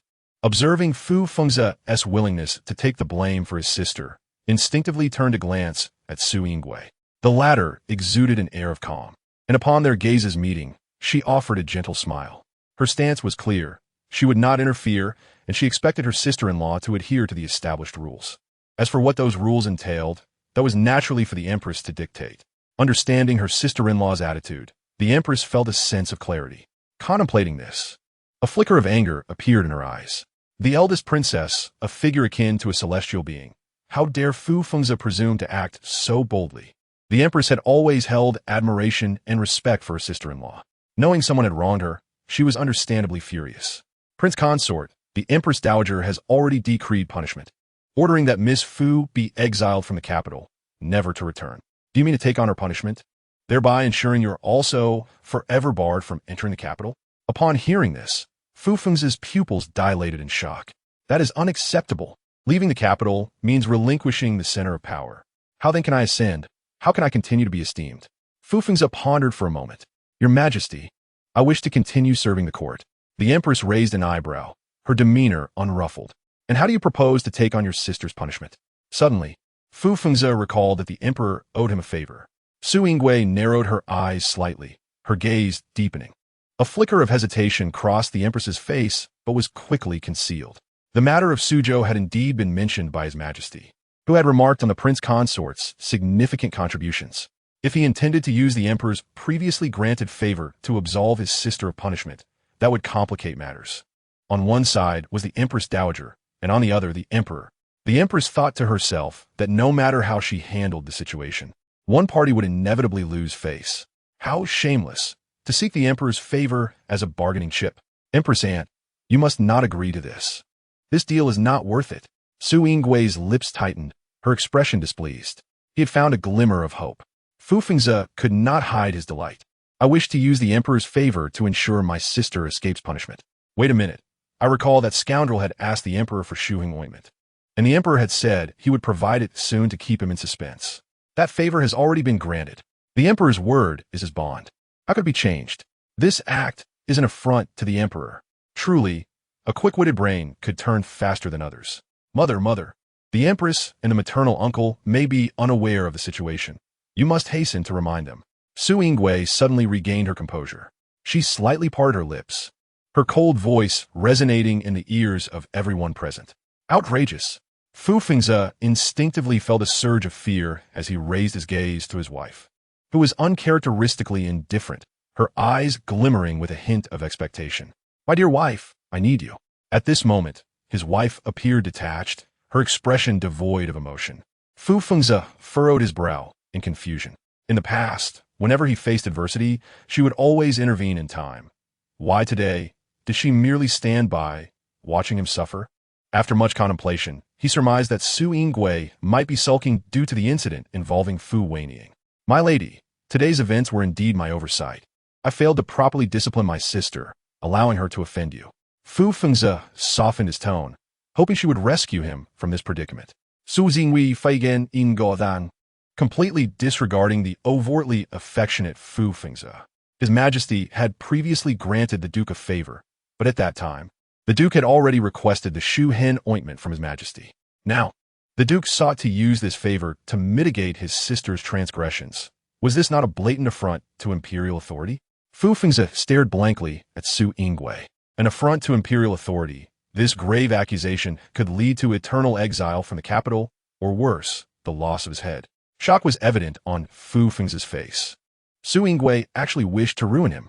In the presence of many witnesses, her words could plunge him into an irretrievable abyss. Hatred began to fester within him. This wretched woman not only refused to plead for him, but also added fuel to the fire. Fu Fengzi, in a fit of desperation, knelt down in an awkward manner. I harbor no such intention. I would never dare to disrespect the imperial authority. I implore your highness, the empress, and the grand princess to see clearly. Fu Fengzi nearly ground his teeth in frustration.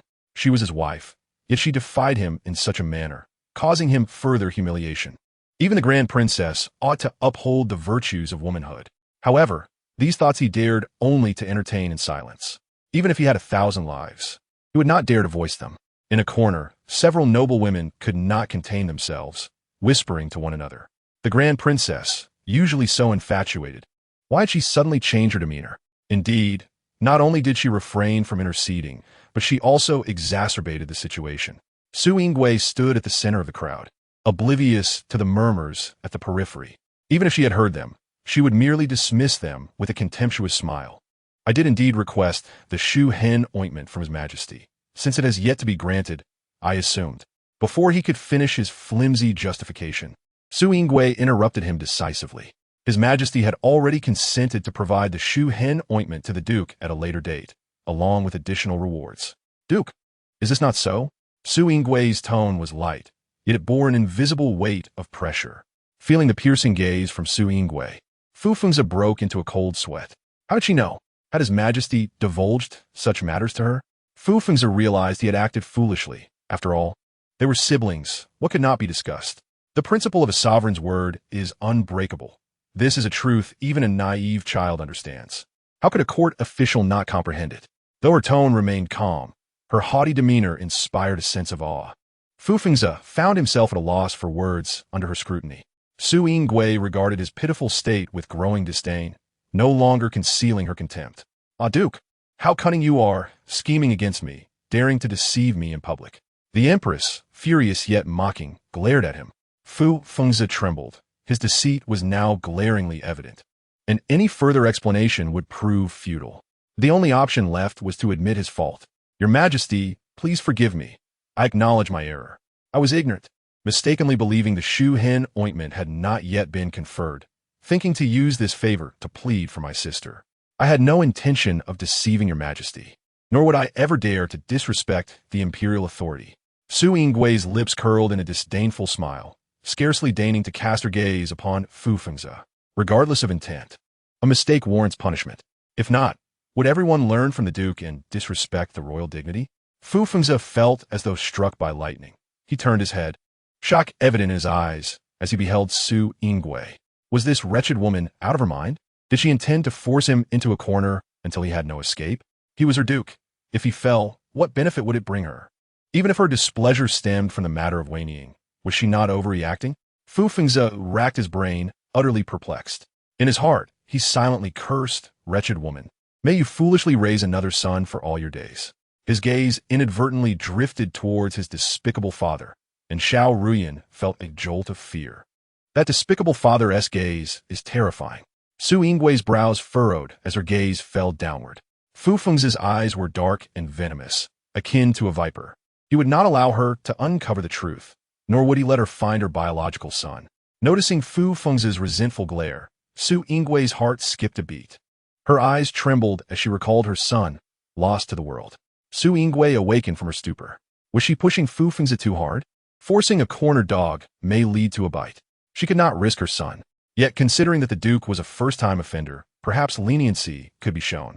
Upon hearing this, a subtle change flickered in Fu Fengzi's eyes. What was this wretched woman plotting? To slap him and then offer a sweet treat? The Empress, ever accommodating, declared in that case, let the Duke be punished with a year's salary as a warning. A year's salary. Fu Fengzi's heart bled. I accept the punishment. The Empress nodded in satisfaction. This matter was resolved. As for your sister's issue, it shall proceed as the Empress Dowager wishes. No, Empress Dowager, I implore you. Do not exile me from the capital. Fu Wenying prostrated on the ground, pleading incessantly. Brother, you cannot abandon me. We are one. She began to threaten again. Fu Fengzi hesitated, but ultimately steeled himself to speak. I beseech the Empress Dowager and the Empress to forgive my sister's punishment. I am willing to accept a demotion in her stead. He thought to himself, let me muddle through this matter first, whether or not I am demoted. It is ultimately for His Majesty to decide. Later, he would plead with the Emperor for mercy, and perhaps there would still be a chance for redemption. Fu Feng's calculations were disrupted by the sudden arrival of the emperor. His Majesty has arrived. A eunuch's sharp cry shattered Fu Feng's thoughts. The empress sighed in relief. The emperor had finally come. She could now leave the matter in His Majesty's hands, sparing herself from the dilemma. What has transpired to cause such chaos at Ruyan's 100-day banquet? The emperor's face was as cold as frost, his voice laced with a chilling authority. Your Majesty, please calm your anger. The attendees, aside from the 3 esteemed royal ladies and the young Ruyan, were all trembling in fear. The emperor furrowed his brows as he approached the empress's side. In a fleeting moment, the anger in his eyes dissipated, replaced by soft affection. Empress, what has happened? The empress wore a dignified smile, succinctly explaining the chaotic situation. Upon hearing this, the emperor's cold gaze ignited with fury. Outrageous! How dare you exploit my precious niece's 100-day banquet? His Majesty, the maternal uncle, has finally arrived. But that is not all. The Empress Dowager was about to punish Fu Wenying for stealing the golden hairpin, but that despicable father rushed in to protect her, claiming he wished to use the uncle's favor to absolve her. Yet he clearly requested the Shu Hen ointment from the uncle. His Majesty's words are sacred, and he has offended the imperial authority. The anger in the emperor's eyes swelled. This is truly insufferable. Moreover, he just professed a willingness to accept a demotion to atone for Fu Wenying's mistakes. Surely, he is merely boasting. Your Majesty, you have arrived just in time. Swiftly enforce this matter, and let him regret it to his very core. Fu Ruyan was filled with joy, for her greatest delight was witnessing her father, the so-called scoundrel, face humiliation. As the emperor listened to the soft, cherubic voice of the little one, he remained attentive to the empress. Her tone was gentle, imbued with a power capable of quelling anger. The empress had previously decreed that Fu Wenying was to be banished from the capital, never to return. However, the prince consort, unwilling to see his sister suffer, offered to resign from his position to atone for her transgressions. Fu Fengze hesitated, fearing the emperor's irrevocable decision, for he had no intention of sacrificing his future to absolve Fu Wenying's guilt. He was not foolish. The audacity of Fu Fengze betraying his elder sister was tantamount to opposing the royal family. He reveled in the disgrace he brought upon the imperial lineage, blissfully unaware that the emperor could no longer tolerate him. Had it not been for Su Yinggui's intervention and the concern for his missing nephew, the emperor would have long since decreed the execution of both Fu Fengze and Fu Wenying, along with their 2 illegitimate offspring. Since the prince consort was intent on protecting his sister, the emperor resolved to grant him this wish. Standing with his hands clasped behind his back, he radiated the majesty of a sovereign. Fu Fengze, mouth agape, shook his head, intending to plead for himself, but the emperor had already issued his command. Proclaim my decree. The title of Marquis Yongjia shall be stripped from Fu Fengze, yet he shall remain in service. Your Majesty, Fu Fengze felt as though his heart had stopped. Words once spoken could not be taken back, especially when decreed by the sovereign. Observing Fu Fengze's intense reaction, the emperor furrowed his brow, a look of menace in his eyes. Does the prince consort dare to defy my will? I do not, Fu Fengze replied, his voice becoming hoarse as he neared the brink of collapse. I accept the decree. I acknowledge my punishment. Stripped of his title, he still felt compelled to express gratitude for this punishment. Fu Fengze's heart felt constricted, his form swaying slightly. Madame Zhou observed the despondent and desperate expressions of the siblings, Fu Fengze and Fu Wenying, and could not suppress a cold huff. The empress appeared satisfied with this outcome. Standing beside the emperor, she wore a smiling demeanor. Yet her words pierced Fu Fengze's heart like a dagger. The prince consort has finally achieved his desire, using his title to protect his sister. The implication was clear. This fate was a direct result of his own actions. The empress, embodying the essence of grace and virtue, spoke with such delicacy. Fu Fengze clenched his teeth. It was not merely Fu Wenying, but the disgrace she had brought upon herself. It was her folly to seek the favor of influential men at the banquet. Had it not been for her ignorance and arrogance, they would not have arrived at such a chaotic conclusion. She had brewed countless troubles, committing shameless acts, and now dared to threaten him, dragging him into an irretrievable abyss. Fu Fengze seethed with hatred. Chapter 66. The Dismal Chamber. That wretched woman, having sought the favor of men, why did she not find another rogue to rescue her? A woman who achieves nothing yet causes chaos. He regretted ever being moved by such an ignorant creature. Fu Fengze had entirely forgotten how deeply he had once cherished Fu Wenying, enveloped in affection. Now, he was acutely aware of the loss of his title. The years of toil and dedication rendered futile. He wished to cast Fu Wenying aside, allowing her to bear the consequences alone, indifferent to matters of love or sacrifice. It was only through this ordeal that Fu Fengze recognized the peril of keeping such a selfish, ignorant woman close. Once a threat emerged, there would inevitably be more to follow. Having identified the problem, he knew he must not allow this crisis to fester. Fu Fengze contemplated a means to ensure that Fu Wenying could never reveal this secret. His gaze grew cold and menacing. Wenying, do not blame me for my heartlessness. It is your ambition that has betrayed me.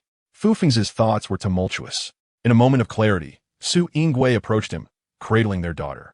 She stood elevated, her tone calm. The prince consort has achieved his desire. Are you not pleased? Fu Fengze found himself at a loss for words, unable to respond. He had not anticipated that the prince consort would make such significant sacrifices for Wenying. Su Yingwei passed their daughter to Sun Yinxiao beside her and slowly crouched down, speaking in a voice only they could hear. The heart is but a palm's breadth, and with the prince consort's division of affections, I wonder if our daughter and I will ever again receive his favor. Su Yingwei, suppressing her discomfort, uttered words she had long scorned. She aimed to make Fu Fengze believe that her apparent antagonism stemmed from profound disappointment in him. Her expression was one of deep sorrow, and Fu Fengze quickly fell prey to her ruse. He was at a loss, his gaze wavering. I have disappointed you, my lady. Please believe that you and our daughter are of utmost importance to me. I shall strive to amend my ways, prioritizing you both henceforth. Su Yingwei nodded thoughtfully. Today, I grant you one last chance. I hope you shall not disappoint us again. Upon hearing this, Fu Fengze felt an immense relief. He still had an opportunity to rise again. With the support of the princess's residence, the restoration of his title was within reach. He was uncertain whether to weep or rejoice. Very well, I shall not let you down again. You are the most gentle and considerate woman in the world, and to have married you is my greatest fortune. Fu Fengze's eyes brimmed with uncontainable affection. It seems that love for someone can indeed be feigned. How detestable is that scoundrel? How terrifying are men? Fu Fengze was indeed a figure of dread. It was he who scorned the wretched woman, yet also he who gazed lovingly at his wife. Hearing Fu Fengze's words made Su Yingwei's stomach churn violently. She pressed her lips together, forcing a smile through her disgust.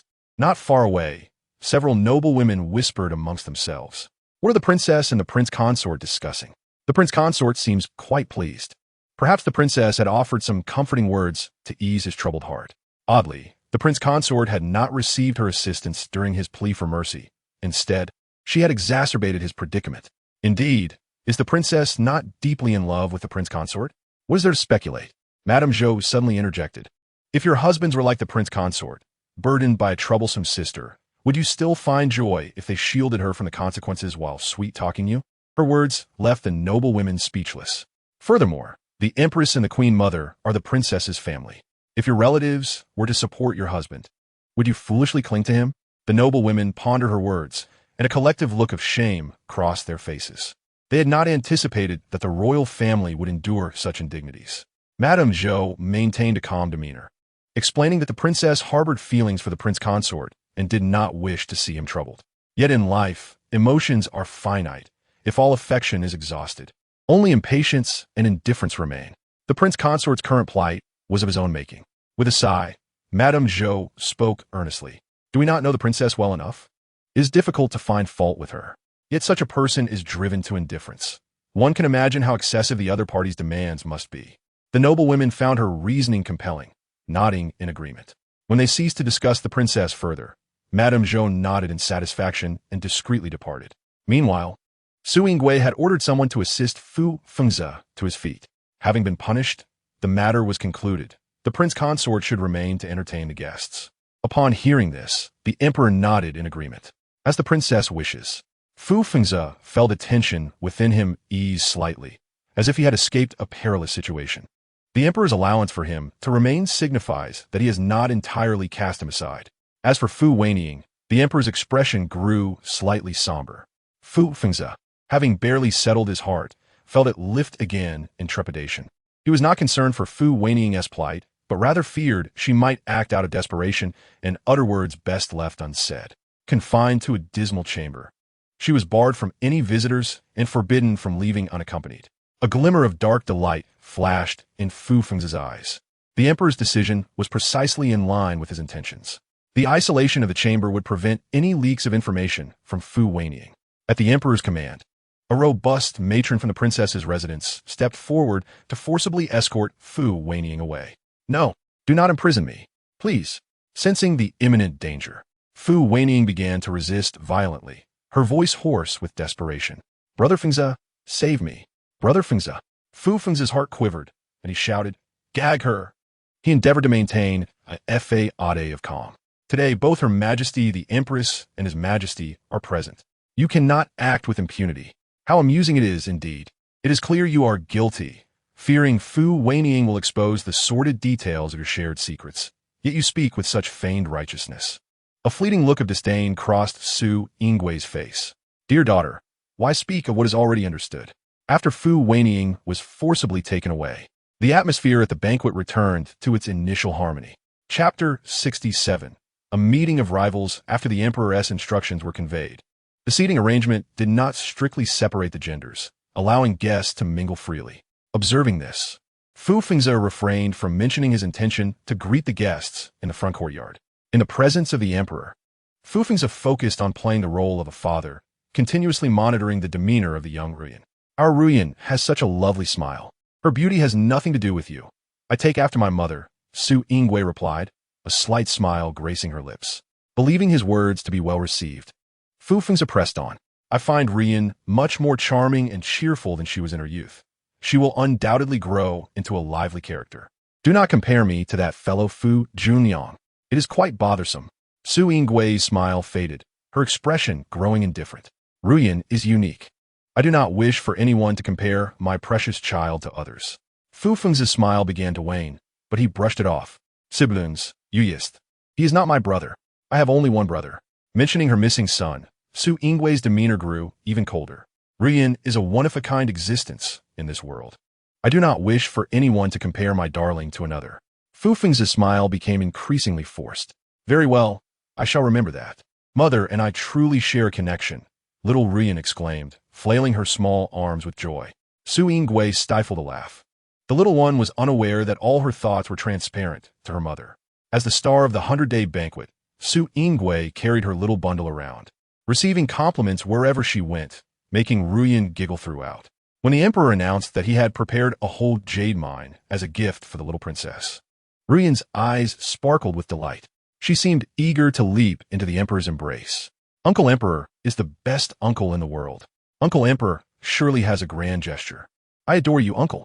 The emperor raised an eyebrow, bemused. This little one changes her affections with the quickness of turning a page.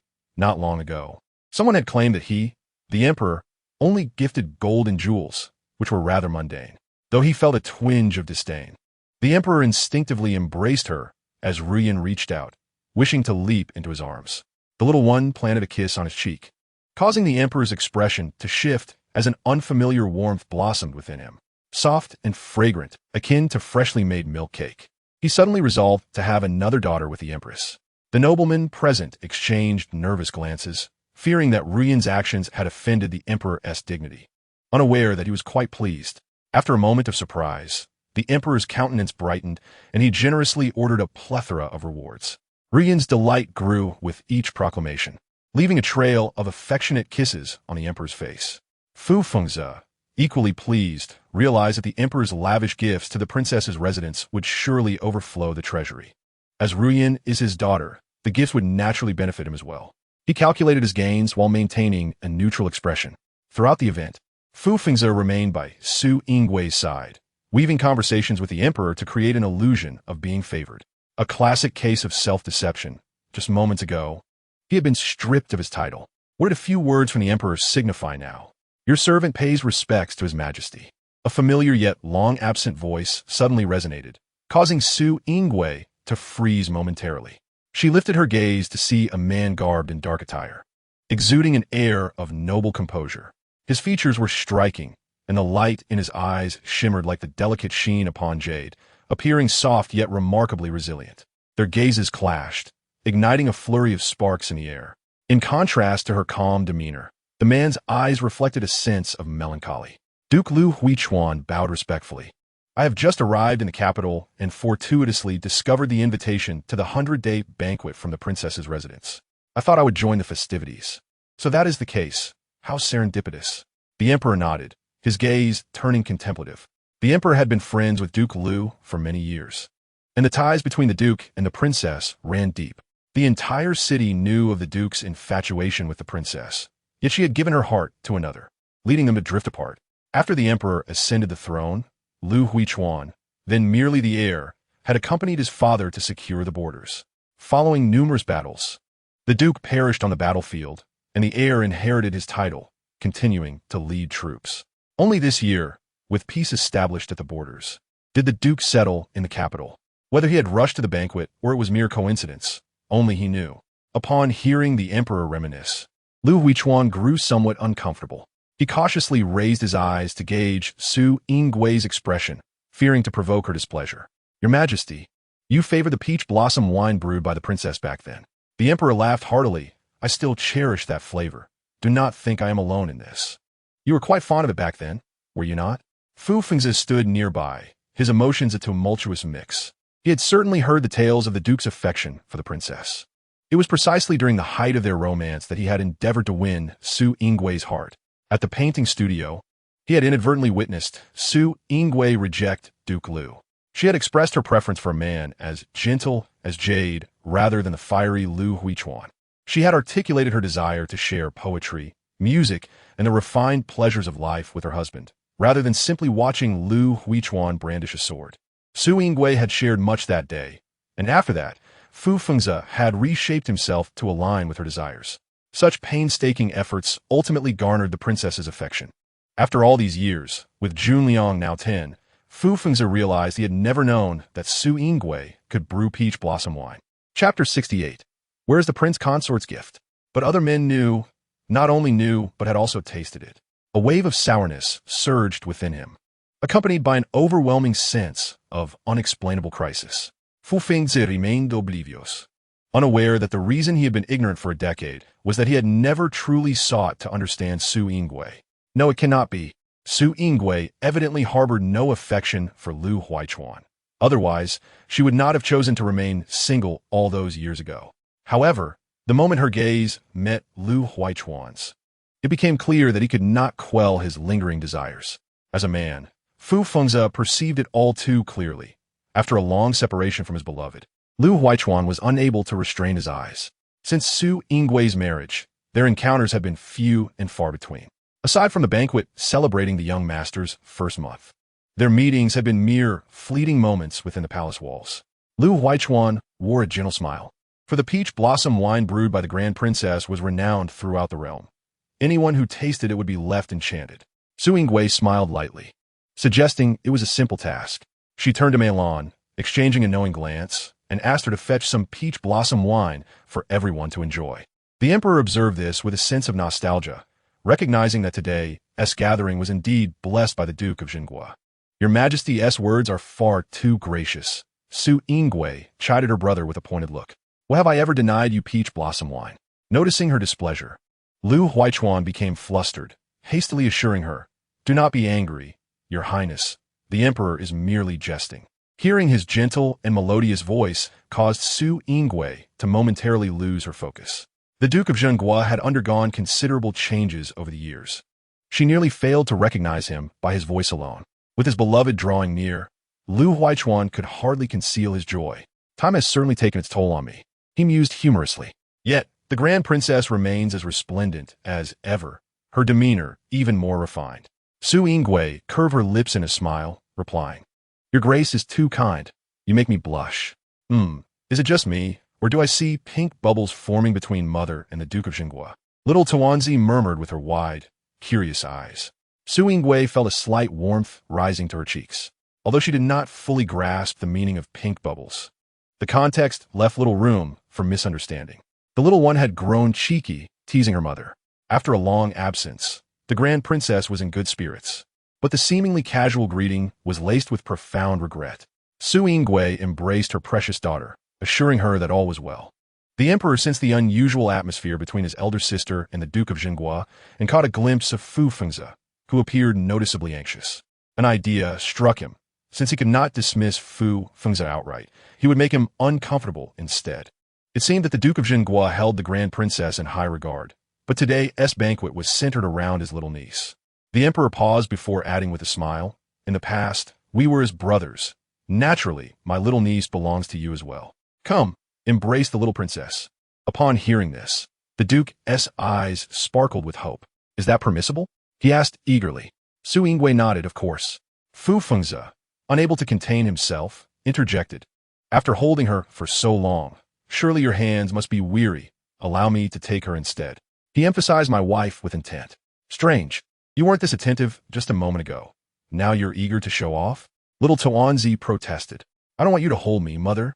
Don't hand me over to that scoundrel. That scoundrel is truly despicable. He pays no attention to me ordinarily, but the moment someone else shows interest, his possessiveness flares up." Su Yingwei feigned ignorance, placing the little one gently into the Duke's arms. Lu Huichuan cradled her with utmost care, as if holding a priceless treasure, his eyes assessing the delicate infant who bore an uncanny resemblance to the Grand Princess. The emperor chuckled, remarking that his sister's daughter naturally resembled her. Fu Fengzi could hardly contain his impatience. "Some say that Ruyan's nose and mouth are quite like mine." "How awkward. You've truly put yourself in a tight spot." Little Ru Yin chimed in cheerfully. "By the way, I have prepared a gift for the little princess." Hearing of a present, little Tuanzi became even more excited. "Your Majesty once gifted me a luminous pearl. Being a rough man, I have no use for it, so I'm passing it on to the little princess." The emperor raised an eyebrow, acknowledging the pearl's impressive size, certain that the little one would adore it. Upon hearing this, she wriggled in Lu Huichuan's palm, seemingly eager to express her delight. Her endearing action elicited laughter from those around, except for Fu Fengzi, whose expression soured as if he had bitten into something bitter. The arrival of his rival, who not only engaged in conversation with his wife, but also bonded so harmoniously with his daughter, stirred jealousy within him, causing his rationality to waver. After all, it was merely a luminous pearl. Ru Yin had received countless treasures from within the palace, and today, guests had brought many rare gifts. To her, the pearl was nothing extraordinary. Su Yingwei's eyes glinted with mockery, recognizing the folly of his self-inflicted predicament. Nearby, Sun Yinxiao scoffed. "I wonder what the prince consort has prepared for the little princess? You are, after all, her biological father." Fu Fengzi felt as if struck by lightning, his body stiffening in place, realizing he was indeed caught in a bind. "I'm curious as to why the prince consort has yet to present his gift." Sun Yinxiao pressed, drawing the attention of everyone to Fu Fengzi, who was now the subject of speculation. The other guests wondered what kind of gift the father, who scoffed at the luminous pearl, would prepare for his daughter. Sun Yinxiao smiled brightly. "Could it be so precious that you've hidden it away? Surely it must be an extraordinary item. Otherwise, why would the prince consort disdain the pearl gifted by the Duke of Jinghua? It would be strange if he prepared a gift for me. It would be more likely for him to scheme to divide the gifts," little Ru Yin declared, fully aware of her father's character. Su Yingwei silently agreed. The emperor, overhearing his niece's candid remarks, furrowed his brow. "Since the prince consort finds the luminous pearl common, perhaps he should present his own gift so we may all be enlightened." Su Yingwei regarded Fu Fengzi with a calm demeanor. "I too am curious about what my husband has prepared." The latter was drenched in sweat, his gaze darting nervously. He had indeed prepared nothing for Ru Yin. Even if he had thought to do so, he lacked the means. Fu Fengzi found himself in a precarious position, awkwardly attempting to find a way to escape. "Your Majesty has misunderstood. I do not find the gift from the Duke of Jinghua lacking. I merely believe that this luminous pearl, in comparison to the other gifts Ru Yin has received, seems somewhat ordinary." The emperor's eyes flashed with irony. This luminous pearl was bestowed upon the Duke of Jinghua upon his triumphant return, a rare gem that may well be unique in the world. Yet you deem it ordinary? At this, Fu Fengzi's composure completely unraveled. Laughter laced with mockery echoed around him, and although he clenched his teeth in anger, he refrained from revealing any sign of it. The emperor observed him, seething with indignation yet silent, and internally cursed his cowardice. "Never mind. I do not expect you to present anything of value for Ru Yin." Fu Fengzi sighed in relief, thinking that as long as he had put in some effort, it would be considered unique. Prince Consort, why not reveal your gift to us? Fu Fengze was now in a complete state of turmoil, glancing desperately at Su Yingwei, whose eyes signaled for help. Su Yingwei chuckled softly, turning her head away, pretending to avoid his gaze. Left with no choice, Fu Fengze steeled himself to speak. Previously, I gifted Ruyan a golden hairpin. That shall be my present for her 100-day banquet. The emperor narrowed his eyes slightly, a cold glimmer in his gaze. This man had truly prepared nothing. It would have been one thing to have no gift at all, but to use a previous offering as a substitute was a blatant affront. The emperor exhaled heavily. The prince consort has shown intent. The distinction between genuine intent and pretense was evident to any discerning eye. The emperor's words dripped with sarcasm, and Fu Fengze, acutely aware of the emperor's displeasure, felt a chill run down his spine. The minister originally intended to prepare several jade ornaments for Ruyan, so that she could wear them when she grew up and play with them in her childhood.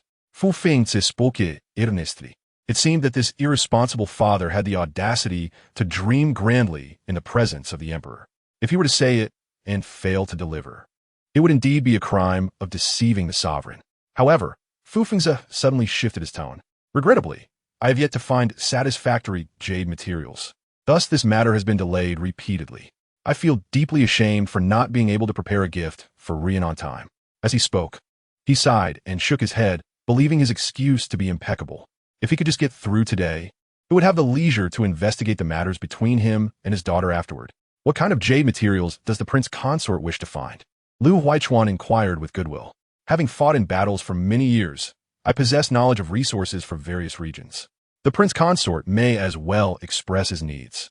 I could assist you in making connections. Fu Fengze's expression of sorrow suddenly shattered. His smile became increasingly forced. No need for that. I appreciate the kindness of the Duke of Jinghua. Lu Huichuan assumed the prince consort was reluctant to impose. There is no need for formalities. Such a trivial matter is merely a small effort. The emperor subtly curled his lips. Indeed, the prince consort need not be courteous. Just ask the Duke of Jinghua for any jade materials you require. With the Duke's connections, the jade materials could swiftly reach the capital. If the designs are prepared in advance, they could likely be crafted in 3 to 5 days. With the emperor's words, Fu Fengze found himself unable to object. His heart bled, but he could only endure the pain and comply. Very well.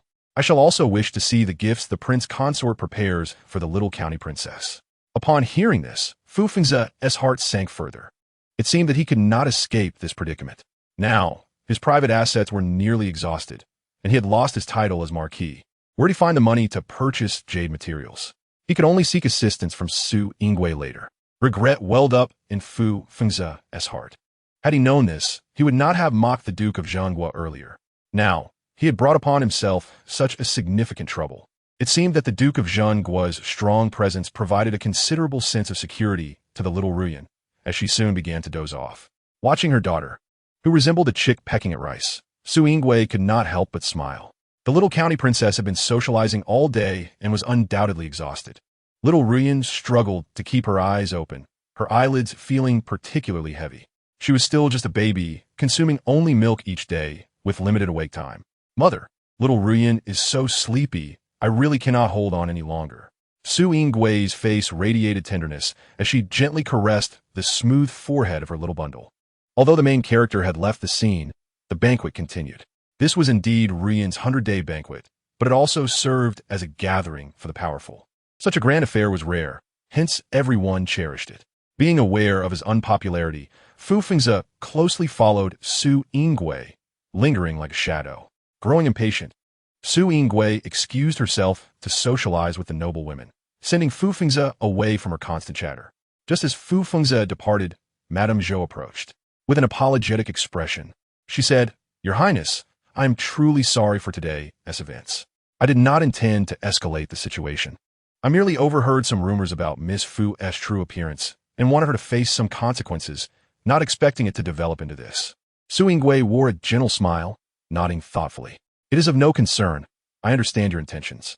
Although I am displeased that someone caused a disturbance during Ruyan's banquet, your heart was in the right place. Moreover, the root cause lay with Fu Wenying, and she had no reason to be angry with Madame Zhou." "Thank you, Your Highness. For your understanding. You need not blame yourself. I know your intentions were good. With the assurance that the princess was not upset, Madame Zhou felt much lighter in spirit. Once Madame Zhou departed, Milin quietly reminded Su Yingwei, "Your Highness, Madame Zhou is quite perceptive. I inadvertently overheard several noble women discussing you today." And just as I was about to intervene, Madame Zhou spoke first. Sun Yinxiao glanced in the direction where Madame Zhou had left.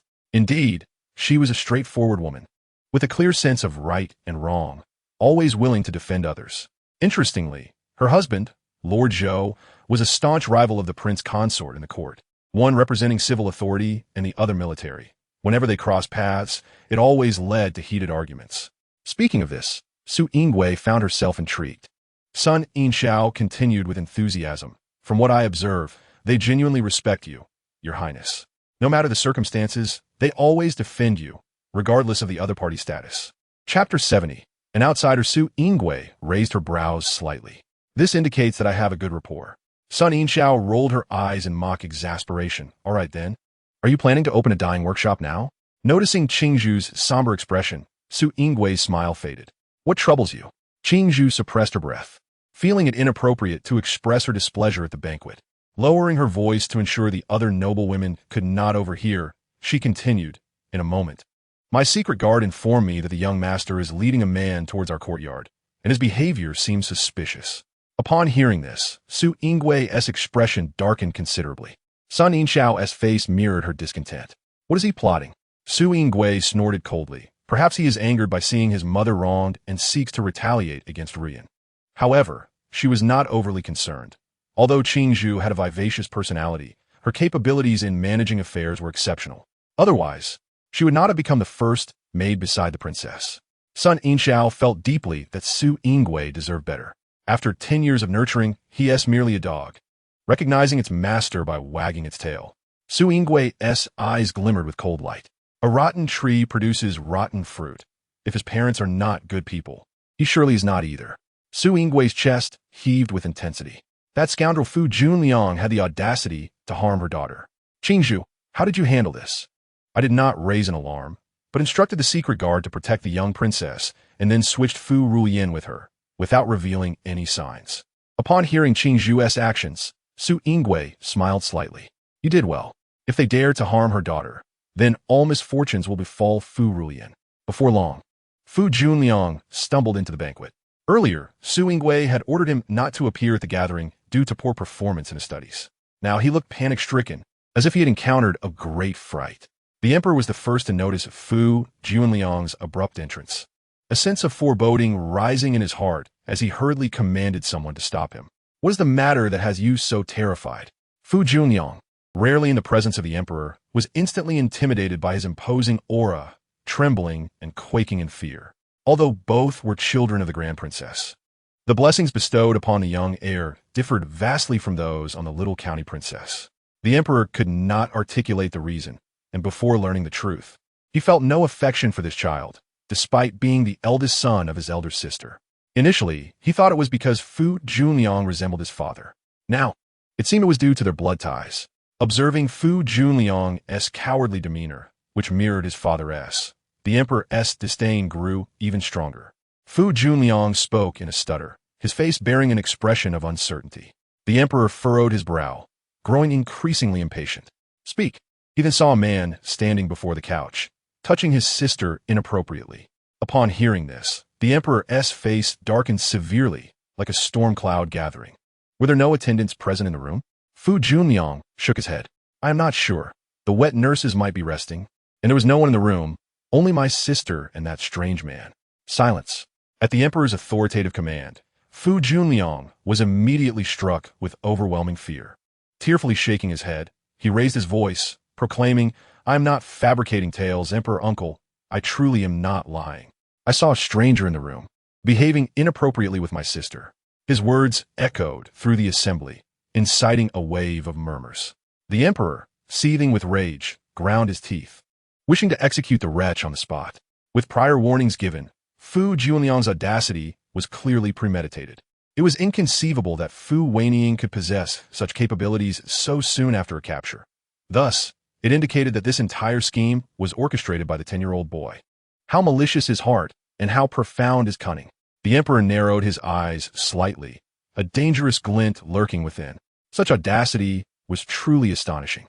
The crowd began to chatter, their voices rising in agitation despite their attempts to restrain themselves, aware of the emperor's increasingly grim demeanor. Ex-Ingwe and the empress hurried over upon hearing the commotion. Upon spotting Ex-Ingwe, Fu Junliang rushed into her embrace, weeping. A knowing smile danced upon Ex-Ingwe's lips, as if she were enacting a grand performance. If someone sought to harm your sister, why did you not stay there to protect her?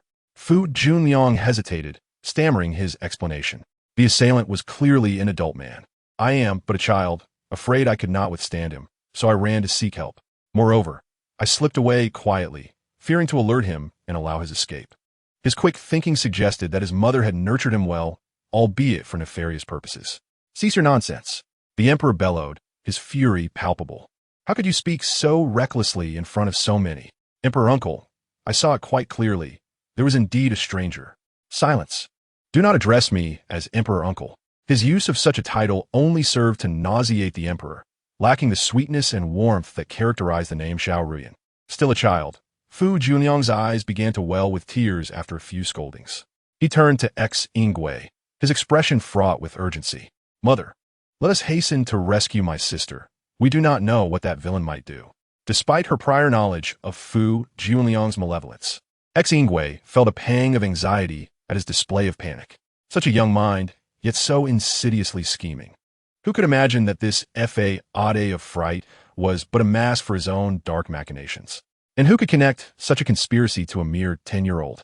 To maintain the pretense, Ex-Ingwe adopted a concerned demeanor. Then let us go and see.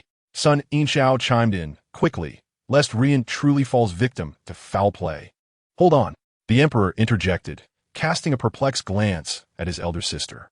Furrowing his brow, a glint of cruelty flickered in his eyes. In the public eye, if Fu Junliang's claims were indeed true, how would the situation be resolved if Ruyan were truly in peril? Chapter 71. Not Ruyan. Moreover, Ruyan's identity was particularly sensitive. The emperor was deeply troubled, fearing that this incident might haunt Ruyan for a lifetime. The young princess had previously suffered an affront. Such rumors could obliterate the reputation of even the most exalted of women. Ex-Ingwe discerned the emperor's concerns and subtly signaled him to remain calm. Though he understood her intent, unease still plagued him. Observing the composed demeanor of his elder sister, the emperor sighed inwardly, uncertain of her plans. The noble women followed the eldest princess into the inner courtyard, and although Sun Inshao was aware of the unfolding events, she still felt a twinge of anxiety. Ingwe, there won't be any oversights, will there? Ex-Ingwe nodded slightly and reassured her, fear not. Qingzhu is quite capable. Mother, we must not delay any longer. We must rescue my sister. Fu Junliang gurgid incessantly. How deeply he cares for his sister, one noblewoman remarked. Indeed, his frantic demeanor is truly touching. Hearing such praise, Ex-Ingwe could not help but smirk coldly. Just like his father, he was a master of pretense. As the thought crossed her mind, Fu Feng's voice, laced with anger, pierced the air. My Ruyan. With that, he charged into the room uncontrollably.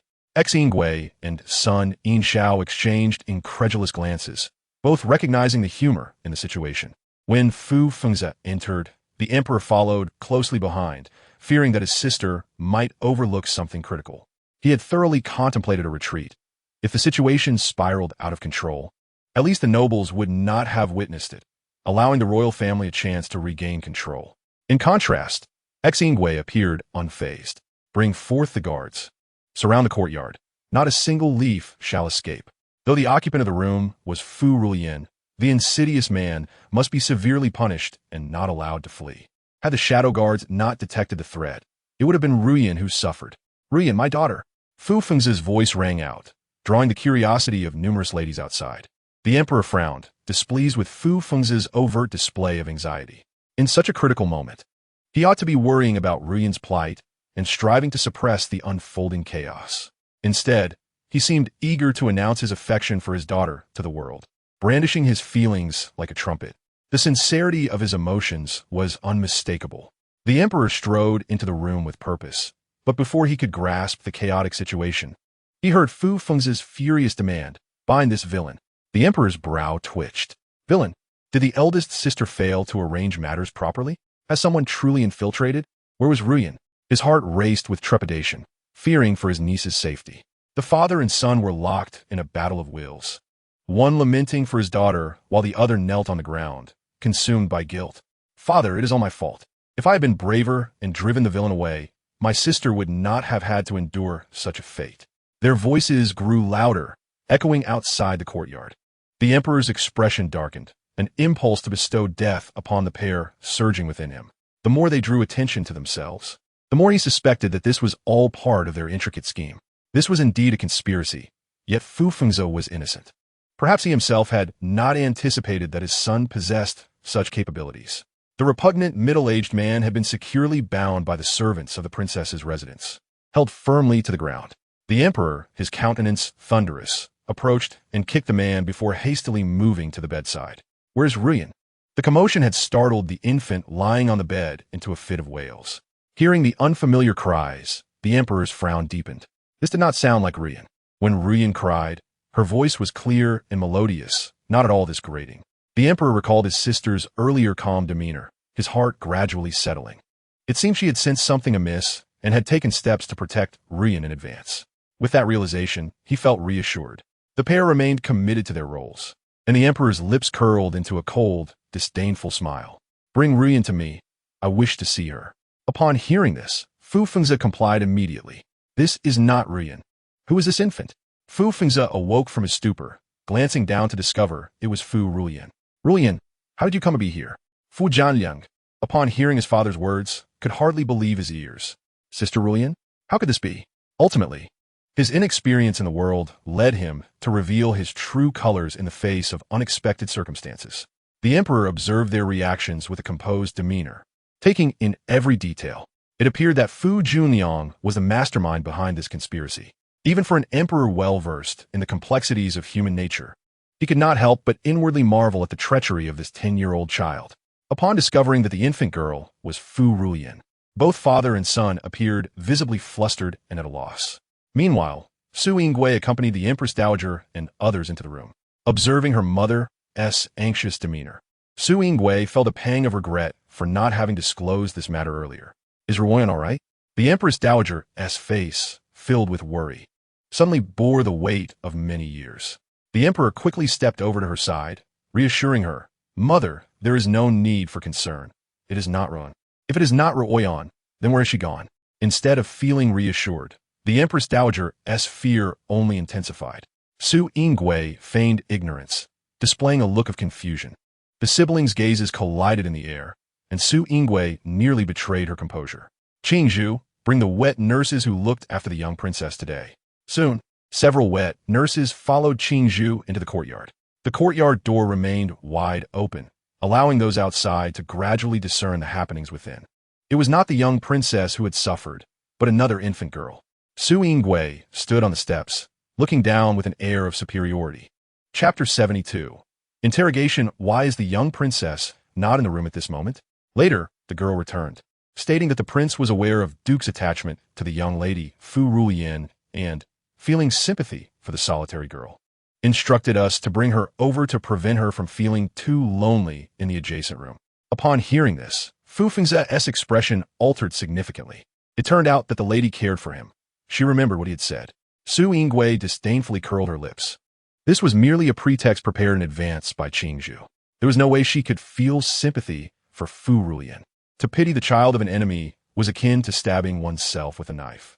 Outside the courtyard, some ladies began to lament Su Yingwei's kindness and thoughtfulness.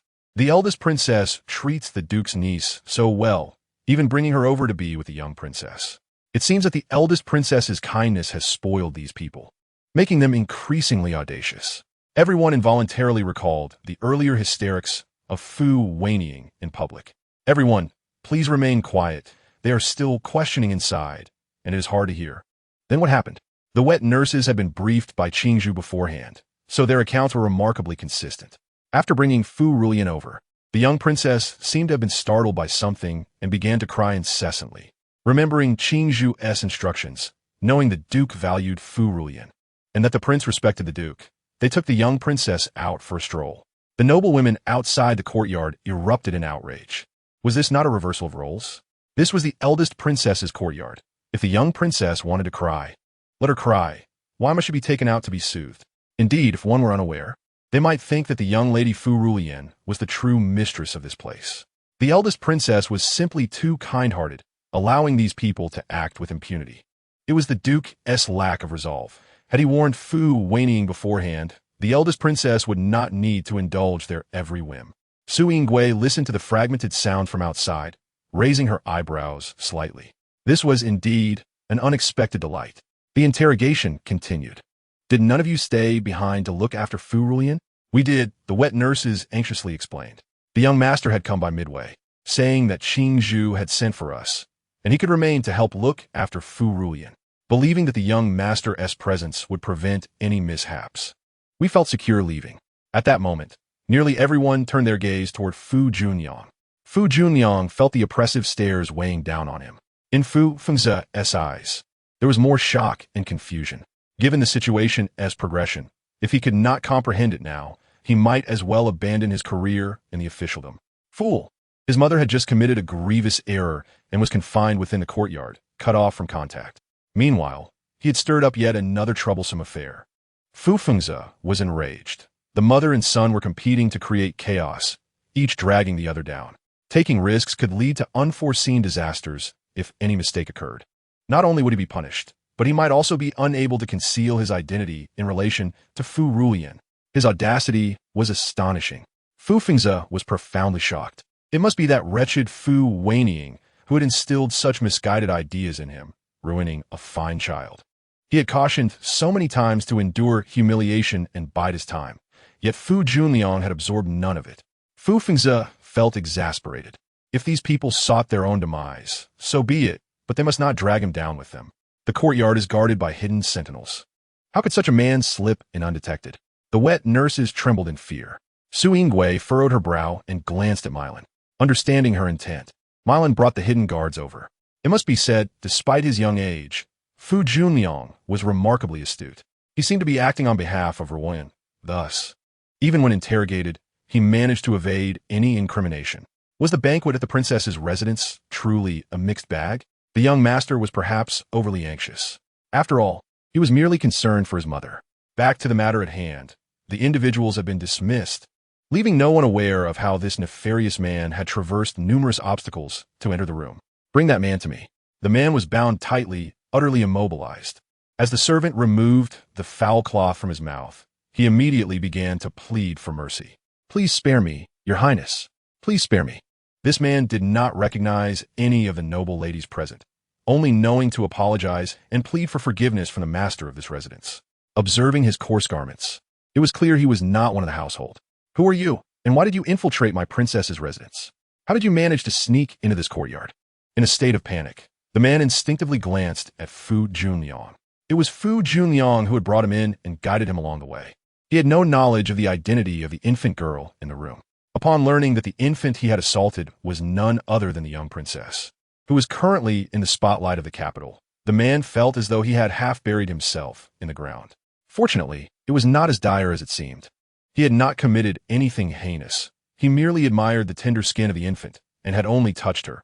He had not done anything inhumane. Sensing the heavy atmosphere around him, the man grew cautious even in his breathing. He glanced at the equally bewildered young master, and then at the furious eldest princess. Trembling in fear, surely merely touching her could not constitute a grave crime. Moreover, he had not offended the young princess. The man was filled with trepidation. Had he known, he would never have taken this job.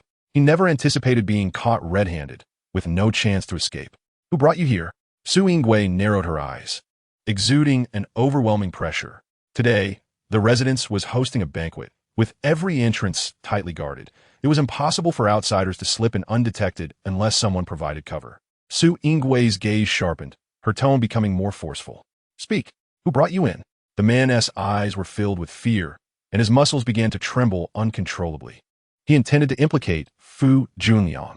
It was the young master who had let him in. With the young master's protection, surely he could evade this calamity? A glimmer of hope remained in his heart. Chapter 73. Identification. In the next moment, his fleeting hopes came crashing down. Fearing the truth would be revealed. Fu Junliang lost all rationality, rushing forward and delivering a powerful kick to the man's chest.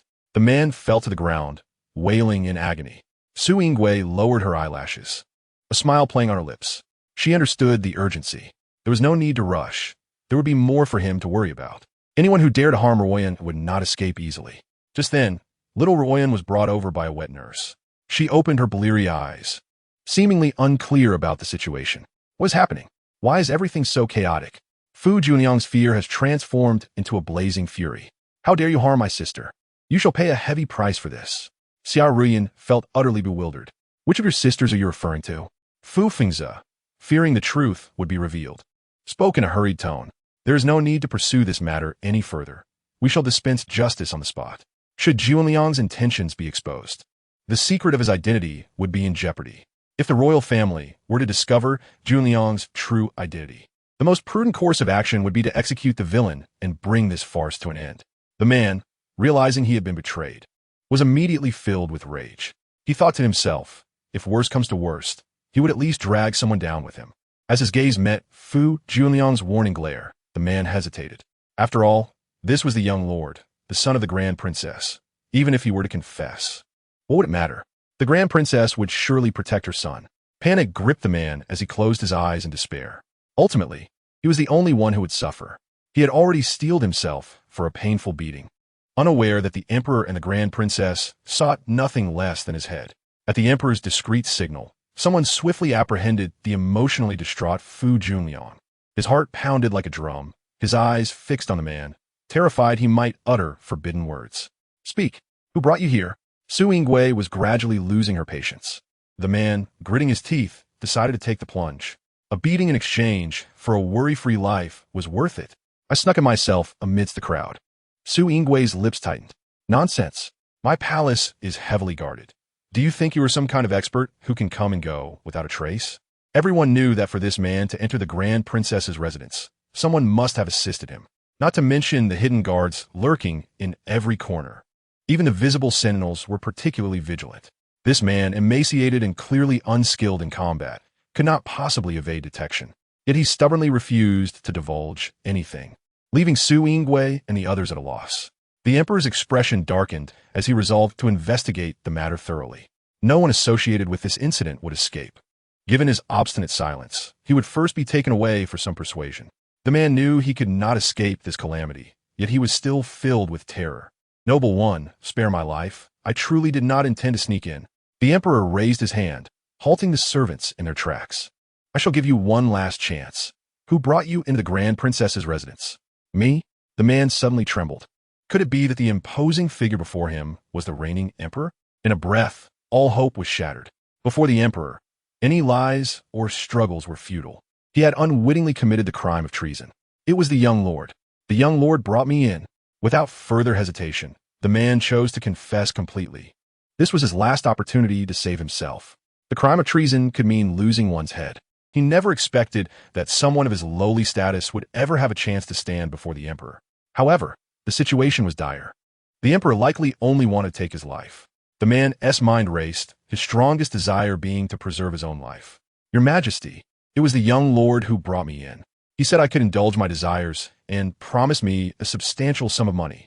Chapter 75. Sophistry indulge? Indulge in what?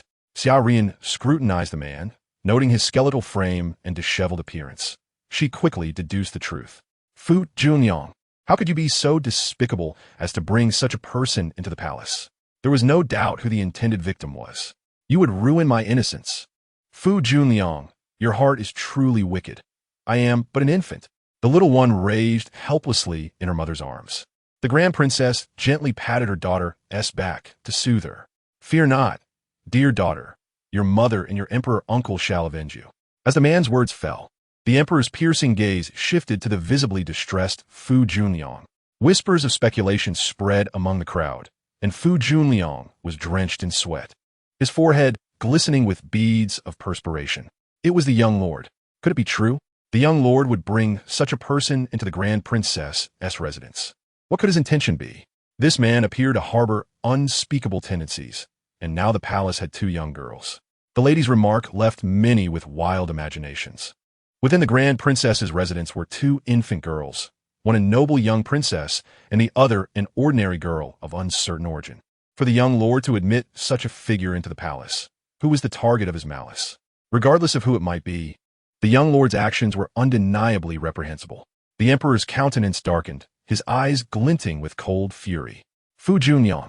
In an instant, Fu Junliang's heart raced in terror, and he bowed his head to the ground. He raised his face, panic-stricken, tears streaming down his cheeks. Emperor uncle, it was not me. I did not do it. This man is slandering me.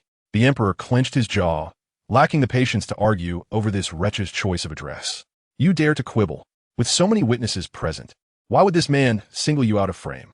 Fu Junliang's eyes darted, his mind racing. He must think I am young and easy to deceive. Emperor uncle, I'm truly being wronged. He knelt on the ground, his gaze sincere. This man is of low birth and vile character. How could Junliang, the young lord of the Grand Princess's residence, possibly associate with such a person? Besides, if I truly led someone into the palace, the gatekeeper would surely be aware. Emperor uncle, you might as well interrogate him. Fu Junliang began to argue. He had personally led the man in, purposely disguising him as one of his servants to prevent any oversight. Even if the gatekeeper were questioned, he would not be implicated. With these circumstances, Fu Junliang dared to invite the emperor to investigate. His defense went far beyond this. Emperor uncle, this is my mother's courtyard. How could I possibly allow a person with ulterior motives to enter? I have no reason to harm Ruyan, nor would I ever allow anyone to harm Ruyan. How could that be impossible? Your ambition is too obvious. Chapter 74. Conclusive evidence. Fu Junliang bowed again, his tone earnest. Emperor uncle, there must be another mastermind behind this. Please see clearly. The emperor snorted derisively and summoned the gatekeeper for questioning. Upon hearing this, Fu Junliang's anger erupted. You slander me, accusing this young lord. What benefit could you possibly gain? Indeed, what benefit could a gatekeeper of a princess's residence have in accusing a young master? Therefore, the gatekeeper must speak the truth. In a moment of desperation, Fu Junliang redirected his anger toward the man who had assaulted Fu Ruyan. Is there someone inciting you to frame me? Speak quickly. Who is the mastermind behind this? Hatred surged within the man. It was you who brought me in. You discovered my peculiar interest in infants and approached me, promising to fulfill my desires and offering me wealth afterward. In his desperation, the man revealed his own shortcomings. A chorus of gasps filled the air. Indeed, he had peculiar tastes. Such a person is utterly revolting. How could he not spare even child? Though I do not favor the prince's sister, I cannot bear to see her daughter suffer. Yes, children are always innocent, especially a mere infant. This child will surely face difficulties ahead.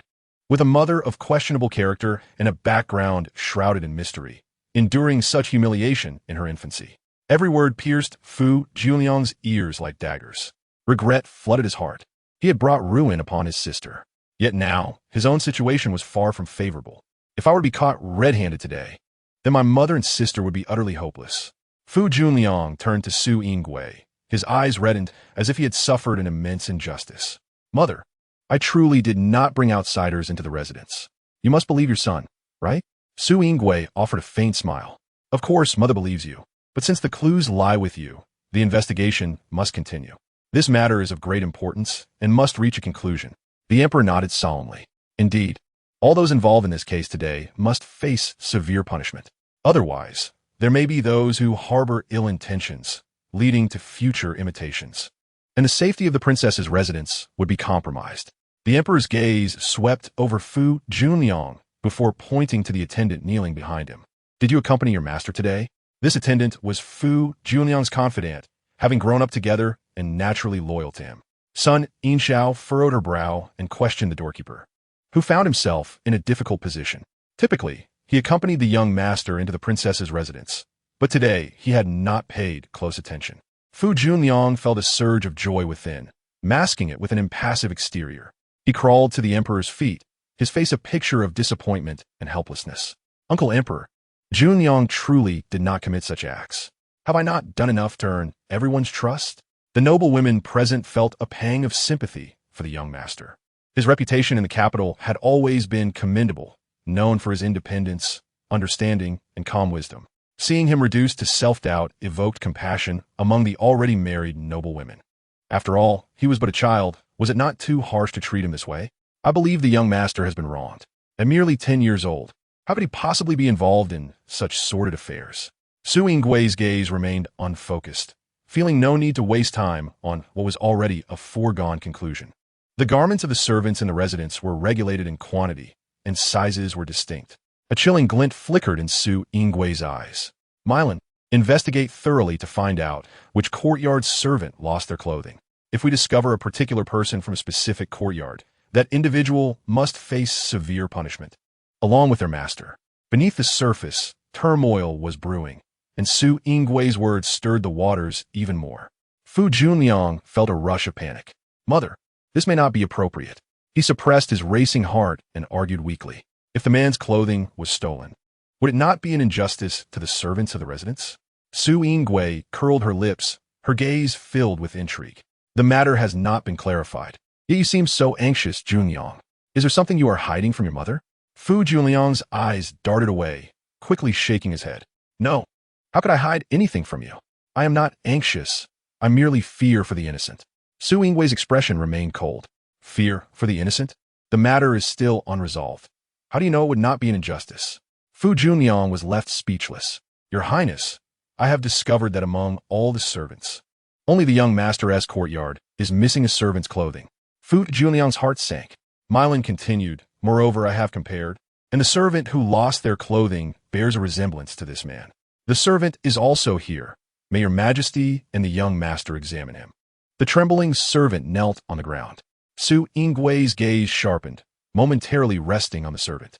A rogue has infiltrated the residence, wearing a servant's clothing. Coincidentally, you lost your clothing, and your stature resembles his. Tell me, did you conspire with this man? The servant shook his head vigorously. Your Highness, I am wronged. The clothing was borrowed by Ji Sheng, and I do not know the reason. He serves the young master, and everyone in the courtyard must obey him. When did he borrow your clothing? Around the time of the SI hour. Su Yingui nodded thoughtfully, then shifted her gaze to the doorkeeper's servant. When did the young master leave the residence? The timing matched, and the truth began to surface. Yisheng, Su Yingui called out, and Ji Sheng immediately crawled out in panic. With both witness and evidence present, what further arguments do you have? I am merely a servant. A hint of fierce determination flashed in Su Yinggui's eyes. Did you act on your master's orders? Mother, do you truly think so of your son? How could I possibly do such a thing? Ji Sheng, filled with resolve, spoke up. It is my fault. I acted alone, and it has nothing to do with the young master. Su Yinggui's icy gaze bore down on him. So you acted out of loyalty to your master. Yet you sought to harm his sister? Ji Sheng nearly buried his head in the ground. Yes, it is all because of the young princess that the young master has been slighted. All because of her. I sought to ruin the young princess's reputation, ensuring she could never hold her head high and to vent the young master's grievances. Su Yingui was left breathless with anger. The emperor was equally furious. Was the young master unaware of all this? Ji Sheng clung to the belief that he would die for his actions. The young master knew nothing. It was all my own plan. I should die for misusing the authority granted by the young master to engage in wrongful acts. I acknowledge my guilt. I ask for the emperor and the princess to punish me. The emperor's meaningful gaze slowly scanned the unwilling face of Fu Junliang. Young master, do you truly know nothing? Fu Junliang felt tense, torn between relief that someone was taking the blame and unwillingness to see Ji Sheng suffer. Uncle Emperor, I was completely unaware of this. Reality was harsh. Even if it pained him, he could not sacrifice himself. Fu Junliang turned to Ji Sheng, disappointment and sorrow evident in his voice. Ji Sheng, how could you use my name to create such chaos, betraying the trust one placed in you? As for Ruyan, she is my own sister. Even if our father and mother favor her more, what difference does it make? Fu Junliang was at a loss whether to be angry or anxious, his face flushed. You brought rogues into the residence, putting my mother and the esteemed guests present today in danger, and you have placed me in an unjust position. He looked utterly incredulous, as if he had been betrayed. Su Yingui watched their performance with an impassive expression, feeling no emotional stir in her heart. She had never intended to use this opportunity to eliminate Fu Junliang. After all, he remained her legitimate firstborn son. Considering the princess mansion, he could not afford to lose his life. She was more concerned that her actions against Junliang might lead FFNGZ to direct his hatred toward her son. The emperor, her uncle, should impose severe punishment for Ji Sheng's grave transgressions. There is no need to regard my reputation. Let the law take its course. The emperor, upon hearing this, could not help but twitch the corners of his lips. Just as he was about to issue a decree of punishment, Junliang added, however, Ji Sheng has been by my side for many years, spending more time with him daily than with my own parents. Junliang had an unreasonable request, hoping that the emperor would consider lightening the punishment. He too bore some responsibility for failing to properly guide those around him. It was not solely Ji Sheng's fault. A knowing smile danced in Sun Yinxiao's eyes. The young lord was indeed loyal and righteous, much like his father. This remark was thought-provoking, leaving one momentarily uncertain whether it was a heartfelt sentiment or a veiled sarcasm. Sun Yinxiao's words seemed to trigger something within FFNGZ. Suddenly, he regained his composure and knelt beside his son. Your Majesty, it is my failure to educate. I too bear responsibility for this matter. I implore your Majesty to impose punishment upon me. No, it is all my fault. My father is blameless. I failed to restrain my servants. If punishment must be meted out, let it be upon me alone. The emperor's expression remained indifferent. Little Ruyan had nearly come to harm. The emperor wished to dispose of these treacherous individuals one by one, especially the mastermind Junliang, who was not worth mourning. Unfortunately, someone had taken the blame, preventing him from severely punishing Junliang. The man involved in the misconduct, along with the young lord's personal attendant, was executed. The heartless Imperial family uttered chilling words in the calmest tone, taking 2 lives with but a single sentence. Upon realizing that they could not escape their death sentence, the 2 began to plead for mercy, creating a cacophony.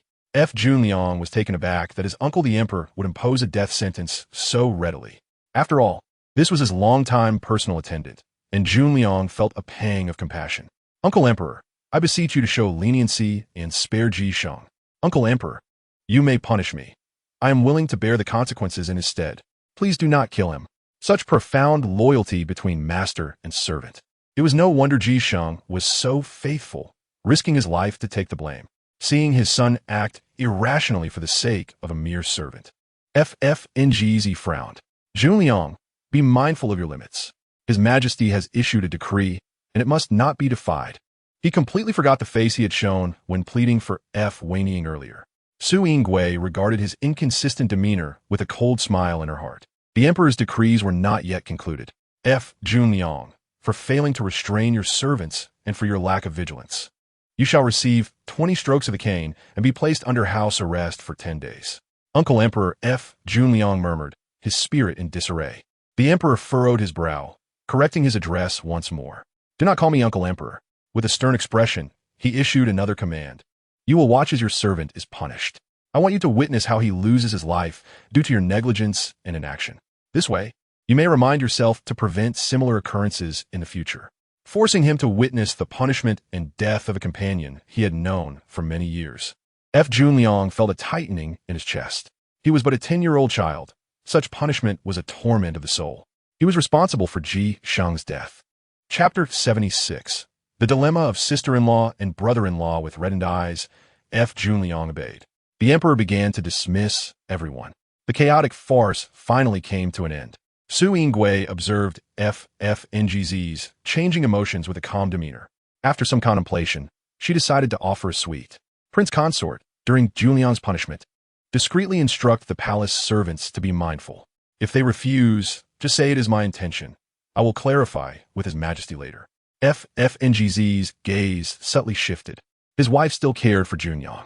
Su Yingui lowered her eyelashes, uttering insincere words. Of course, he is our eldest son, destined to inherit the princess mansion. She aimed to instill hope in this father-son duo. With hope, they would not resort to desperate measures. Madam, what are your thoughts on the matter of the villain? Su Yinggui's eyes flickered, realizing this was FFNGZ's test. She smiled gracefully. What thoughts could I possibly have? Isn't the truth already uncovered by His Majesty? Who has punished those involved? This matter should end here. FFNGZ let out a slight sigh of relief. Junliang's fault lay in not properly managing his servants. As you know, he has always been innocent and treats his subordinates with kindness and courtesy. Husband, there is no need for so much explanation. Su Yingui interrupted lightly. I can see he is good to his servants. Otherwise, Ji Sheng would not have been willing to risk his life for him. But there must always be moderation. Being too kind to subordinates can lead to an imbalance in the master-servant relationship. Su Jingwei Sai Sopti, making him watch Ji Sheng's execution, while cruel, may not be entirely detrimental. It should serve as a warning. I want him to understand that as he navigates the officialdom like you, experiencing more now will prevent him from being easily defeated in the future. Rest assured, madam, he will certainly comprehend your good intentions. The palace servants have followed Junliang. I am uneasy. You should go and check on him. Njiz's heart tightened, and he hurriedly turned to follow. This is a cane. Do not injure your hand. You will not be able to wield a pen in the future. After Njz left, a succession of noble ladies came to comfort Su Yingwei. It was indeed unexpected for such an incident to occur during the little princess's 100-day banquet. Fortunately, the little princess was unharmed. Indeed, it was a false alarm. The little princess was not the one humiliated. Su Yingwei then recalled Fu Ruyan, a flicker of coldness passing through her eyes. Isn't it just pretending to be innocent and pitiful? It's a pity that Ruyan suffered such humiliation in this palace. I do not know how to explain it to Wenying. The noble ladies hesitated to speak. Your Highness, there is no need for you to blame yourself. No one wishes for such occurrences. Indeed, and moreover, His Majesty has severely punished the villain, which can be seen as avenging Fu Ruyan. Su Yingwei lowered her head, wiping away non-existent tears. What you do not know is that Ruyan is actually my adopted daughter. Although she was relieved that Ruyan had not suffered, it was equally distressing that Ruyan had been wronged.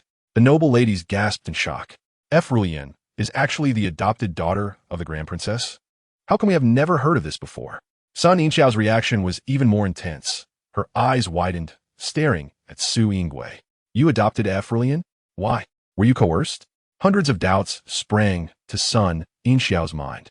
Yingwei, why did you adopt Fu Ruyan? She was utterly bewildered. Su Yingwei sighed deeply. Her eyes filled with sorrow. You do not understand my predicament. Fu Wenying threatened me with her life, pleading for me to adopt Ruyan. I truly had no way to refuse. Su Yingwei's eyelids fluttered, a layer of gloom covering her previously clear eyes. The noble ladies reacted with indignation. She is the prince consort's sister. I cannot just stand by and watch her seek death. She was not lying. Initially, Fu Wenying spoke incessantly of her frail condition and impending death, wishing to entrust Fu Ruyan to her. Wasn't that a threat of death? Sun Yinxiao's face was filled with frustration. She threatened you with death, and you agreed? A person so vile could not truly be willing to die. She knows you're soft-hearted and is deliberately coercing you. The other ladies nodded in agreement, echoing Sun Yinxiao's thoughts. Su Yingwei shook her head with a soft sigh. The prince consort is caught in the middle and is equally in a difficult position. As long as I nod in agreement, many troubles can be resolved effortlessly. Why not? In a brief statement, she articulated endless grievances. The noble women were filled with indignation, appalled by the audacity of the shameless siblings who dared to bully the eldest princess. One feigned deafness while the other brazenly overstepped boundaries. Their actions were truly excessive. It is often said that the conflicts between mothers-in-law and daughters-in-law are timeless. But what are the tensions between sisters-in-law? The noble women were left speechless, incredulous at the existence of such shameless women. She seemed utterly oblivious to the concept of honor. Su Yingwei subtly curled her lip. Wasn't Fu Wenying eager for her to announce at the banquet that she had taken Fu Ruyan as her goddaughter? That she would grant her wish. Fu Wenying claimed to have encountered unsavory individuals, fearing that her tainted reputation would adversely affect her daughter, and thus implored Su Yingwei to raise her. Su Yingwei had learned to take the initiative. Fu Ruyan was forcibly brought to geology by her at this moment. She would present it as such, ensuring that if Fu Wenying and her brother spread rumors about her malicious heart, claiming her to be the one stealing Fu Ruyan, this narrative would precede any unfavorable gossip about her in the capital. Sun Yinxiao, upon hearing this, was filled with concern. One such troublemaker like Yin was already enough to cause distress. How could she possibly take on the burden of caring for her child? Did she think she was the queen mother? Su Yingwei chuckled softly at this remark, unable to contain her amusement. In Fu Wenying's eyes, she likely believed herself to be even more esteemed than the queen mother, expecting the world to revolve around her. Sun Yinxiao shot her a glare and retorted sharply. You still find it amusing, even when you've been bullied to the point of foolishness. Although she was currently confined by the emperor, there was no guarantee that the future prince consort would not intercede on her behalf. Sun Yinxiao's worries were palpable. In this light, even if Fu Wenying regained her freedom, she would dare not act recklessly again. Su Yingwei felt a warmth in her heart, genuinely smiling. You're only concerned for my well-being, and I appreciate it. Rest assured, I have everything under control. Having it under control, yet allowing such prolonged bullying to occur, is concerning.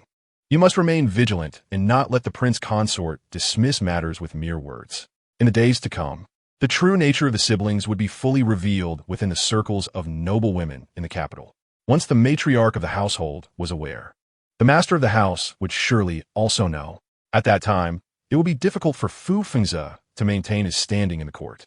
Su Yingwei quietly cast a wide net, awaiting the opportune moment, which would herald the demise of their entire family. Before that, she needed to uncover the whereabouts of her son or acquire leverage capable of swaying Fu Fengze's disposition. Fu Fengze was cunning and cautious. Should their schemes be unveiled, he would certainly not believe that the royal family would spare him. The likelihood of a catastrophic fallout was far greater than a peaceful resolution. Su Yingwei self-deprecatingly tugged at the corners of her mouth. From a certain perspective, she and Fu Fengze shared a common goal. If she could locate her son before Fu Fengze sensed danger, then she would have no further concerns. At that point, she would ensure the demise of Fu Fengze and his vile progeny. As she pondered, she heard the noble women's voices filled with righteous anger and sighs. Your Highness, as the esteemed eldest princess, it is entirely unnecessary for you to endure threats from such individuals. The prince consort is utterly ineffectual, allowing his sister to act with such impunity. Thankfully, His Majesty has dealt with this pair today, providing some measure of relief for your Highness. Su Yingwei responded with a serene smile. Thank you all for your concern. I have taken your advice to heart. By the way, your Highness, when selecting new attendants for the young heir, please be vigilant to avoid admitting any who harbor ulterior motives. This remark served as a timely reminder for Su Yingwei. With Fu Junliang having sustained an injury, it was the perfect opportunity to place her own spies. Discretion was paramount. She intended to surreptitiously position her people beside Fu Junliang to monitor the activities of their family. The young servant named Ji Sheng was genuinely devoted to the young heir, though his thoughts had strayed too far. Thank you for the reminder. I shall be more cautious in the future. Meanwhile, on another front, the father and son were embroiled in a fierce quarrel. The 20 strikes of the rod had been delivered, leaving Fu Junliang's palms swollen and bloodied. Fu Fengze felt a pang of heartache upon witnessing this. These palace attendants are truly incompetent. I had clearly instructed them to be gentle, yet they have inflicted such harm upon you. Fu Junliang, harboring resentment, retorted, if you truly cared for me, you would have interceded on my behalf when the emperor's decree was issued. Disappointment clouded Fu Junliang's feelings toward his father. While he could consider taking the blame for Ji Sheng, his father had never once thought of his own flesh and blood. How could such a meticulous man fail to consider this? The answer was simple. He simply did not wish to. His father had no affection for him. A deep sense of bitterness filled Fu Junliang's heart. Did his father truly disdain him and his mother, preferring to dote on Su Yingwei and her daughter instead? Such a possibility was not out of the question. A surge of intense anxiety gripped Fu Junliang. Ever since his mother gave birth to his sister, her temperament appeared to have changed drastically, leading to considerable trouble. Perhaps his father had grown disillusioned as a result. Yet, his mother's behavior was due to her residing in the eldest princess's manor, where she was compelled to consider the opinions of others. His mother's dependence on others was for his father's sake. How could his father harbor disdain for her due to her missteps? Fu Junliang felt a sense of injustice for his mother. Fu Fengze, noticing the subtle changes in his son's expression, was immediately filled with ire. I see you have been spoiled by your mother, becoming so audacious and reckless. This beating was well-deserved. It should serve to awaken you. Fu Fengze, already feeling stifled, vented all his frustration upon his son. On such an important occasion, you dare to admit wrongdoers into the manor, threatening Ruyan's reputation. Have you lost your mind? Fu Fengze wished he could douse this wretched boy with a bucket of cold water to bring him back to his senses. The emperor's visit to the manor was grand in scale. There was no way he could have been ignorant of it. The truth was that Fu Junliang was intoxicated by Fu Wenying. How could he possibly claim ignorance? In a moment of defiance, Fu Junliang retorted, Indeed, I am aware, and I deliberately chose today to ruin Fu Ruyan. Because of Su Yingwei, my mother has endured countless grievances. You are well aware of this, father. Yet you remain passive, even allowing others to bully her. Fu Fengzi gritted his teeth in anger. I have never been idle. I have cleaned up countless messes for Fu Wenying. I have lost my marquis title. Fu Fengzi seethed with rage, while Fu Junliang refused to relent, adding fuel to the fire. If I cannot harm her, then I shall target her daughter. I will take my revenge. Fu Fengzi, unable to bear it any longer, struck Fu Junliang across the face. This was the first time he had laid hands on his son. Fu Junliang, caught off guard, felt the sting of the blow. His father, in this moment, had struck him for the sake of those two women. A chill ran through Fu Junliang's heart. Now you have failed to achieve your objective. Are you pleased with yourself? Not only have you failed to harm Ruyan, but you have also tarnished your own sister's reputation. You've brought ruin upon your own allies and have been punished yourself. How foolish can you be? Fu Junliang covered his face, his eyes welling with tears. If you had any capability as a father, I would not have to endure such humiliation. Today, I have finally seen you for who you truly are. You are utterly irresponsible, consumed with your own concerns, unworthy of being a husband, and even less so a father. All the roots of this turmoil lie with you. Had you protected my mother, she would not have faced punishment and humiliation. Had you safeguarded my sister, she would not have been taken from us. It is clear that all of this is your fault, yet you remain oblivious, treating it as if it does not concern you. Now, in seeking vengeance for those I care for, I have become the villain in your eyes. Fu Fengzi's face flushed with anger. You dare to chastise your father. Listening to his son's repeated accusations, Fu Fengzi was overwhelmed with a mix of emotions. He was infuriated by Fu Junliang's complaints, yet felt a pang of sympathy for his son, burdened with so much at such a tender age. The situation remained tense for a long while before Fu Fengzi let out a deep sigh. Why can you not comprehend my difficulties? He longed to stroke his son's head, but was met with evasion. Fu Fengzi's hand hung in the air, and he closed his eyes in anguish, speaking earnestly. I have clearly explained to you before that our family of four must endure humiliation and bear heavy burdens within the princess's residence. Engaging in a verbal spar with Su Yingwei at this moment is far from wise. Only by enduring the present hardships can we hope for future sweetness. Father's heart is made of stone, indifferent to seeing mother and sister suffer, yet I cannot do the same. Fu Junliang was enveloped in pain, struggling to maintain his composure. Chapter 78. Psychological Warfare. Does father still believe there is hope for himself? The marquis title has been stripped away. Now, he is even worse off than I am. At least I can inherit the residence of the eldest princess in the future. Hearing his son's arrogant words, Fu Fengzi furrowed his brows. Fu Junliang. He barked sharply, yet his tone failed to instill any fear. A chill settled in Fu Junliang's eyes. Father just said he had instructed the palace servants to be mindful. But why should they heed your words? Your name holds no weight. In a fit of rage, Fu Fengzi swept all the tea sets from the table to the ground, the sound of shattering porcelain echoing in the room. Veins bulged on Fu Fengzi's forehead, his teeth clenched. You dare speak to me in such a manner now that you have grown some wings. It seems you have no regard for me as your father. If that is the case, I shall no longer concern myself with your affairs and leave you to your own devices. With those heavy words, Fu Fengzi left in a huff. The situation was entirely out of control, having escalated to this point without anyone realizing it. He lowered his head and touched the shattered tea set. The sharp porcelain cut into his already battered hands, adding more scars. Fu Junliang felt no pain. His father was cold and heartless, abandoning mother and sister. If that was the case, he would take it upon himself to protect them. As he thought of the two women he cherished most, Fu Junliang's previously twisted expression softened. Mother, do not worry. I will do everything in my power to free you from your confinement and restore your freedom. Ruyan, you need not fear, even if your reputation is tarnished. With your brother by your side in the future, no one shall dare to bully you. If Su Yingwei knew that her scheme had driven a wedge between the father and son, she would surely be delighted. Fu Fengzi struggled to suppress the fury boiling within him. He forced a smile, acknowledging that Junliang, at his age, was at his most prideful. Having faced punishment, he would not want to appear vulnerable before others.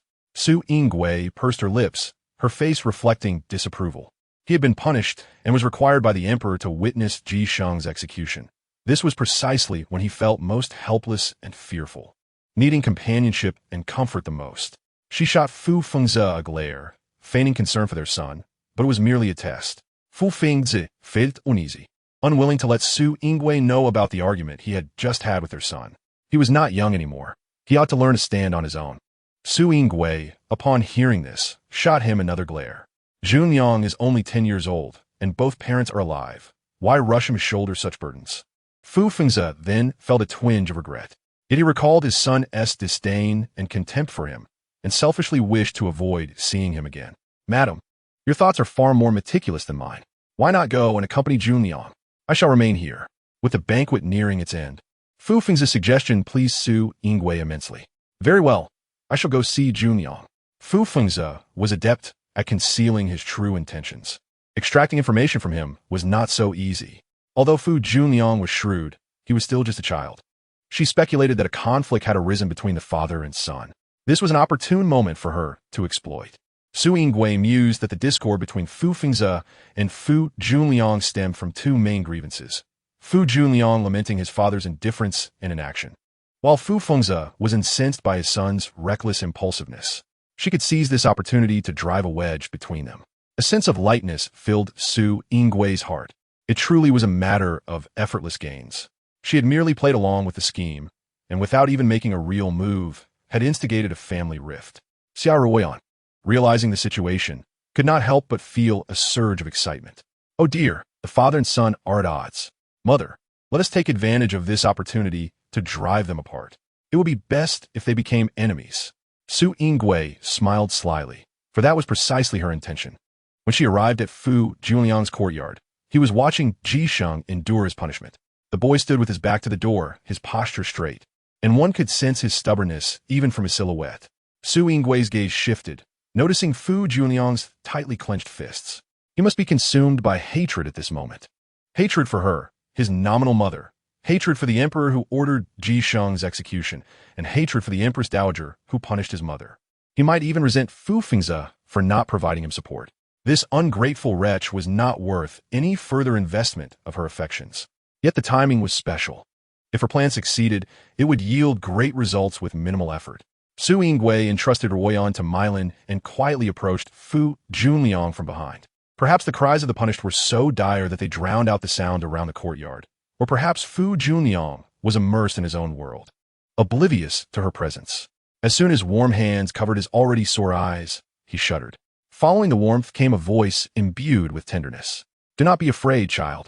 Fu Junliang's heart ached suddenly.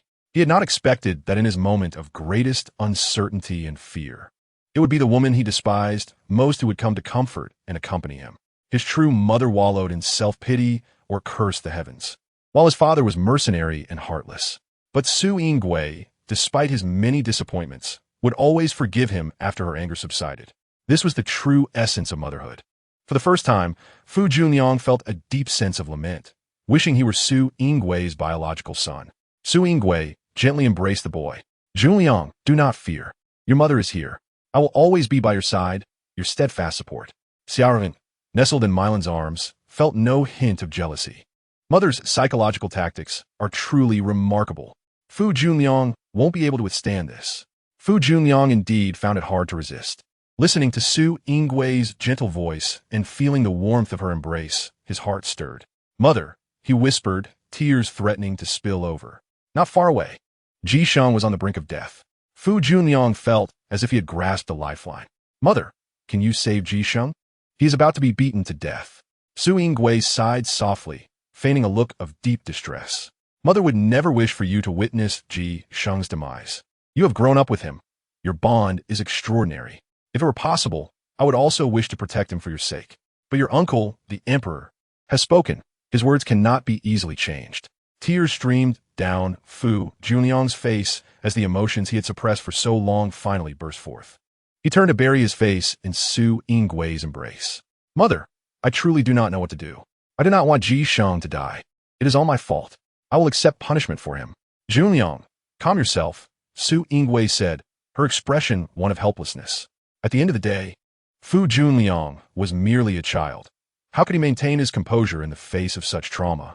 Su Yingwei looked at his pitiful, broken demeanor with sympathy, yet her heart remained as tranquil as still water. What he currently enjoyed was not rightfully his. He shamelessly usurps the lives of others, and naturally, he must endure torment. Do not weep, Junliang. Ji Sheng has erred, and the punishment he presently faces is of his own making. He nearly ruined your sister. Do you not harbor resentment against him? Fu Junliang's expression suddenly stiffened. He bit his lower lip, awkwardly attempting to explain. I certainly resent him, yet he has accompanied me for many years, and I cannot bear to forsake him. Mother understands your predicament. Su Jingwei spoke how sets Li. This is a lesson you must experience as you grow. The human heart is inscrutable. Even those closest to you require a measure of caution. Fu Junliang blinked, his expression one of confusion. Why would mother impart such words to her son? Su Yingwei smiled faintly, wishing for you to navigate fewer detours in the future. People are inherently self-serving. As the ancients said, a person who does not act for themselves will face divine retribution. Even those who love you deeply will have their own considerations and calculations. Your mother is no exception, and neither is your father. She conveys this not to intimidate you, but to remind you to prioritize yourself in all matters. She adjusted Fu Junliang's disheveled garments. Just as now, you mourn Jixing's death, yet his actions today have implicated you. Were it not for your status as the heir of the princess's estate, the consequences would be far graver than merely receiving 20 lashes. As Fu Junliang listened, his thoughts drifted far away. He was not contemplating Jixing, but rather his own father and mother. The phrase "a person who does not act for themselves will face divine retribution" could not be more fitting when applied to Fu Fengzi and Fu Wenying. In his father's eyes, there exists only the pursuit of his official career. And what his mother has pursued her entire life is to become the most esteemed woman in the bustling capital. As for him, if one day he were to become a hindrance to them, would they not cast aside their own flesh and blood? Fu Junliang felt his spirit wane. Su Yingwei's few light words shattered his psychological defenses. Observing his bewildered state, Su Yingwei subtly curved her lips. She had achieved the desired effect. There was no need for their family of four to descend into chaos. As long as they each harbored their own thoughts and fostered estrangement, it was sufficient. Some fissures, once formed, are difficult to heal. She eagerly anticipated the drama of father and son turning against one another. She patted Fu Junliang's shoulder, urging him to regain his composure. Do not be sad. The separation of life and death is the norm. In a few days, mother will instruct the steward to find some new attendants for the estate. You may select one that catches your eye to serve alongside you. Fu Junliang lowered his head, his voice subdued. Thank you, mother. Su Jingwei hestita. Her eyes filled with deep concern and worry. You are the hope of your mother and the future of the princess's estate, regardless of circumstances. She will always take pride in you. Mother. Fu Junliang's gaze trembled, disbelief etched upon his face. Be careful with your injury. I will have someone send medicine later. Thank you, mother. Silly child, there is no need for such formality between us. As she prepared to depart, Su Yingwei leaned down, speaking earnestly. Junliang, remember that your mother's strictness is for your own good. Do not ever disappoint her. Fu Junliang felt a warm current flow through his heart. These words had never been spoken to him by Fu Fengzi or Fu Wenying. Fu Fengzi only admonished him to be prudent and bide his time. Fu Wenying would only instill hatred in him, demanding that he excel and bring her glory.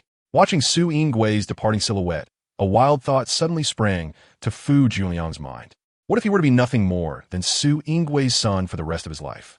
Once the thought emerged, it was swiftly quashed. How could he entertain such a rebellious notion? Yet, once the seed of doubt is sown, it will flourish like bamboo shoots after rain. Upon returning to the banquet, Fu Fengzi had already begun to send guests away. Is your mother well?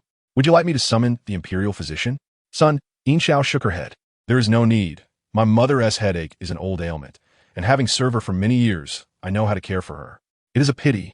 Today was meant to be a gathering to discuss events from these years. Su Yingwei smiled graciously. There will be plenty of opportunities in the future. Is there any need to fear not finding one? After a day of labor, Su Yingwei felt utterly exhausted.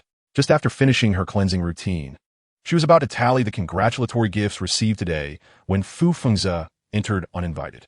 Upon seeing Su Yingwei sorting through treasures, a glimmer of excitement flashed in Fu Fengzi's eyes.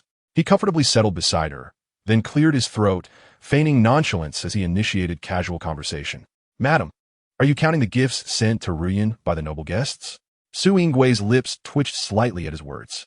Such pretense. It is as if he believes he can hide his intentions. The little one was infuriated, baring her teeth and claws at the unscrupulous father, vowing not to let him off the hook if he dared to seize her belongings. Fu Fengzi felt a shiver down his spine under the intensity of their gazes. He cleared his throat once more, awkwardly stating, "Madam, I find myself in genuine trouble at present. As husband and wife, you would not wish to see me in distress, would you?" Su Yinggui's demeanor remained indifferent as she replied, "When has my husband encountered peril that I am unaware of?" Fu Fengzi sighed deeply, adopting an expression of utmost agony. "Today at the banquet, I boasted before the emperor that I would prepare new gifts for Ruyan." A flicker of derision crossed Su Yinggui's eyes. "So you're aware that you have boasted?" Fu Fengzi, oblivious to the shift in Su Yinggui's mood, continued, "Even without today's incident, I had already intended to do so. You are mistaken if you believe I would spend frivolously for you. However, this is your own doing. Had you not foolishly criticized the gifts sent by the Duke of Jinghua, this situation would not have arisen." Mentioning the Duke of Jinghua, Su Yinggui's gaze shifted slightly, knowing precisely how to strike at Fu Fengzi's heart. Fu Fengzi continued passionately, "Ruyan is the fruit of our love. Today is her 100-day banquet, such an important occasion. How could I respond with anything less than my best?" Su Yingui smiled gently, feigning great emotional impact. Seeing her reaction, Fu Fengzi felt a weight lifted from his heart. "Yet, I find myself strapped for cash." He suddenly shifted the conversation, delving into the core of the matter. "I wholeheartedly wish to craft a unique gift for Ruyan, but the costs are exorbitant, and I am unwilling to compromise on quality. Thus, I must temporarily set it aside." So I should be grateful that you did not present me with a gift? You truly have no shame, do you? What a ridiculous notion to claim one has poured countless efforts into something without offering a single token in return. Su Yingui nodded in feigned understanding. "I comprehend the difficulties my husband faces. When Wenying purchased Lord Lu's soothing balm, I am certain my husband provided considerable assistance." Upon reflecting on his most significant recent expenditure, Fu Fengzi instinctively felt a pang of anxiety, fearing Su Yingui might harbor discontent. He failed to prepare a proper gift for their daughter, yet turned around to treat Fu Wenying's face. Fu Fengzi's gaze wavered, filled with trepidation. However, Su Yingui did not erupt in the fury he anticipated. Instead, her tenderness remained intact. "Is my husband worried I might be upset?" A smile graced her eyes. "He is indeed overly concerned. Men ought to possess their own private resources to handle social engagements, and I fully understand that. Since it is private property, how he chooses to spend it is entirely his affair, and I have no right to inquire." Fu Fengzi felt a wave of comfort. Su Yingui truly exemplified virtue and grace. "My dear, do not say such things. As husband and wife, what is mine is yours, and you have every right to inquire. Disgraceful father, you should keep your distance as far as possible. As for the unity of husband and wife, what is yours belongs to mother. Yet what belongs to mother will never be yours. Your appetite is quite insatiable, a little ant attempting to swallow an elephant. Do you not fear bursting yourself? With your mere possessions, how dare you compare yourself to the princess's estate?" Su Yingui stifled a laugh at her daughter's remarks. Though sharp, they were rather astute. "Husband, you respect me, and I naturally reciprocate that respect. Thus, I shall never meddle in your private matters." Su Yingui subtly distanced herself from Fu Fengzi. Observing Fu Fengzi's hesitance to speak, she continued, "I suspect, considering the matter with Wenying, your private assets must be dwindling, and now that you have lost your title, it is likely even more challenging." Fu Fengzi's gaze trembled. "It is only my wife who cares for me. She is the sole person considering my plight." Su Yinggui's expression turned icy. How dare that despicable man compare her to Fu Wenying? Now, only she and Fu Wenying remained by Fu Fengzi's side. His implication that only she cared for him suggested that Fu Wenying was utterly indifferent to his circumstances. Words spoken without intent, yet heard with a discerning ear. Fu Fengzi remained oblivious to how his seemingly flattering remark had crossed Su Yinggui's boundaries. Su Yingui suppressed her anger, smiling sweetly as if the moonlight had gathered in her eyes, shimmering with a crystalline sheen. "You are my husband. Naturally, I consider your every concern. Whether or not you have prepared gifts for Ruyan is inconsequential. Ultimately, it is a matter for our household. However, when this matter is discussed before His Majesty, it takes on a different significance. Mother, I suddenly realize how eloquent you are." Su Yingui raised an eyebrow, anticipating her daughter's next words. Mother is implying that despicable father is merely pretending to be grand. Su Yinggui's eyes sparkled with amusement. Her daughter was indeed clever. Fu Fengzi, however, remained oblivious to the deeper implications of Su Yinggui's words. To him, Her gaze was filled with forgiveness and understanding. Su Yingwei indeed still cherished him. Women are easily appeased. A few sweet words can suffice. A sense of superiority surged within Fu Fengzi. Regardless of whether His Majesty is aware, I shall prepare gifts for Ruyan. It is merely a matter of time. Fu Fengzi emphasized with fervor. At such a critical juncture, can you not drop the pretense? If you are not weary of it, I find it utterly distasteful. Now, His Majesty is curious about the gifts I am preparing. I must make arrangements swiftly. Su Jingwei not det Tao Gu Fun.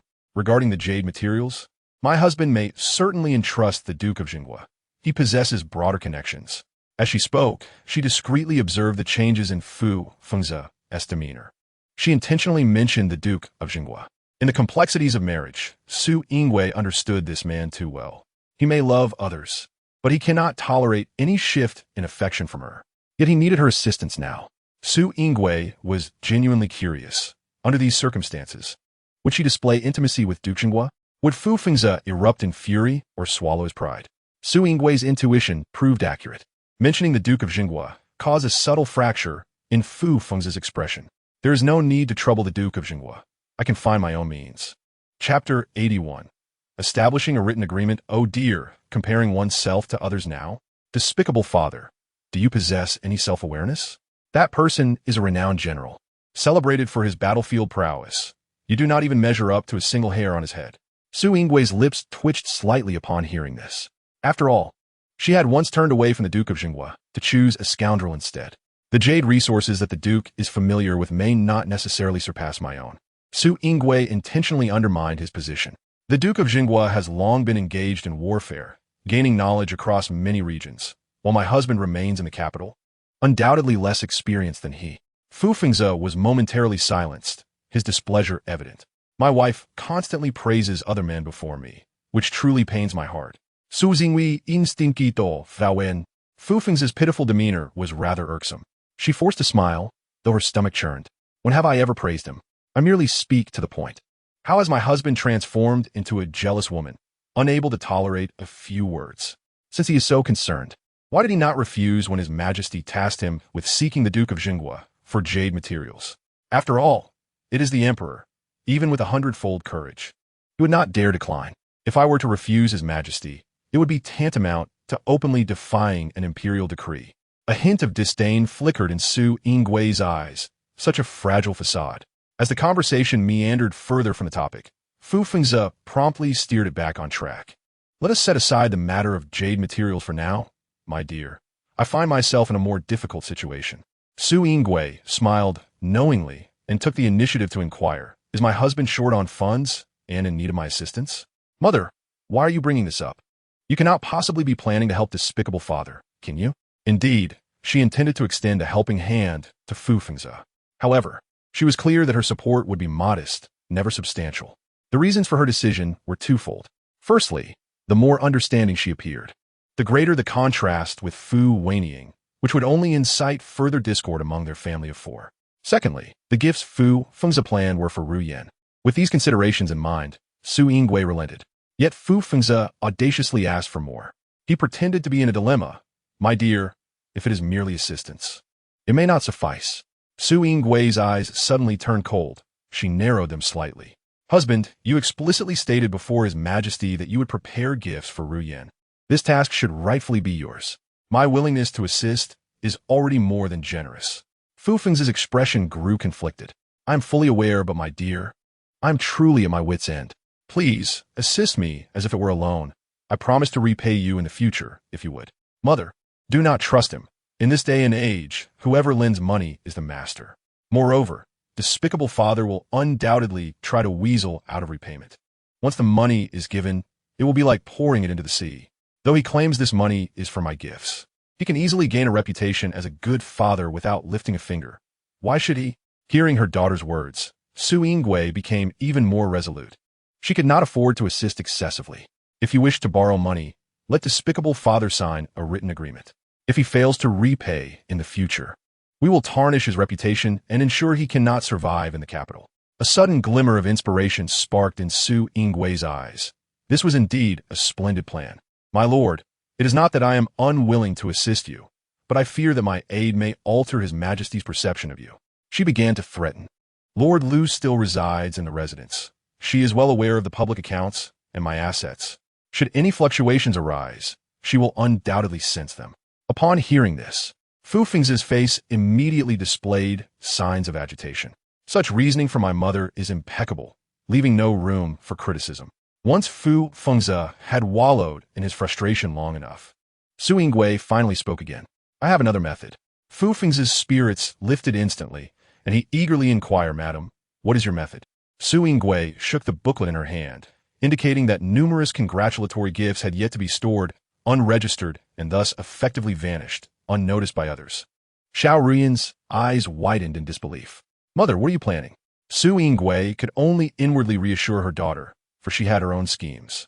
Upon hearing Su Yingwei's proposal, Fu Fengzi was overjoyed. His excitement overwhelmed his reason, and he suddenly leaned in to kiss Su Yingwei on the cheek. Su Yingwei felt the dampness on her cheek and instantly froze in place. How dare this rascal kiss her? She was seething, but could only endure. "Very well. My mother's sacrifice is greater than mine." Su Yingwei turned her face away, discreetly wiping away the saliva with her sleeve. "Is he a dog? How could he leave so much drool?" She looked at him with disdain, but when she turned back, her gaze softened once more. Fu Fengzi beamed with joy. "Indeed, my lady thinks solely of my interests. The gifts collected by Ruyan are all precious items, surely worth a fortune." Observing the glint of greed in Fu Fengzi's eyes, Su Yingwei chuckled coldly within. The moment it was mentioned, his true nature could no longer be concealed. Fu Fengzi began to calculate how many treasures he could sell and how much they would fetch. He even contemplated embezzling a portion of the funds to enrich his own private estate. Alas, his dreams were short-lived. "However, I cannot simply give you these items." Fu Fengzi was momentarily taken aback, somewhat bewildered. "What does my lady mean? If my lord wishes to take Ruyan's belongings, a written agreement must be established." The joy on Fu Fengzi's face vanished in an instant, replaced by a sullen expression. "What does my lady mean? Do you doubt my integrity? You are not pleased, and surely you know your own character, so precautions are necessary." Su Yingwei lowered her eyelashes, concealing the mockery and disdain in her eyes. "My lord, do not misunderstand. How could I doubt your character? It is merely that these items belong to Ruyan, and currently we cannot inquire about her wishes. Thus we must proceed in this manner to ensure her protection." Fu Fengzi could not comprehend. "I am Ruyan's biological father. What harm is there in taking my daughter's belongings?" In his frustration, he could not help but voice his true thoughts. Chapter 82. Mortgage to a friend. Su Yingwei's gaze sharpened, as he had inadvertently revealed his feelings. Realizing he had misspoken, Fu Fengzi quickly changed his tone. "Moreover, I am not unwilling to return them, my lady. Is it customary for a father to draft a written agreement for his daughter?" Su Yingwei raised her eyes, her expression calm. "Is it customary for a father to borrow money from his daughter? If such a father exists, how pathetic he must be." Fu Fengzi found himself momentarily speechless. His neck stiffened, and his face flushed. My lady had previously expressed understanding of my difficulties, yet now she speaks in a manner to shame me. Su Yingwei clutched her dwindling patience. "My lord has misunderstood. When have I ever shamed you? I proposed a written agreement to protect Ruyan. She is your biological daughter, and even if I do not mention it, you should actively consider her well-being." The little one could hardly contain her applause. Mother truly has learned to master the art of moral coercion. The situation became momentarily stagnant. In this regard, Su Yingwei was unwilling to relent. "I am solely concerned for my lord's welfare, yet my good intentions are met with scorn."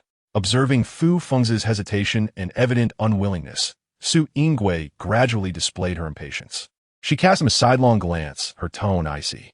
"It is merely a written agreement regarding my daughter. If my lord is so dissatisfied, then let it be." Fu Fengzi's breath caught in his throat. Su Yingwei was his only current avenue of escape. Reluctantly, he grasped this lifeline. Fu Fengzi reaffixed a conciliatory smile. "My lady, please do not be angry. I was merely momentarily confused." Su Yingwei glanced at him, concealing her disdain. "Now that you have thought it through, once you have come to terms, a written agreement must be established, and I shall ensure Ruyan suffers no grievances." As he spoke, Fu Fengzi leaned forward to glance at the little one held by Qingzhu. Fu Ruyan squealed in fright. "Do not touch me. Do not kiss me," she sighed, deliberately revealing a conflicted expression. "My lord, I too do not wish to burden you, But Ruyan is a girl destined to be married, and these are her dowries. Without a substantial dowry, how can she establish herself in her future household? She is not like Junliang, who can inherit the princess's estate. Upon hearing Su Yingwei's words, the gloom on Fu Feng's face began to lift. When Junliang inherits the princess's estate, it will coincide with Su Yingwei's downfall. At that time, the entire princess's estate will be his to claim. He will no longer have to beg for even the slightest favor, for he will have as much gold and jewels as he desires. Greed flickered in Fu Feng's eyes. Unintentionally, he met Su Yingwei's icy gaze and was jolted awake. He instinctively lowered his head, avoiding Su Yingwei's meaningful stare. My lady worries unnecessarily. Ruyan is a county princess, merely a child now, yet she is favored by His Majesty. Perhaps in the future, she may even be granted the title of princess. Furthermore, even if she marries, she has Junliang as her brother. They are blood siblings. And Junliang would never stand idly by and let his sister suffer. He certainly will not allow his sister to be wronged. But she has another suitor. Fu Fengzi continued to paint a rosy picture for Su Yingwei. With the royal favor and a brother as her support, no matter who her future husband may be, they would not dare mistreat Ruyan. Su Yingwei's expression remained neutral, betraying no signs of her emotions. His words, in fact, serve as a veiled assurance that, even without a dowry, Ruyan's future need not be a source of worry. A coldness gradually settled in her gaze. Anyone who wishes to lay claim to her precious daughter must pay a price. My lord speaks true. Ruyan is cherished by many, and thus, none would dare treat her lightly. However, as a woman, she must possess ample confidence. She smiled, using this to lower Fu Feng's guard. Surely my lord shares my sentiments and considers our daughter's future. Fu Feng's smile grew strained. Naturally, then let us draft a written agreement. Mylan, prepare the ink and brush. Su Yingwei timely expressed her intentions. My lord, the gifts bestowed by the nobles today are rare treasures. If we were to sell them, it would likely draw attention. Upon hearing this, Fu Feng's hand trembled, dark ink splattering onto the paper. What does she mean? Is she beginning to regret signing? Fu Fengzi felt a surge of frustration, sensing that Su Yingwei was toying with him. Which husband needs a written agreement to borrow from his wife? What father requires such elaborate measures to take his daughter's belongings?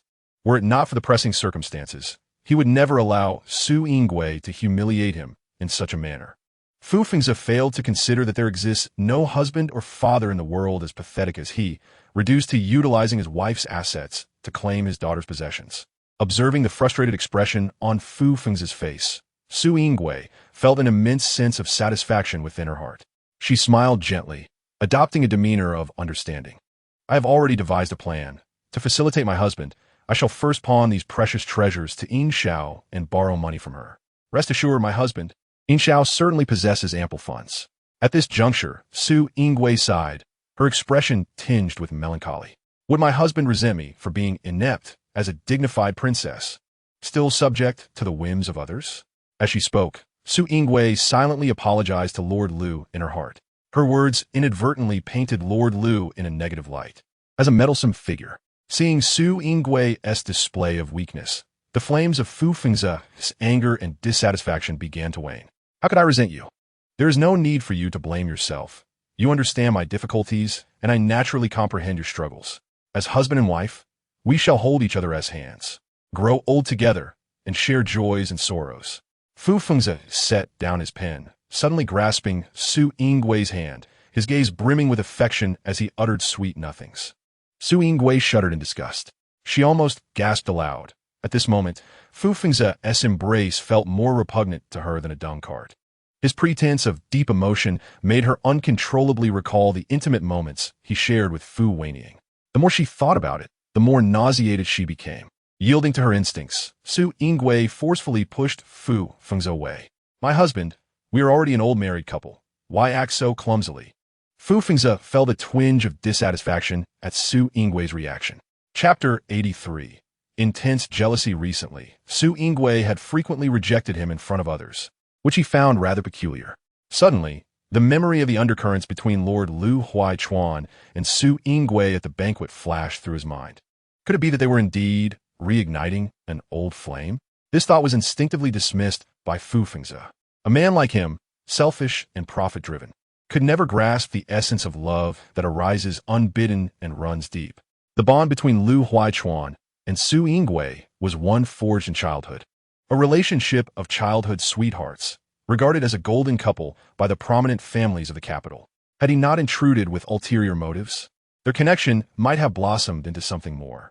Recalling the way Lu Huaichuan had gazed at Su Yingwei during the banquet made Fu Fengzi feel utterly uncomfortable.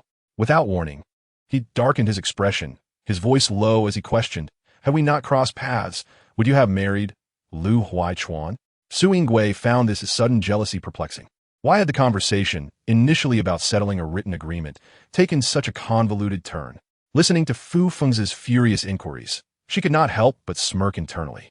With her chin raised, she replied nonchalantly, "Had we not met, considering my bond with Huaichuan, it is indeed quite likely that we would have wed." Huaichuan, how intimate the address sounds. A bond, a marriage. Fu Fengzi's eyes blazed with anger. Did this woman not understand the concepts of propriety and honor? How dare she mention her past with an old flame in front of her husband? Moreover, her attitude was so brazen, it was utterly incomprehensible. Su Yingwei met Fu Fengzi's heated gaze with unwavering eyes, her tone as calm as a still lake, making him appear like a petty jester. "There is no need for you to be angry, my husband. Had we not encountered each other, we would naturally lead our separate lives." Fu Fengzi pressed on, asking, "If we had met and developed feelings for one another, yet I had not expressed my intentions to you, what would you do?" His eyes sparkled with anticipation. He wished for Su Yingwei to declare that she would openly express her affections for him, devotedly following him. Su Yingwei was well aware of what Fu Fengzi longed to hear, yet she refused to indulge him. "I am a noble princess. If you do not confess your feelings, I shall seek another man who is both loyal and ardent. You think I would pursue you? Not a chance." Su Yingwei exuded an aura of formidable strength, while the little one in her heart felt her mother's valor and sensed that the scoundrel father would be driven to despair. The scheming and petty man, spouting so much merely to protect his fragile pride. Fu Fengzi, in a fit of exasperation, struggled to keep his temper in check. Seeking another loyal and ardent man. Does that imply you are considering Lord Jinghua? Although Su Yingwei intended to vex Fu Fengzi, witnessing his aggressive demeanor eroded her patience. "When did I ever say I would pursue Lord Jinghua? Fu Fengzi, are you done? Regardless of how things transpired in the past, I am now married to you, and we have a son and a daughter. What purpose does this conversation serve?" To Fu Fengzi, Su Yingwei's impatience was akin to a guilty thief's anger. "If there is truly nothing between you and him, why would you react so defensively? I observed clearly at the banquet. The glances exchanged between you two were anything but innocent." The little one fumed. "How absurd. Is it not normal for people to look each other in the eye during conversation? Furthermore, even if mother were truly unfaithful, what of it? You had already strayed 10 years ago. A man devoid of moral integrity has no right to cast stones, especially when mother has done nothing wrong." The little one was filled with indignation. Meanwhile, Fu Fengzi's fury continued to swell. In front of everyone, "How dare you act this way? Unimaginable." Suddenly, Su Yingwei's palm struck Fu Fengzi's face with force. "Fu Fengzi, how dare you insult me? I am the esteemed princess of the realm, and you shall not overstep your bounds repeatedly. Your foul words have tarnished my reputation, and I have the right to hold you accountable." With that slap, Fu Fengzi's rationality began to return. He realized, with dawning awareness, that he had uttered many inappropriate words. Acknowledging his folly, his expression shifted to one of avoidance. "My lady, I am deeply sorry. I was overly impulsive just now." Su Yingwei snorted derisively, her eyes reflecting clear disdain and contempt. "I shall not accept your apology, Prince Consort." Fu Fengzi was thrown into disarray. Su Yingwei was genuinely angry. "My lady, I recognize my mistakes. Please forgive me. The jealousy clouded my judgment, and I spoke without thinking. I deserve the worst punishment." Seeing Su Yingwei ignore him for so long, Fu Fengzi, in desperation, knelt down. "Do not disregard me, my lady. I truly understand my error. You may strike me or scold me as you wish." The little one thought, this impromptu performance is commendable. Such lines. It would be a shame not to write a play. Su Yingwei looked down at him, her demeanor cold and aloof. In the past, she would have been flustered by Fu Fengzi's doubts, hastily proving her love for him and showering him with countless treasures to appease him. She would have felt delighted by his self-proclaimed jealousy, interpreting it as a sign of his care for her. But now, The woman before him was no longer the lovesick Su Yingwei of yore. She had uncovered his true nature and recognized the depths of his cunning beneath that affectionate facade. Fu Fengzi pleaded desperately, and after a long pause, Su Yingwei begrudgingly responded, "If I had any lingering feelings for Huaichuan, why would I wait until now?" Fu Fengzi nodded vigorously in agreement, echoing her words. "My lady speaks true. I was muddled just now. I have my own family now. There is Ruyan and Junliang. How could I possibly maintain any further ties with him? My lady, I understand my faults." Su Yingwei's lips tightened. "Should you dare to utter similar words to hurt me again, we shall draft a separation agreement and part ways." She delivered her words with heavy finality. Fu Fengzi's heart trembled with fear. "No separation, no separation. I shall never speak such words again, nor shall I ever doubt you again." Chapter 84. Meeting my younger sister, Su Yingwei lowered her gaze and saw Fu Fengzi kneeling on the ground, his posture quite disheveled. "Please rise," she urged. "Madam can forgive me. Only then will I stand." A small voice chimed in, "If your head is muddled, just knock against the door a couple of times to see if it can be fixed. Look at yourself. If your urine is too yellow to see clearly, then use mine." The innocence in the child's words almost made Su Yingwei laugh, but she could not afford to lose her composure at such a critical moment. "I forgive you. Now get up quickly. Sign the document, so I can discuss matters with Tong Yin Xiao." Under Su Yingwei's urging, Fu Fengzi signed his name and pressed his seal onto the document. "Madam, will you be giving me the money directly?" Fu Fengzi, seemingly having forgotten their previous tension, reverted to a soft and tender demeanor. Su Yingwei was astonished by the rapidity of his transformation. Fu Fengzi pondered and remarked, "Aren't you and the Duchess of Ronghua close friends? Why must you use collateral to borrow money?" There was a trace of disdain in his eyes, suggesting he found son Yin Xiao to be stingy. Su Yingwei, sensing his sarcastic tone, felt her gaze grow colder. "I cannot act carelessly simply because Tong Yin Xiao is my dear friend. That would tarnish our bond. Do not be angry, madam. I did not consider your husband as situation thoroughly enough." He quickly changed the subject. "If you are unwilling to seek out Lu Huaichuan, then find your own way. Let me know how much money you will need." "All right." Fu Fengzi licked his dry lips hesitantly. "Madam, I intend to stay here with you tonight." Having just quarreled, Su Yingwei coldly refused. "Forget it. I am not in the mood to share a bed with you tonight. Meilon, see him out." Once again, Fu Fengzi was expelled from the courtyard, yet his anger remained. What is so great about being a princess? Always wearing that sour face. In this world, how can a woman constantly drive her husband out? It is utterly against the virtues of a wife. Cursing under his breath, Fu Fengzi unknowingly found himself at the courtyard where Fu Wenying had previously resided. Habitually, he sought her out to relieve his frustrations. Now, however, with Fu Wenying confined to a shabby room, she was no longer worthy of residing in the beautifully adorned villa. After inquiring with the servants, he learned that Fu Wenying was imprisoned in a secluded courtyard at the southwest corner of the princess's residence. The vast grounds took him nearly a quarter of an hour to traverse. Upon arriving at the neglected courtyard, he found it overgrown with weeds, the walls marred by cracks. The environment was deplorable, and Fu Fengzi felt a wave of disgust. There were guards outside, and as he approached, he asked, "Have you delivered food to the second miss today?"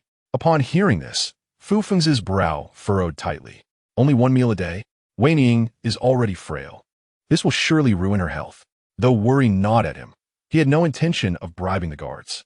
Regardless of whether they would comply, Fu Wenying was not worth the risk. Sending her provisions would be defying the emperor's wishes.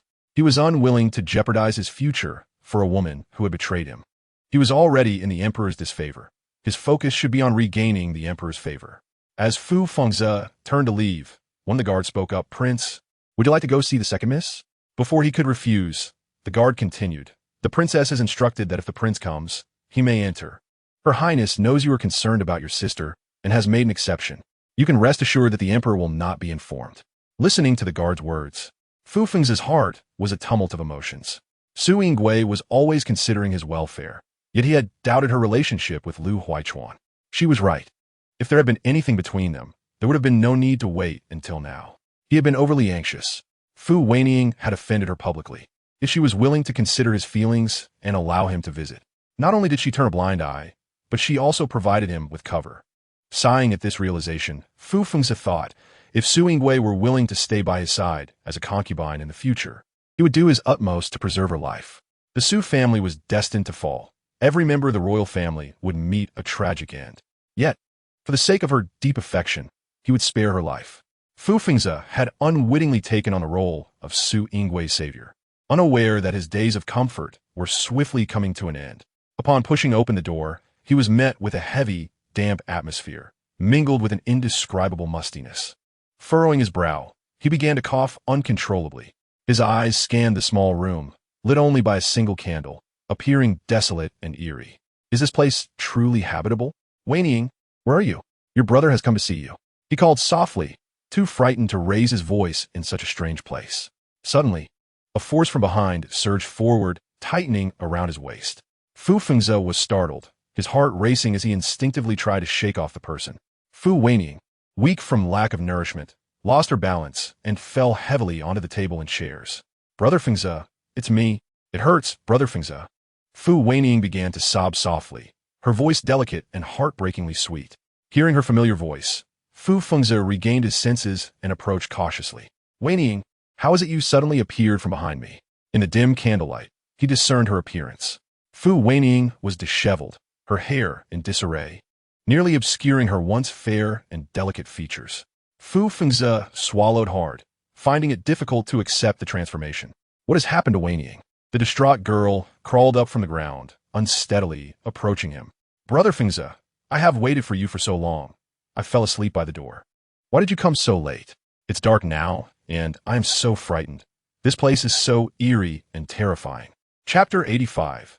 A heart turned to murder as usual. Fu Wenying squeezed into Fu Fengze's embrace, tightly wrapping her arms around his waist, seeking warmth from his body. Brother Fengze, I do not wish to be imprisoned here. Her grip tightened as if she feared he might escape. They are mistreating me, not giving me food. You know my health. The physician said I needed nourishing medicine. Now forget the medicine. Merely being able to fill my stomach is a luxury. I cannot sleep well in this place. I will either freeze to death or scare myself to death. With red, swollen eyes, Fu Wenying poured out her woes. Brother Fengze, please take me away. If I stay here any longer, I will surely die. Detecting a strange odor emanating from her hair, Fu Fengze wrinkled his nose in distaste. Suppressing his nausea, he gently patted her back. Do not worry. I will find a way to rescue you as soon as possible. He spoke lightly, for the emperor's decree was not easily overturned, though the emperor had not specified the duration of her confinement. Fu Fengze lacked the courage to approach him for clarification or to plead for leniency. Let her remain here for now. Women are naive and can be easily placated with a few comforting words. Wenying, trust me. I will definitely help you escape this dreadful place. Fu Wenying gazed up at him, her eyes fixed intently. When? Fu Fengze furrowed his brow slightly, but quickly concealed it. As soon as I can. Suddenly, Fu Wenying pushed him away, teetering on the edge of despair. How soon is that? I cannot endure another moment. I want to leave now. After saying this, she clung to him again, refusing to let go of his waist. Fu Fengze, you cannot abandon me. Seeing the indifference of Fu Fengze, Fu Wenying lost all sense of reason. Her face contorted in rage, she gritted her teeth. They have trapped me in this sunless, ghastly place, driving me to madness and threatening my future. This cannot be allowed. God knows how repulsive this long-abandoned courtyard is. The air is thick with a moldy stench, and a nauseating odor of decaying flesh lingers. Outside, weeds flourish, and the walls are draped with chaotic spiderwebs. Most unbearable of all for her was the thought of mice gnawing at her body while she slept. She could no longer endure even a moment here. Wasn't Su Yingwe highly regarded by the emperor? Isn't the princess's residence the most opulent mansion in the capital? How could such a dilapidated place exist? Indeed, the princess's residence is so vast that if every corner were to be meticulously maintained, it would require an unfathomable amount of wealth and time. Su Yingwe, wishing to avoid excess luxury, left several peripheral courtyards unused. It just so happened to be suitable for confining Fu Wenying. Fu Fengze had long harbored disdain for Fu Wenying, and seeing her throw a tantrum like a shrew in front of him only deepened his gloom. When their eyes met, Fu Wenying froze in place, her pupils trembling as she cautiously spoke. Brother Fengze, why do you look at me like that? Have you resolved to abandon me? You cannot do this. I bore your children. Her voice rose sharply, causing Fu Fengze's heart to tighten, and he instinctively slapped her. Silence. The walls have ears, especially now that you're confined. The guard will be watching even more closely. Sensing Fu Feng's anxiety and rage, Fu Wenying broke into a manic laugh. Now you know fear? When you were with me in those clandestine encounters, did you ever think it would lead to this? Her sanity had unraveled, and her words flowed recklessly. If Su Yingwei were to discover that on those nights she spent alone, you were in my bed, would she still keep you? A cold glint flickered in Fu Feng's eyes, and driven by anger, he seized Fu Wenying by the neck. Caught off guard, her throat was suddenly constricted by a brutal grip, and the pressure gradually intensified. She stared wide-eyed in disbelief, her dark pupils reflecting Fu Feng's menacing face. The man who once showered her with affection now transformed into a vengeful specter. Fu Wenying felt her breath becoming increasingly labored, her vision beginning to blur. Brother Fengze. She frantically pounded on his hand, struggling to utter a few words. Fu Fengze, shrouded in a thick veil of gloom, could not hear her voice. Despair gradually crept into her terrified eyes, her struggles weakening. Just when she felt she might truly perish here, Fu Fengze abruptly released her. Fu Wenying collapsed to the ground, disheveled and in despair. The flickering candlelight cast Fu Feng's shadow over her, and she trembled, lacking the courage to look up. Brother Fengze actually wanted to kill her. Fu Wenying's heart quaked. She had borne him children and played the part of a disreputable consort. How could he treat her this way? The love they shared for over a decade turned to ashes in that moment, scattered by the wind. Gasping for breath, Fu Wenying's mind was haunted by Fu Feng's terrifying visage, and she desperately longed to escape. Fu Fengze, towering above her, coldly observed her trembling form. Those who betray him must pay a heavy price for their actions. The only reason he spared Fu Wenying's life was out of respect for their years together and the children she bore him. Had it not been for this, he would not have let go so easily. Fu Wenying had committed numerous wrongdoings. Each offense alone could have warranted her death. If not for his intervention, even at the cost of his marquis title, she would have long since perished. Since she was his possession, he could dispose of her as he pleased. A dangerous glint flickered in Fu Feng's eyes. If you dare to speak recklessly again, I will personally strangle you. Fu Wenying instinctively shrank her shoulders. You actually want to kill me. Even if you disregard our past, you must consider Junliang and Ruyan. If they knew their father had killed their mother, what would they think of you? Fu Fengze let out a heavy cold snort. If I truly wished to kill you, would I need to consider such things? Once you were gone, I would merely need to explain that you were frail, that confinement led to your melancholy, and that you unfortunately passed away. No one would question it. The royal family would certainly not care about your life or death enough to send someone to investigate. Upon hearing this, Fu Wenying abruptly lifted her face, disbelief flooding her eyes. He had even calculated this far. He truly intended to kill her, not merely to intimidate. Chapter 86. Infiltrating spies. Fu Fengze slowly crouched down, gripping Fu Wenying's chin tightly. Fu Wenying winced in pain, but lacked the strength to resist. Wenying, after all these years of love and care, you have betrayed me. The darkness in his eyes deepened. Have I not treated you well enough? Or are you simply too greedy to openly inquire about other men at the banquet? Tears welled in Fu Wenying's eyes. She wished to explain, yet her chin was held fast, rendering her speechless. Fu Fengze had no intention of hearing her out. Facts spoke louder than words. No matter how she defended herself, she could not escape the bloody reality. For this alone, I could take your life. After being with me for so long, you should understand I despise those who betray me above all else. Fu Feng's emotions surged violently, his teeth clenched, appearing as if he wished to tear Fu Wenying apart. I still wish to keep you alive for the sake of our years together and for the children. If you continue to spread wild rumors, do not blame me for being ruthless. Leaving her with this final warning, Fu Fengze swept out of the room, leaving Fu Wenying with only his cold silhouette. Fu Wenying closed her eyes, anguish etched on her face. How had it come to this? When did everything become so fraught with misfortune? It seemed to have begun after Ruyan's birth.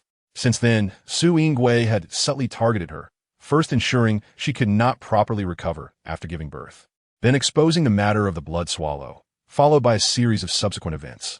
Why did all misfortunes seem to befall her? Fu Wenying raised her hand to wipe away her tears, resentment nearly spilling over. All who wished her ill, all who could not bear to see her thrive. Deserve tout dit. She would not be confined here.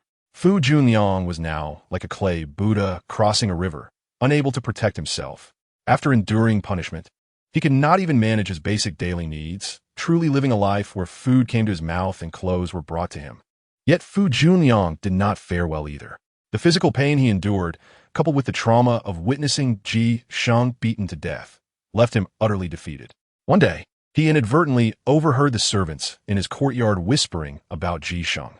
Fu Junliang broke down in public, feeling as if they were accusing him of having caused Ji Sheng's death. Su Yingui seized the opportunity to intervene, replacing all the servants in Fu Junliang's household. Junliang, Ji Sheng's death has nothing to do with you. He was punished for his own mistakes. These gossipy servants have been dealt with by your mother, and new ones will come in to ensure they do not bring up your sorrowful matters again. Su Yingui wore a concerned expression. For now, let the people from your mother's household take care of your needs. Once you are in better condition, you can personally select new servants. Effortlessly, Su Yingui had placed her own spies in position. She had instructed Mei Lan to prepare everything on her end. No matter whom Fu Junliang chose later, she would ensure it was foolproof. Mother is astute and far-sighted, and I, her daughter, am in awe. Little Tuanzi praises her profusely. Mother discreetly places her spies, making it effortless to monitor them in the future. How clever! Why did I not think of such a strategy? Truly, Mother is formidable. Hearing her daughter's compliments, Su Yingui can hardly suppress a smile. The little one knows how to please her.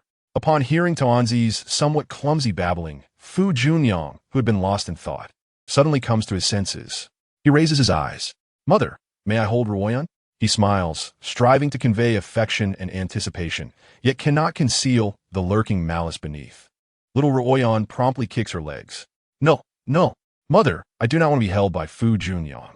Do not be deceived by his tender age. His thoughts are malicious. He might pretend to hold me securely and then drop me harshly. Su Yinggui's expression remains calm. Although Tuanzi shows no signs of resistance, she will not consent. A baby's fragile body cannot withstand such treatment, perhaps in time, when Ruyan grows a bit older. Fu Junliang, however, is particularly insistent. Mother, please let me try. I have held Ruyan before and know how to care for an infant. He adds, I have never held my sister since her birth. Upon uttering this, he realizes the inappropriateness of his words and instantly exhibits remorse. Mother Su Yingui smiles faintly. I am aware of your closeness to your aunt and your harmony with your cousin. There is no need for explanation. Observing Fu Junliang's hesitance, she continues. I bear no resentment toward you. Perhaps my strictness in the past has caused a rift between us. Fu Junliang, alarmed, shakes his head. Mother, I have never felt estranged from you. In my eyes, you have always been the best mother in the world. Your filial piety does not go unnoticed by me. Su Yingui sighs softly, her tone laden with meaning. Junliang, I hope you do not harbor dissatisfaction due to my strict discipline. I am merely planning for your future. Fu Junliang bows his head, his voice subdued. I understand your good intentions, and I will always honor you in the future. Su Yingui smiled, yet her gaze betrays a complex array of emotions. Why does she feel that the word honor spoken by Fu Junliang carries such profound significance? Fu Junliang's injury has been healing intermittently for nearly a month and is finally beginning to mend. The servants of the princess's residence all know that the heir is particularly diligent, practicing writing and studying as soon as his condition improves. Born into privilege, he could easily enjoy a life of luxury without accomplishing anything. Yet, he possesses a strong sense of integrity, striving to be self-reliant and hardworking. Upon learning of Fu Junliang's diligence, Su Yinggui's expression darkens. Whether deemed cruel or selfish, she cannot bear to see the children of Fu Fengzi and Fu Wenying excel. Her own flesh and blood remains lost, with no word of his whereabouts. Why should she, like a fool, nurture another's child? Her earnest counsel to Fu Junliang is merely to lower their guard, not to inspire. To read a few pages or write a few characters and receive such praise is truly absurd. Fu Junliang has usurped my brother's life. Everything he enjoys rightfully belongs to my brother. I wonder if my brother has any books to read or paper to practice writing on. Such words pierce Su Yinggui's heart like daggers.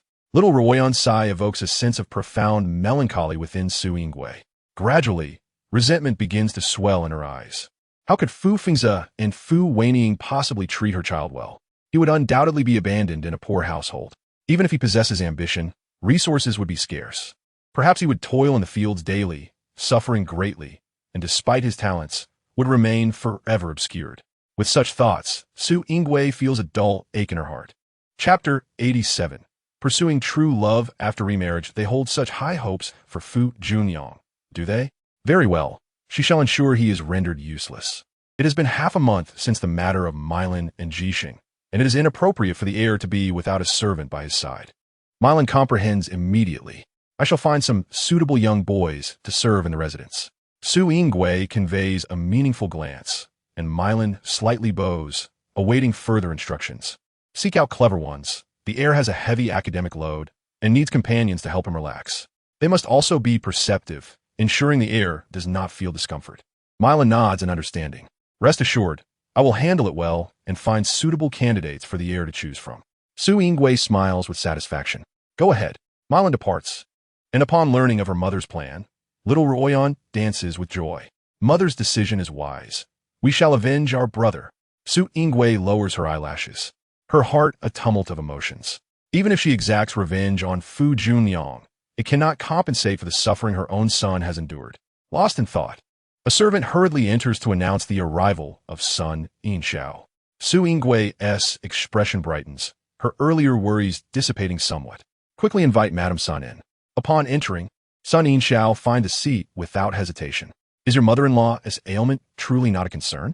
A few days prior, Su Yingui had sent an invitation to the Duke of Rome, but Sun Inshao mentioned that her mother-in-law had not recovered and would visit another day. Today, with her mother-in-law feeling better, she eagerly came to see Su Yingui. My mother-in-law's affliction stems from her confinement. We have consulted many eminent physicians, but remains difficult to cure. Sun Inshao sighs as she speaks. My mother-in-law has treated me with immense kindness. After nearly 10 years of marriage into the wrong family, I have yet to bear a child, yet she has never complained or criticized me, always safeguarding my reputation. When I was confined, she was particularly concerned, treating me with utmost care. Your mother-in-law treats you very well, more so than a biological daughter. Su Yingui my Weili, reflecting on her own mother-in-law, who disregarded her noble royal status and dared to order her about and criticize her. Their blatant disregard is merely a result of her dependence and affection for Fu Fengzi. 6 months ago, Fu Fengzi had insisted Su Yingui accompany him to the royal residence in Luoyang for his mother's health. The Luoyang Palace, a royal abode, could not accommodate such audacity. Yet at that time, Su Yingui, blinded by love, personally sought the emperor's decree, obtaining such a privilege from the empress dowager. However, Fu Fengzi's mother has been absent for nearly half a year, missing even Ruoyan's 100-day celebration. The celebration was attended by the empress and the emperor's younger brother. Sun Inshao remained oblivious to Su Yingui's emotional shifts, proudly speaking of her mother-in-law. My mother-in-law once said she treats me as her own daughter. Since she treats me so well, I naturally reciprocate with sincerity. Su Yingui smiles gently, genuinely happy for her friend. Regardless of status, conflicts between mothers-in-law and daughters-in-law are inevitable. To find such a considerate mother-in-law is indeed a stroke of luck. I often reflect on this as well. The two chat idly for a while, when suddenly, Sun Inshao brings up a grave topic. Do you have any leads on your son's whereabouts? Even the slightest clue will be helpful. I can send people to investigate together. As many hands make light work. Su Yingui sighs deeply, shaking her head slightly. I once received news that he might be in a place called Tujiazwang. I immediately dispatched someone to search, but they returned empty-handed. Sun Inshao purses her lips, gently reassuring her. Do not lose heart. As long as we persist, we will eventually uncover his whereabouts.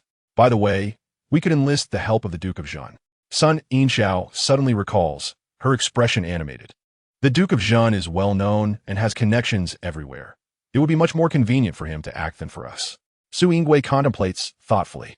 Inshao is truly astute. Mother, Inshao is correct. Uncle Huai Chuan possesses extensive connections and commands a capable troop. With his assistance, our efforts will surely yield greater results with less exertion. The final words of her daughter ignited a profound hesitation within Su Yingui. On that day at the banquet, she felt the fervent gaze of Huai Chuan upon her. She was no fool. She could discern his intentions. Yet, as a mother of two, she was reluctant to remain entangled with him, unwilling to delay his pursuits any further. She hoped he could release the past and seek a woman who truly loved him, to share their lives together until old age. If she were to approach him again, it would inevitably lead to new entanglements. Oh dear mother, what are you still hesitating for? Uncle Huaichuan would certainly not refuse us. Is mother concerned that Uncle Huaichuan might become further entwined? Su Wei's brow twitched slightly. How could this child understand such matters of love? What is the harm? That wretched father has been inadequate for years. Mother might as well attempt to reconnect. Perhaps she and Uncle Huaichuan could become a pair. Fu Feng Zhe has been trifling for over a decade. Far too unworthy of your time, mother. You should seek a man who genuinely cherishes you. Hearing her daughter's assertive tone, Su Wei could only smile helplessly. Silly girl. Matters of the heart are not so simple. Sun Yinxiao and Su Wei once shared an inseparable bond. Sensing her hesitance, she quickly surmised her mother's inner turmoil. Wei, are you worried that seeking the Duke of the State would only deepen his inability to let go of the past? Su Wei pursed her lips and slowly nodded. There could be no future for them. If she were to seek him now, would it not lead to misunderstandings? Sun Yinxiao furrowed her brow. Why is there no possibility for you two anymore? Her tone was urgent. You cannot be considering living a muddled life alongside a man like Fu Feng Zhe. Can you? That must not happen. Sun Yinxiao was alarmed. He had once relied on your deep affection to manipulate you entirely. What outrageous actions might he commit in the future? Su Wei's expression grew serious. What would he do next? He was likely already scheming on how to bring her down and usurp the throne from the prince. Such a man. She could never envision sharing her life with him. Chapter 88. Finding help. Rest assured, I am not so foolish. Why do you claim there is no possibility between you and Lu Huaichuan? Upon encountering the perplexed expression of Sun Yinxiao, Su Wei offered a resigned smile. I already have a son and a daughter, while he remains alone. How could we be a match? Her demeanor reflected a hint of melancholy, a lament for her unfortunate encounters and regret over her past choices. Oh mother, what of having been married? What of having children? Does one lose the right to pursue true love because of such experiences? Mother, the eyes are placed at the front. Thus one should look forward, not be confined by the past. Observing Su Wei's downcast expression, Sun Yinxiao felt a pang of sympathy. Are you foolish? If there are mutual feelings, why would you not be a suitable match? Wei, you are a noble princess, striking in beauty and exceptional in talent.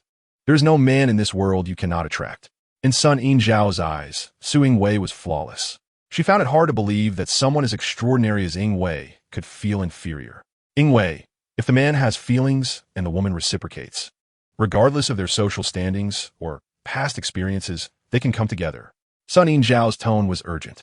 You need not concern yourself with the opinions of outsiders. Life is your own, and your happiness is what matters most. Seeing Sun Yinxiao's anxiety on her behalf, Su Wei felt a sense of warmth in her heart. She smiled. I understand. I am certainly not so naive as to be trapped by inconsequential voices. She sighed lightly. My hesitation stems only from the fear of burdening Huaichuan. Sun Yinxiao's eyes widened with surprise. Do you truly harbor no feelings for him at all? Su Wei pondered VOCD. Of course, I have feelings, but they are not romantic. She looked perplexed. Are you surprised? Sun Yinxiao regained her composure. You have known him since childhood. Her tone held a hint of wistfulness. I thought that having seen Fu Feng Zhe's true nature, encountering someone as upright and dependable as Huaichuan would stir something within you. Su Wei momentarily froze. Would stir something? She was uncertain if the fleeting hesitation she felt upon hearing Lu Huaichuan's voice could be defined as such. Su Wei smiled, though her thoughts were elsewhere. What stirrings? Nonsense. She instinctively sought to evade the topic. In her heart, she believed Lu Huaichuan deserved a better woman. Moreover, she was still Fu Feng Zhe's wife. To disrupt his life at this moment would be unfair to him. And what of your son? Sun Yinxiao struck a chord. With Lu Huaichuan's assistance, your chances would significantly improve. Would you willingly let that opportunity slip away? Su Wei bit her lip, clearly unwilling to forego the chance. Sun Yinxiao, noticing her reaction, quickly understood. I will arrange this matter. You shall meet him, and I will be present as well. It must be handled discreetly, and you must speak with him directly. Su Wei pondered for a moment before finally nodding in agreement. Very well. Sun Yinxiao determined. Arrange for the two elegant young women to don veils and sit in a secluded room of a tavern an hour later. The window was partially ajar, allowing the bustling sounds of the street to filter in, and Xiao Yan, with her sparkling eyes like black grapes, was filled with curiosity. Wow, this is my first time in the capital's bustling streets since my birth. It's so lively. I wish I could go out and explore, but Mother and Aunt Yinxiao have matters to attend to, so we must remain discreet and have no chance to wander. The little one's tone was somewhat dejected. Su Yingwei, noticing her daughter's disappointment, raised her brows slightly. Wandering the streets was not a difficult task. With that thought, she smiled and turned to Sun Yinxiao. Do you remember how, in our youth, we loved to roam through lively streets, browsing for jewelry and purchasing garments? It feels like ages ago. After we meet Lu Huaichuan, shall we not revisit those days? Upon hearing this, Sun Yinxiao's eyes brightened. That is exactly what I was thinking. But I was concerned about our delicate Xiao Yin. It may not be convenient. The child was fragile, and Sun Yinxiao worried that if they were jostled on the road, or she turned her gaze, voicing her deepest concern. I fear those with ill intentions might deliberately create chaos and seize Xiao Yin while we are unguarded. Having witnessed the trickery of the past, they were now on high alert. Su Yingwei's eyes narrowed slightly at this. She had indeed overlooked that detail. Recently, that pair of wretched individuals had been suppressed to the point of near suffocation. It was conceivable they might resort to desperate measures. As she focused, a clear and soothing male voice emerged from behind the screen. If you're concerned that no one will ensure your safety, I can accompany you around. Hearing Lu Huaichuan's voice, even though she had mentally prepared herself, Su Yingwei felt her heart tremble instinctively. To have our formidable general of peace act as our servant, we are not so grand. Lu Huaichuan stepped out from behind the screen, his gaze subtly brushing over Su Yingwei. Yet he remained standing, not taking a seat. What is there to prevent? One of you is the esteemed princess, and the other is the daughter of the prime minister, the matriarch of the duke's residence. How could that be too much to bear? Sun Yinxiao covered her mouth, chuckling softly. The duke of the state remains as witty as ever. Lu Huaichuan smiled subtly, his gaze inevitably drifting towards Su Yingwei. Mother, Uncle Huaichuan has been secretly watching you. Xiao Ruyan's gentle reminder made Su Yingwei feel increasingly uncomfortable. She feigned nonchalance and glanced up at Lu Huaichuan. Stop standing there foolishly, take a seat. Upon hearing Su Yingwei's words, Lu Huaichuan promptly scurried to the empty chair beside her. Uncle Huaichuan, I must tell you not to love too deeply. Sensing the awkward atmosphere, Lu Huaichuan took the initiative to change the subject. Madam Sun, you mentioned in your invitation that you wish to discuss something important with me. What is it? Sun Yinxiao raised her gaze, exchanging a meaningful glance with Su Yingwei. This matter is of utmost importance and must be conveyed by Yingwei herself. Upon hearing this, Lu Huaichuan's brows furrowed tightly. From Yinxiao's tone, the situation appeared particularly grave. In a fleeting moment, Su Yingwei had already composed her emotions. She breathed steadily, her expression calm. Huaichuan, I seek your assistance in locating someone. Huaichuan. Hearing her affectionately call his name, Lu Huaichuan's heart suddenly tightened, and he felt a rush of blood. Who is this person? If Su Yingwei had observed closely, she would have noticed a slight instability in his voice. A boy nearly 10 years old, resembling either me or Fu Fengza. Lu Huaichuan's gaze darkened, and he began to sense something. A boy of nearly 10 years. The current heir is precisely of that age, and he bears a resemblance to both of them. Chapter 89. I will handle him. Thoughts surged in Lu Huaichuan's mind, and his pupils trembled, startled by his own wild conjectures. He turned to stare intently at Su Yingwei. The latest news suggests he may be in a place called Tujiazwang. Sensing Lu Huaichuan's burning gaze, Su Yingwei paused. You may be wondering what this boy's connection to me is. He is my son, my flesh and blood. Lu Huaichuan hesitated, unsure of how to voice his confusion. After much deliberation, he cautiously sought confirmation. The heir of that household? Su Yingwei let out a slow breath. A smile graced her lips as she endeavored to appear relaxed, unwilling for Lu Huaichuan to perceive her sorrow. He is the son of Fu Fengza and his nominal sister, Fu Wenying. Lu Huaichuan's breathing quickened, his hands clenched into fists on his knees, a surge of anger beginning to swell within him. That scoundrel Fu Fengza actually dared to betray her. The one he cherished above all had to endure such grievances. Fu Fengza was utterly detestable, and the woman who conspired with him deserved nothing less than death. Su Yingwei continued, 10 years ago, they took my son away from me. For the past decade, I remained oblivious, their deception flawless. Had it not been for Rian's birth, their attempt to repeat the ploy might have kept me from ever discovering the truth. Lu Huaichuan's eyes filled with compassion. 10 years, a long, agonizing span. How heartbroken she must have felt upon realizing that the past decade had been a farce. with her beloved husband betraying her under her very nose and her biological son adrift, raised by another. How deeply it must have pained her. Suddenly, Lu Huichuan stood up, his emotions in turmoil. I will deal with him. In the chaos of battle, he had survived countless dangers. Now, taking the life of a defenseless scholar would be but a trifling task. Wait. Su Yingwei pressed her lips together, anticipating his impulsive anger. He was still the loyal and righteous youth from years past. Rest assured, I will leave no trace. Should the situation come to light, I will bear the consequences alone. Su Yingwei chuckled lightly, an expression of resignation on her face. If I wished to kill him, with the skills of the Shadow Guards, would I not be able to escape unscathed? Lu Huichuan came to his senses. Lu Huichuan obediently complied. So Uncle Huichuan is a blend of a little puppy and a fierce wolf. Obedient yet fiercely protective, with the ultimate mission of safeguarding his master. Su Yingwei's expression faltered. What puppy and wolf? What do you mean by protecting your master? My dear daughter, how could you compare Lu Huichuan to a dog? Due to Fu Ruyan's innocent words, Su Yingwei began to feel a twinge of guilt. She cleared her throat and explained. The reason I do not wish to kill him is to find an opportunity to probe and see if I can uncover any clues. Lu Huichuan gradually calmed down. He looked at Su Yingwei again and, once his emotions settled, spoke in a soothing tone. Rest assured, I will keep this matter in mind and exert every effort to locate your child. Thank you, Huichuan.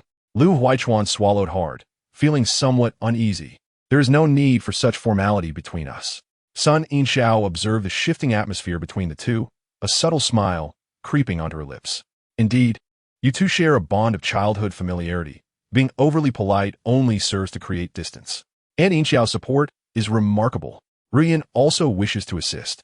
Uncle Huichuan is a good man, 1,000 times better than the scoundrel father. Ruyan wants her mother to be happy. Unfortunately, Ruyan cannot speak up now. How frustrating.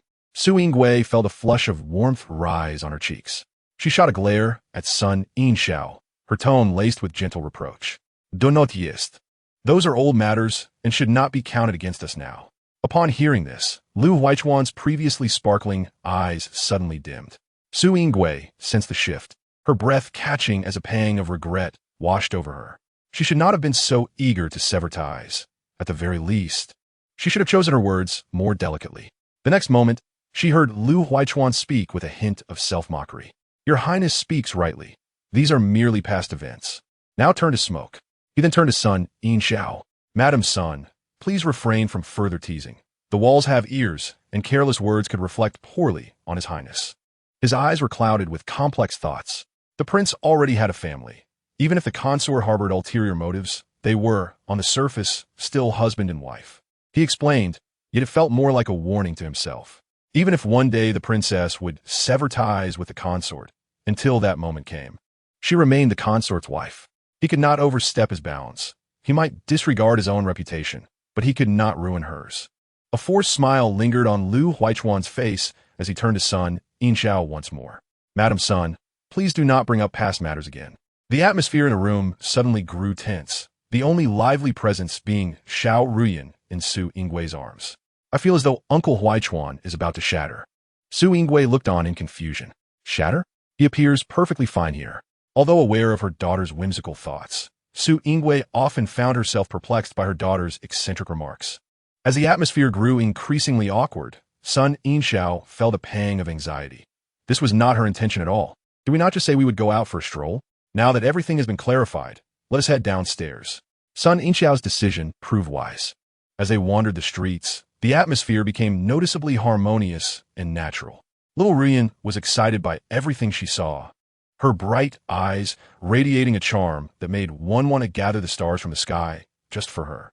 Su Yingwei, seeing every new item, wished to buy for her daughter, and in her busyness, she did not forget to pick something up for Sun Yinxiao's daughter as well. Sun Yinxiao, witnessing this, could only smile helplessly. You are so generous. As Su Yingwei busied herself choosing fragrant pouches, although the fabric and embroidery could not compare to those of the princess's residence. They were delightful in their novelty. Look at this design, a little white duck floating on the lake. How adorable. So cute. Ruyan wants this. Mother, buy it for Ruyan. Su Yingwei smiled warmly. I will buy this for my little demon. She playfully tapped Ruyan's soft nose, prompting Sun Yinxiao to shoot her a disapproving glance. My goddaughter is peacefully resting in my arms. How has she become a little demon? Sun Yinxiao defended little Ruyan. Su Yingui smiled gently, for only she could hear the heart's voice of the little demon king, which explained Sun Yinxiao's reaction.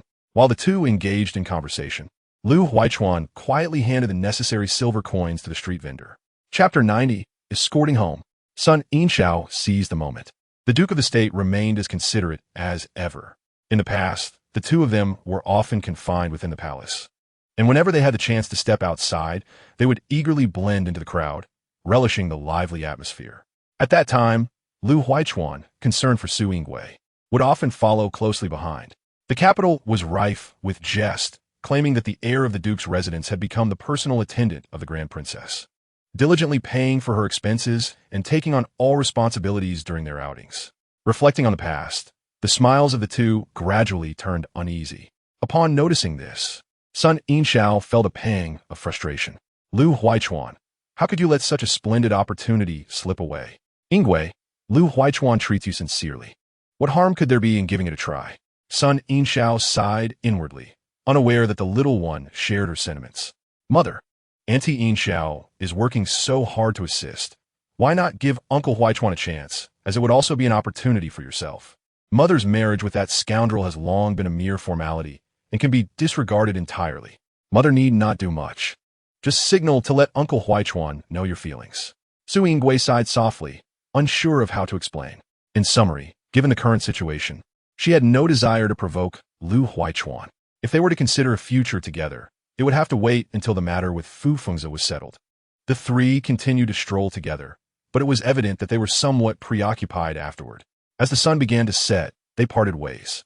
Under Lu Huichuan's insistence, he escorted the two ladies to their respective doorsteps, maintaining a respectful distance the entire time. Outside the Grand Princess's residence, Su Yingui's eyes sparkled with mirth, her tone polite. Lu Huichuan touched his nose, appearing as awkward as a bashful youth.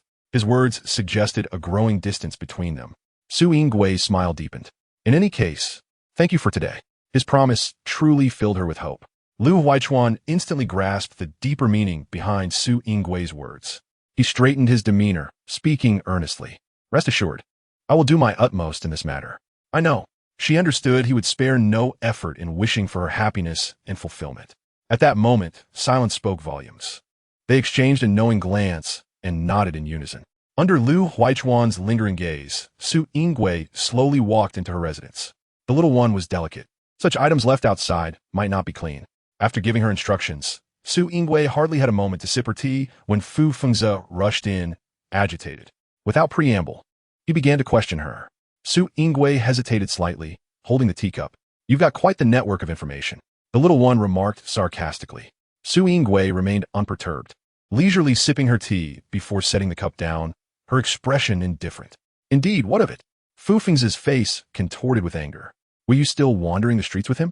Su Yingui raised an eyebrow, perplexed by how Fu Fengzi was so aware of her movements. She frowned, her voice laced with discontent and coldness. How dare you spy on me? Upon hearing Su Yingui's response, Fu Fengzi confirmed the rumor's validity. It was indeed true. He was incensed, the veins in his neck bulging. I didn't even need to spy. Your scandal with Lu Huichuan has already spread far and wide, and people have come to mock me. Su Yingui's brows furrowed deeper. Scandal? Spread? What nonsense was Fu Fengzi spouting? She had behaved with utmost propriety alongside Lu Huichuan, with no impropriety whatsoever, and Sun Yinxiao was with them as well. Fu Fengzi, losing his composure, felt as if he were drowning in humiliation. Su Yingui, even as a princess, could not act in such a manner. Do you even have any sense of shame? You brazenly flaunted your affection for Lu Huichuan in public. Do you not regard me at all? Su Yingui let out a cold laugh. Why should I regard you? Everything you possess today is due to your title as a prince consort. Without me, how could you have attained your rank? With your past as a mere son of a marquis. Fu Fengzi felt a burning shame wash over him. Disbelief filled his eyes as he was humiliated by Su Yingui's words. Su Yingui rose, her gaze fixed intently on him, exuding an imposing presence. Fu Fengzi, you have come to question me without understanding the context. Have you ever shown me respect? Today I was merely out with Sun Yinxiao, and the Duke of the State happened to encounter us, concerned for our safety, thus accompanying us for protection.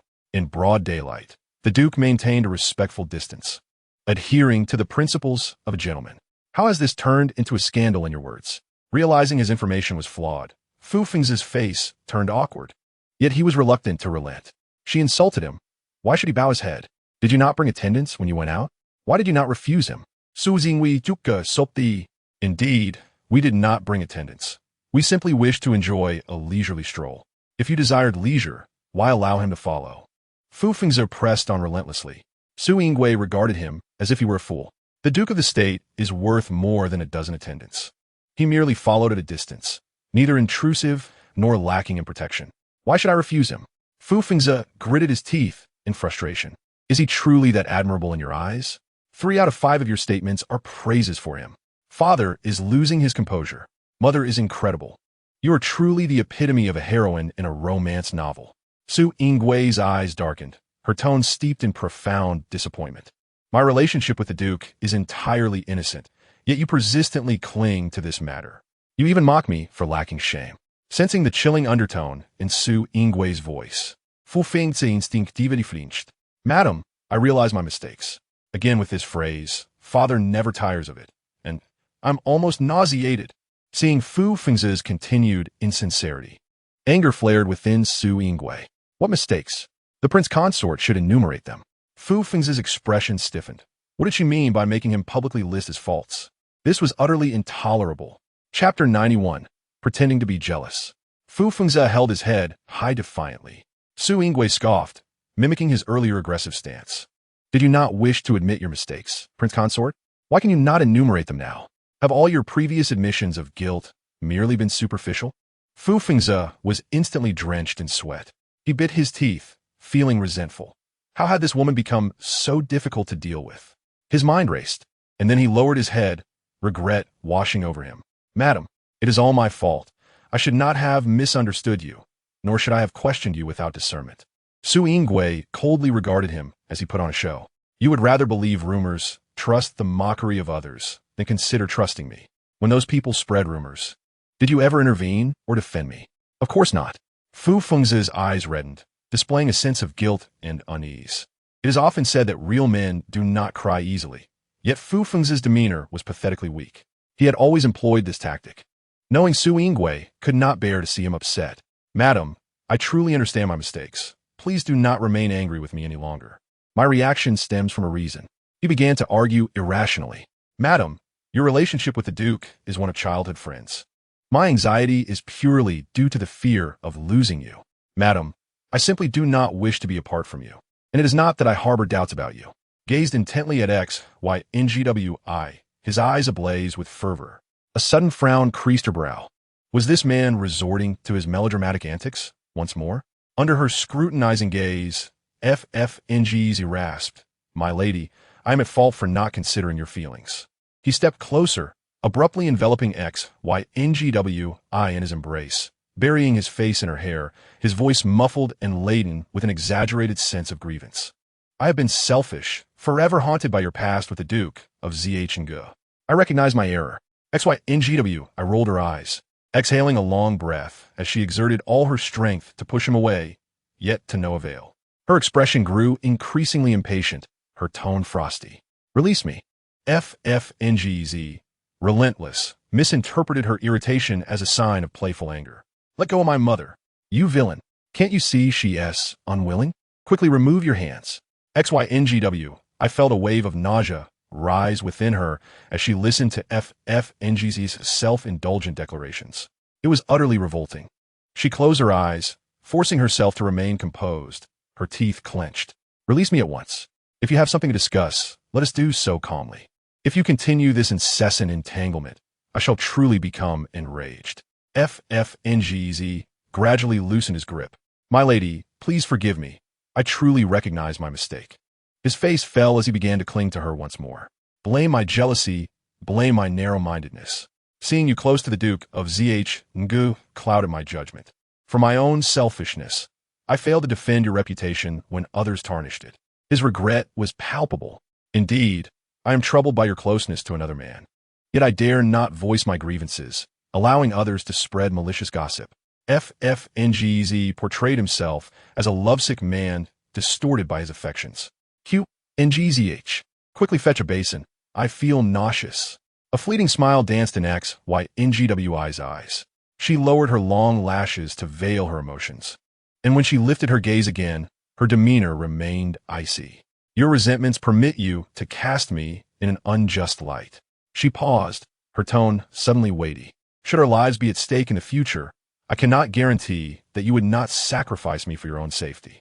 FFNGZ froze momentarily, bewildered at how the conversation escalated to such dire implications. He thought to himself that he could never forsake his own life for a woman, yet he dared not express this sentiment. FFNGZ gazed at XYNGWI with an expression of profound hurt. How could you think so ill of me? In a life-and-death situation, I would undoubtedly do everything to protect you and your daughter, even at the cost of my own life. Lies will bring divine retribution. May heaven strike you down with thunder. A hint of sarcasm lingered at the corners of XYNGWI's lips. The prince's intentions could be felt throughout the heavens. FFNGZ, with his shifty eyes, scrutinized her changing expressions and tentatively inquired, "Will you still forgive me?" XYNGWI feigned a smile, her lips stretching into a perfunctory grin. "I forgive you, but there shall be no next time. Furthermore, I shall correct my own thoughts and refrain from unnecessary jealousy, sparing you any trouble." She rolled her eyes, making her distaste unmistakable. "Let's hope so." A sycophantic smile spread across FFNGZ's face as he prepared to speak, but suddenly his expression turned cold. Sensing the fleeting change in his demeanor, what transpired? Following his line of sight, she noticed a somewhat unfamiliar servant, visibly anxious, waiting outside. Instinctively, a sense of foreboding gripped her heart, suspecting that this servant's urgent matter pertained to her. As she focused her thoughts, FFNGZ took the initiative to depart. "My lady, I have some official business to attend to. I shall return later to accompany you and your daughter." XYNGWI discreetly furrowed her brow. "If you have urgent matters, then please do attend to them. We must not raise unnecessary alarms." Feigning indifference, she cast a casual glance at the servant outside. Could it be that there was yet another political strife at court? The servant's unease suggested an urgent matter at hand. A shadow suddenly darkened FFNGZ's eyes. He turned to XYNGWI, his gaze filled with palpable suspicion and scrutiny. "Why you look at me so? Do you think a lady of the inner court should not discuss matters of state?" After a lengthy silence, FFNGZ offered a disingenuous smile. "My lady is far from an ordinary woman of the inner court. You are the esteemed princess, and having once witnessed court documents with the late emperor in the Yangxin Palace, you are more than capable of discussing state affairs." Covering her lips with a soft laugh. "Pray do not tease me. I was merely naive in my youth." Realizing that FFNGZ would never reveal his true intentions in her presence, she resolved to devise another strategy. "Very well, since you have matters to attend to, do hurry along." FFNGZ, already distracted, quickly departed upon her words. XYNGWI's expression darkened slightly as she issued a cold command. "MILN, send some nimble-footed individuals to quietly follow that servant who just left. I want to know where he goes, whom he meets, and what he does, and report back to me." Her intuition told her that this matter might be connected to her son's whereabouts. Once the door closed, she eagerly inquired, "Has the task been executed?" The servant, grave in demeanor, shook his head. FFNGZ immediately erupted in fury, seizing a book from the table and hurling it at the servant's face. "Incompetent fool," he seethed through clenched teeth. "You cannot even manage such a trivial matter. The fact that F.H. Ing is still alive is undeniably a colossal risk that could explode at any moment. Should this matter come to light, my fate will be irrevocably dire." The plan to overthrow the X family had gradually moved to the forefront of his agenda. At this critical juncture, he could not allow F.H. Ing's existence to disrupt his meticulously orchestrated scheme. Now, while he still had both the energy and time, he must eliminate F.H. Ing once and for all. To FFNGZ, F.H. Ing resembled a sinner blocking his path to success rather than a flesh-and-blood son. His eyes glimmered with cold malice as he turned his back to the servant, his voice hoarse and heavy. "DL, I shall grant you one more chance. This time, you must find him and eliminate him completely." Ding's body trembled slightly. Understood. FFNGZ's ominous warning continued. If you fail again, your existence will no longer be necessary. Ding felt a chill creep up his neck, beads of sweat forming on his forehead. Yes, I will not disappoint you. I will kill F.H.ing. Go. With permission granted, Ding fled the oppressive and terrifying study as though his feet were coated in oil. The disparity between the prince's public and private demeanor was striking. That sinister visage resembled a snake poised to strike, lurking in the shadows, ready to deliver a fatal blow to its prey. Recalling the prince's warning, Ding shivered involuntarily. He believed that if he failed this time, the prince would surely not let him off easily. After a moment, a layer of ruthlessness crept into Ding's eyes. No matter the cost, he must eliminate F.H.ing. Either he dies, or I do. Suddenly, a flicker of regret crossed Ding's countenance. He had been too hasty. He should not have directly infiltrated F.H.'s home that night. He had underestimated the situation. During the day, he had observed F.H.ing from the shadows, noting his tall and slender frame and his scholarly demeanor, coupled with an exceptional reputation for intelligence, leading him to mistakenly conclude that F.H.ing was a weak scholar. To his surprise, beneath that seemingly gentle and harmless exterior lay a surprisingly robust physique. He had nearly failed to escape from F.H.'s grasp that night. Though the youth's techniques were ordinary, his strength was considerable. Ding's expression grew increasingly grave. It seemed he must devise a comprehensive plan and refrain from acting recklessly. The assassination attempt that night had already raised alarms. Subsequently, Fu Hong and his rustic father would undoubtedly act with heightened caution. They needed to devise an irresistible excuse to draw the individual out to a place unfamiliar to them, where he could be eliminated. Dong Li's plan was gradually taking shape in his mind. Meanwhile, Su Yingwei had dispatched someone to stealthily follow Dong Li. Unbeknownst to Dong Li, he hurriedly exited the princess's residence, heading towards the Tujia village where Fu Hong resided. Upon learning that the servant was headed in the direction of Tujia village, a tempest of anxiety surged within Su Yingwei. At last, the opportunity she had long awaited had arrived. She had been lying in wait for so long, and now this chance had presented itself. Because of Fu Ruyan, she was aware that her son lived in Tujia village, yet despite her extensive search, she had found no concrete trace of him. Now, through the connections of Fu Fengzi, she could potentially locate her son. Oh no, dear mother. The scoundrel father is preparing to strike at brother once more. We must act swiftly. We must find brother before scoundrel father makes his move, or else brother will be in peril. As Su Yingwei heard this, her eyes flickered with alarm. Immersed in the joy and excitement of finally locating her son, she momentarily forgot to ponder why Fu Fengzi was seeking him at this juncture. Realizing this, her heart skipped a beat. If it were to be discovered that the antagonist intended to harm a youth of similar age to Fu Junliang, he must be rescued at all costs. Beyond that, she urgently reinforced her manpower to ensure her son's safe return. While Su Yingwei exercised extreme caution, Fu Fengzi was meticulously thorough. Concerned that his reappearance might reveal his identity to Fu Hong, Dong Li exerted great effort to secretly contact a youth of similar age to Fu Hong. This lad not only matched his age, but also shared a comparable background. The servant assigned this young man a new identity, allowing him to approach Fu Hong in an inconspicuous manner. The narrow dirt path was utterly muddy, leaving deep footprints with each step taken. The sky was overcast, and Tujia village had been shrouded in continuous rain lately.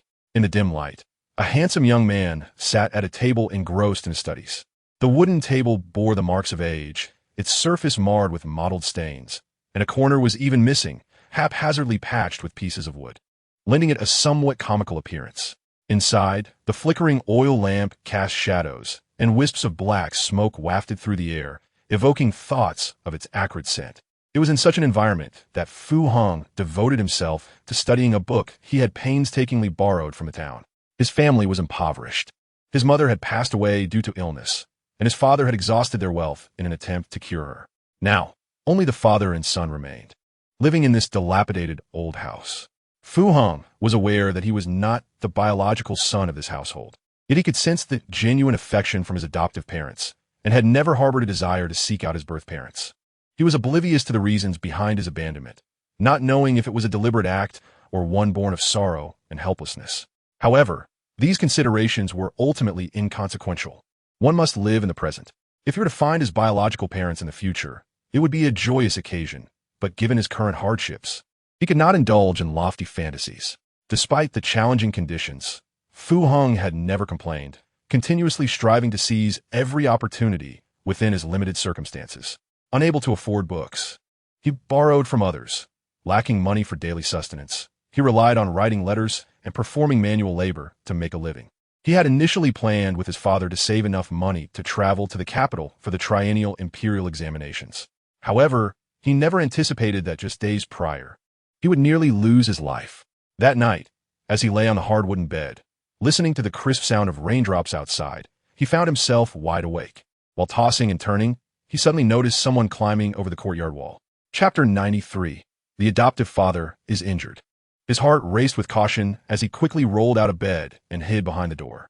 As footsteps drew nearer, the young man's nerves tightened, and a thin layer of cold sweat formed on his back. Fu Hong possessed two skills he prided himself on: an impeccable memory and the ability to see clearly even in the dark of night. He witnessed the intruder silently approach his bed and then draw a short blade, plunging it violently into the bedding. He was momentarily paralyzed with fear. Had he not been restless, had he not sensed something was amiss, he would have met his demise in slumber. However, a flicker of terror flashed in the boy's clear eyes. Even with his prior awareness, it seemed unlikely he could escape this calamity. In the next moment, upon realizing the bed was empty, the intruder began to search the room. Understanding that escape was futile, Fu Hong took the initiative to strike as the assailant was about to discover him, grappling fiercely. He was no feeble scholar. On the contrary, he possessed great strength, having often engaged in labor with merchant caravans. Fu Hong relied not on finesse, but on sheer brute force, employing some techniques he had chanced upon in books to contend with his opponent. The boy's explosive strength astonished Dong Li, who realized he had underestimated his adversary and was gradually falling at a disadvantage. "Who are you? Why do you wish to kill me?" Fu Wenying demanded, pinning Dong Li down. "Who are you really?" Fu Hong was unaware that his opponent was unable to respond, persistently pressing for answers. "Ranger, what is the matter? What has caused such a commotion?" His bewildered adoptive father entered the room, and the cramped space meant he immediately saw his son pinning a masked man.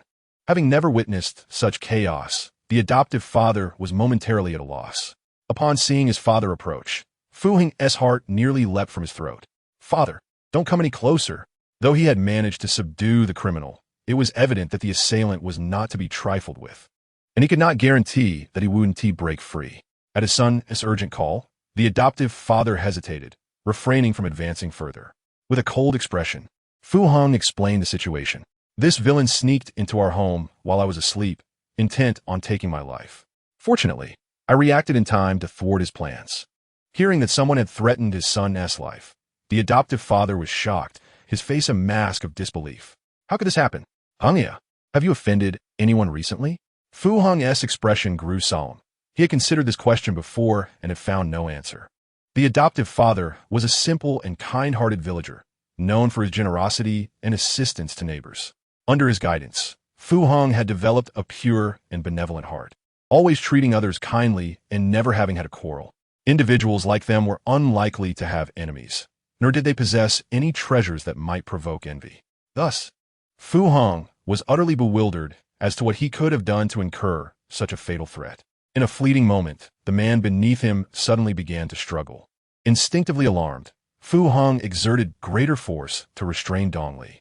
The unexpected misfortune unfolded in an instant as the adoptive father, who had maintained a safe distance, suddenly rushed forward. "Father!" Fu Hong found himself stretched thin, having to manage both controlling Dong Li and ensuring his father did not recklessly approach and fall victim to the threat. In a heartbeat, a glint of cold steel flashed from beneath. Realizing what it was, Fu Hong's heart tightened. By the time he reacted, his father had already seized a short blade that almost pierced Fu Hong. Fu Hong's pupils dilated, and he cried out, "Father!" It was all his fault. Had he been more cautious, had he not let his guard down, this villain would not have had the chance to harm his father. Taking advantage of this moment, Dong Li broke free from Fu Hong's grasp. Without a moment's hesitation, he leapt out the window, agile yet disheveled. Fu Hong did not pursue. Instead, he hurried to check his father's wounds. "Father, please bear with it. I will fetch a doctor at once." The adoptive father's lips had turned pale, and he shook his head in pain, stopping him. No need. This minor injury will heal in a few days. There is no need to spend money on a doctor. The funds they have accumulated are intended for H. Inger's future journey to the capital. Should they be utilized now, H. Inger's prospects would be delayed. The adoptive father is unwilling to burden his child, fully aware of the diligence and perseverance H. Inger has exhibited. Filled with regret, H.C.H. Ing feels that his negligence has harmed his father. A father knows his child best. Upon seeing H.C.H. Ing's expression, the adoptive father instantly comprehends the turmoil within him. With a heavy sigh, he speaks earnestly. Your mother has departed, and you are your father's sole hope. My only desire is for you to achieve success in your examinations and secure a bright future. The injury on my hand is of no consequence. Do not let such trivial matters jeopardize your future. Everyone praises your exceptional intellect. You are a rare talent. It is I who have failed you, hindering your progress all these years. The tone of the adoptive father is laden with self-reproach and guilt. In his efforts to provide medical care for his wife, he depleted their finances and failed to plan for his son's future, even forcing him to earn a living at such a tender age. Tears glisten in H.C.H. Ing's eyes. Although his parents treat him as their own, he still feels a sense of indebtedness. The blessings he cultivated in his previous life allowed him to encounter such admirable adoptive parents. H.C.H. Ing resolves that he cannot allow his father's condition to deteriorate further and must quickly summon a doctor for treatment. By the way, H. Ing, who was that peculiar individual earlier? Why did he seek to harm you? At the mention of the strange person, H.C.H. Ing's expression turns grave. He shakes his head, equally puzzled. I do not know. I have never encountered him and do not recall offending anyone. The adoptive father's brow furrows in confusion. Our family has always acted discreetly, never creating enemies. This situation is indeed strange. Regardless, we must exercise greater caution in the future if a stranger approaches. Do not engage lightly. I will remember that. Their dwelling is somewhat remote. In the past, they sold everything they could to afford medical treatment for the adoptive mother. After her passing, this is their only refuge. Aside from this dilapidated abode, they have nowhere else to turn. Thus, even knowing that danger lurks in the shadows, they have little choice. Following the terrifying events of that night, the father and son have been restless, with one of them needing to remain vigilant at all times to prevent intruders from taking advantage of their vulnerability. H.C.H. Ing holds a book in his hands. Yet his mind is elsewhere. The lurking crisis leaves him in a state of unease, fearing that one day he and his father may fall victim to another's malevolence. Chapter 94. The mysterious youth. The figure appeared more robust than he, with solid muscles on his arms. Beyond that, his face was obscured, rendering his features indistinguishable. He had not spoken, and thus no sound reached H.C.H. Ing's ears. The scant information available leaves H.C.H. Ing sighing deeply, a hint of frustration surfacing in his eyes. Who desires his life? The individuals he associates with are merely from the village. It is unlikely that any harbor deep-seated grievances. Could it be a burglar?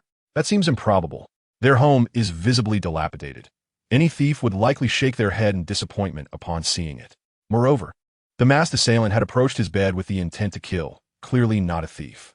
Just as H.C.H. Ing grapples with his distress, a sudden knock echoes from outside. His brow furrows, and caution fills his gaze.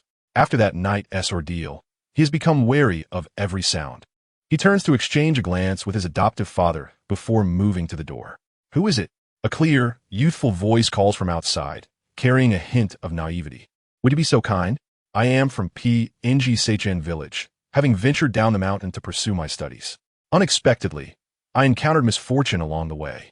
All my possessions have been stolen, and I am left without a penny, seeking shelter for the night. Upon hearing this, H.C.H. Ing's demeanor grows even more cautious. P.N.G.S.H.N. village is notorious for its backwardness, said to be encased within mountains, making it difficult for its inhabitants to leave and for outsiders to enter. You claim to be from P.N.G.S.H.N. village. How did you manage to descend the mountain? The youth chuckles, his tone filled with pride. The mountain paths are treacherous. I descended step by step, using my own hands and feet. Outsiders believe P.N.G.S.H.N. village is isolated. The children trapped on the mountain have no hope of escape. Yet, I refuse to resign myself to fate. I am determined to use my own strength to forge a path out of P.N.G.S.H.N. and into a brighter future. The youth's words resonate with H.C.H. Ing, stirring something within him. After a moment's hesitation, he slowly opens the door. The moment he sees the youth's disheveled state, he feels a pang of shame for his earlier doubts. The boy stands before him, attire tattered and dirty, marked by blood and grime. He indeed must have climbed down PNGSH in using sheer willpower. HCH's gaze sweeps over the boy's hands and feet, which are bruised and battered. He cannot help but feel a sense of admiration. The youth, appearing younger than him, exhibits remarkable tenacity, having endured hardships to pursue his studies.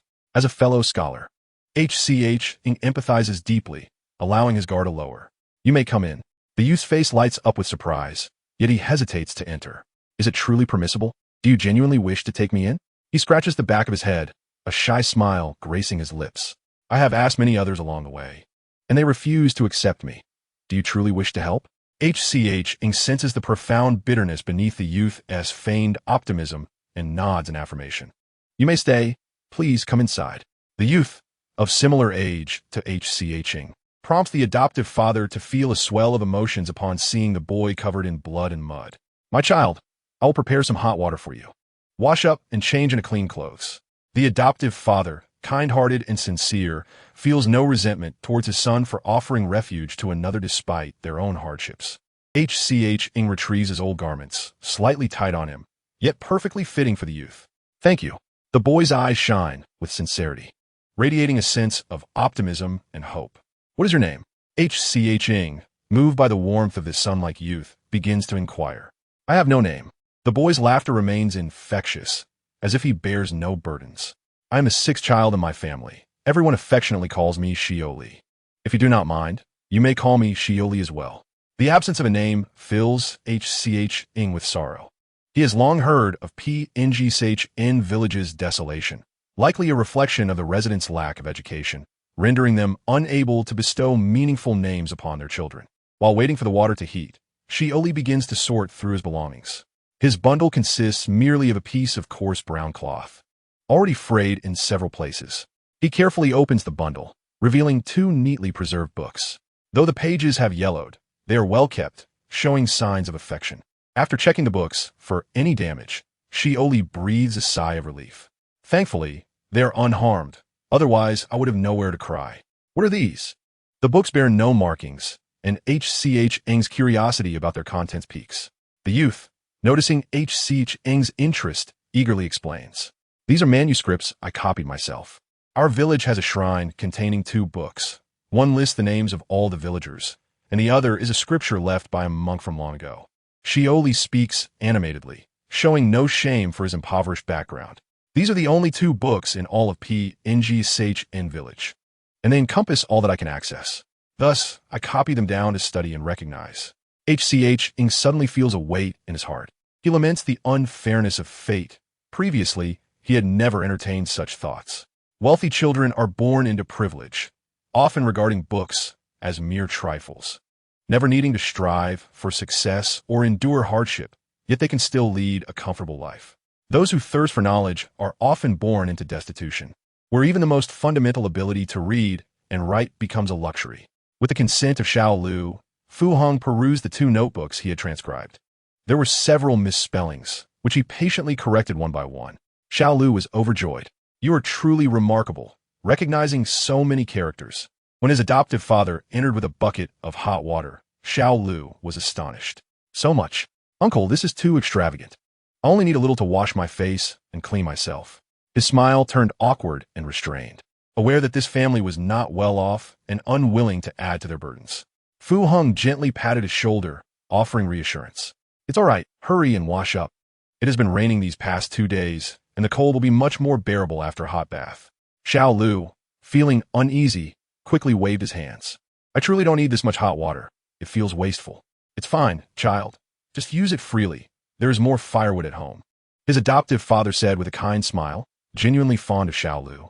On one hand, he felt sympathy for the boy's plight and wished to assist this unfortunate youth. On the other hand, it was rare to find someone who could converse so harmoniously with Fu Hong. Chapter 95. Shelter under the insistence of this father and son duo. Xiao Lu, unable to decline their warmth, enjoyed a comfortable hot bath. He never imagined he would experience such comfort in his lifetime. In the mountains, Regardless of scorching summer or frigid winter, he could only wash in the river, and sometimes, when the current was fierce, if he did not hold tightly onto the large stones by the shore, he could be swept away. Such terrifying experiences were ones even the impoverished Fu Heng had never heard of. Are there no trees in the mountains? Can't you use firewood? Xiao Lu nodded, then shook his head. There are trees, but those trees emit toxic fumes when burned. They cannot be used. Fu Heng's expression turned blank upon hearing this. It was indeed difficult to survive in Pangshan village. Xiao Lu shrugged, trying to appear nonchalant. However, I should not have to endure such hardships in the future. Although my journey thus far has not been particularly easy. Fu Heng pondered for a moment before hesitantly asking, "Do you think they would blame me?" As soon as the words left his lips, Xiao Lu's expression fell. Fu Heng felt a tightness in his chest, suddenly realizing he had misspoken. Xiao Lu forced a smile. "I no longer have family. They were swept away by the rushing river. I watched helplessly as they struggled in the water." "I am sorry," Fu Heng said, filled with regret.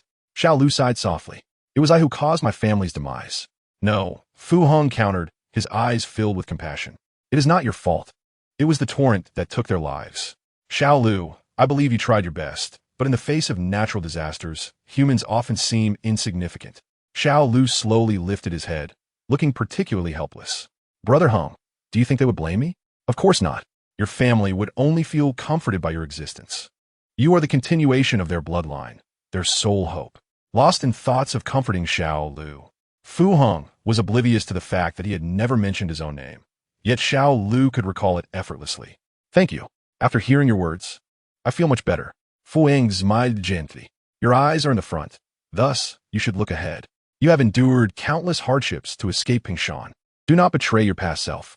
At this point, Fu Heng paused for a moment before suggesting, "Why not stay at my home for a while? As long as you do not mind, we can squeeze in together."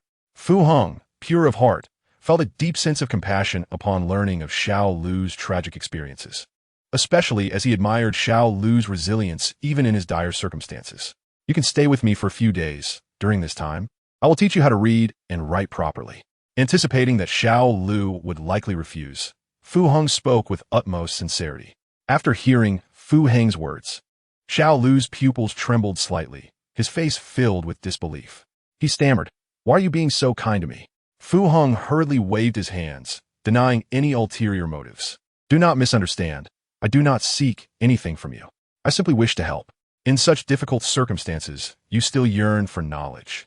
And I merely want to assist you as much as I can." Xiao Lu lowered his head, appearing conflicted. "I truly wish to study. I want to take the Imperial examination and bring glory to my family." Fu Heng smiled, his tone earnest. "I share the same determination, Xiao Lu. We can walk this path together, forging a bright future for ourselves." Xiao Lu nodded earnestly. "All right, rest assured, I will not be a freeloader. I will help you earn money and work." He insisted defiantly, "Do not underestimate me. I am quite capable.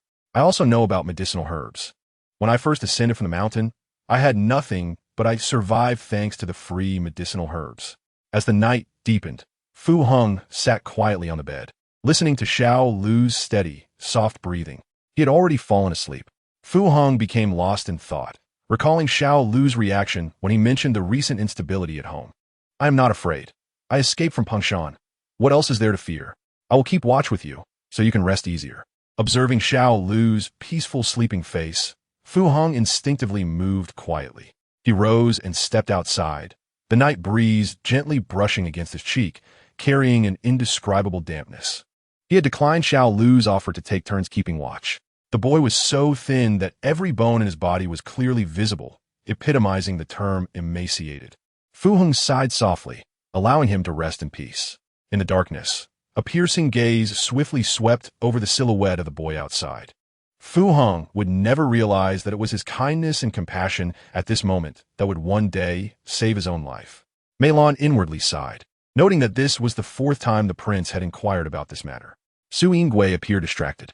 Meilon, realizing she had misspoken, regretted it and pressed her lips together. "Do not worry, mother. My brother has the protection of heaven and will surely be fine." As soon as she spoke, Qing Zhu rushed in with a restrained expression of joy. "Your Highness, a letter from the secret guards."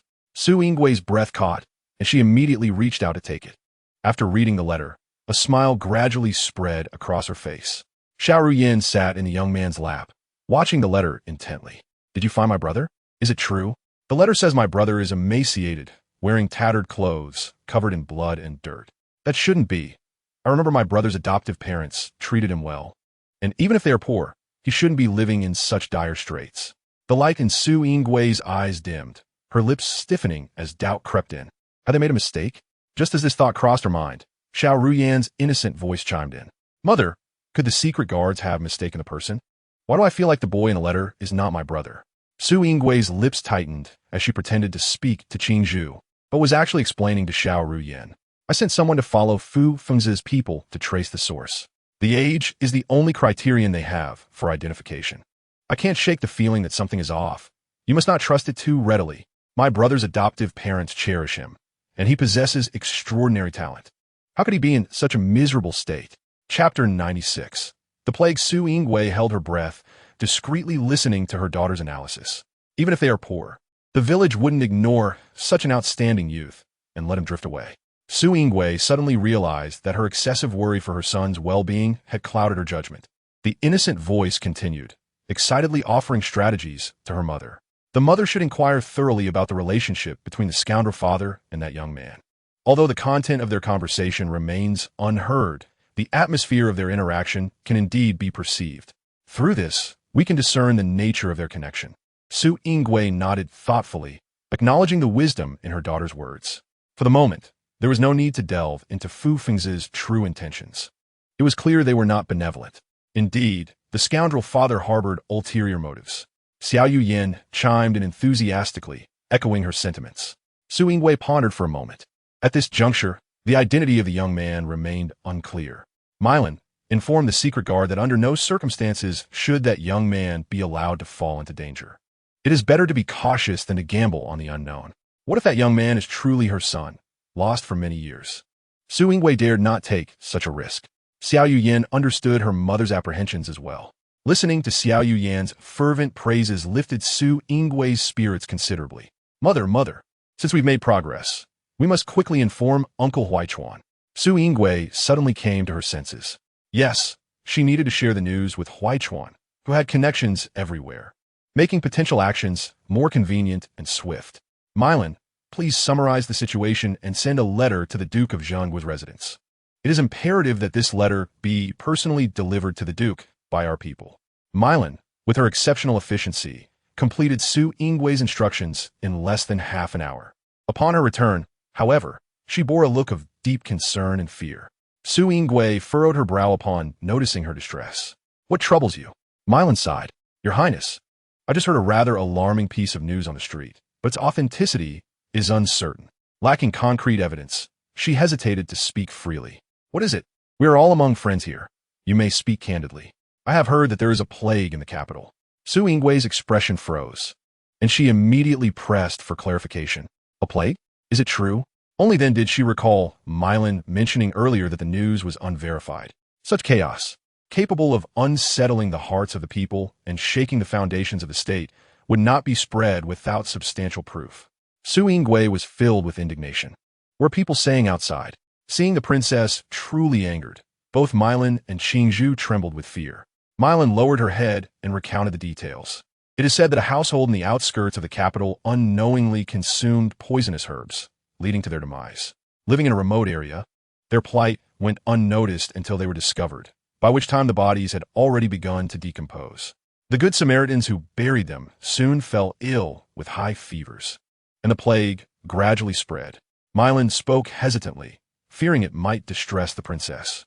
Su Yingwei, however, felt little concern herself. She glanced at her daughter, worried that the little one might be frightened by the news.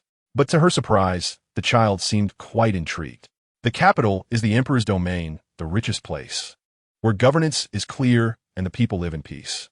How could such rumors suddenly arise? It seems like a conspiracy, as if someone is deliberately spreading these rumors to incite fear and unrest.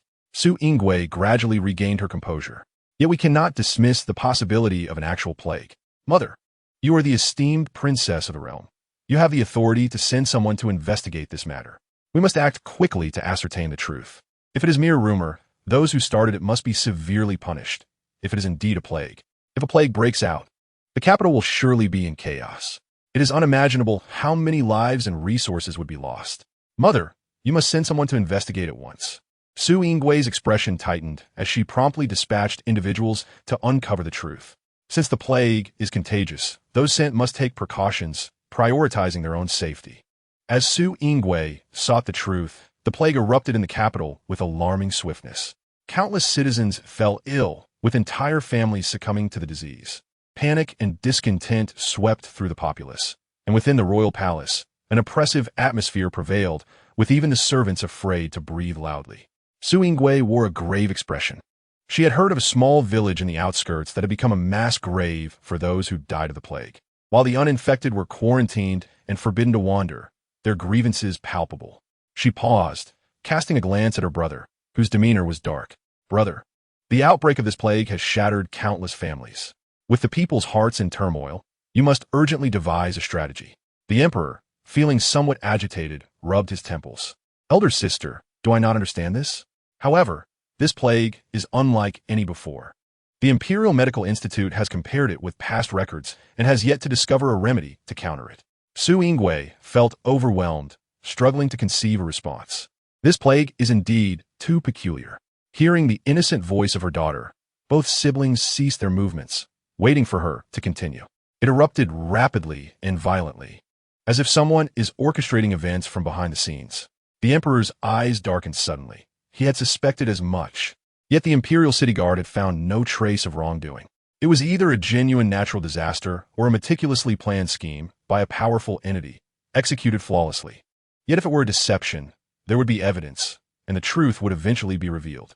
The emperor's teeth clenched with rage. If the plague were indeed the work of malicious intent, he would see the perpetrator face severe retribution. Upon hearing of the plague, my mother immediately dispatched people to investigate and isolated all who had come into contact with the afflicted. Had the source of infection been contained, the situation would not be as uncontrollable as it is now. Yet the plague continues to spread at an alarming rate, indicating that someone is indeed inciting further chaos. The emperor's nostrils flared with intensity. The root of the issue lay with that unfortunate household, who had mistakenly consumed poisonous herbs and met their demise. However, the Imperial City Guard had investigated and found no anomalies. The emperor fell into deep contemplation. His elder sister had swiftly contained those who could have been infected. Why then did the epidemic still spread? A flicker of determination crossed his eyes. Perhaps that household was merely a diversion, and the true source of infection lay elsewhere. Chapter 97. Empress Dowager Qin. The emperor's mind was stirred by this sudden realization. Elder sister, what if that household was merely a smokescreen? He voiced his hypothesis. Su Yinggui's expression shifted abruptly upon hearing this. Your speculation holds merit. Otherwise, it would be inexplicable why those in contact were contained, yet the plague still spread. Uncle Emperor, you are indeed astute, worthy of the title of Supreme Ruler. The emperor's forehead creased with dark lines. Little ancestor, do you still remember that I am the Supreme Ruler? He rose, an icy aura emanating from him. Su Yuhan, order the Imperial City Guard to thoroughly investigate all individuals infected with the plague.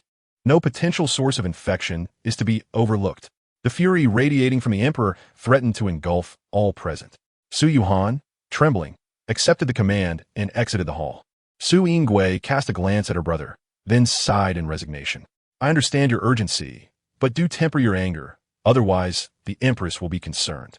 Knowing her brother and sister-in-law shared a harmonious bond, she invoked the empress's name. Indeed, upon hearing the mention of the emperor's expression softened slightly.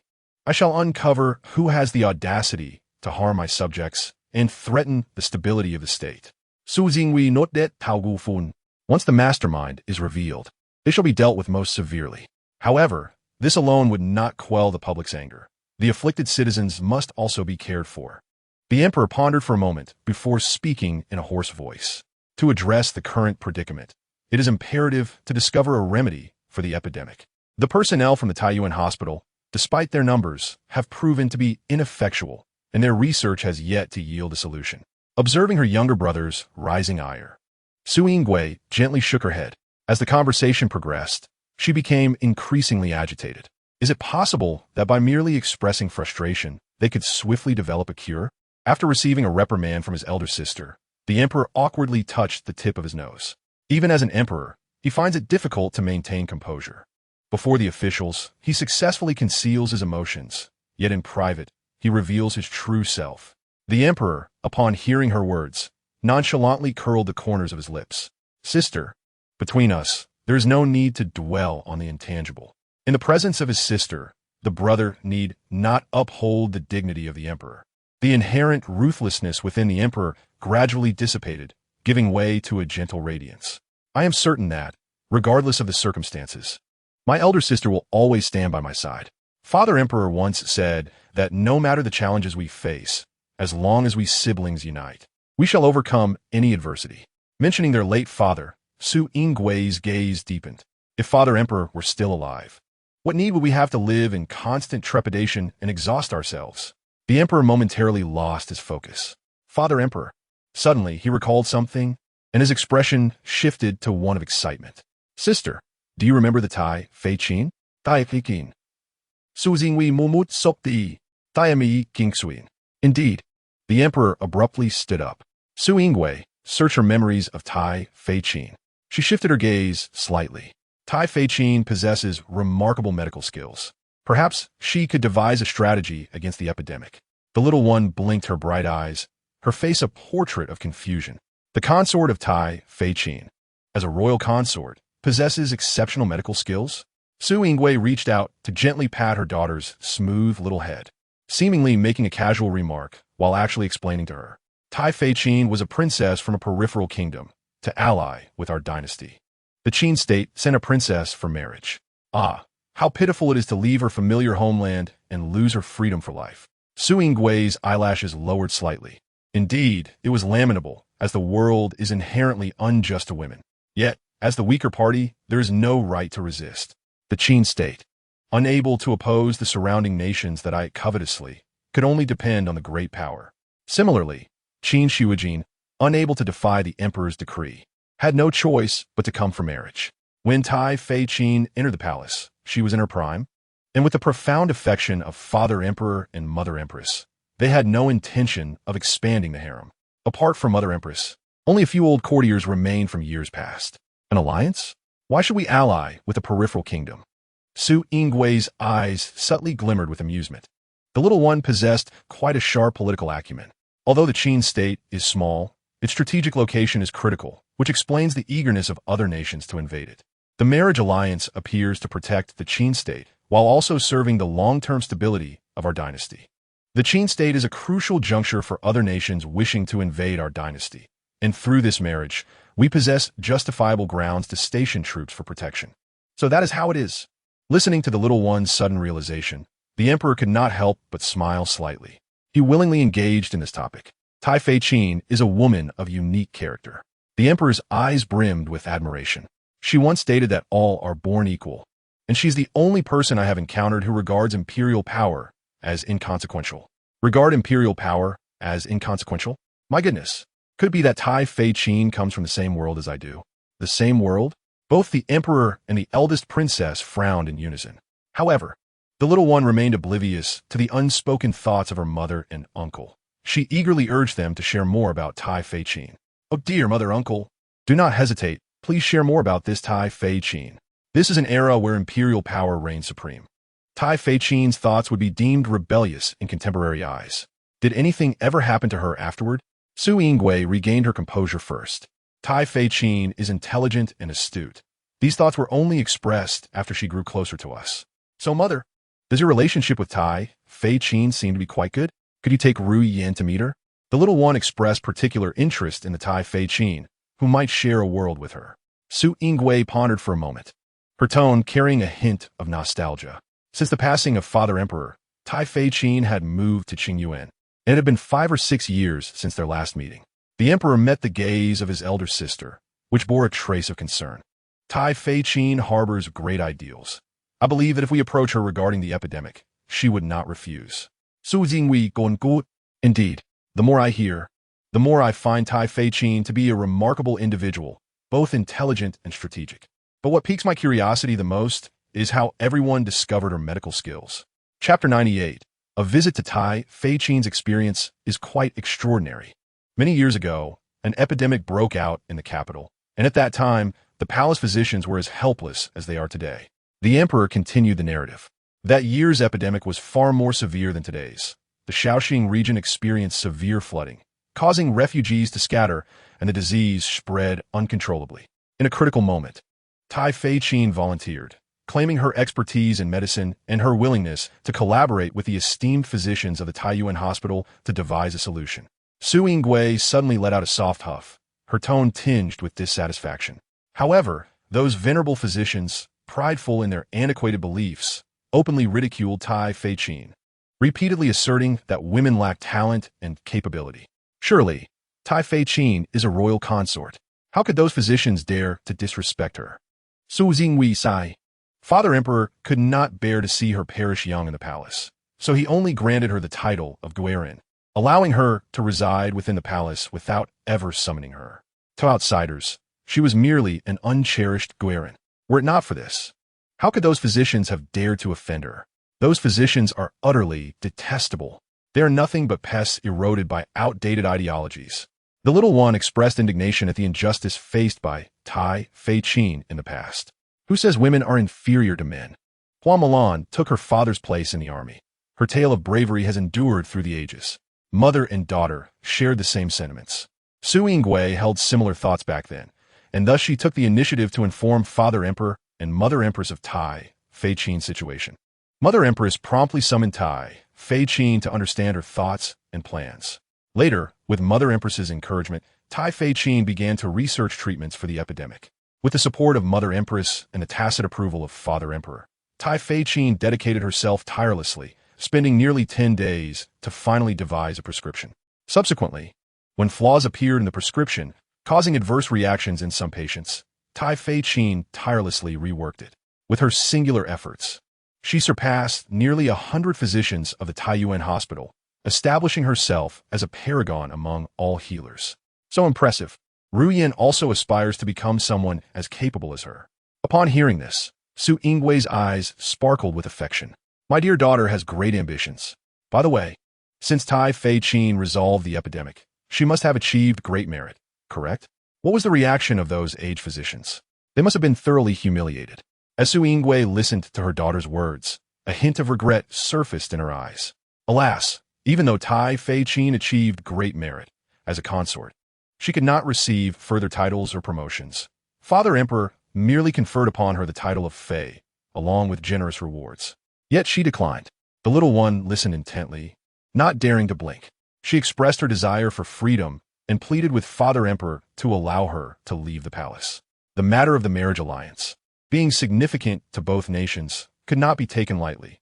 Thus, Father Emperor explained to her the pros and cons involved. Alas, it seems that Tai Fei-Qin ultimately chose to remain. The emperor pressed his lips together, reflecting. Tai Fei-Qin, understanding the greater good, chose to stay for the sake of the relationship between the two nations. Sister, do you still recall what Tai Fei-Qin said when the physicians of the Taiyuan hospital apologized to her? Su Jingui my good fu li. Of course I remember. She proclaimed, who says women are inferior to men? Women can find their own place in the world. They can also lead armies into battle. What men can accomplish, women can achieve as well. It is merely a matter of opportunity. Yet, there are tasks unique to women, such as bearing offspring, which men cannot undertake. How admirable is this liberated woman! I am utterly in awe of her. Dear mother, dear emperor uncle, please hasten to invite the esteemed Qin Tai Fei out of seclusion. The emperor hesitated. Since the passing of the late emperor, Qin Tai Fei had voluntarily withdrawn from the palace to live in solitude at Qinyuan, a royal garden situated on the outskirts of the capital. This matter is of utmost importance. I intend to make the journey myself. However, Su Yingui disagreed. You are the emperor. At this critical moment, you must remain in the palace. Allow me to go instead. I can set off immediately. Without a moment's thought, the emperor consented. With my elder sister taking the lead, I shall feel much more at ease. Upon hearing that they were to seek Qin Tai Fei, the little one was filled with joy. I can hardly wait. Soon, I shall meet this legendary woman. Qin Yuan lay on the outskirts of the capital, and the carriage from the princess's residence galloped forth, finally arriving after 2 hours. As the arrival of the eldest princess had not been announced in advance, Qin Tai Fei was not present when they arrived. Your Highness, upon hearing of the plague in the capital, The Tai Fei grew exceedingly worried and hurriedly set out to the affected areas. Su Wei was immediately gripped by shock and concern. Given the esteemed status of Qin Tai Fei, those who serve her should have dissuaded her from venturing into such perilous places. If anything were to happen to her, could you bear the consequences? The palace attendants fell to their knees in alarm, the leader trembling with fear. Su Wei pressed her lips together, feeling helpless. She had some understanding of Qin Tai Fei. Qin Shuijin was resolute. Once she made up her mind, it was indeed difficult to sway her. Nevertheless, upon realizing that Qin Tai Fei had begun investigating the plague, Su Wei's heartstrings stirred. If Qin Shuijin was willing to intervene, there was hope for salvation. Where had Qin Tai Fei gone? Su Wei felt an impulse to see for herself. As the eldest princess, how could she stand idly by while her people suffered? The palace attendants gasped in horror. Your Highness, you must not venture to such places. The attendants lamented in despair. Just moments ago, the eldest princess had chastised them for failing to prevent Qin Tai Fei from leaving, and now she too had been swayed. Su Wei pondered for a moment, weighing the pros and cons. I am well aware of my own capabilities. With Qin Tai Fei present, nothing will go awry. Qin Zhu, you stay here with the little princess. Mei Lan shall accompany me to find Qin Tai Fei. To be prudent, Su Wei dared not bring her young daughter along. No, Mother, Ruyan wants to go too. Mother, please don't leave me behind. I am afraid. If you go, will something happen to you? The little Ruyan struggled in Qin Zhu's embrace, expressing her resistance and dissatisfaction. Su Wei's heart softened. She pressed her lips together and gently soothed her daughter's anxious emotions. Mei Lan hesitated before speaking. If your Highness is concerned about the situation with the Tai Fei, perhaps I should go instead. You must not take such risks with your precious life. If anything were to happen to you, the Empress Dowager would surely be distressed, and the princess is still so young. Chapter 99. The Tai Fei can also hear Mei Lan's words struck deep into Su Wei's heart.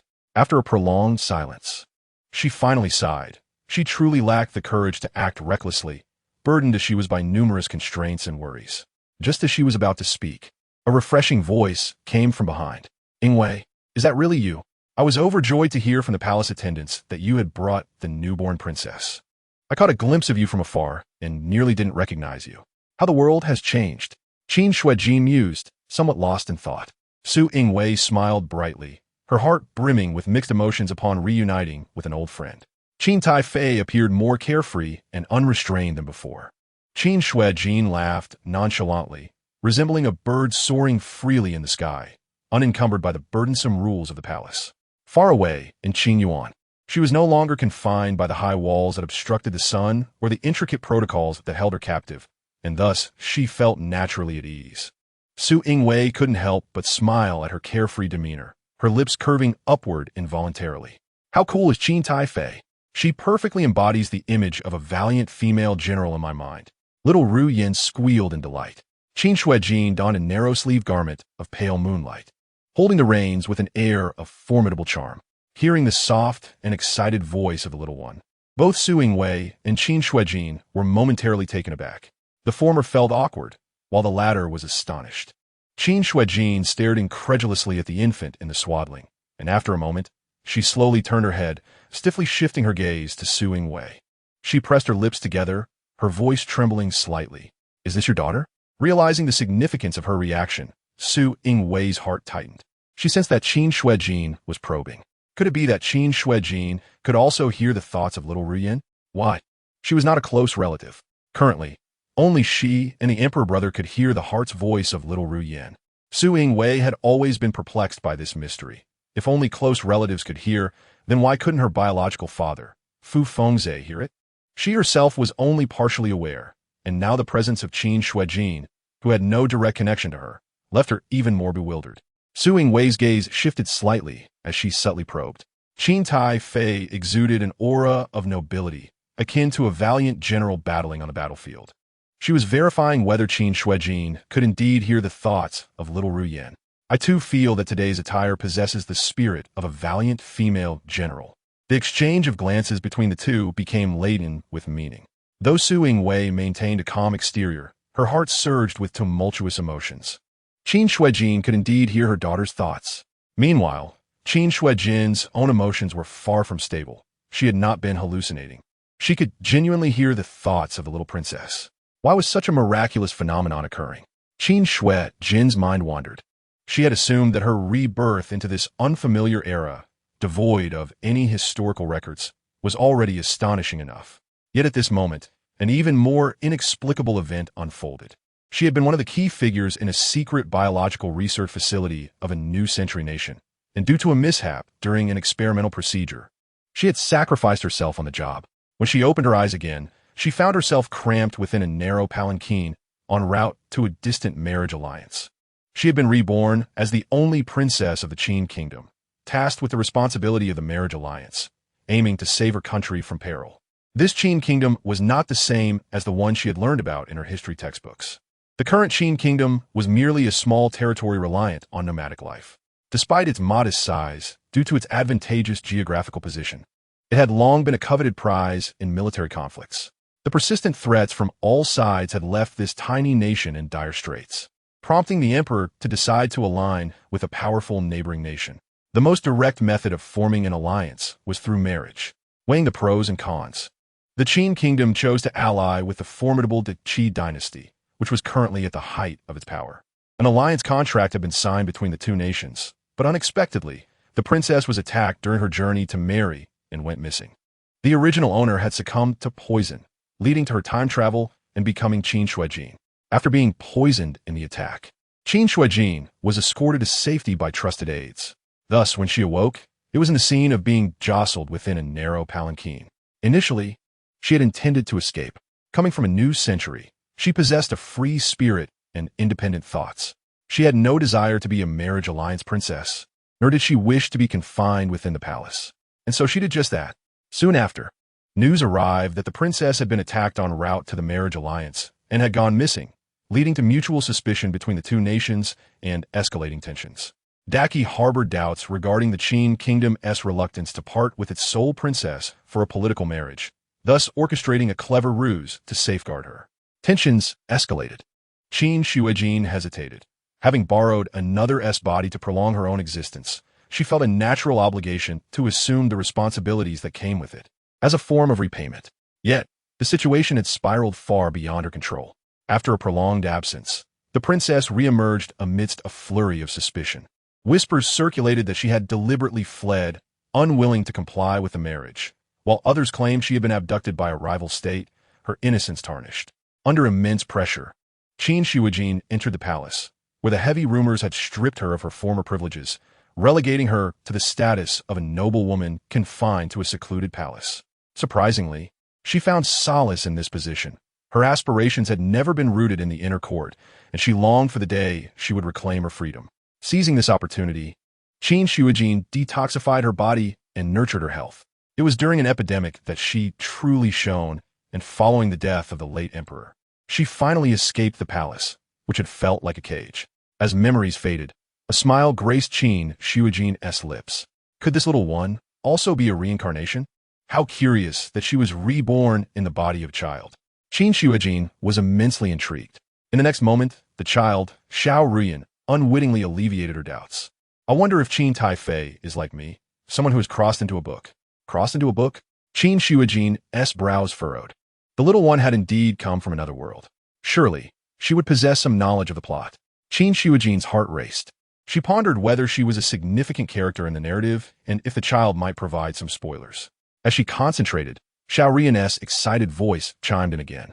I want to learn medicine from Qin Taifei. She can solve epidemics. She must be incredible. The toddler babbled, her excitement palpable. The two, able to hear her thoughts, couldn't help but chuckle. Upon mentioning the epidemic, Qin Shuijin suddenly regained her focus, her expression turning grave. Ingwei, I have personally investigated the site of the outbreak, and this epidemic is highly suspicious. Chapter 100. The Princess's Manner Faces Plague. Su Ingwei's demeanor shifted abruptly. Qin Shuijin was an exceedingly cautious individual. She would never divulge anything unless she was entirely certain. With so many rumors circulating, they stepped into the hall. Inside, the incense burner emitted curling white smoke, and a subtle floral fragrance mingled with a faint medicinal aroma. Wow, the scent here is quite unique, Qin Shuijin remarked, unable to suppress a smile. Though Fu Ruyan was merely a babbling infant, she patiently explained, The incense used here is my own creation. I selected the finest flower petals, steamed and purified them, then blended them with powdered herbs that calm the mind and nourish the spirit. Inhaling this fragrance not only uplifts one's mood, but also stabilizes one's emotions. Qin Tai Fei is remarkable, not only skilled in medicine, but also in crafting incense.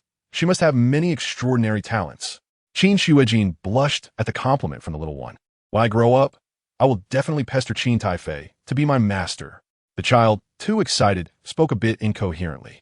Su Yingwei and Qin Shuijin shared a laugh. You came to see me regarding the epidemic, didn't you? Rest assured, I will not stand idly by, especially since there are those who are deliberately orchestrating this. Qin Shuijin's gaze deepened, her tone icy. The audacity of leveraging the lives of commoners as pawns was utterly despicable. When the truth is revealed, the instigator must be executed publicly to quell the public's anger. Once a distinguished biologist, she had spent her days at the research base solving various biological dilemmas and overcoming bizarre biological weapons. Yingwei, has Daki encountered any military confrontations with neighboring countries in recent years? Qin Shuijin asked directly. Their interactions had always been straightforward, devoid of circumlocution. She understood that Su Yingwei was not an ordinary woman of the inner court. She would not view discussions of state affairs as impolite. Su Xingwei, trusting in Qin Shuijin's character, pondered for a moment before shaking her head. No.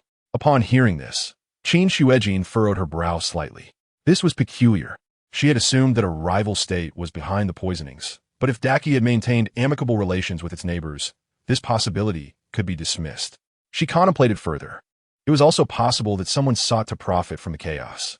By instigating an uncontrollable epidemic, they could emerge as a savior when the entire Daki was on the brink of collapse. Su Yingwei's expression shifted from suspicion to shock, then to anger. Qin Shuijin narrowed her eyes, an aura of danger emanating from her. Calmly, she articulated her hypothesis. When the time came, the perpetrator would not only amass wealth from the remedies, but would also receive Imperial accolades for their supposed humanitarian efforts. Su Yingwei's gaze flickered. Thus, if someone presented a remedy, they might be linked to this matter. She considered this before shaking her head, feeling her assertion was too absolute. One could not generalize. After all, there were countless skilled healers in the world, and, as the saying goes, there are always greater talents beyond the mountains. It was entirely possible that an extraordinary healer existed among the common folk. Qin Shuijin nodded in agreement with Su Yingwei's perspective. Indeed, but if a person with no medical knowledge were to present a remedy, it would indeed be suspect. Su Yingwei's mind raced. Even if they planned to ensnare the culprit, they could not afford to be complacent. Qin Shuijin smiled gently. Rest assured, I will exert my utmost efforts to develop a remedy. Su Yingwei felt the tension in her heart ease slightly. Tomorrow, I will announce a generous reward for any healer who can uncover a cure for the epidemic. Should there be any progress, I will inform you immediately. It would be my utmost pleasure to assist you. As the sun dipped below the horizon, Su Yingwei departed Qingyuan with Fu Ruyan in her arms. Under ordinary circumstances, she would have insisted that the two stay for a few days. Qin Shuijin gazed with a hint of regret. Her curiosity piqued by the little one in the princess's embrace. However, given the current tumultuous times, Su Yingwei was likely overwhelmed. Hearing Qin Shuijin's words, Su Xingwei smiled gently. There will be plenty of time in the future. Opportunities will surely arise. The carriage swayed gently as Su Yingwei cradled her daughter, who had unwittingly fallen asleep, feeling utterly drained. One event after another left no room for respite. She felt guilty for Fu Ruyan, who at such a tender age had to accompany her through all this turmoil. A sudden thought struck Su Yingwei. She recalled Qin Shuijin's ability to hear Fu Ruyan's thoughts. Apart from her initial shock, she felt grateful that Qin Shuijin was not a person with ulterior motives. If the little one's remarkable ability to foresee the future were to fall into the hands of someone nefarious, it could lead to endless troubles. This thought filled Su Yingwei with dread.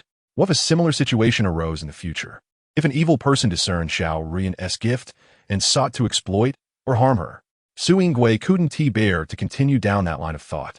Instinctively, she clutched her daughter tightly, vowing to protect her at all costs. Before she could gather her thoughts, another urgent message arrived. A servant rushed in, breathlessly reporting that an epidemic had also broken out within the palace. Su Yingwei could hardly believe her ears. The palace was heavily guarded and strictly managed. How could an epidemic have infiltrated it? The citizens of the capital were already on edge, and the news that the palace was also in peril sent them into a frenzy of fear. Panic spread like wildfire. A new decree was issued in the city, restricting each household to one person entering or exiting per day, and requiring that they cover their mouths and noses with cloth while maintaining distance from others. The emperor had initially planned to distribute medicinal herbs to the populace for burning, following the old methods for treating epidemics. Just before the order was given, a letter arrived from Qingyuan. In her letter, Qin Shuijin firmly asserts that the current epidemic is not a natural disaster, but rather a man-made calamity. Specifically, she contends that this is not merely an epidemic, but a deliberate act of poisoning. The traditional remedies for treating such epidemics have proven ineffective, prompting her to develop new formulations. Accompanying her correspondence are 2 horse-drawn carts filled with medicinal herbs. Qin Shuijin states that incinerating these herbs in a well-ventilated area will effectively dispel the toxins. The emperor decisively distributes the herbs to various locations identified as the sources of the epidemic. While the situation is somewhat contained, the epidemic remains unresolved, leaving the capital in a state of unrest. On that day, the princess's residence also unfortunately fell victim to the outbreak. Su Yingwei, in a state of panic, promptly sealed off the entire princess's mansion, allowing no one to exit without a special note. Despite such precautions, the disease within the mansion showed no signs of abating. Worsening day by day, Su Yingwei, overwhelmed with anxiety, faced the harsh reality that over half of the household, numbering in the hundreds, had already been infected. Fortunately, no fatalities had yet occurred. Under Su Yingwei's meticulous arrangements, those infected were gathered in one area for careful tending and strict supervision. Her greatest concern, however, was for her infant daughter. With her tender age, how could a fragile child possibly withstand such a terrifying illness? She contemplated sending her daughter to a safer location. But with the epidemic spreading so relentlessly, it seemed there were no suitable options. Rather than be consumed by worry, she resolved to keep her daughter close, finding some solace in her presence. As Su Yingwei managed the affairs of the household, calming the restless spirits and organizing patrols in another part of the estate, Fu Fengzi stood with his hands clasped behind his back beside his writing desk, while Fu Junliang diligently practiced his calligraphy. Just as a servant entered, Fu Junliang completed the final stroke of his work. Observing the elegant characters on the white paper, he quietly exhaled in relief, hoping that his father would be pleased with his progress. Yet, he found himself perplexed by his father's behavior. Fu Fengzi often spoke of the importance of gaining the emperor's favor and earning the respect of others. Yet when the opportunity arose for him to showcase his abilities and serve the emperor, he remained inactive. In this critical moment of epidemic outbreak, even a simple letter of concern from his father could leave a favorable impression on the emperor. Yet, Fu Fengzi chose to remain focused on his son's practice instead. An unusual and bizarre choice. The servant quietly placed a medicine cup down, but before he could speak, Fu Fengzi waved him away, signaling him to leave. Once the door was closed, he cleared his throat, his voice low and hoarse. "Take a break and come drink your medicine." He moved to the side table and downed the contents of the cup in one gulp. The bitterness surged from his throat, filling his mouth with an acrid taste. Furrowing his brow, he suppressed the urge to retch. "Come drink your medicine," he urged again. Fu Junliang bit his lip, hesitating before approaching. "Father, does this medicine really work? Can it truly prevent the epidemic?" Fu Fengzi chuckled darkly, his expression inscrutable. Fu Junliang, however, remained skeptical. If the potion were effective, why were so many in the capital still falling ill, including the servants in their household? He had heard that Su Yingwei had been anxiously searching for solutions. Fu Fengzi's smile deepened, laden with meaning. "This remedy is unique, unparalleled. It exists nowhere in the palace, nor does that woman Su Yingwei possess it. Only I have it." Fu Junliang's expression shifted slightly, and he lowered his eyelashes, feigning casualness as he probed further. "Father, about this epidemic." Fu Fengzi's countenance darkened without warning, his tone turning severe. "These matters do not concern you. As long as you take your medicine daily and refrain from wandering about, you will not contract the epidemic." Fu Junliang nodded, his pupils trembling, fear and doubt evident in his eyes. Could it be that his father's unwavering tone implied a connection to this sudden outbreak? The thought sent a chill down his spine, yet he forced himself to appear composed. "I understand, father." Seeing his son's response, Fu Fengzi nodded in satisfaction. Follow my lead, and you'll be safe. Fu Junliang stiffly forced a smile, but suddenly he recalled the imprisoned Fu Wenying. Father, have you sent the medicine to mother? Fu Fengzi's eyes flashed with impatience before he masked it with indifference. Your mother is confined and has no contact with anyone. She will not contract the epidemic. Listening to his father's nonchalant tone, Fu Junliang hesitated to speak. But father, it's better to be cautious. Su Yingwei has sealed off the princess's residence. Yet many are still infected.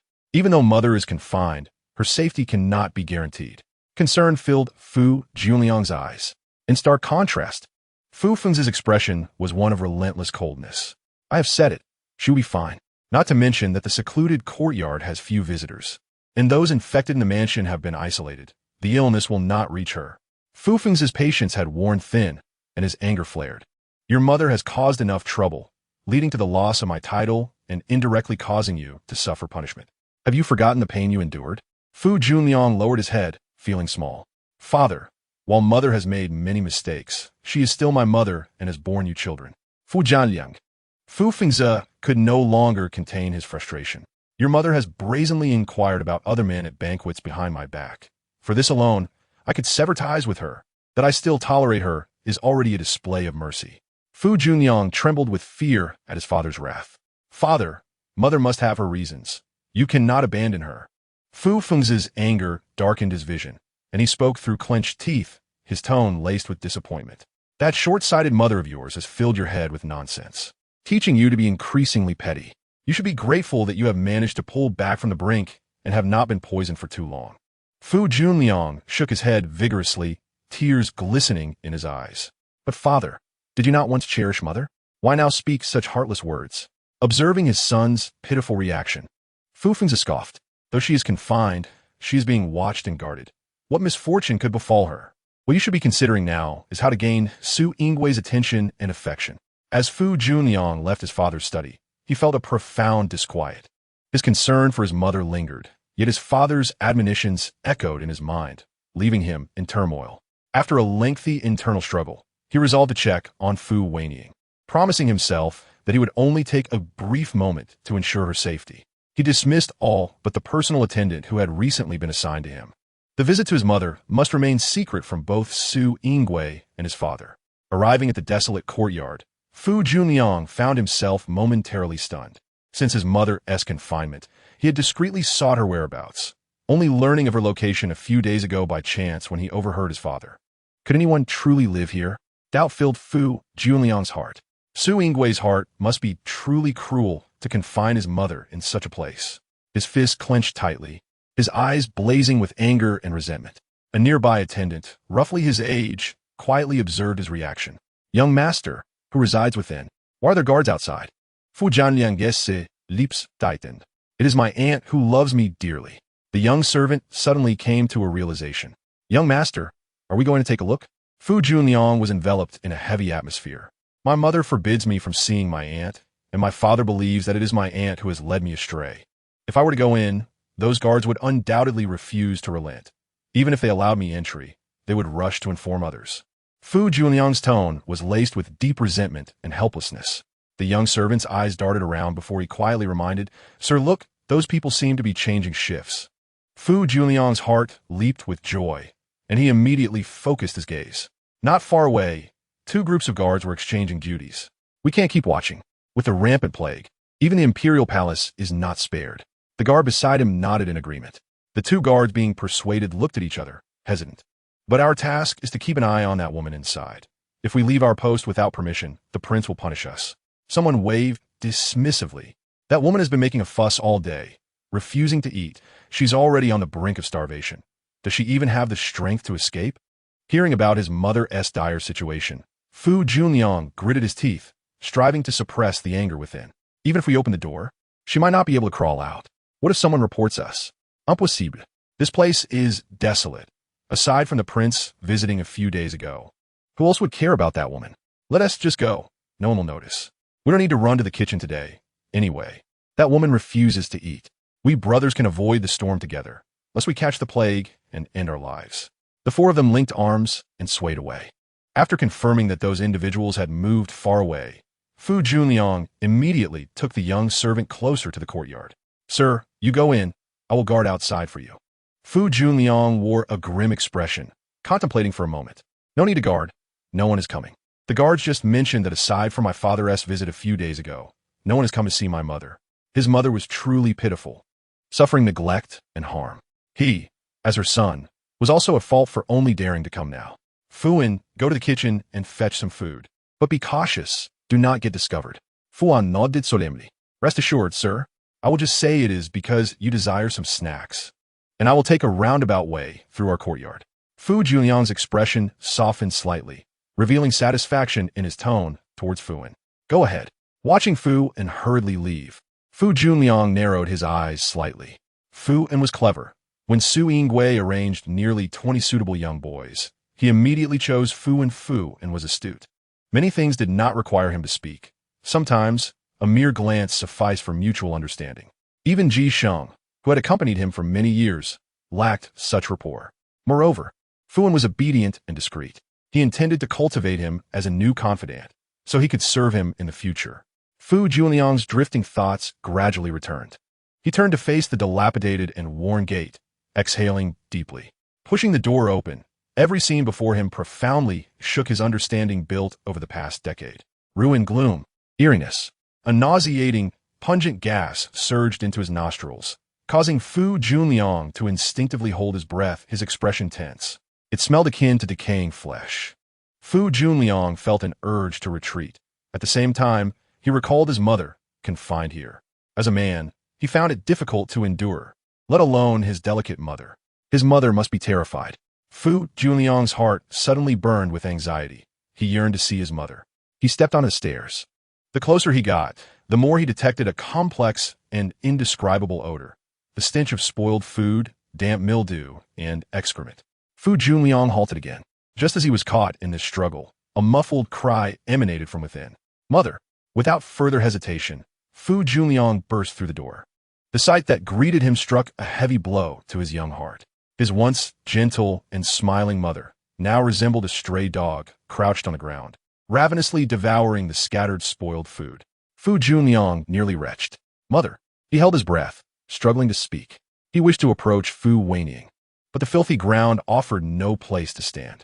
Fu Wenying, dizzy from starvation, hardly noticed what she was grasping. This food she had once scorned as swine feed. "Mother!" Fu Junliang called again. Startled by the sudden voice in the long silent environment, Fu Wenying's emotion shattered. What was that? Who is here?" She flailed about, struggling, grains of rice and vegetable leaves flying onto Fu Junliang, clinging tightly to his robe. Fu Junliang's brow twitched. He fought to restrain himself from turning away. "Mother, it's me." Junliang. Fu Wenying, lost in her madness, could hear nothing.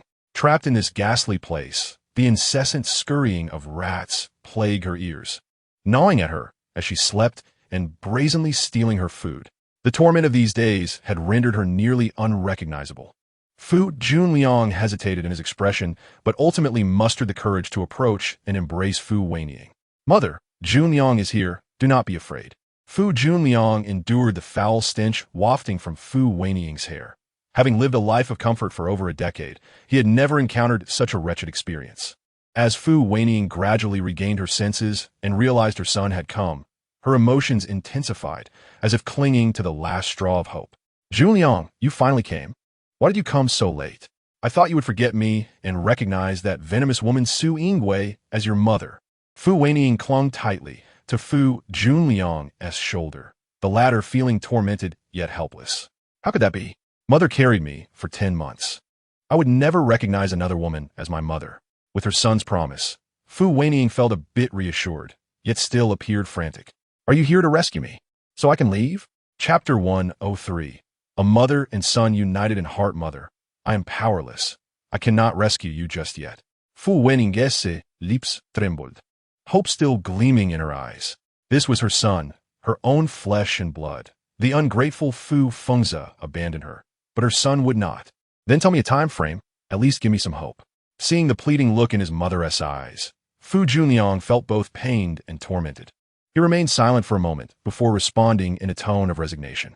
"Mother, right now, the plague rages outside. Although your situation here is harsh, You are at least safe and do not have to risk infection. Plague? What plague? Confined in darkness, Fu Wenying was naturally unaware of the outside situation. Fu Junliang's brow twitched slightly. After a moment of hesitation, he decided to disclose everything. A sudden outbreak of plague in the capital has even reached the Imperial Palace and the princess's residence, with many infected individuals appearing. Upon hearing this, Fu Wenying's heart raced in fear. She involuntarily tightened her grip, her voice anxious. Are you all right? Has even the princess's residence been infected? What about those infected people? Did Su Yingwei drive them away? You must not be delayed. Fu Wenying bombarded him with questions. Feeling his mother's concern and worry for him stirred something within Fu Junliang's heart. Su Yingwei did not drive them away, but isolated them in a separate area. Fu Wenying shook her head like a wild beast unleashed. That won't do. With a plague, one cannot take chances. If infected, your life will be ruined. Is that woman Su Yingwei mad? She must be worried about her reputation being damaged and dares not drive the servants away. In moments of life and death, why concern oneself with trivialities? What a foolish woman she is.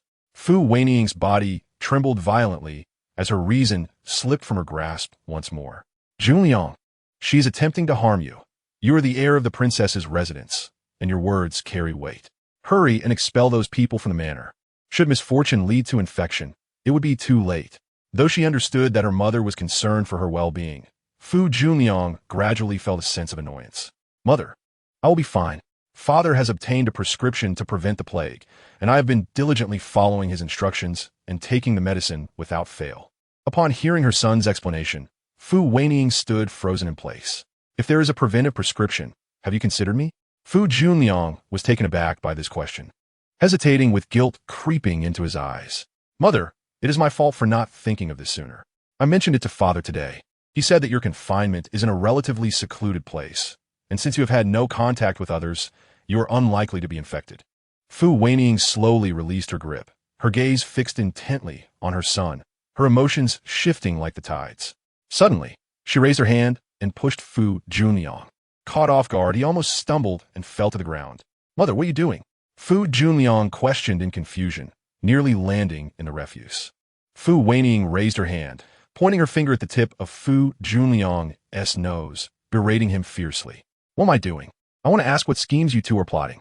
Are you calculating that I will only bring you trouble and have abandoned me to fend for myself? Do you both wish for my demise? Hoping that I contract the plague and perish, so you can be free of me once and for all. Fu Junliang's eyes widened in disbelief. Mother, how could I possibly think that? If you believe such a thing, it is deeply hurtful. His chest heaved with emotion. He was the esteemed heir of the princess's residence. He had never endured such accusations. Previously, Su Yingwei had reprimanded him only when there was cause, or for his own future. His mother's current accusations left him feeling profoundly cold. He had secretly visited to see her without Su Yingwei or his father knowing. And instead of being touched, his mother thought so little of him. If his son truly did not care for his mother, he would not have come today. Su Yingwei forbade me from seeing you. If my actions today are discovered, I will surely face another scolding. Realizing her son's icy demeanor, Fu Wenying suddenly came to her senses.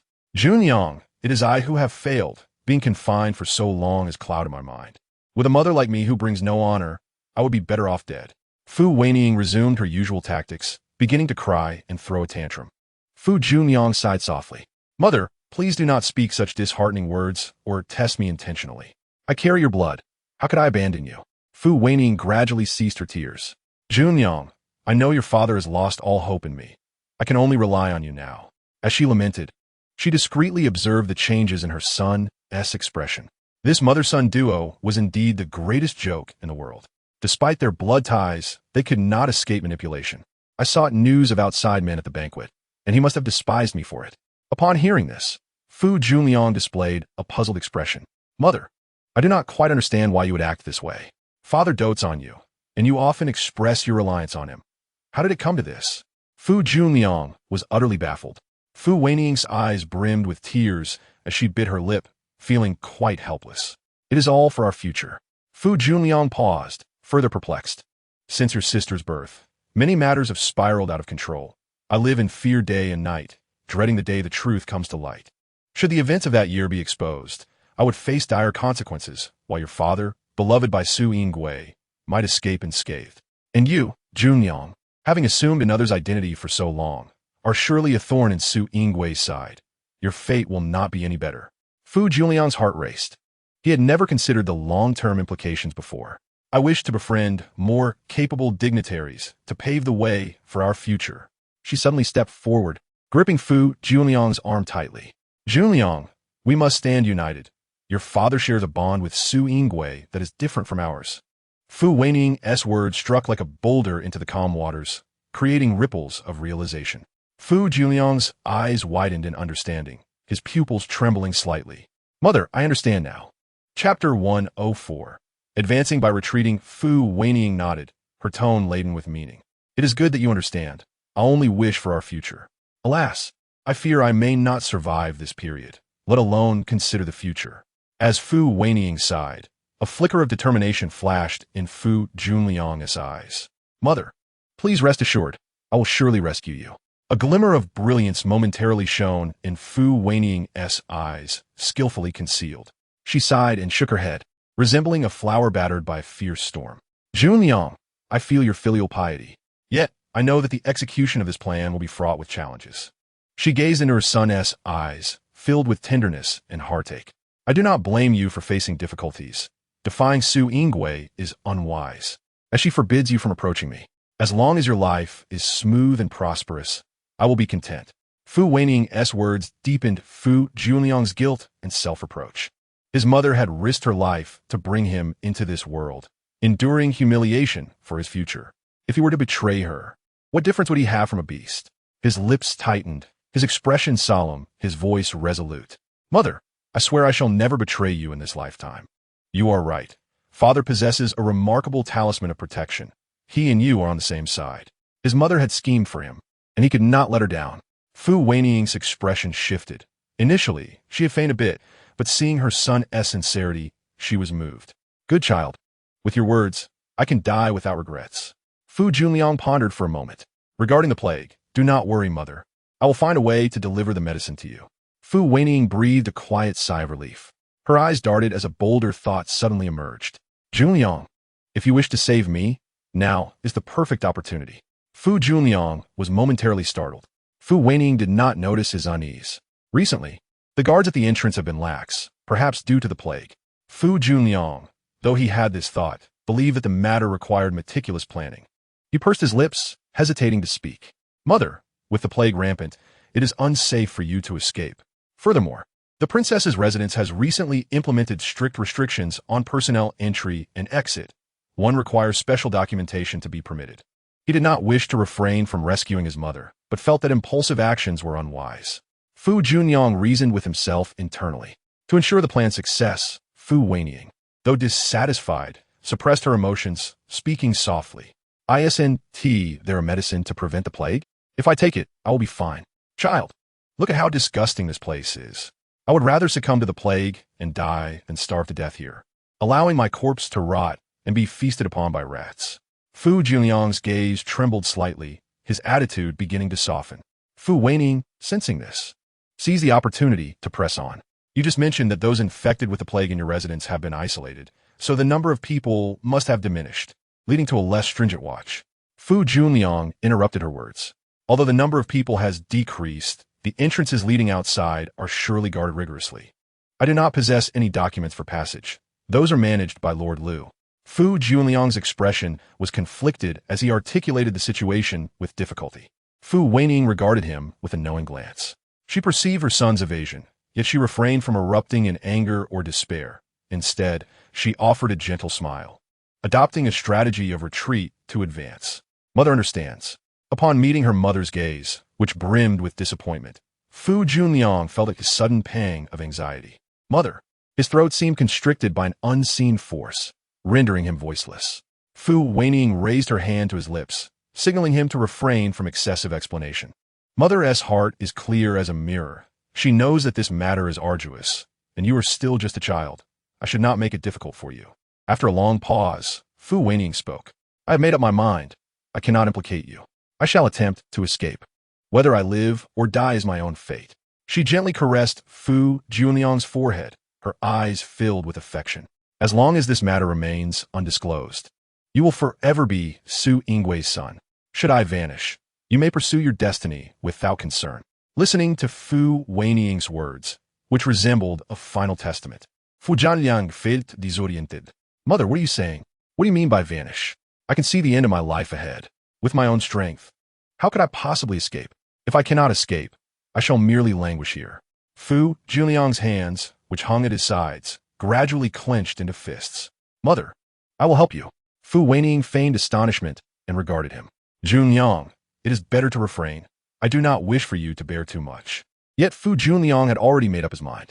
If I were to witness my mother perish before my eyes, I would spend the rest of my days enveloped in endless darkness.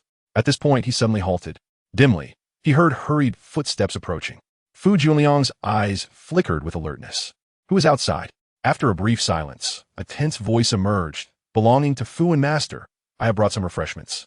Recognizing Fu En's voice, Fu Junliang discreetly exhaled in relief. Although Fu En was a recent addition to his service, this cunning fellow could discern who his master was. To achieve a prosperous future, one must be loyal. Fu Junliang was confident to the point of arrogance, believing that Ji Sheng would willingly sacrifice his life for him. For these servants were born to serve their masters. In contrast to Fu Junliang's ease, Fu Wenying was far more vigilant. She exchanged a glance with her son, who remained composed and offered a faint smile. Fear not. After calming Fu Wenying's anxious demeanor, he turned towards the entrance. Fu En, you may enter. As soon as he finished speaking, footsteps echoed once more from outside. Fu En entered, carrying a food basket, and upon witnessing the grim scene within, his expression remained unchanged. Master, I have brought some light pastries and a bowl of plain congee. The lady has not eaten for a long time and should not suddenly consume overly rich foods. Fu Junliang's eyes sparkled with appreciation as he nodded slowly. You have considered this well. He reached for the food basket and casually inquired. You seem unfazed. How could you maintain your composure in such a place? Fu En chuckled nonchalantly. I come from humble beginnings and have witnessed many scenes. Having seen enough, one naturally becomes accustomed to it. Chapter 105. The planned Fu Junliang cast a slight glance at him, feeling an inexplicable sense of superiority arise within him. Entering the princess's residence and serving beside the heir, he would soon enjoy endless wealth and nobility. The servant expresses gratitude for your recognition and will henceforth serve you wholeheartedly. Fu Junliang nodded in satisfaction. Fu Wenying's gaze was fixed intently on the food basket in Fu Junliang's hands, her eyes reflecting her yearning. Realizing this, Fu Junliang hurriedly opened the basket and retrieved the food. Auntie, please have some congee. It is still warm. He naturally adjusted his terms of address. Fu En stood with his head bowed behind him, ready to heed any command. Fu Wenying trembled as she accepted the steaming bowl of congee, swallowing hard before eagerly pouring it into her mouth. In her haste, she choked on the broth and began to cough uncontrollably. Fu Junliang's heart ached with concern. Auntie, please do not rush. No one is competing with you. Eat slowly. Fu Wenying seemed oblivious to his words. Heaven knows what she had been consuming lately. Slow, beet fit, spoiled vegetables, and rice. After enduring such hardships, how could she not be excited over a bowl of warm, fresh congee? Fu En hesitated to speak. Madam, please eat slowly. Those who have been hungry for too long may struggle if they suddenly eat too much too quickly. Upon hearing this, Fu Junliang's expression tightened, and he quickly grasped Fu Wenying's wrist. He gently urged her, Auntie, take your time. Under her son's gentle restraint, Fu Wenying could only savor each bite slowly, swallowing the congee in small sips. Fu En's offerings were light pastries, varied in types but modest in quantity. Thus, even if Fu Wenying finished all the food in the basket, it would not lead to excessive consumption. Noticing that his mother's complexion had visibly brightened, the heavy burden on Fu Junliang's heart lightened somewhat. Delicious, Fu Wenying's eyes shimmered with tears. It was hard to imagine that she, Fu Wenying, would shed tears over a bowl of hot congee and a few bland pastries. Moving forward, I will send Fu En daily to keep watch. If there are no guards at the entrance, I will bring you some food.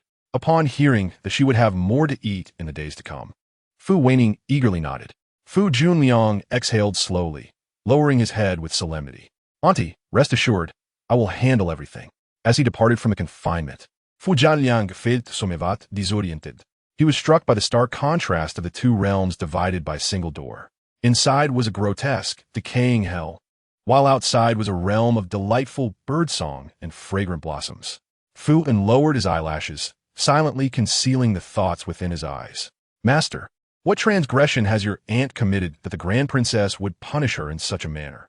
Junliang cast a light glance at him, his eyes reflecting a subtle coldness. Are you curious? Fu Wenying immediately feigned a look of trepidation. I apologize, I should not pry in my master's affairs. Junliang seemed to take pleasure in the other's cautious demeanor. He raised his chin, adopting a condescending attitude. This is not a private matter. You could easily learn it within the residence. My aunt is my elder. It is not appropriate for me to discuss the elder's affairs. Fu Wenying nodded, then seemingly casually brought up. The guards have been negligent and have mistreated your aunt. Master, should we report this to the Grand Princess? Junliang pressed his lips together, falling into silence. No need. If Su Yingwei learns of this, how can I seize this opportunity to rescue my mother? A layer of gloom gradually enveloped Junliang's eyes. Fu Wenying, from the moment I laid eyes on you, I sense you were an intelligent person. This matter should not require further explanation on my part. Fu Wenying stood still for a moment, then suddenly comprehended. Master, I understand. However, how am I to obtain the travel documents? Junliang pondered for a while, then leaned closer to whisper a few words into Fu Wenying's ear. After listening, Fu Wenying respectfully lowered his head. Master, I understand. As night fell, Fu Wenying rose from the bed, donned his outer garments, and stealthily exited the room. He relied on his memory to avoid the nighttime patrols and walked briskly. Just as he approached Jia Leju, he was suddenly seized by the hidden guards and pressed against the rough stone pavement. You are the heir's attendant. What business do you have here in the dead of night? Fu Wenying's expression was anxious. Sir, I have urgent matters to report to the Grand Princess. I implore you to allow me entry. He had never encountered the hidden guards. Yet he had heard from the elders in the manor that the courtyard of the eldest princess was strictly guarded. This night, his reckless approach was tinged with a hint of luck. Before this group of martial artists, Fu Wenying was keenly aware of his own limitations. Upon hearing Fu Wenying's request, the hidden guards remained unmoved. They were unaware that Fu Wenying was a spy placed by the prince beside Junliang. Even if they had known, they would not permit him to enter Jia Leju and cause a disturbance. If there were truly pressing matters, why could they not be addressed in the daylight? Instead of lurking in the shadows at night, Fu Wenying was pressed face down onto the ground, speaking with great difficulty. My lord, I have urgent matters to report. Please allow me to see His Highness.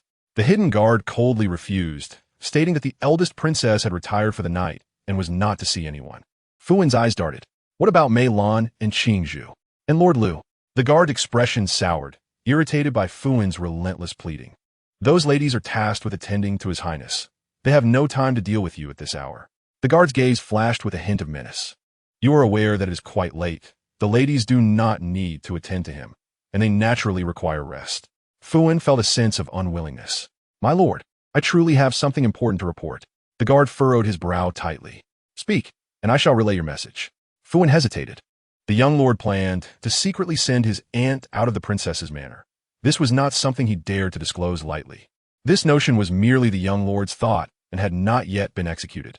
Should this matter become widely known, the young lord could easily deny it, and he would not only betray his master, but also bear the blame of plotting against the young lord. After careful consideration, Fu Wenying chose silence. As the atmosphere became tense, he caught sight of Qingzhu in the distance. Qingzhu, I have something important to tell you. Qingzhu. The passing Qingzhu seemed oblivious, swiftly gliding past. Fu Wenying sensed something unusual. Why did Qingzhu appear so grave? The hidden guard waved his hand dismissively. Do you believe I want to inform the young lord of your actions tonight? Fu Wenying grew frightened. If the young lord were to learn of his late-night activities. Chapter 106. Infection. Fu Wenying sighed inwardly, compelled to concede. Once released by the hidden guard, Fu Wenying did not rush to leave. It was strange, truly strange. At this hour, why was Qingzhu outside, her expression so anxious? What was occurring in Jia Leju? With a heart full of questions, Fu Wenying soon discovered the answer he sought. After about a quarter of an hour, Qingzhu hurried back, accompanied by a mysterious woman veiled in white gauze. Fu Wenying's gaze intensified. Who was that woman? Why was Qingzhu leading her to Jia Leju? At this hour, surely they could not be entertaining guests? Something troublesome was undoubtedly afoot within. Fu Wenying fell into contemplation about how he might report the young lord's movements to His Highness. He was Su Yingwei's eyes and ears beside the young lord. and monitoring him was his primary task. Earlier, Qing Zhu had cautioned him that any unusual behavior from the young lord should be reported immediately. But now, Fu Wenying pondered deeply, searching for a method to convey the news to Jia Luzhu swiftly and discreetly. His instincts were accurate. Indeed, a serious situation had arisen within Jia Luzhu. Su Yingwei had contracted an illness.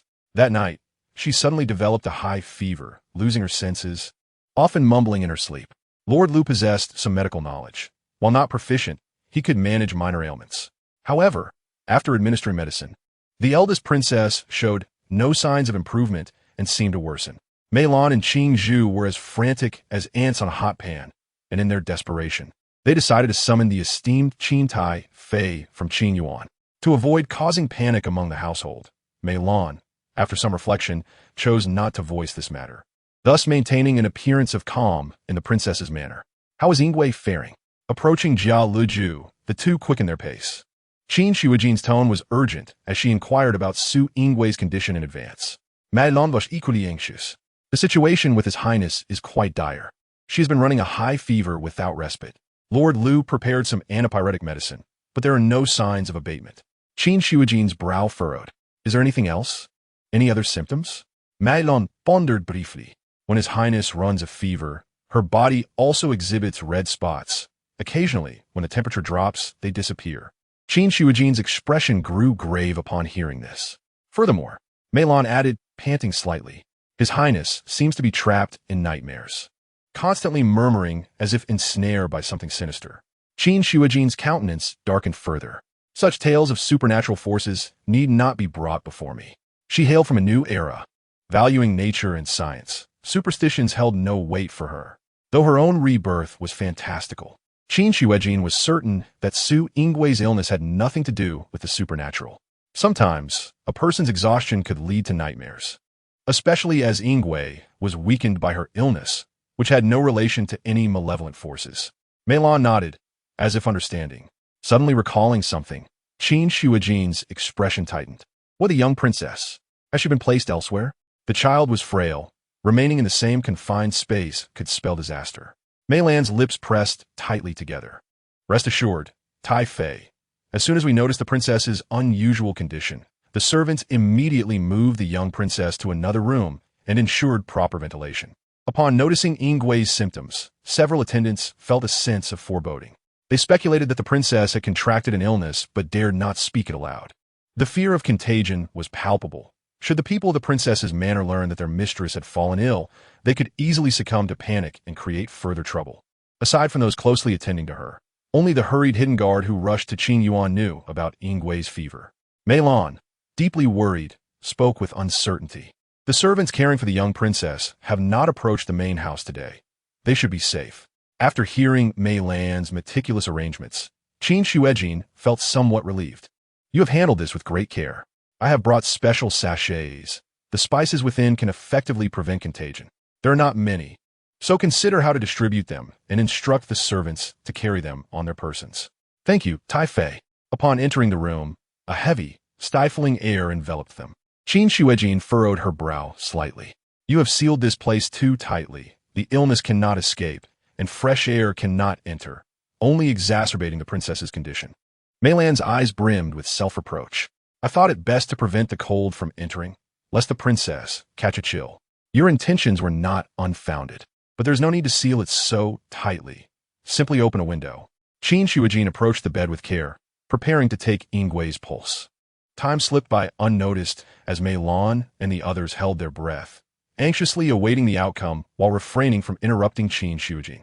After a long while, Qin Shuijin exhaled deeply, her eyes clouded with uncertainty. The symptoms aligned with those of the rampant illness outside. Indeed, Yingwei had contracted an illness. Qin Shuijin's words, light as a feather, fell like a heavy hammer upon the hearts of those present. Each face was concealed behind a cloth, their eyes filled with worry and fear. Seemingly sensing their concerns, Qin Shuijin paused for a moment. Do not panic. You two have been by her side. As long as you are unharmed, there should be no issue going forward. Remember to wear the sachets, wash your hands before eating, and ensure to cover your faces when entering this room. Mei Lan and Qing Zhu nodded in unison, solemnly acknowledging her instructions. We will remember, Tai Fei. What should we do next? Speak outside. Do not disturb her. After rushing here, her throat must be sore. After alleviating the dryness in her throat, Qin Shuijin raised her gaze towards the two maids. How many individuals in the residence have been infected by the epidemic? Mei Lan silently calculated in her mind. It has already surpassed 30%. Upon hearing this, Qin Shuijin could hardly believe it, her eyes widening in disbelief. So many? Is there no restriction on entering or leaving your estate? Qin Zhu, unable to contain her anxiety, immediately explained. There are restrictions. After someone within the residence contracted the illness, His Highness issued an order. Regardless of the time or reason, one must possess a special pass to leave the premises, and anyone wishing to exit must be approved by Lord Liu. Mei Lan nodded in agreement, adding, Qin Shuijin fell into deep contemplation, murmuring to herself. How could it have reached this extent while still allowing a fish to slip through the net? She lifted her gaze once more. Inform me of everyone Ying Wei has come into contact with in the past 2 days. Chapter 107. Tracing the clue after someone in the residence fell ill, His Highness had personally come to offer consolation, yet he maintained a distance, never approaching closely.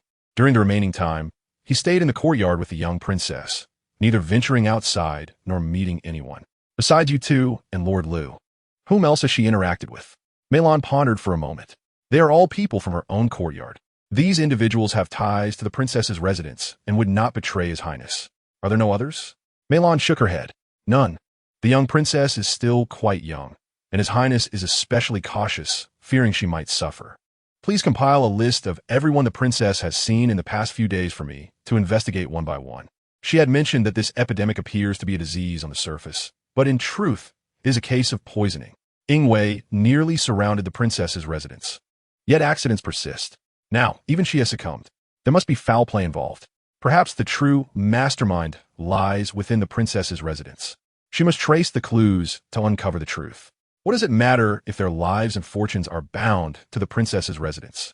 Human greed is insatiable, a bottomless pit that can never be satisfied. Soon, Mei Lan delivered the list into Qin Shuijin's hands. Qin Shuijin furrowed her brow as she carefully perused the roster. The number of individuals was few, and indeed, as Mei Lan had stated, they were all servants of Jia Leju. After examining it for a while, Qin Shuijin noticed something unusual. Why is there no mention of the prince? Had he not visited during these days? Qin Shuijin's memory lingered on the time when Su Yingwei deeply loved the prince, and their relationship was harmonious and affectionate. Mei Lan felt troubled. Her expression conflicted as she struggled to explain to Qin Shuijin the changes in the relationship between His Highness and the prince over the past year. The prince's betrayal had left His Highness heartbroken and disappointed, matters far too private to disclose to the Imperial consort. After much consideration, Mei Lan cautiously explained. The prince has an unruly sister, and due to issues concerning her, he has had several disagreements with His Highness. Mei Lan left it at that, and Qin Shuijin instantly understood. So that is how it is. It seems that a rift has developed between the couple, which is why the prince has not come by recently. Did he remain unaware of Ying Wei's fever? Mei Lan shook her head. Qin Shuijin's brows knitted slightly. Did you not report this? Mei Lan bit her lip. We, the servants, speculated on His Highness's feelings and thought she would prefer the prince remain unaware. So we kept it from him. If it were merely a typical quarrel between spouses, they would not be so distant. Qin Shuijin vaguely guessed that there must have been other issues between the princess and the prince. However, these are personal matters, and she had no right to pry, nor did she wish to inquire further. The window was ajar, and beneath it stood a tree, its lush branches rustling in the night breeze. Qin Shuijin appeared contemplative. Even if there were a rift at this critical juncture, with the epidemic spreading throughout the residence and fear gripping the hearts of the people, the prince should still maintain appearances, regardless of his discontent. His absence indicates something amiss. Qin Shuijin narrowed her eyes slightly, her gaze filled with suspicion and coldness. The prince has not come nor sent anyone with gifts, not even a word of comfort or reassurance. There have been deliveries. Upon Qin Shuijin's reminder, Mei Lan quickly recalled. The prince sends medicinal herbs daily, claiming they should be burned alongside the herbs previously prescribed by the Imperial consort for better efficacy. Where are the herbs? Today's delivery has already been burned. Only some remnants remain in the charcoal basin. Qin Zhu, quick to react, had already brought the charcoal basin over while Mei Lan spoke. Qin Shuijin stood up, reached into the basin, and gently pinched some remnants, bringing them to her nose. Her brow furrowed. there was no revelation, just some ordinary medicinal herbs. She brushed the residue from her fingertips. Adding them yielded no benefits, nor did it possess the purported effects the prince had claimed. Qin Shuijin's expression turned grave as she strained to find something unusual. A woman's intuition told her that the issue lay with the prince. When circumstances deviate from the norm, there is often something sinister at play, and the prince's recent behavior is evidently uncharacteristic. Yet, the information at hand does not point to any incrimination of the prince. After a moment of contemplation, Qin Shuijin shifted her investigative focus. Has there been any irregularity in the princess's food recently? None. Everything is as usual. Mei Lan's gaze shifted slightly. Imperial consort, to avoid others discovering the princess's illness, meals are still delivered regularly to Jia Luju 3 times a day. You may inspect the meals once they are brought during the day. Qin Shuijin nodded. Very well. She casually instructed a few matters. Mei Lan, focus your attention on the individuals listed and observe if there are any deviations in their behavior over the past few days. Once a person has committed a wrongdoing, even if they cover it well, they will inevitably reveal some telltale signs. There is no wall that doesn't leak air. If a traitor emerges from Jia Luju, they must be under someone's influence. If they are indeed influenced, there must be connections to the outside world, and with those connections we can trace the clues. Mei Lan nodded earnestly. I understand. After discussing these matters, Qin Shuijin turned her attention to Qing Zhu. Qing Zhu, you appear carefree in the eyes of outsiders, making you the perfect candidate to gather information without arousing suspicion. You're responsible for keeping an eye on the kitchen in the residence. If those who seldom visit the kitchen begin to appear, it would indicate something is amiss. Should there be any unusual activity, inform me immediately, but do not raise alarms. She then began to have nightmares, struggling on her bed, murmuring indistinctly. The 3 hurried inside. Qin Shuijin sat beside Su Yingwei, holding her hand tightly to offer support. Yingwei, wake up, do not be afraid, we are all here. She softened her tone, gently soothing her. Yet, Su Yingwei showed no signs of calming down. No, do not take Ruyan, my Ruyan. This line finally reached Qin Shuijin's ears clearly. She bit her lip, her brow furrowing. As a parent, one can never cease worrying. Even while suffering from illness, Yingwei was tormented by thoughts of her daughter.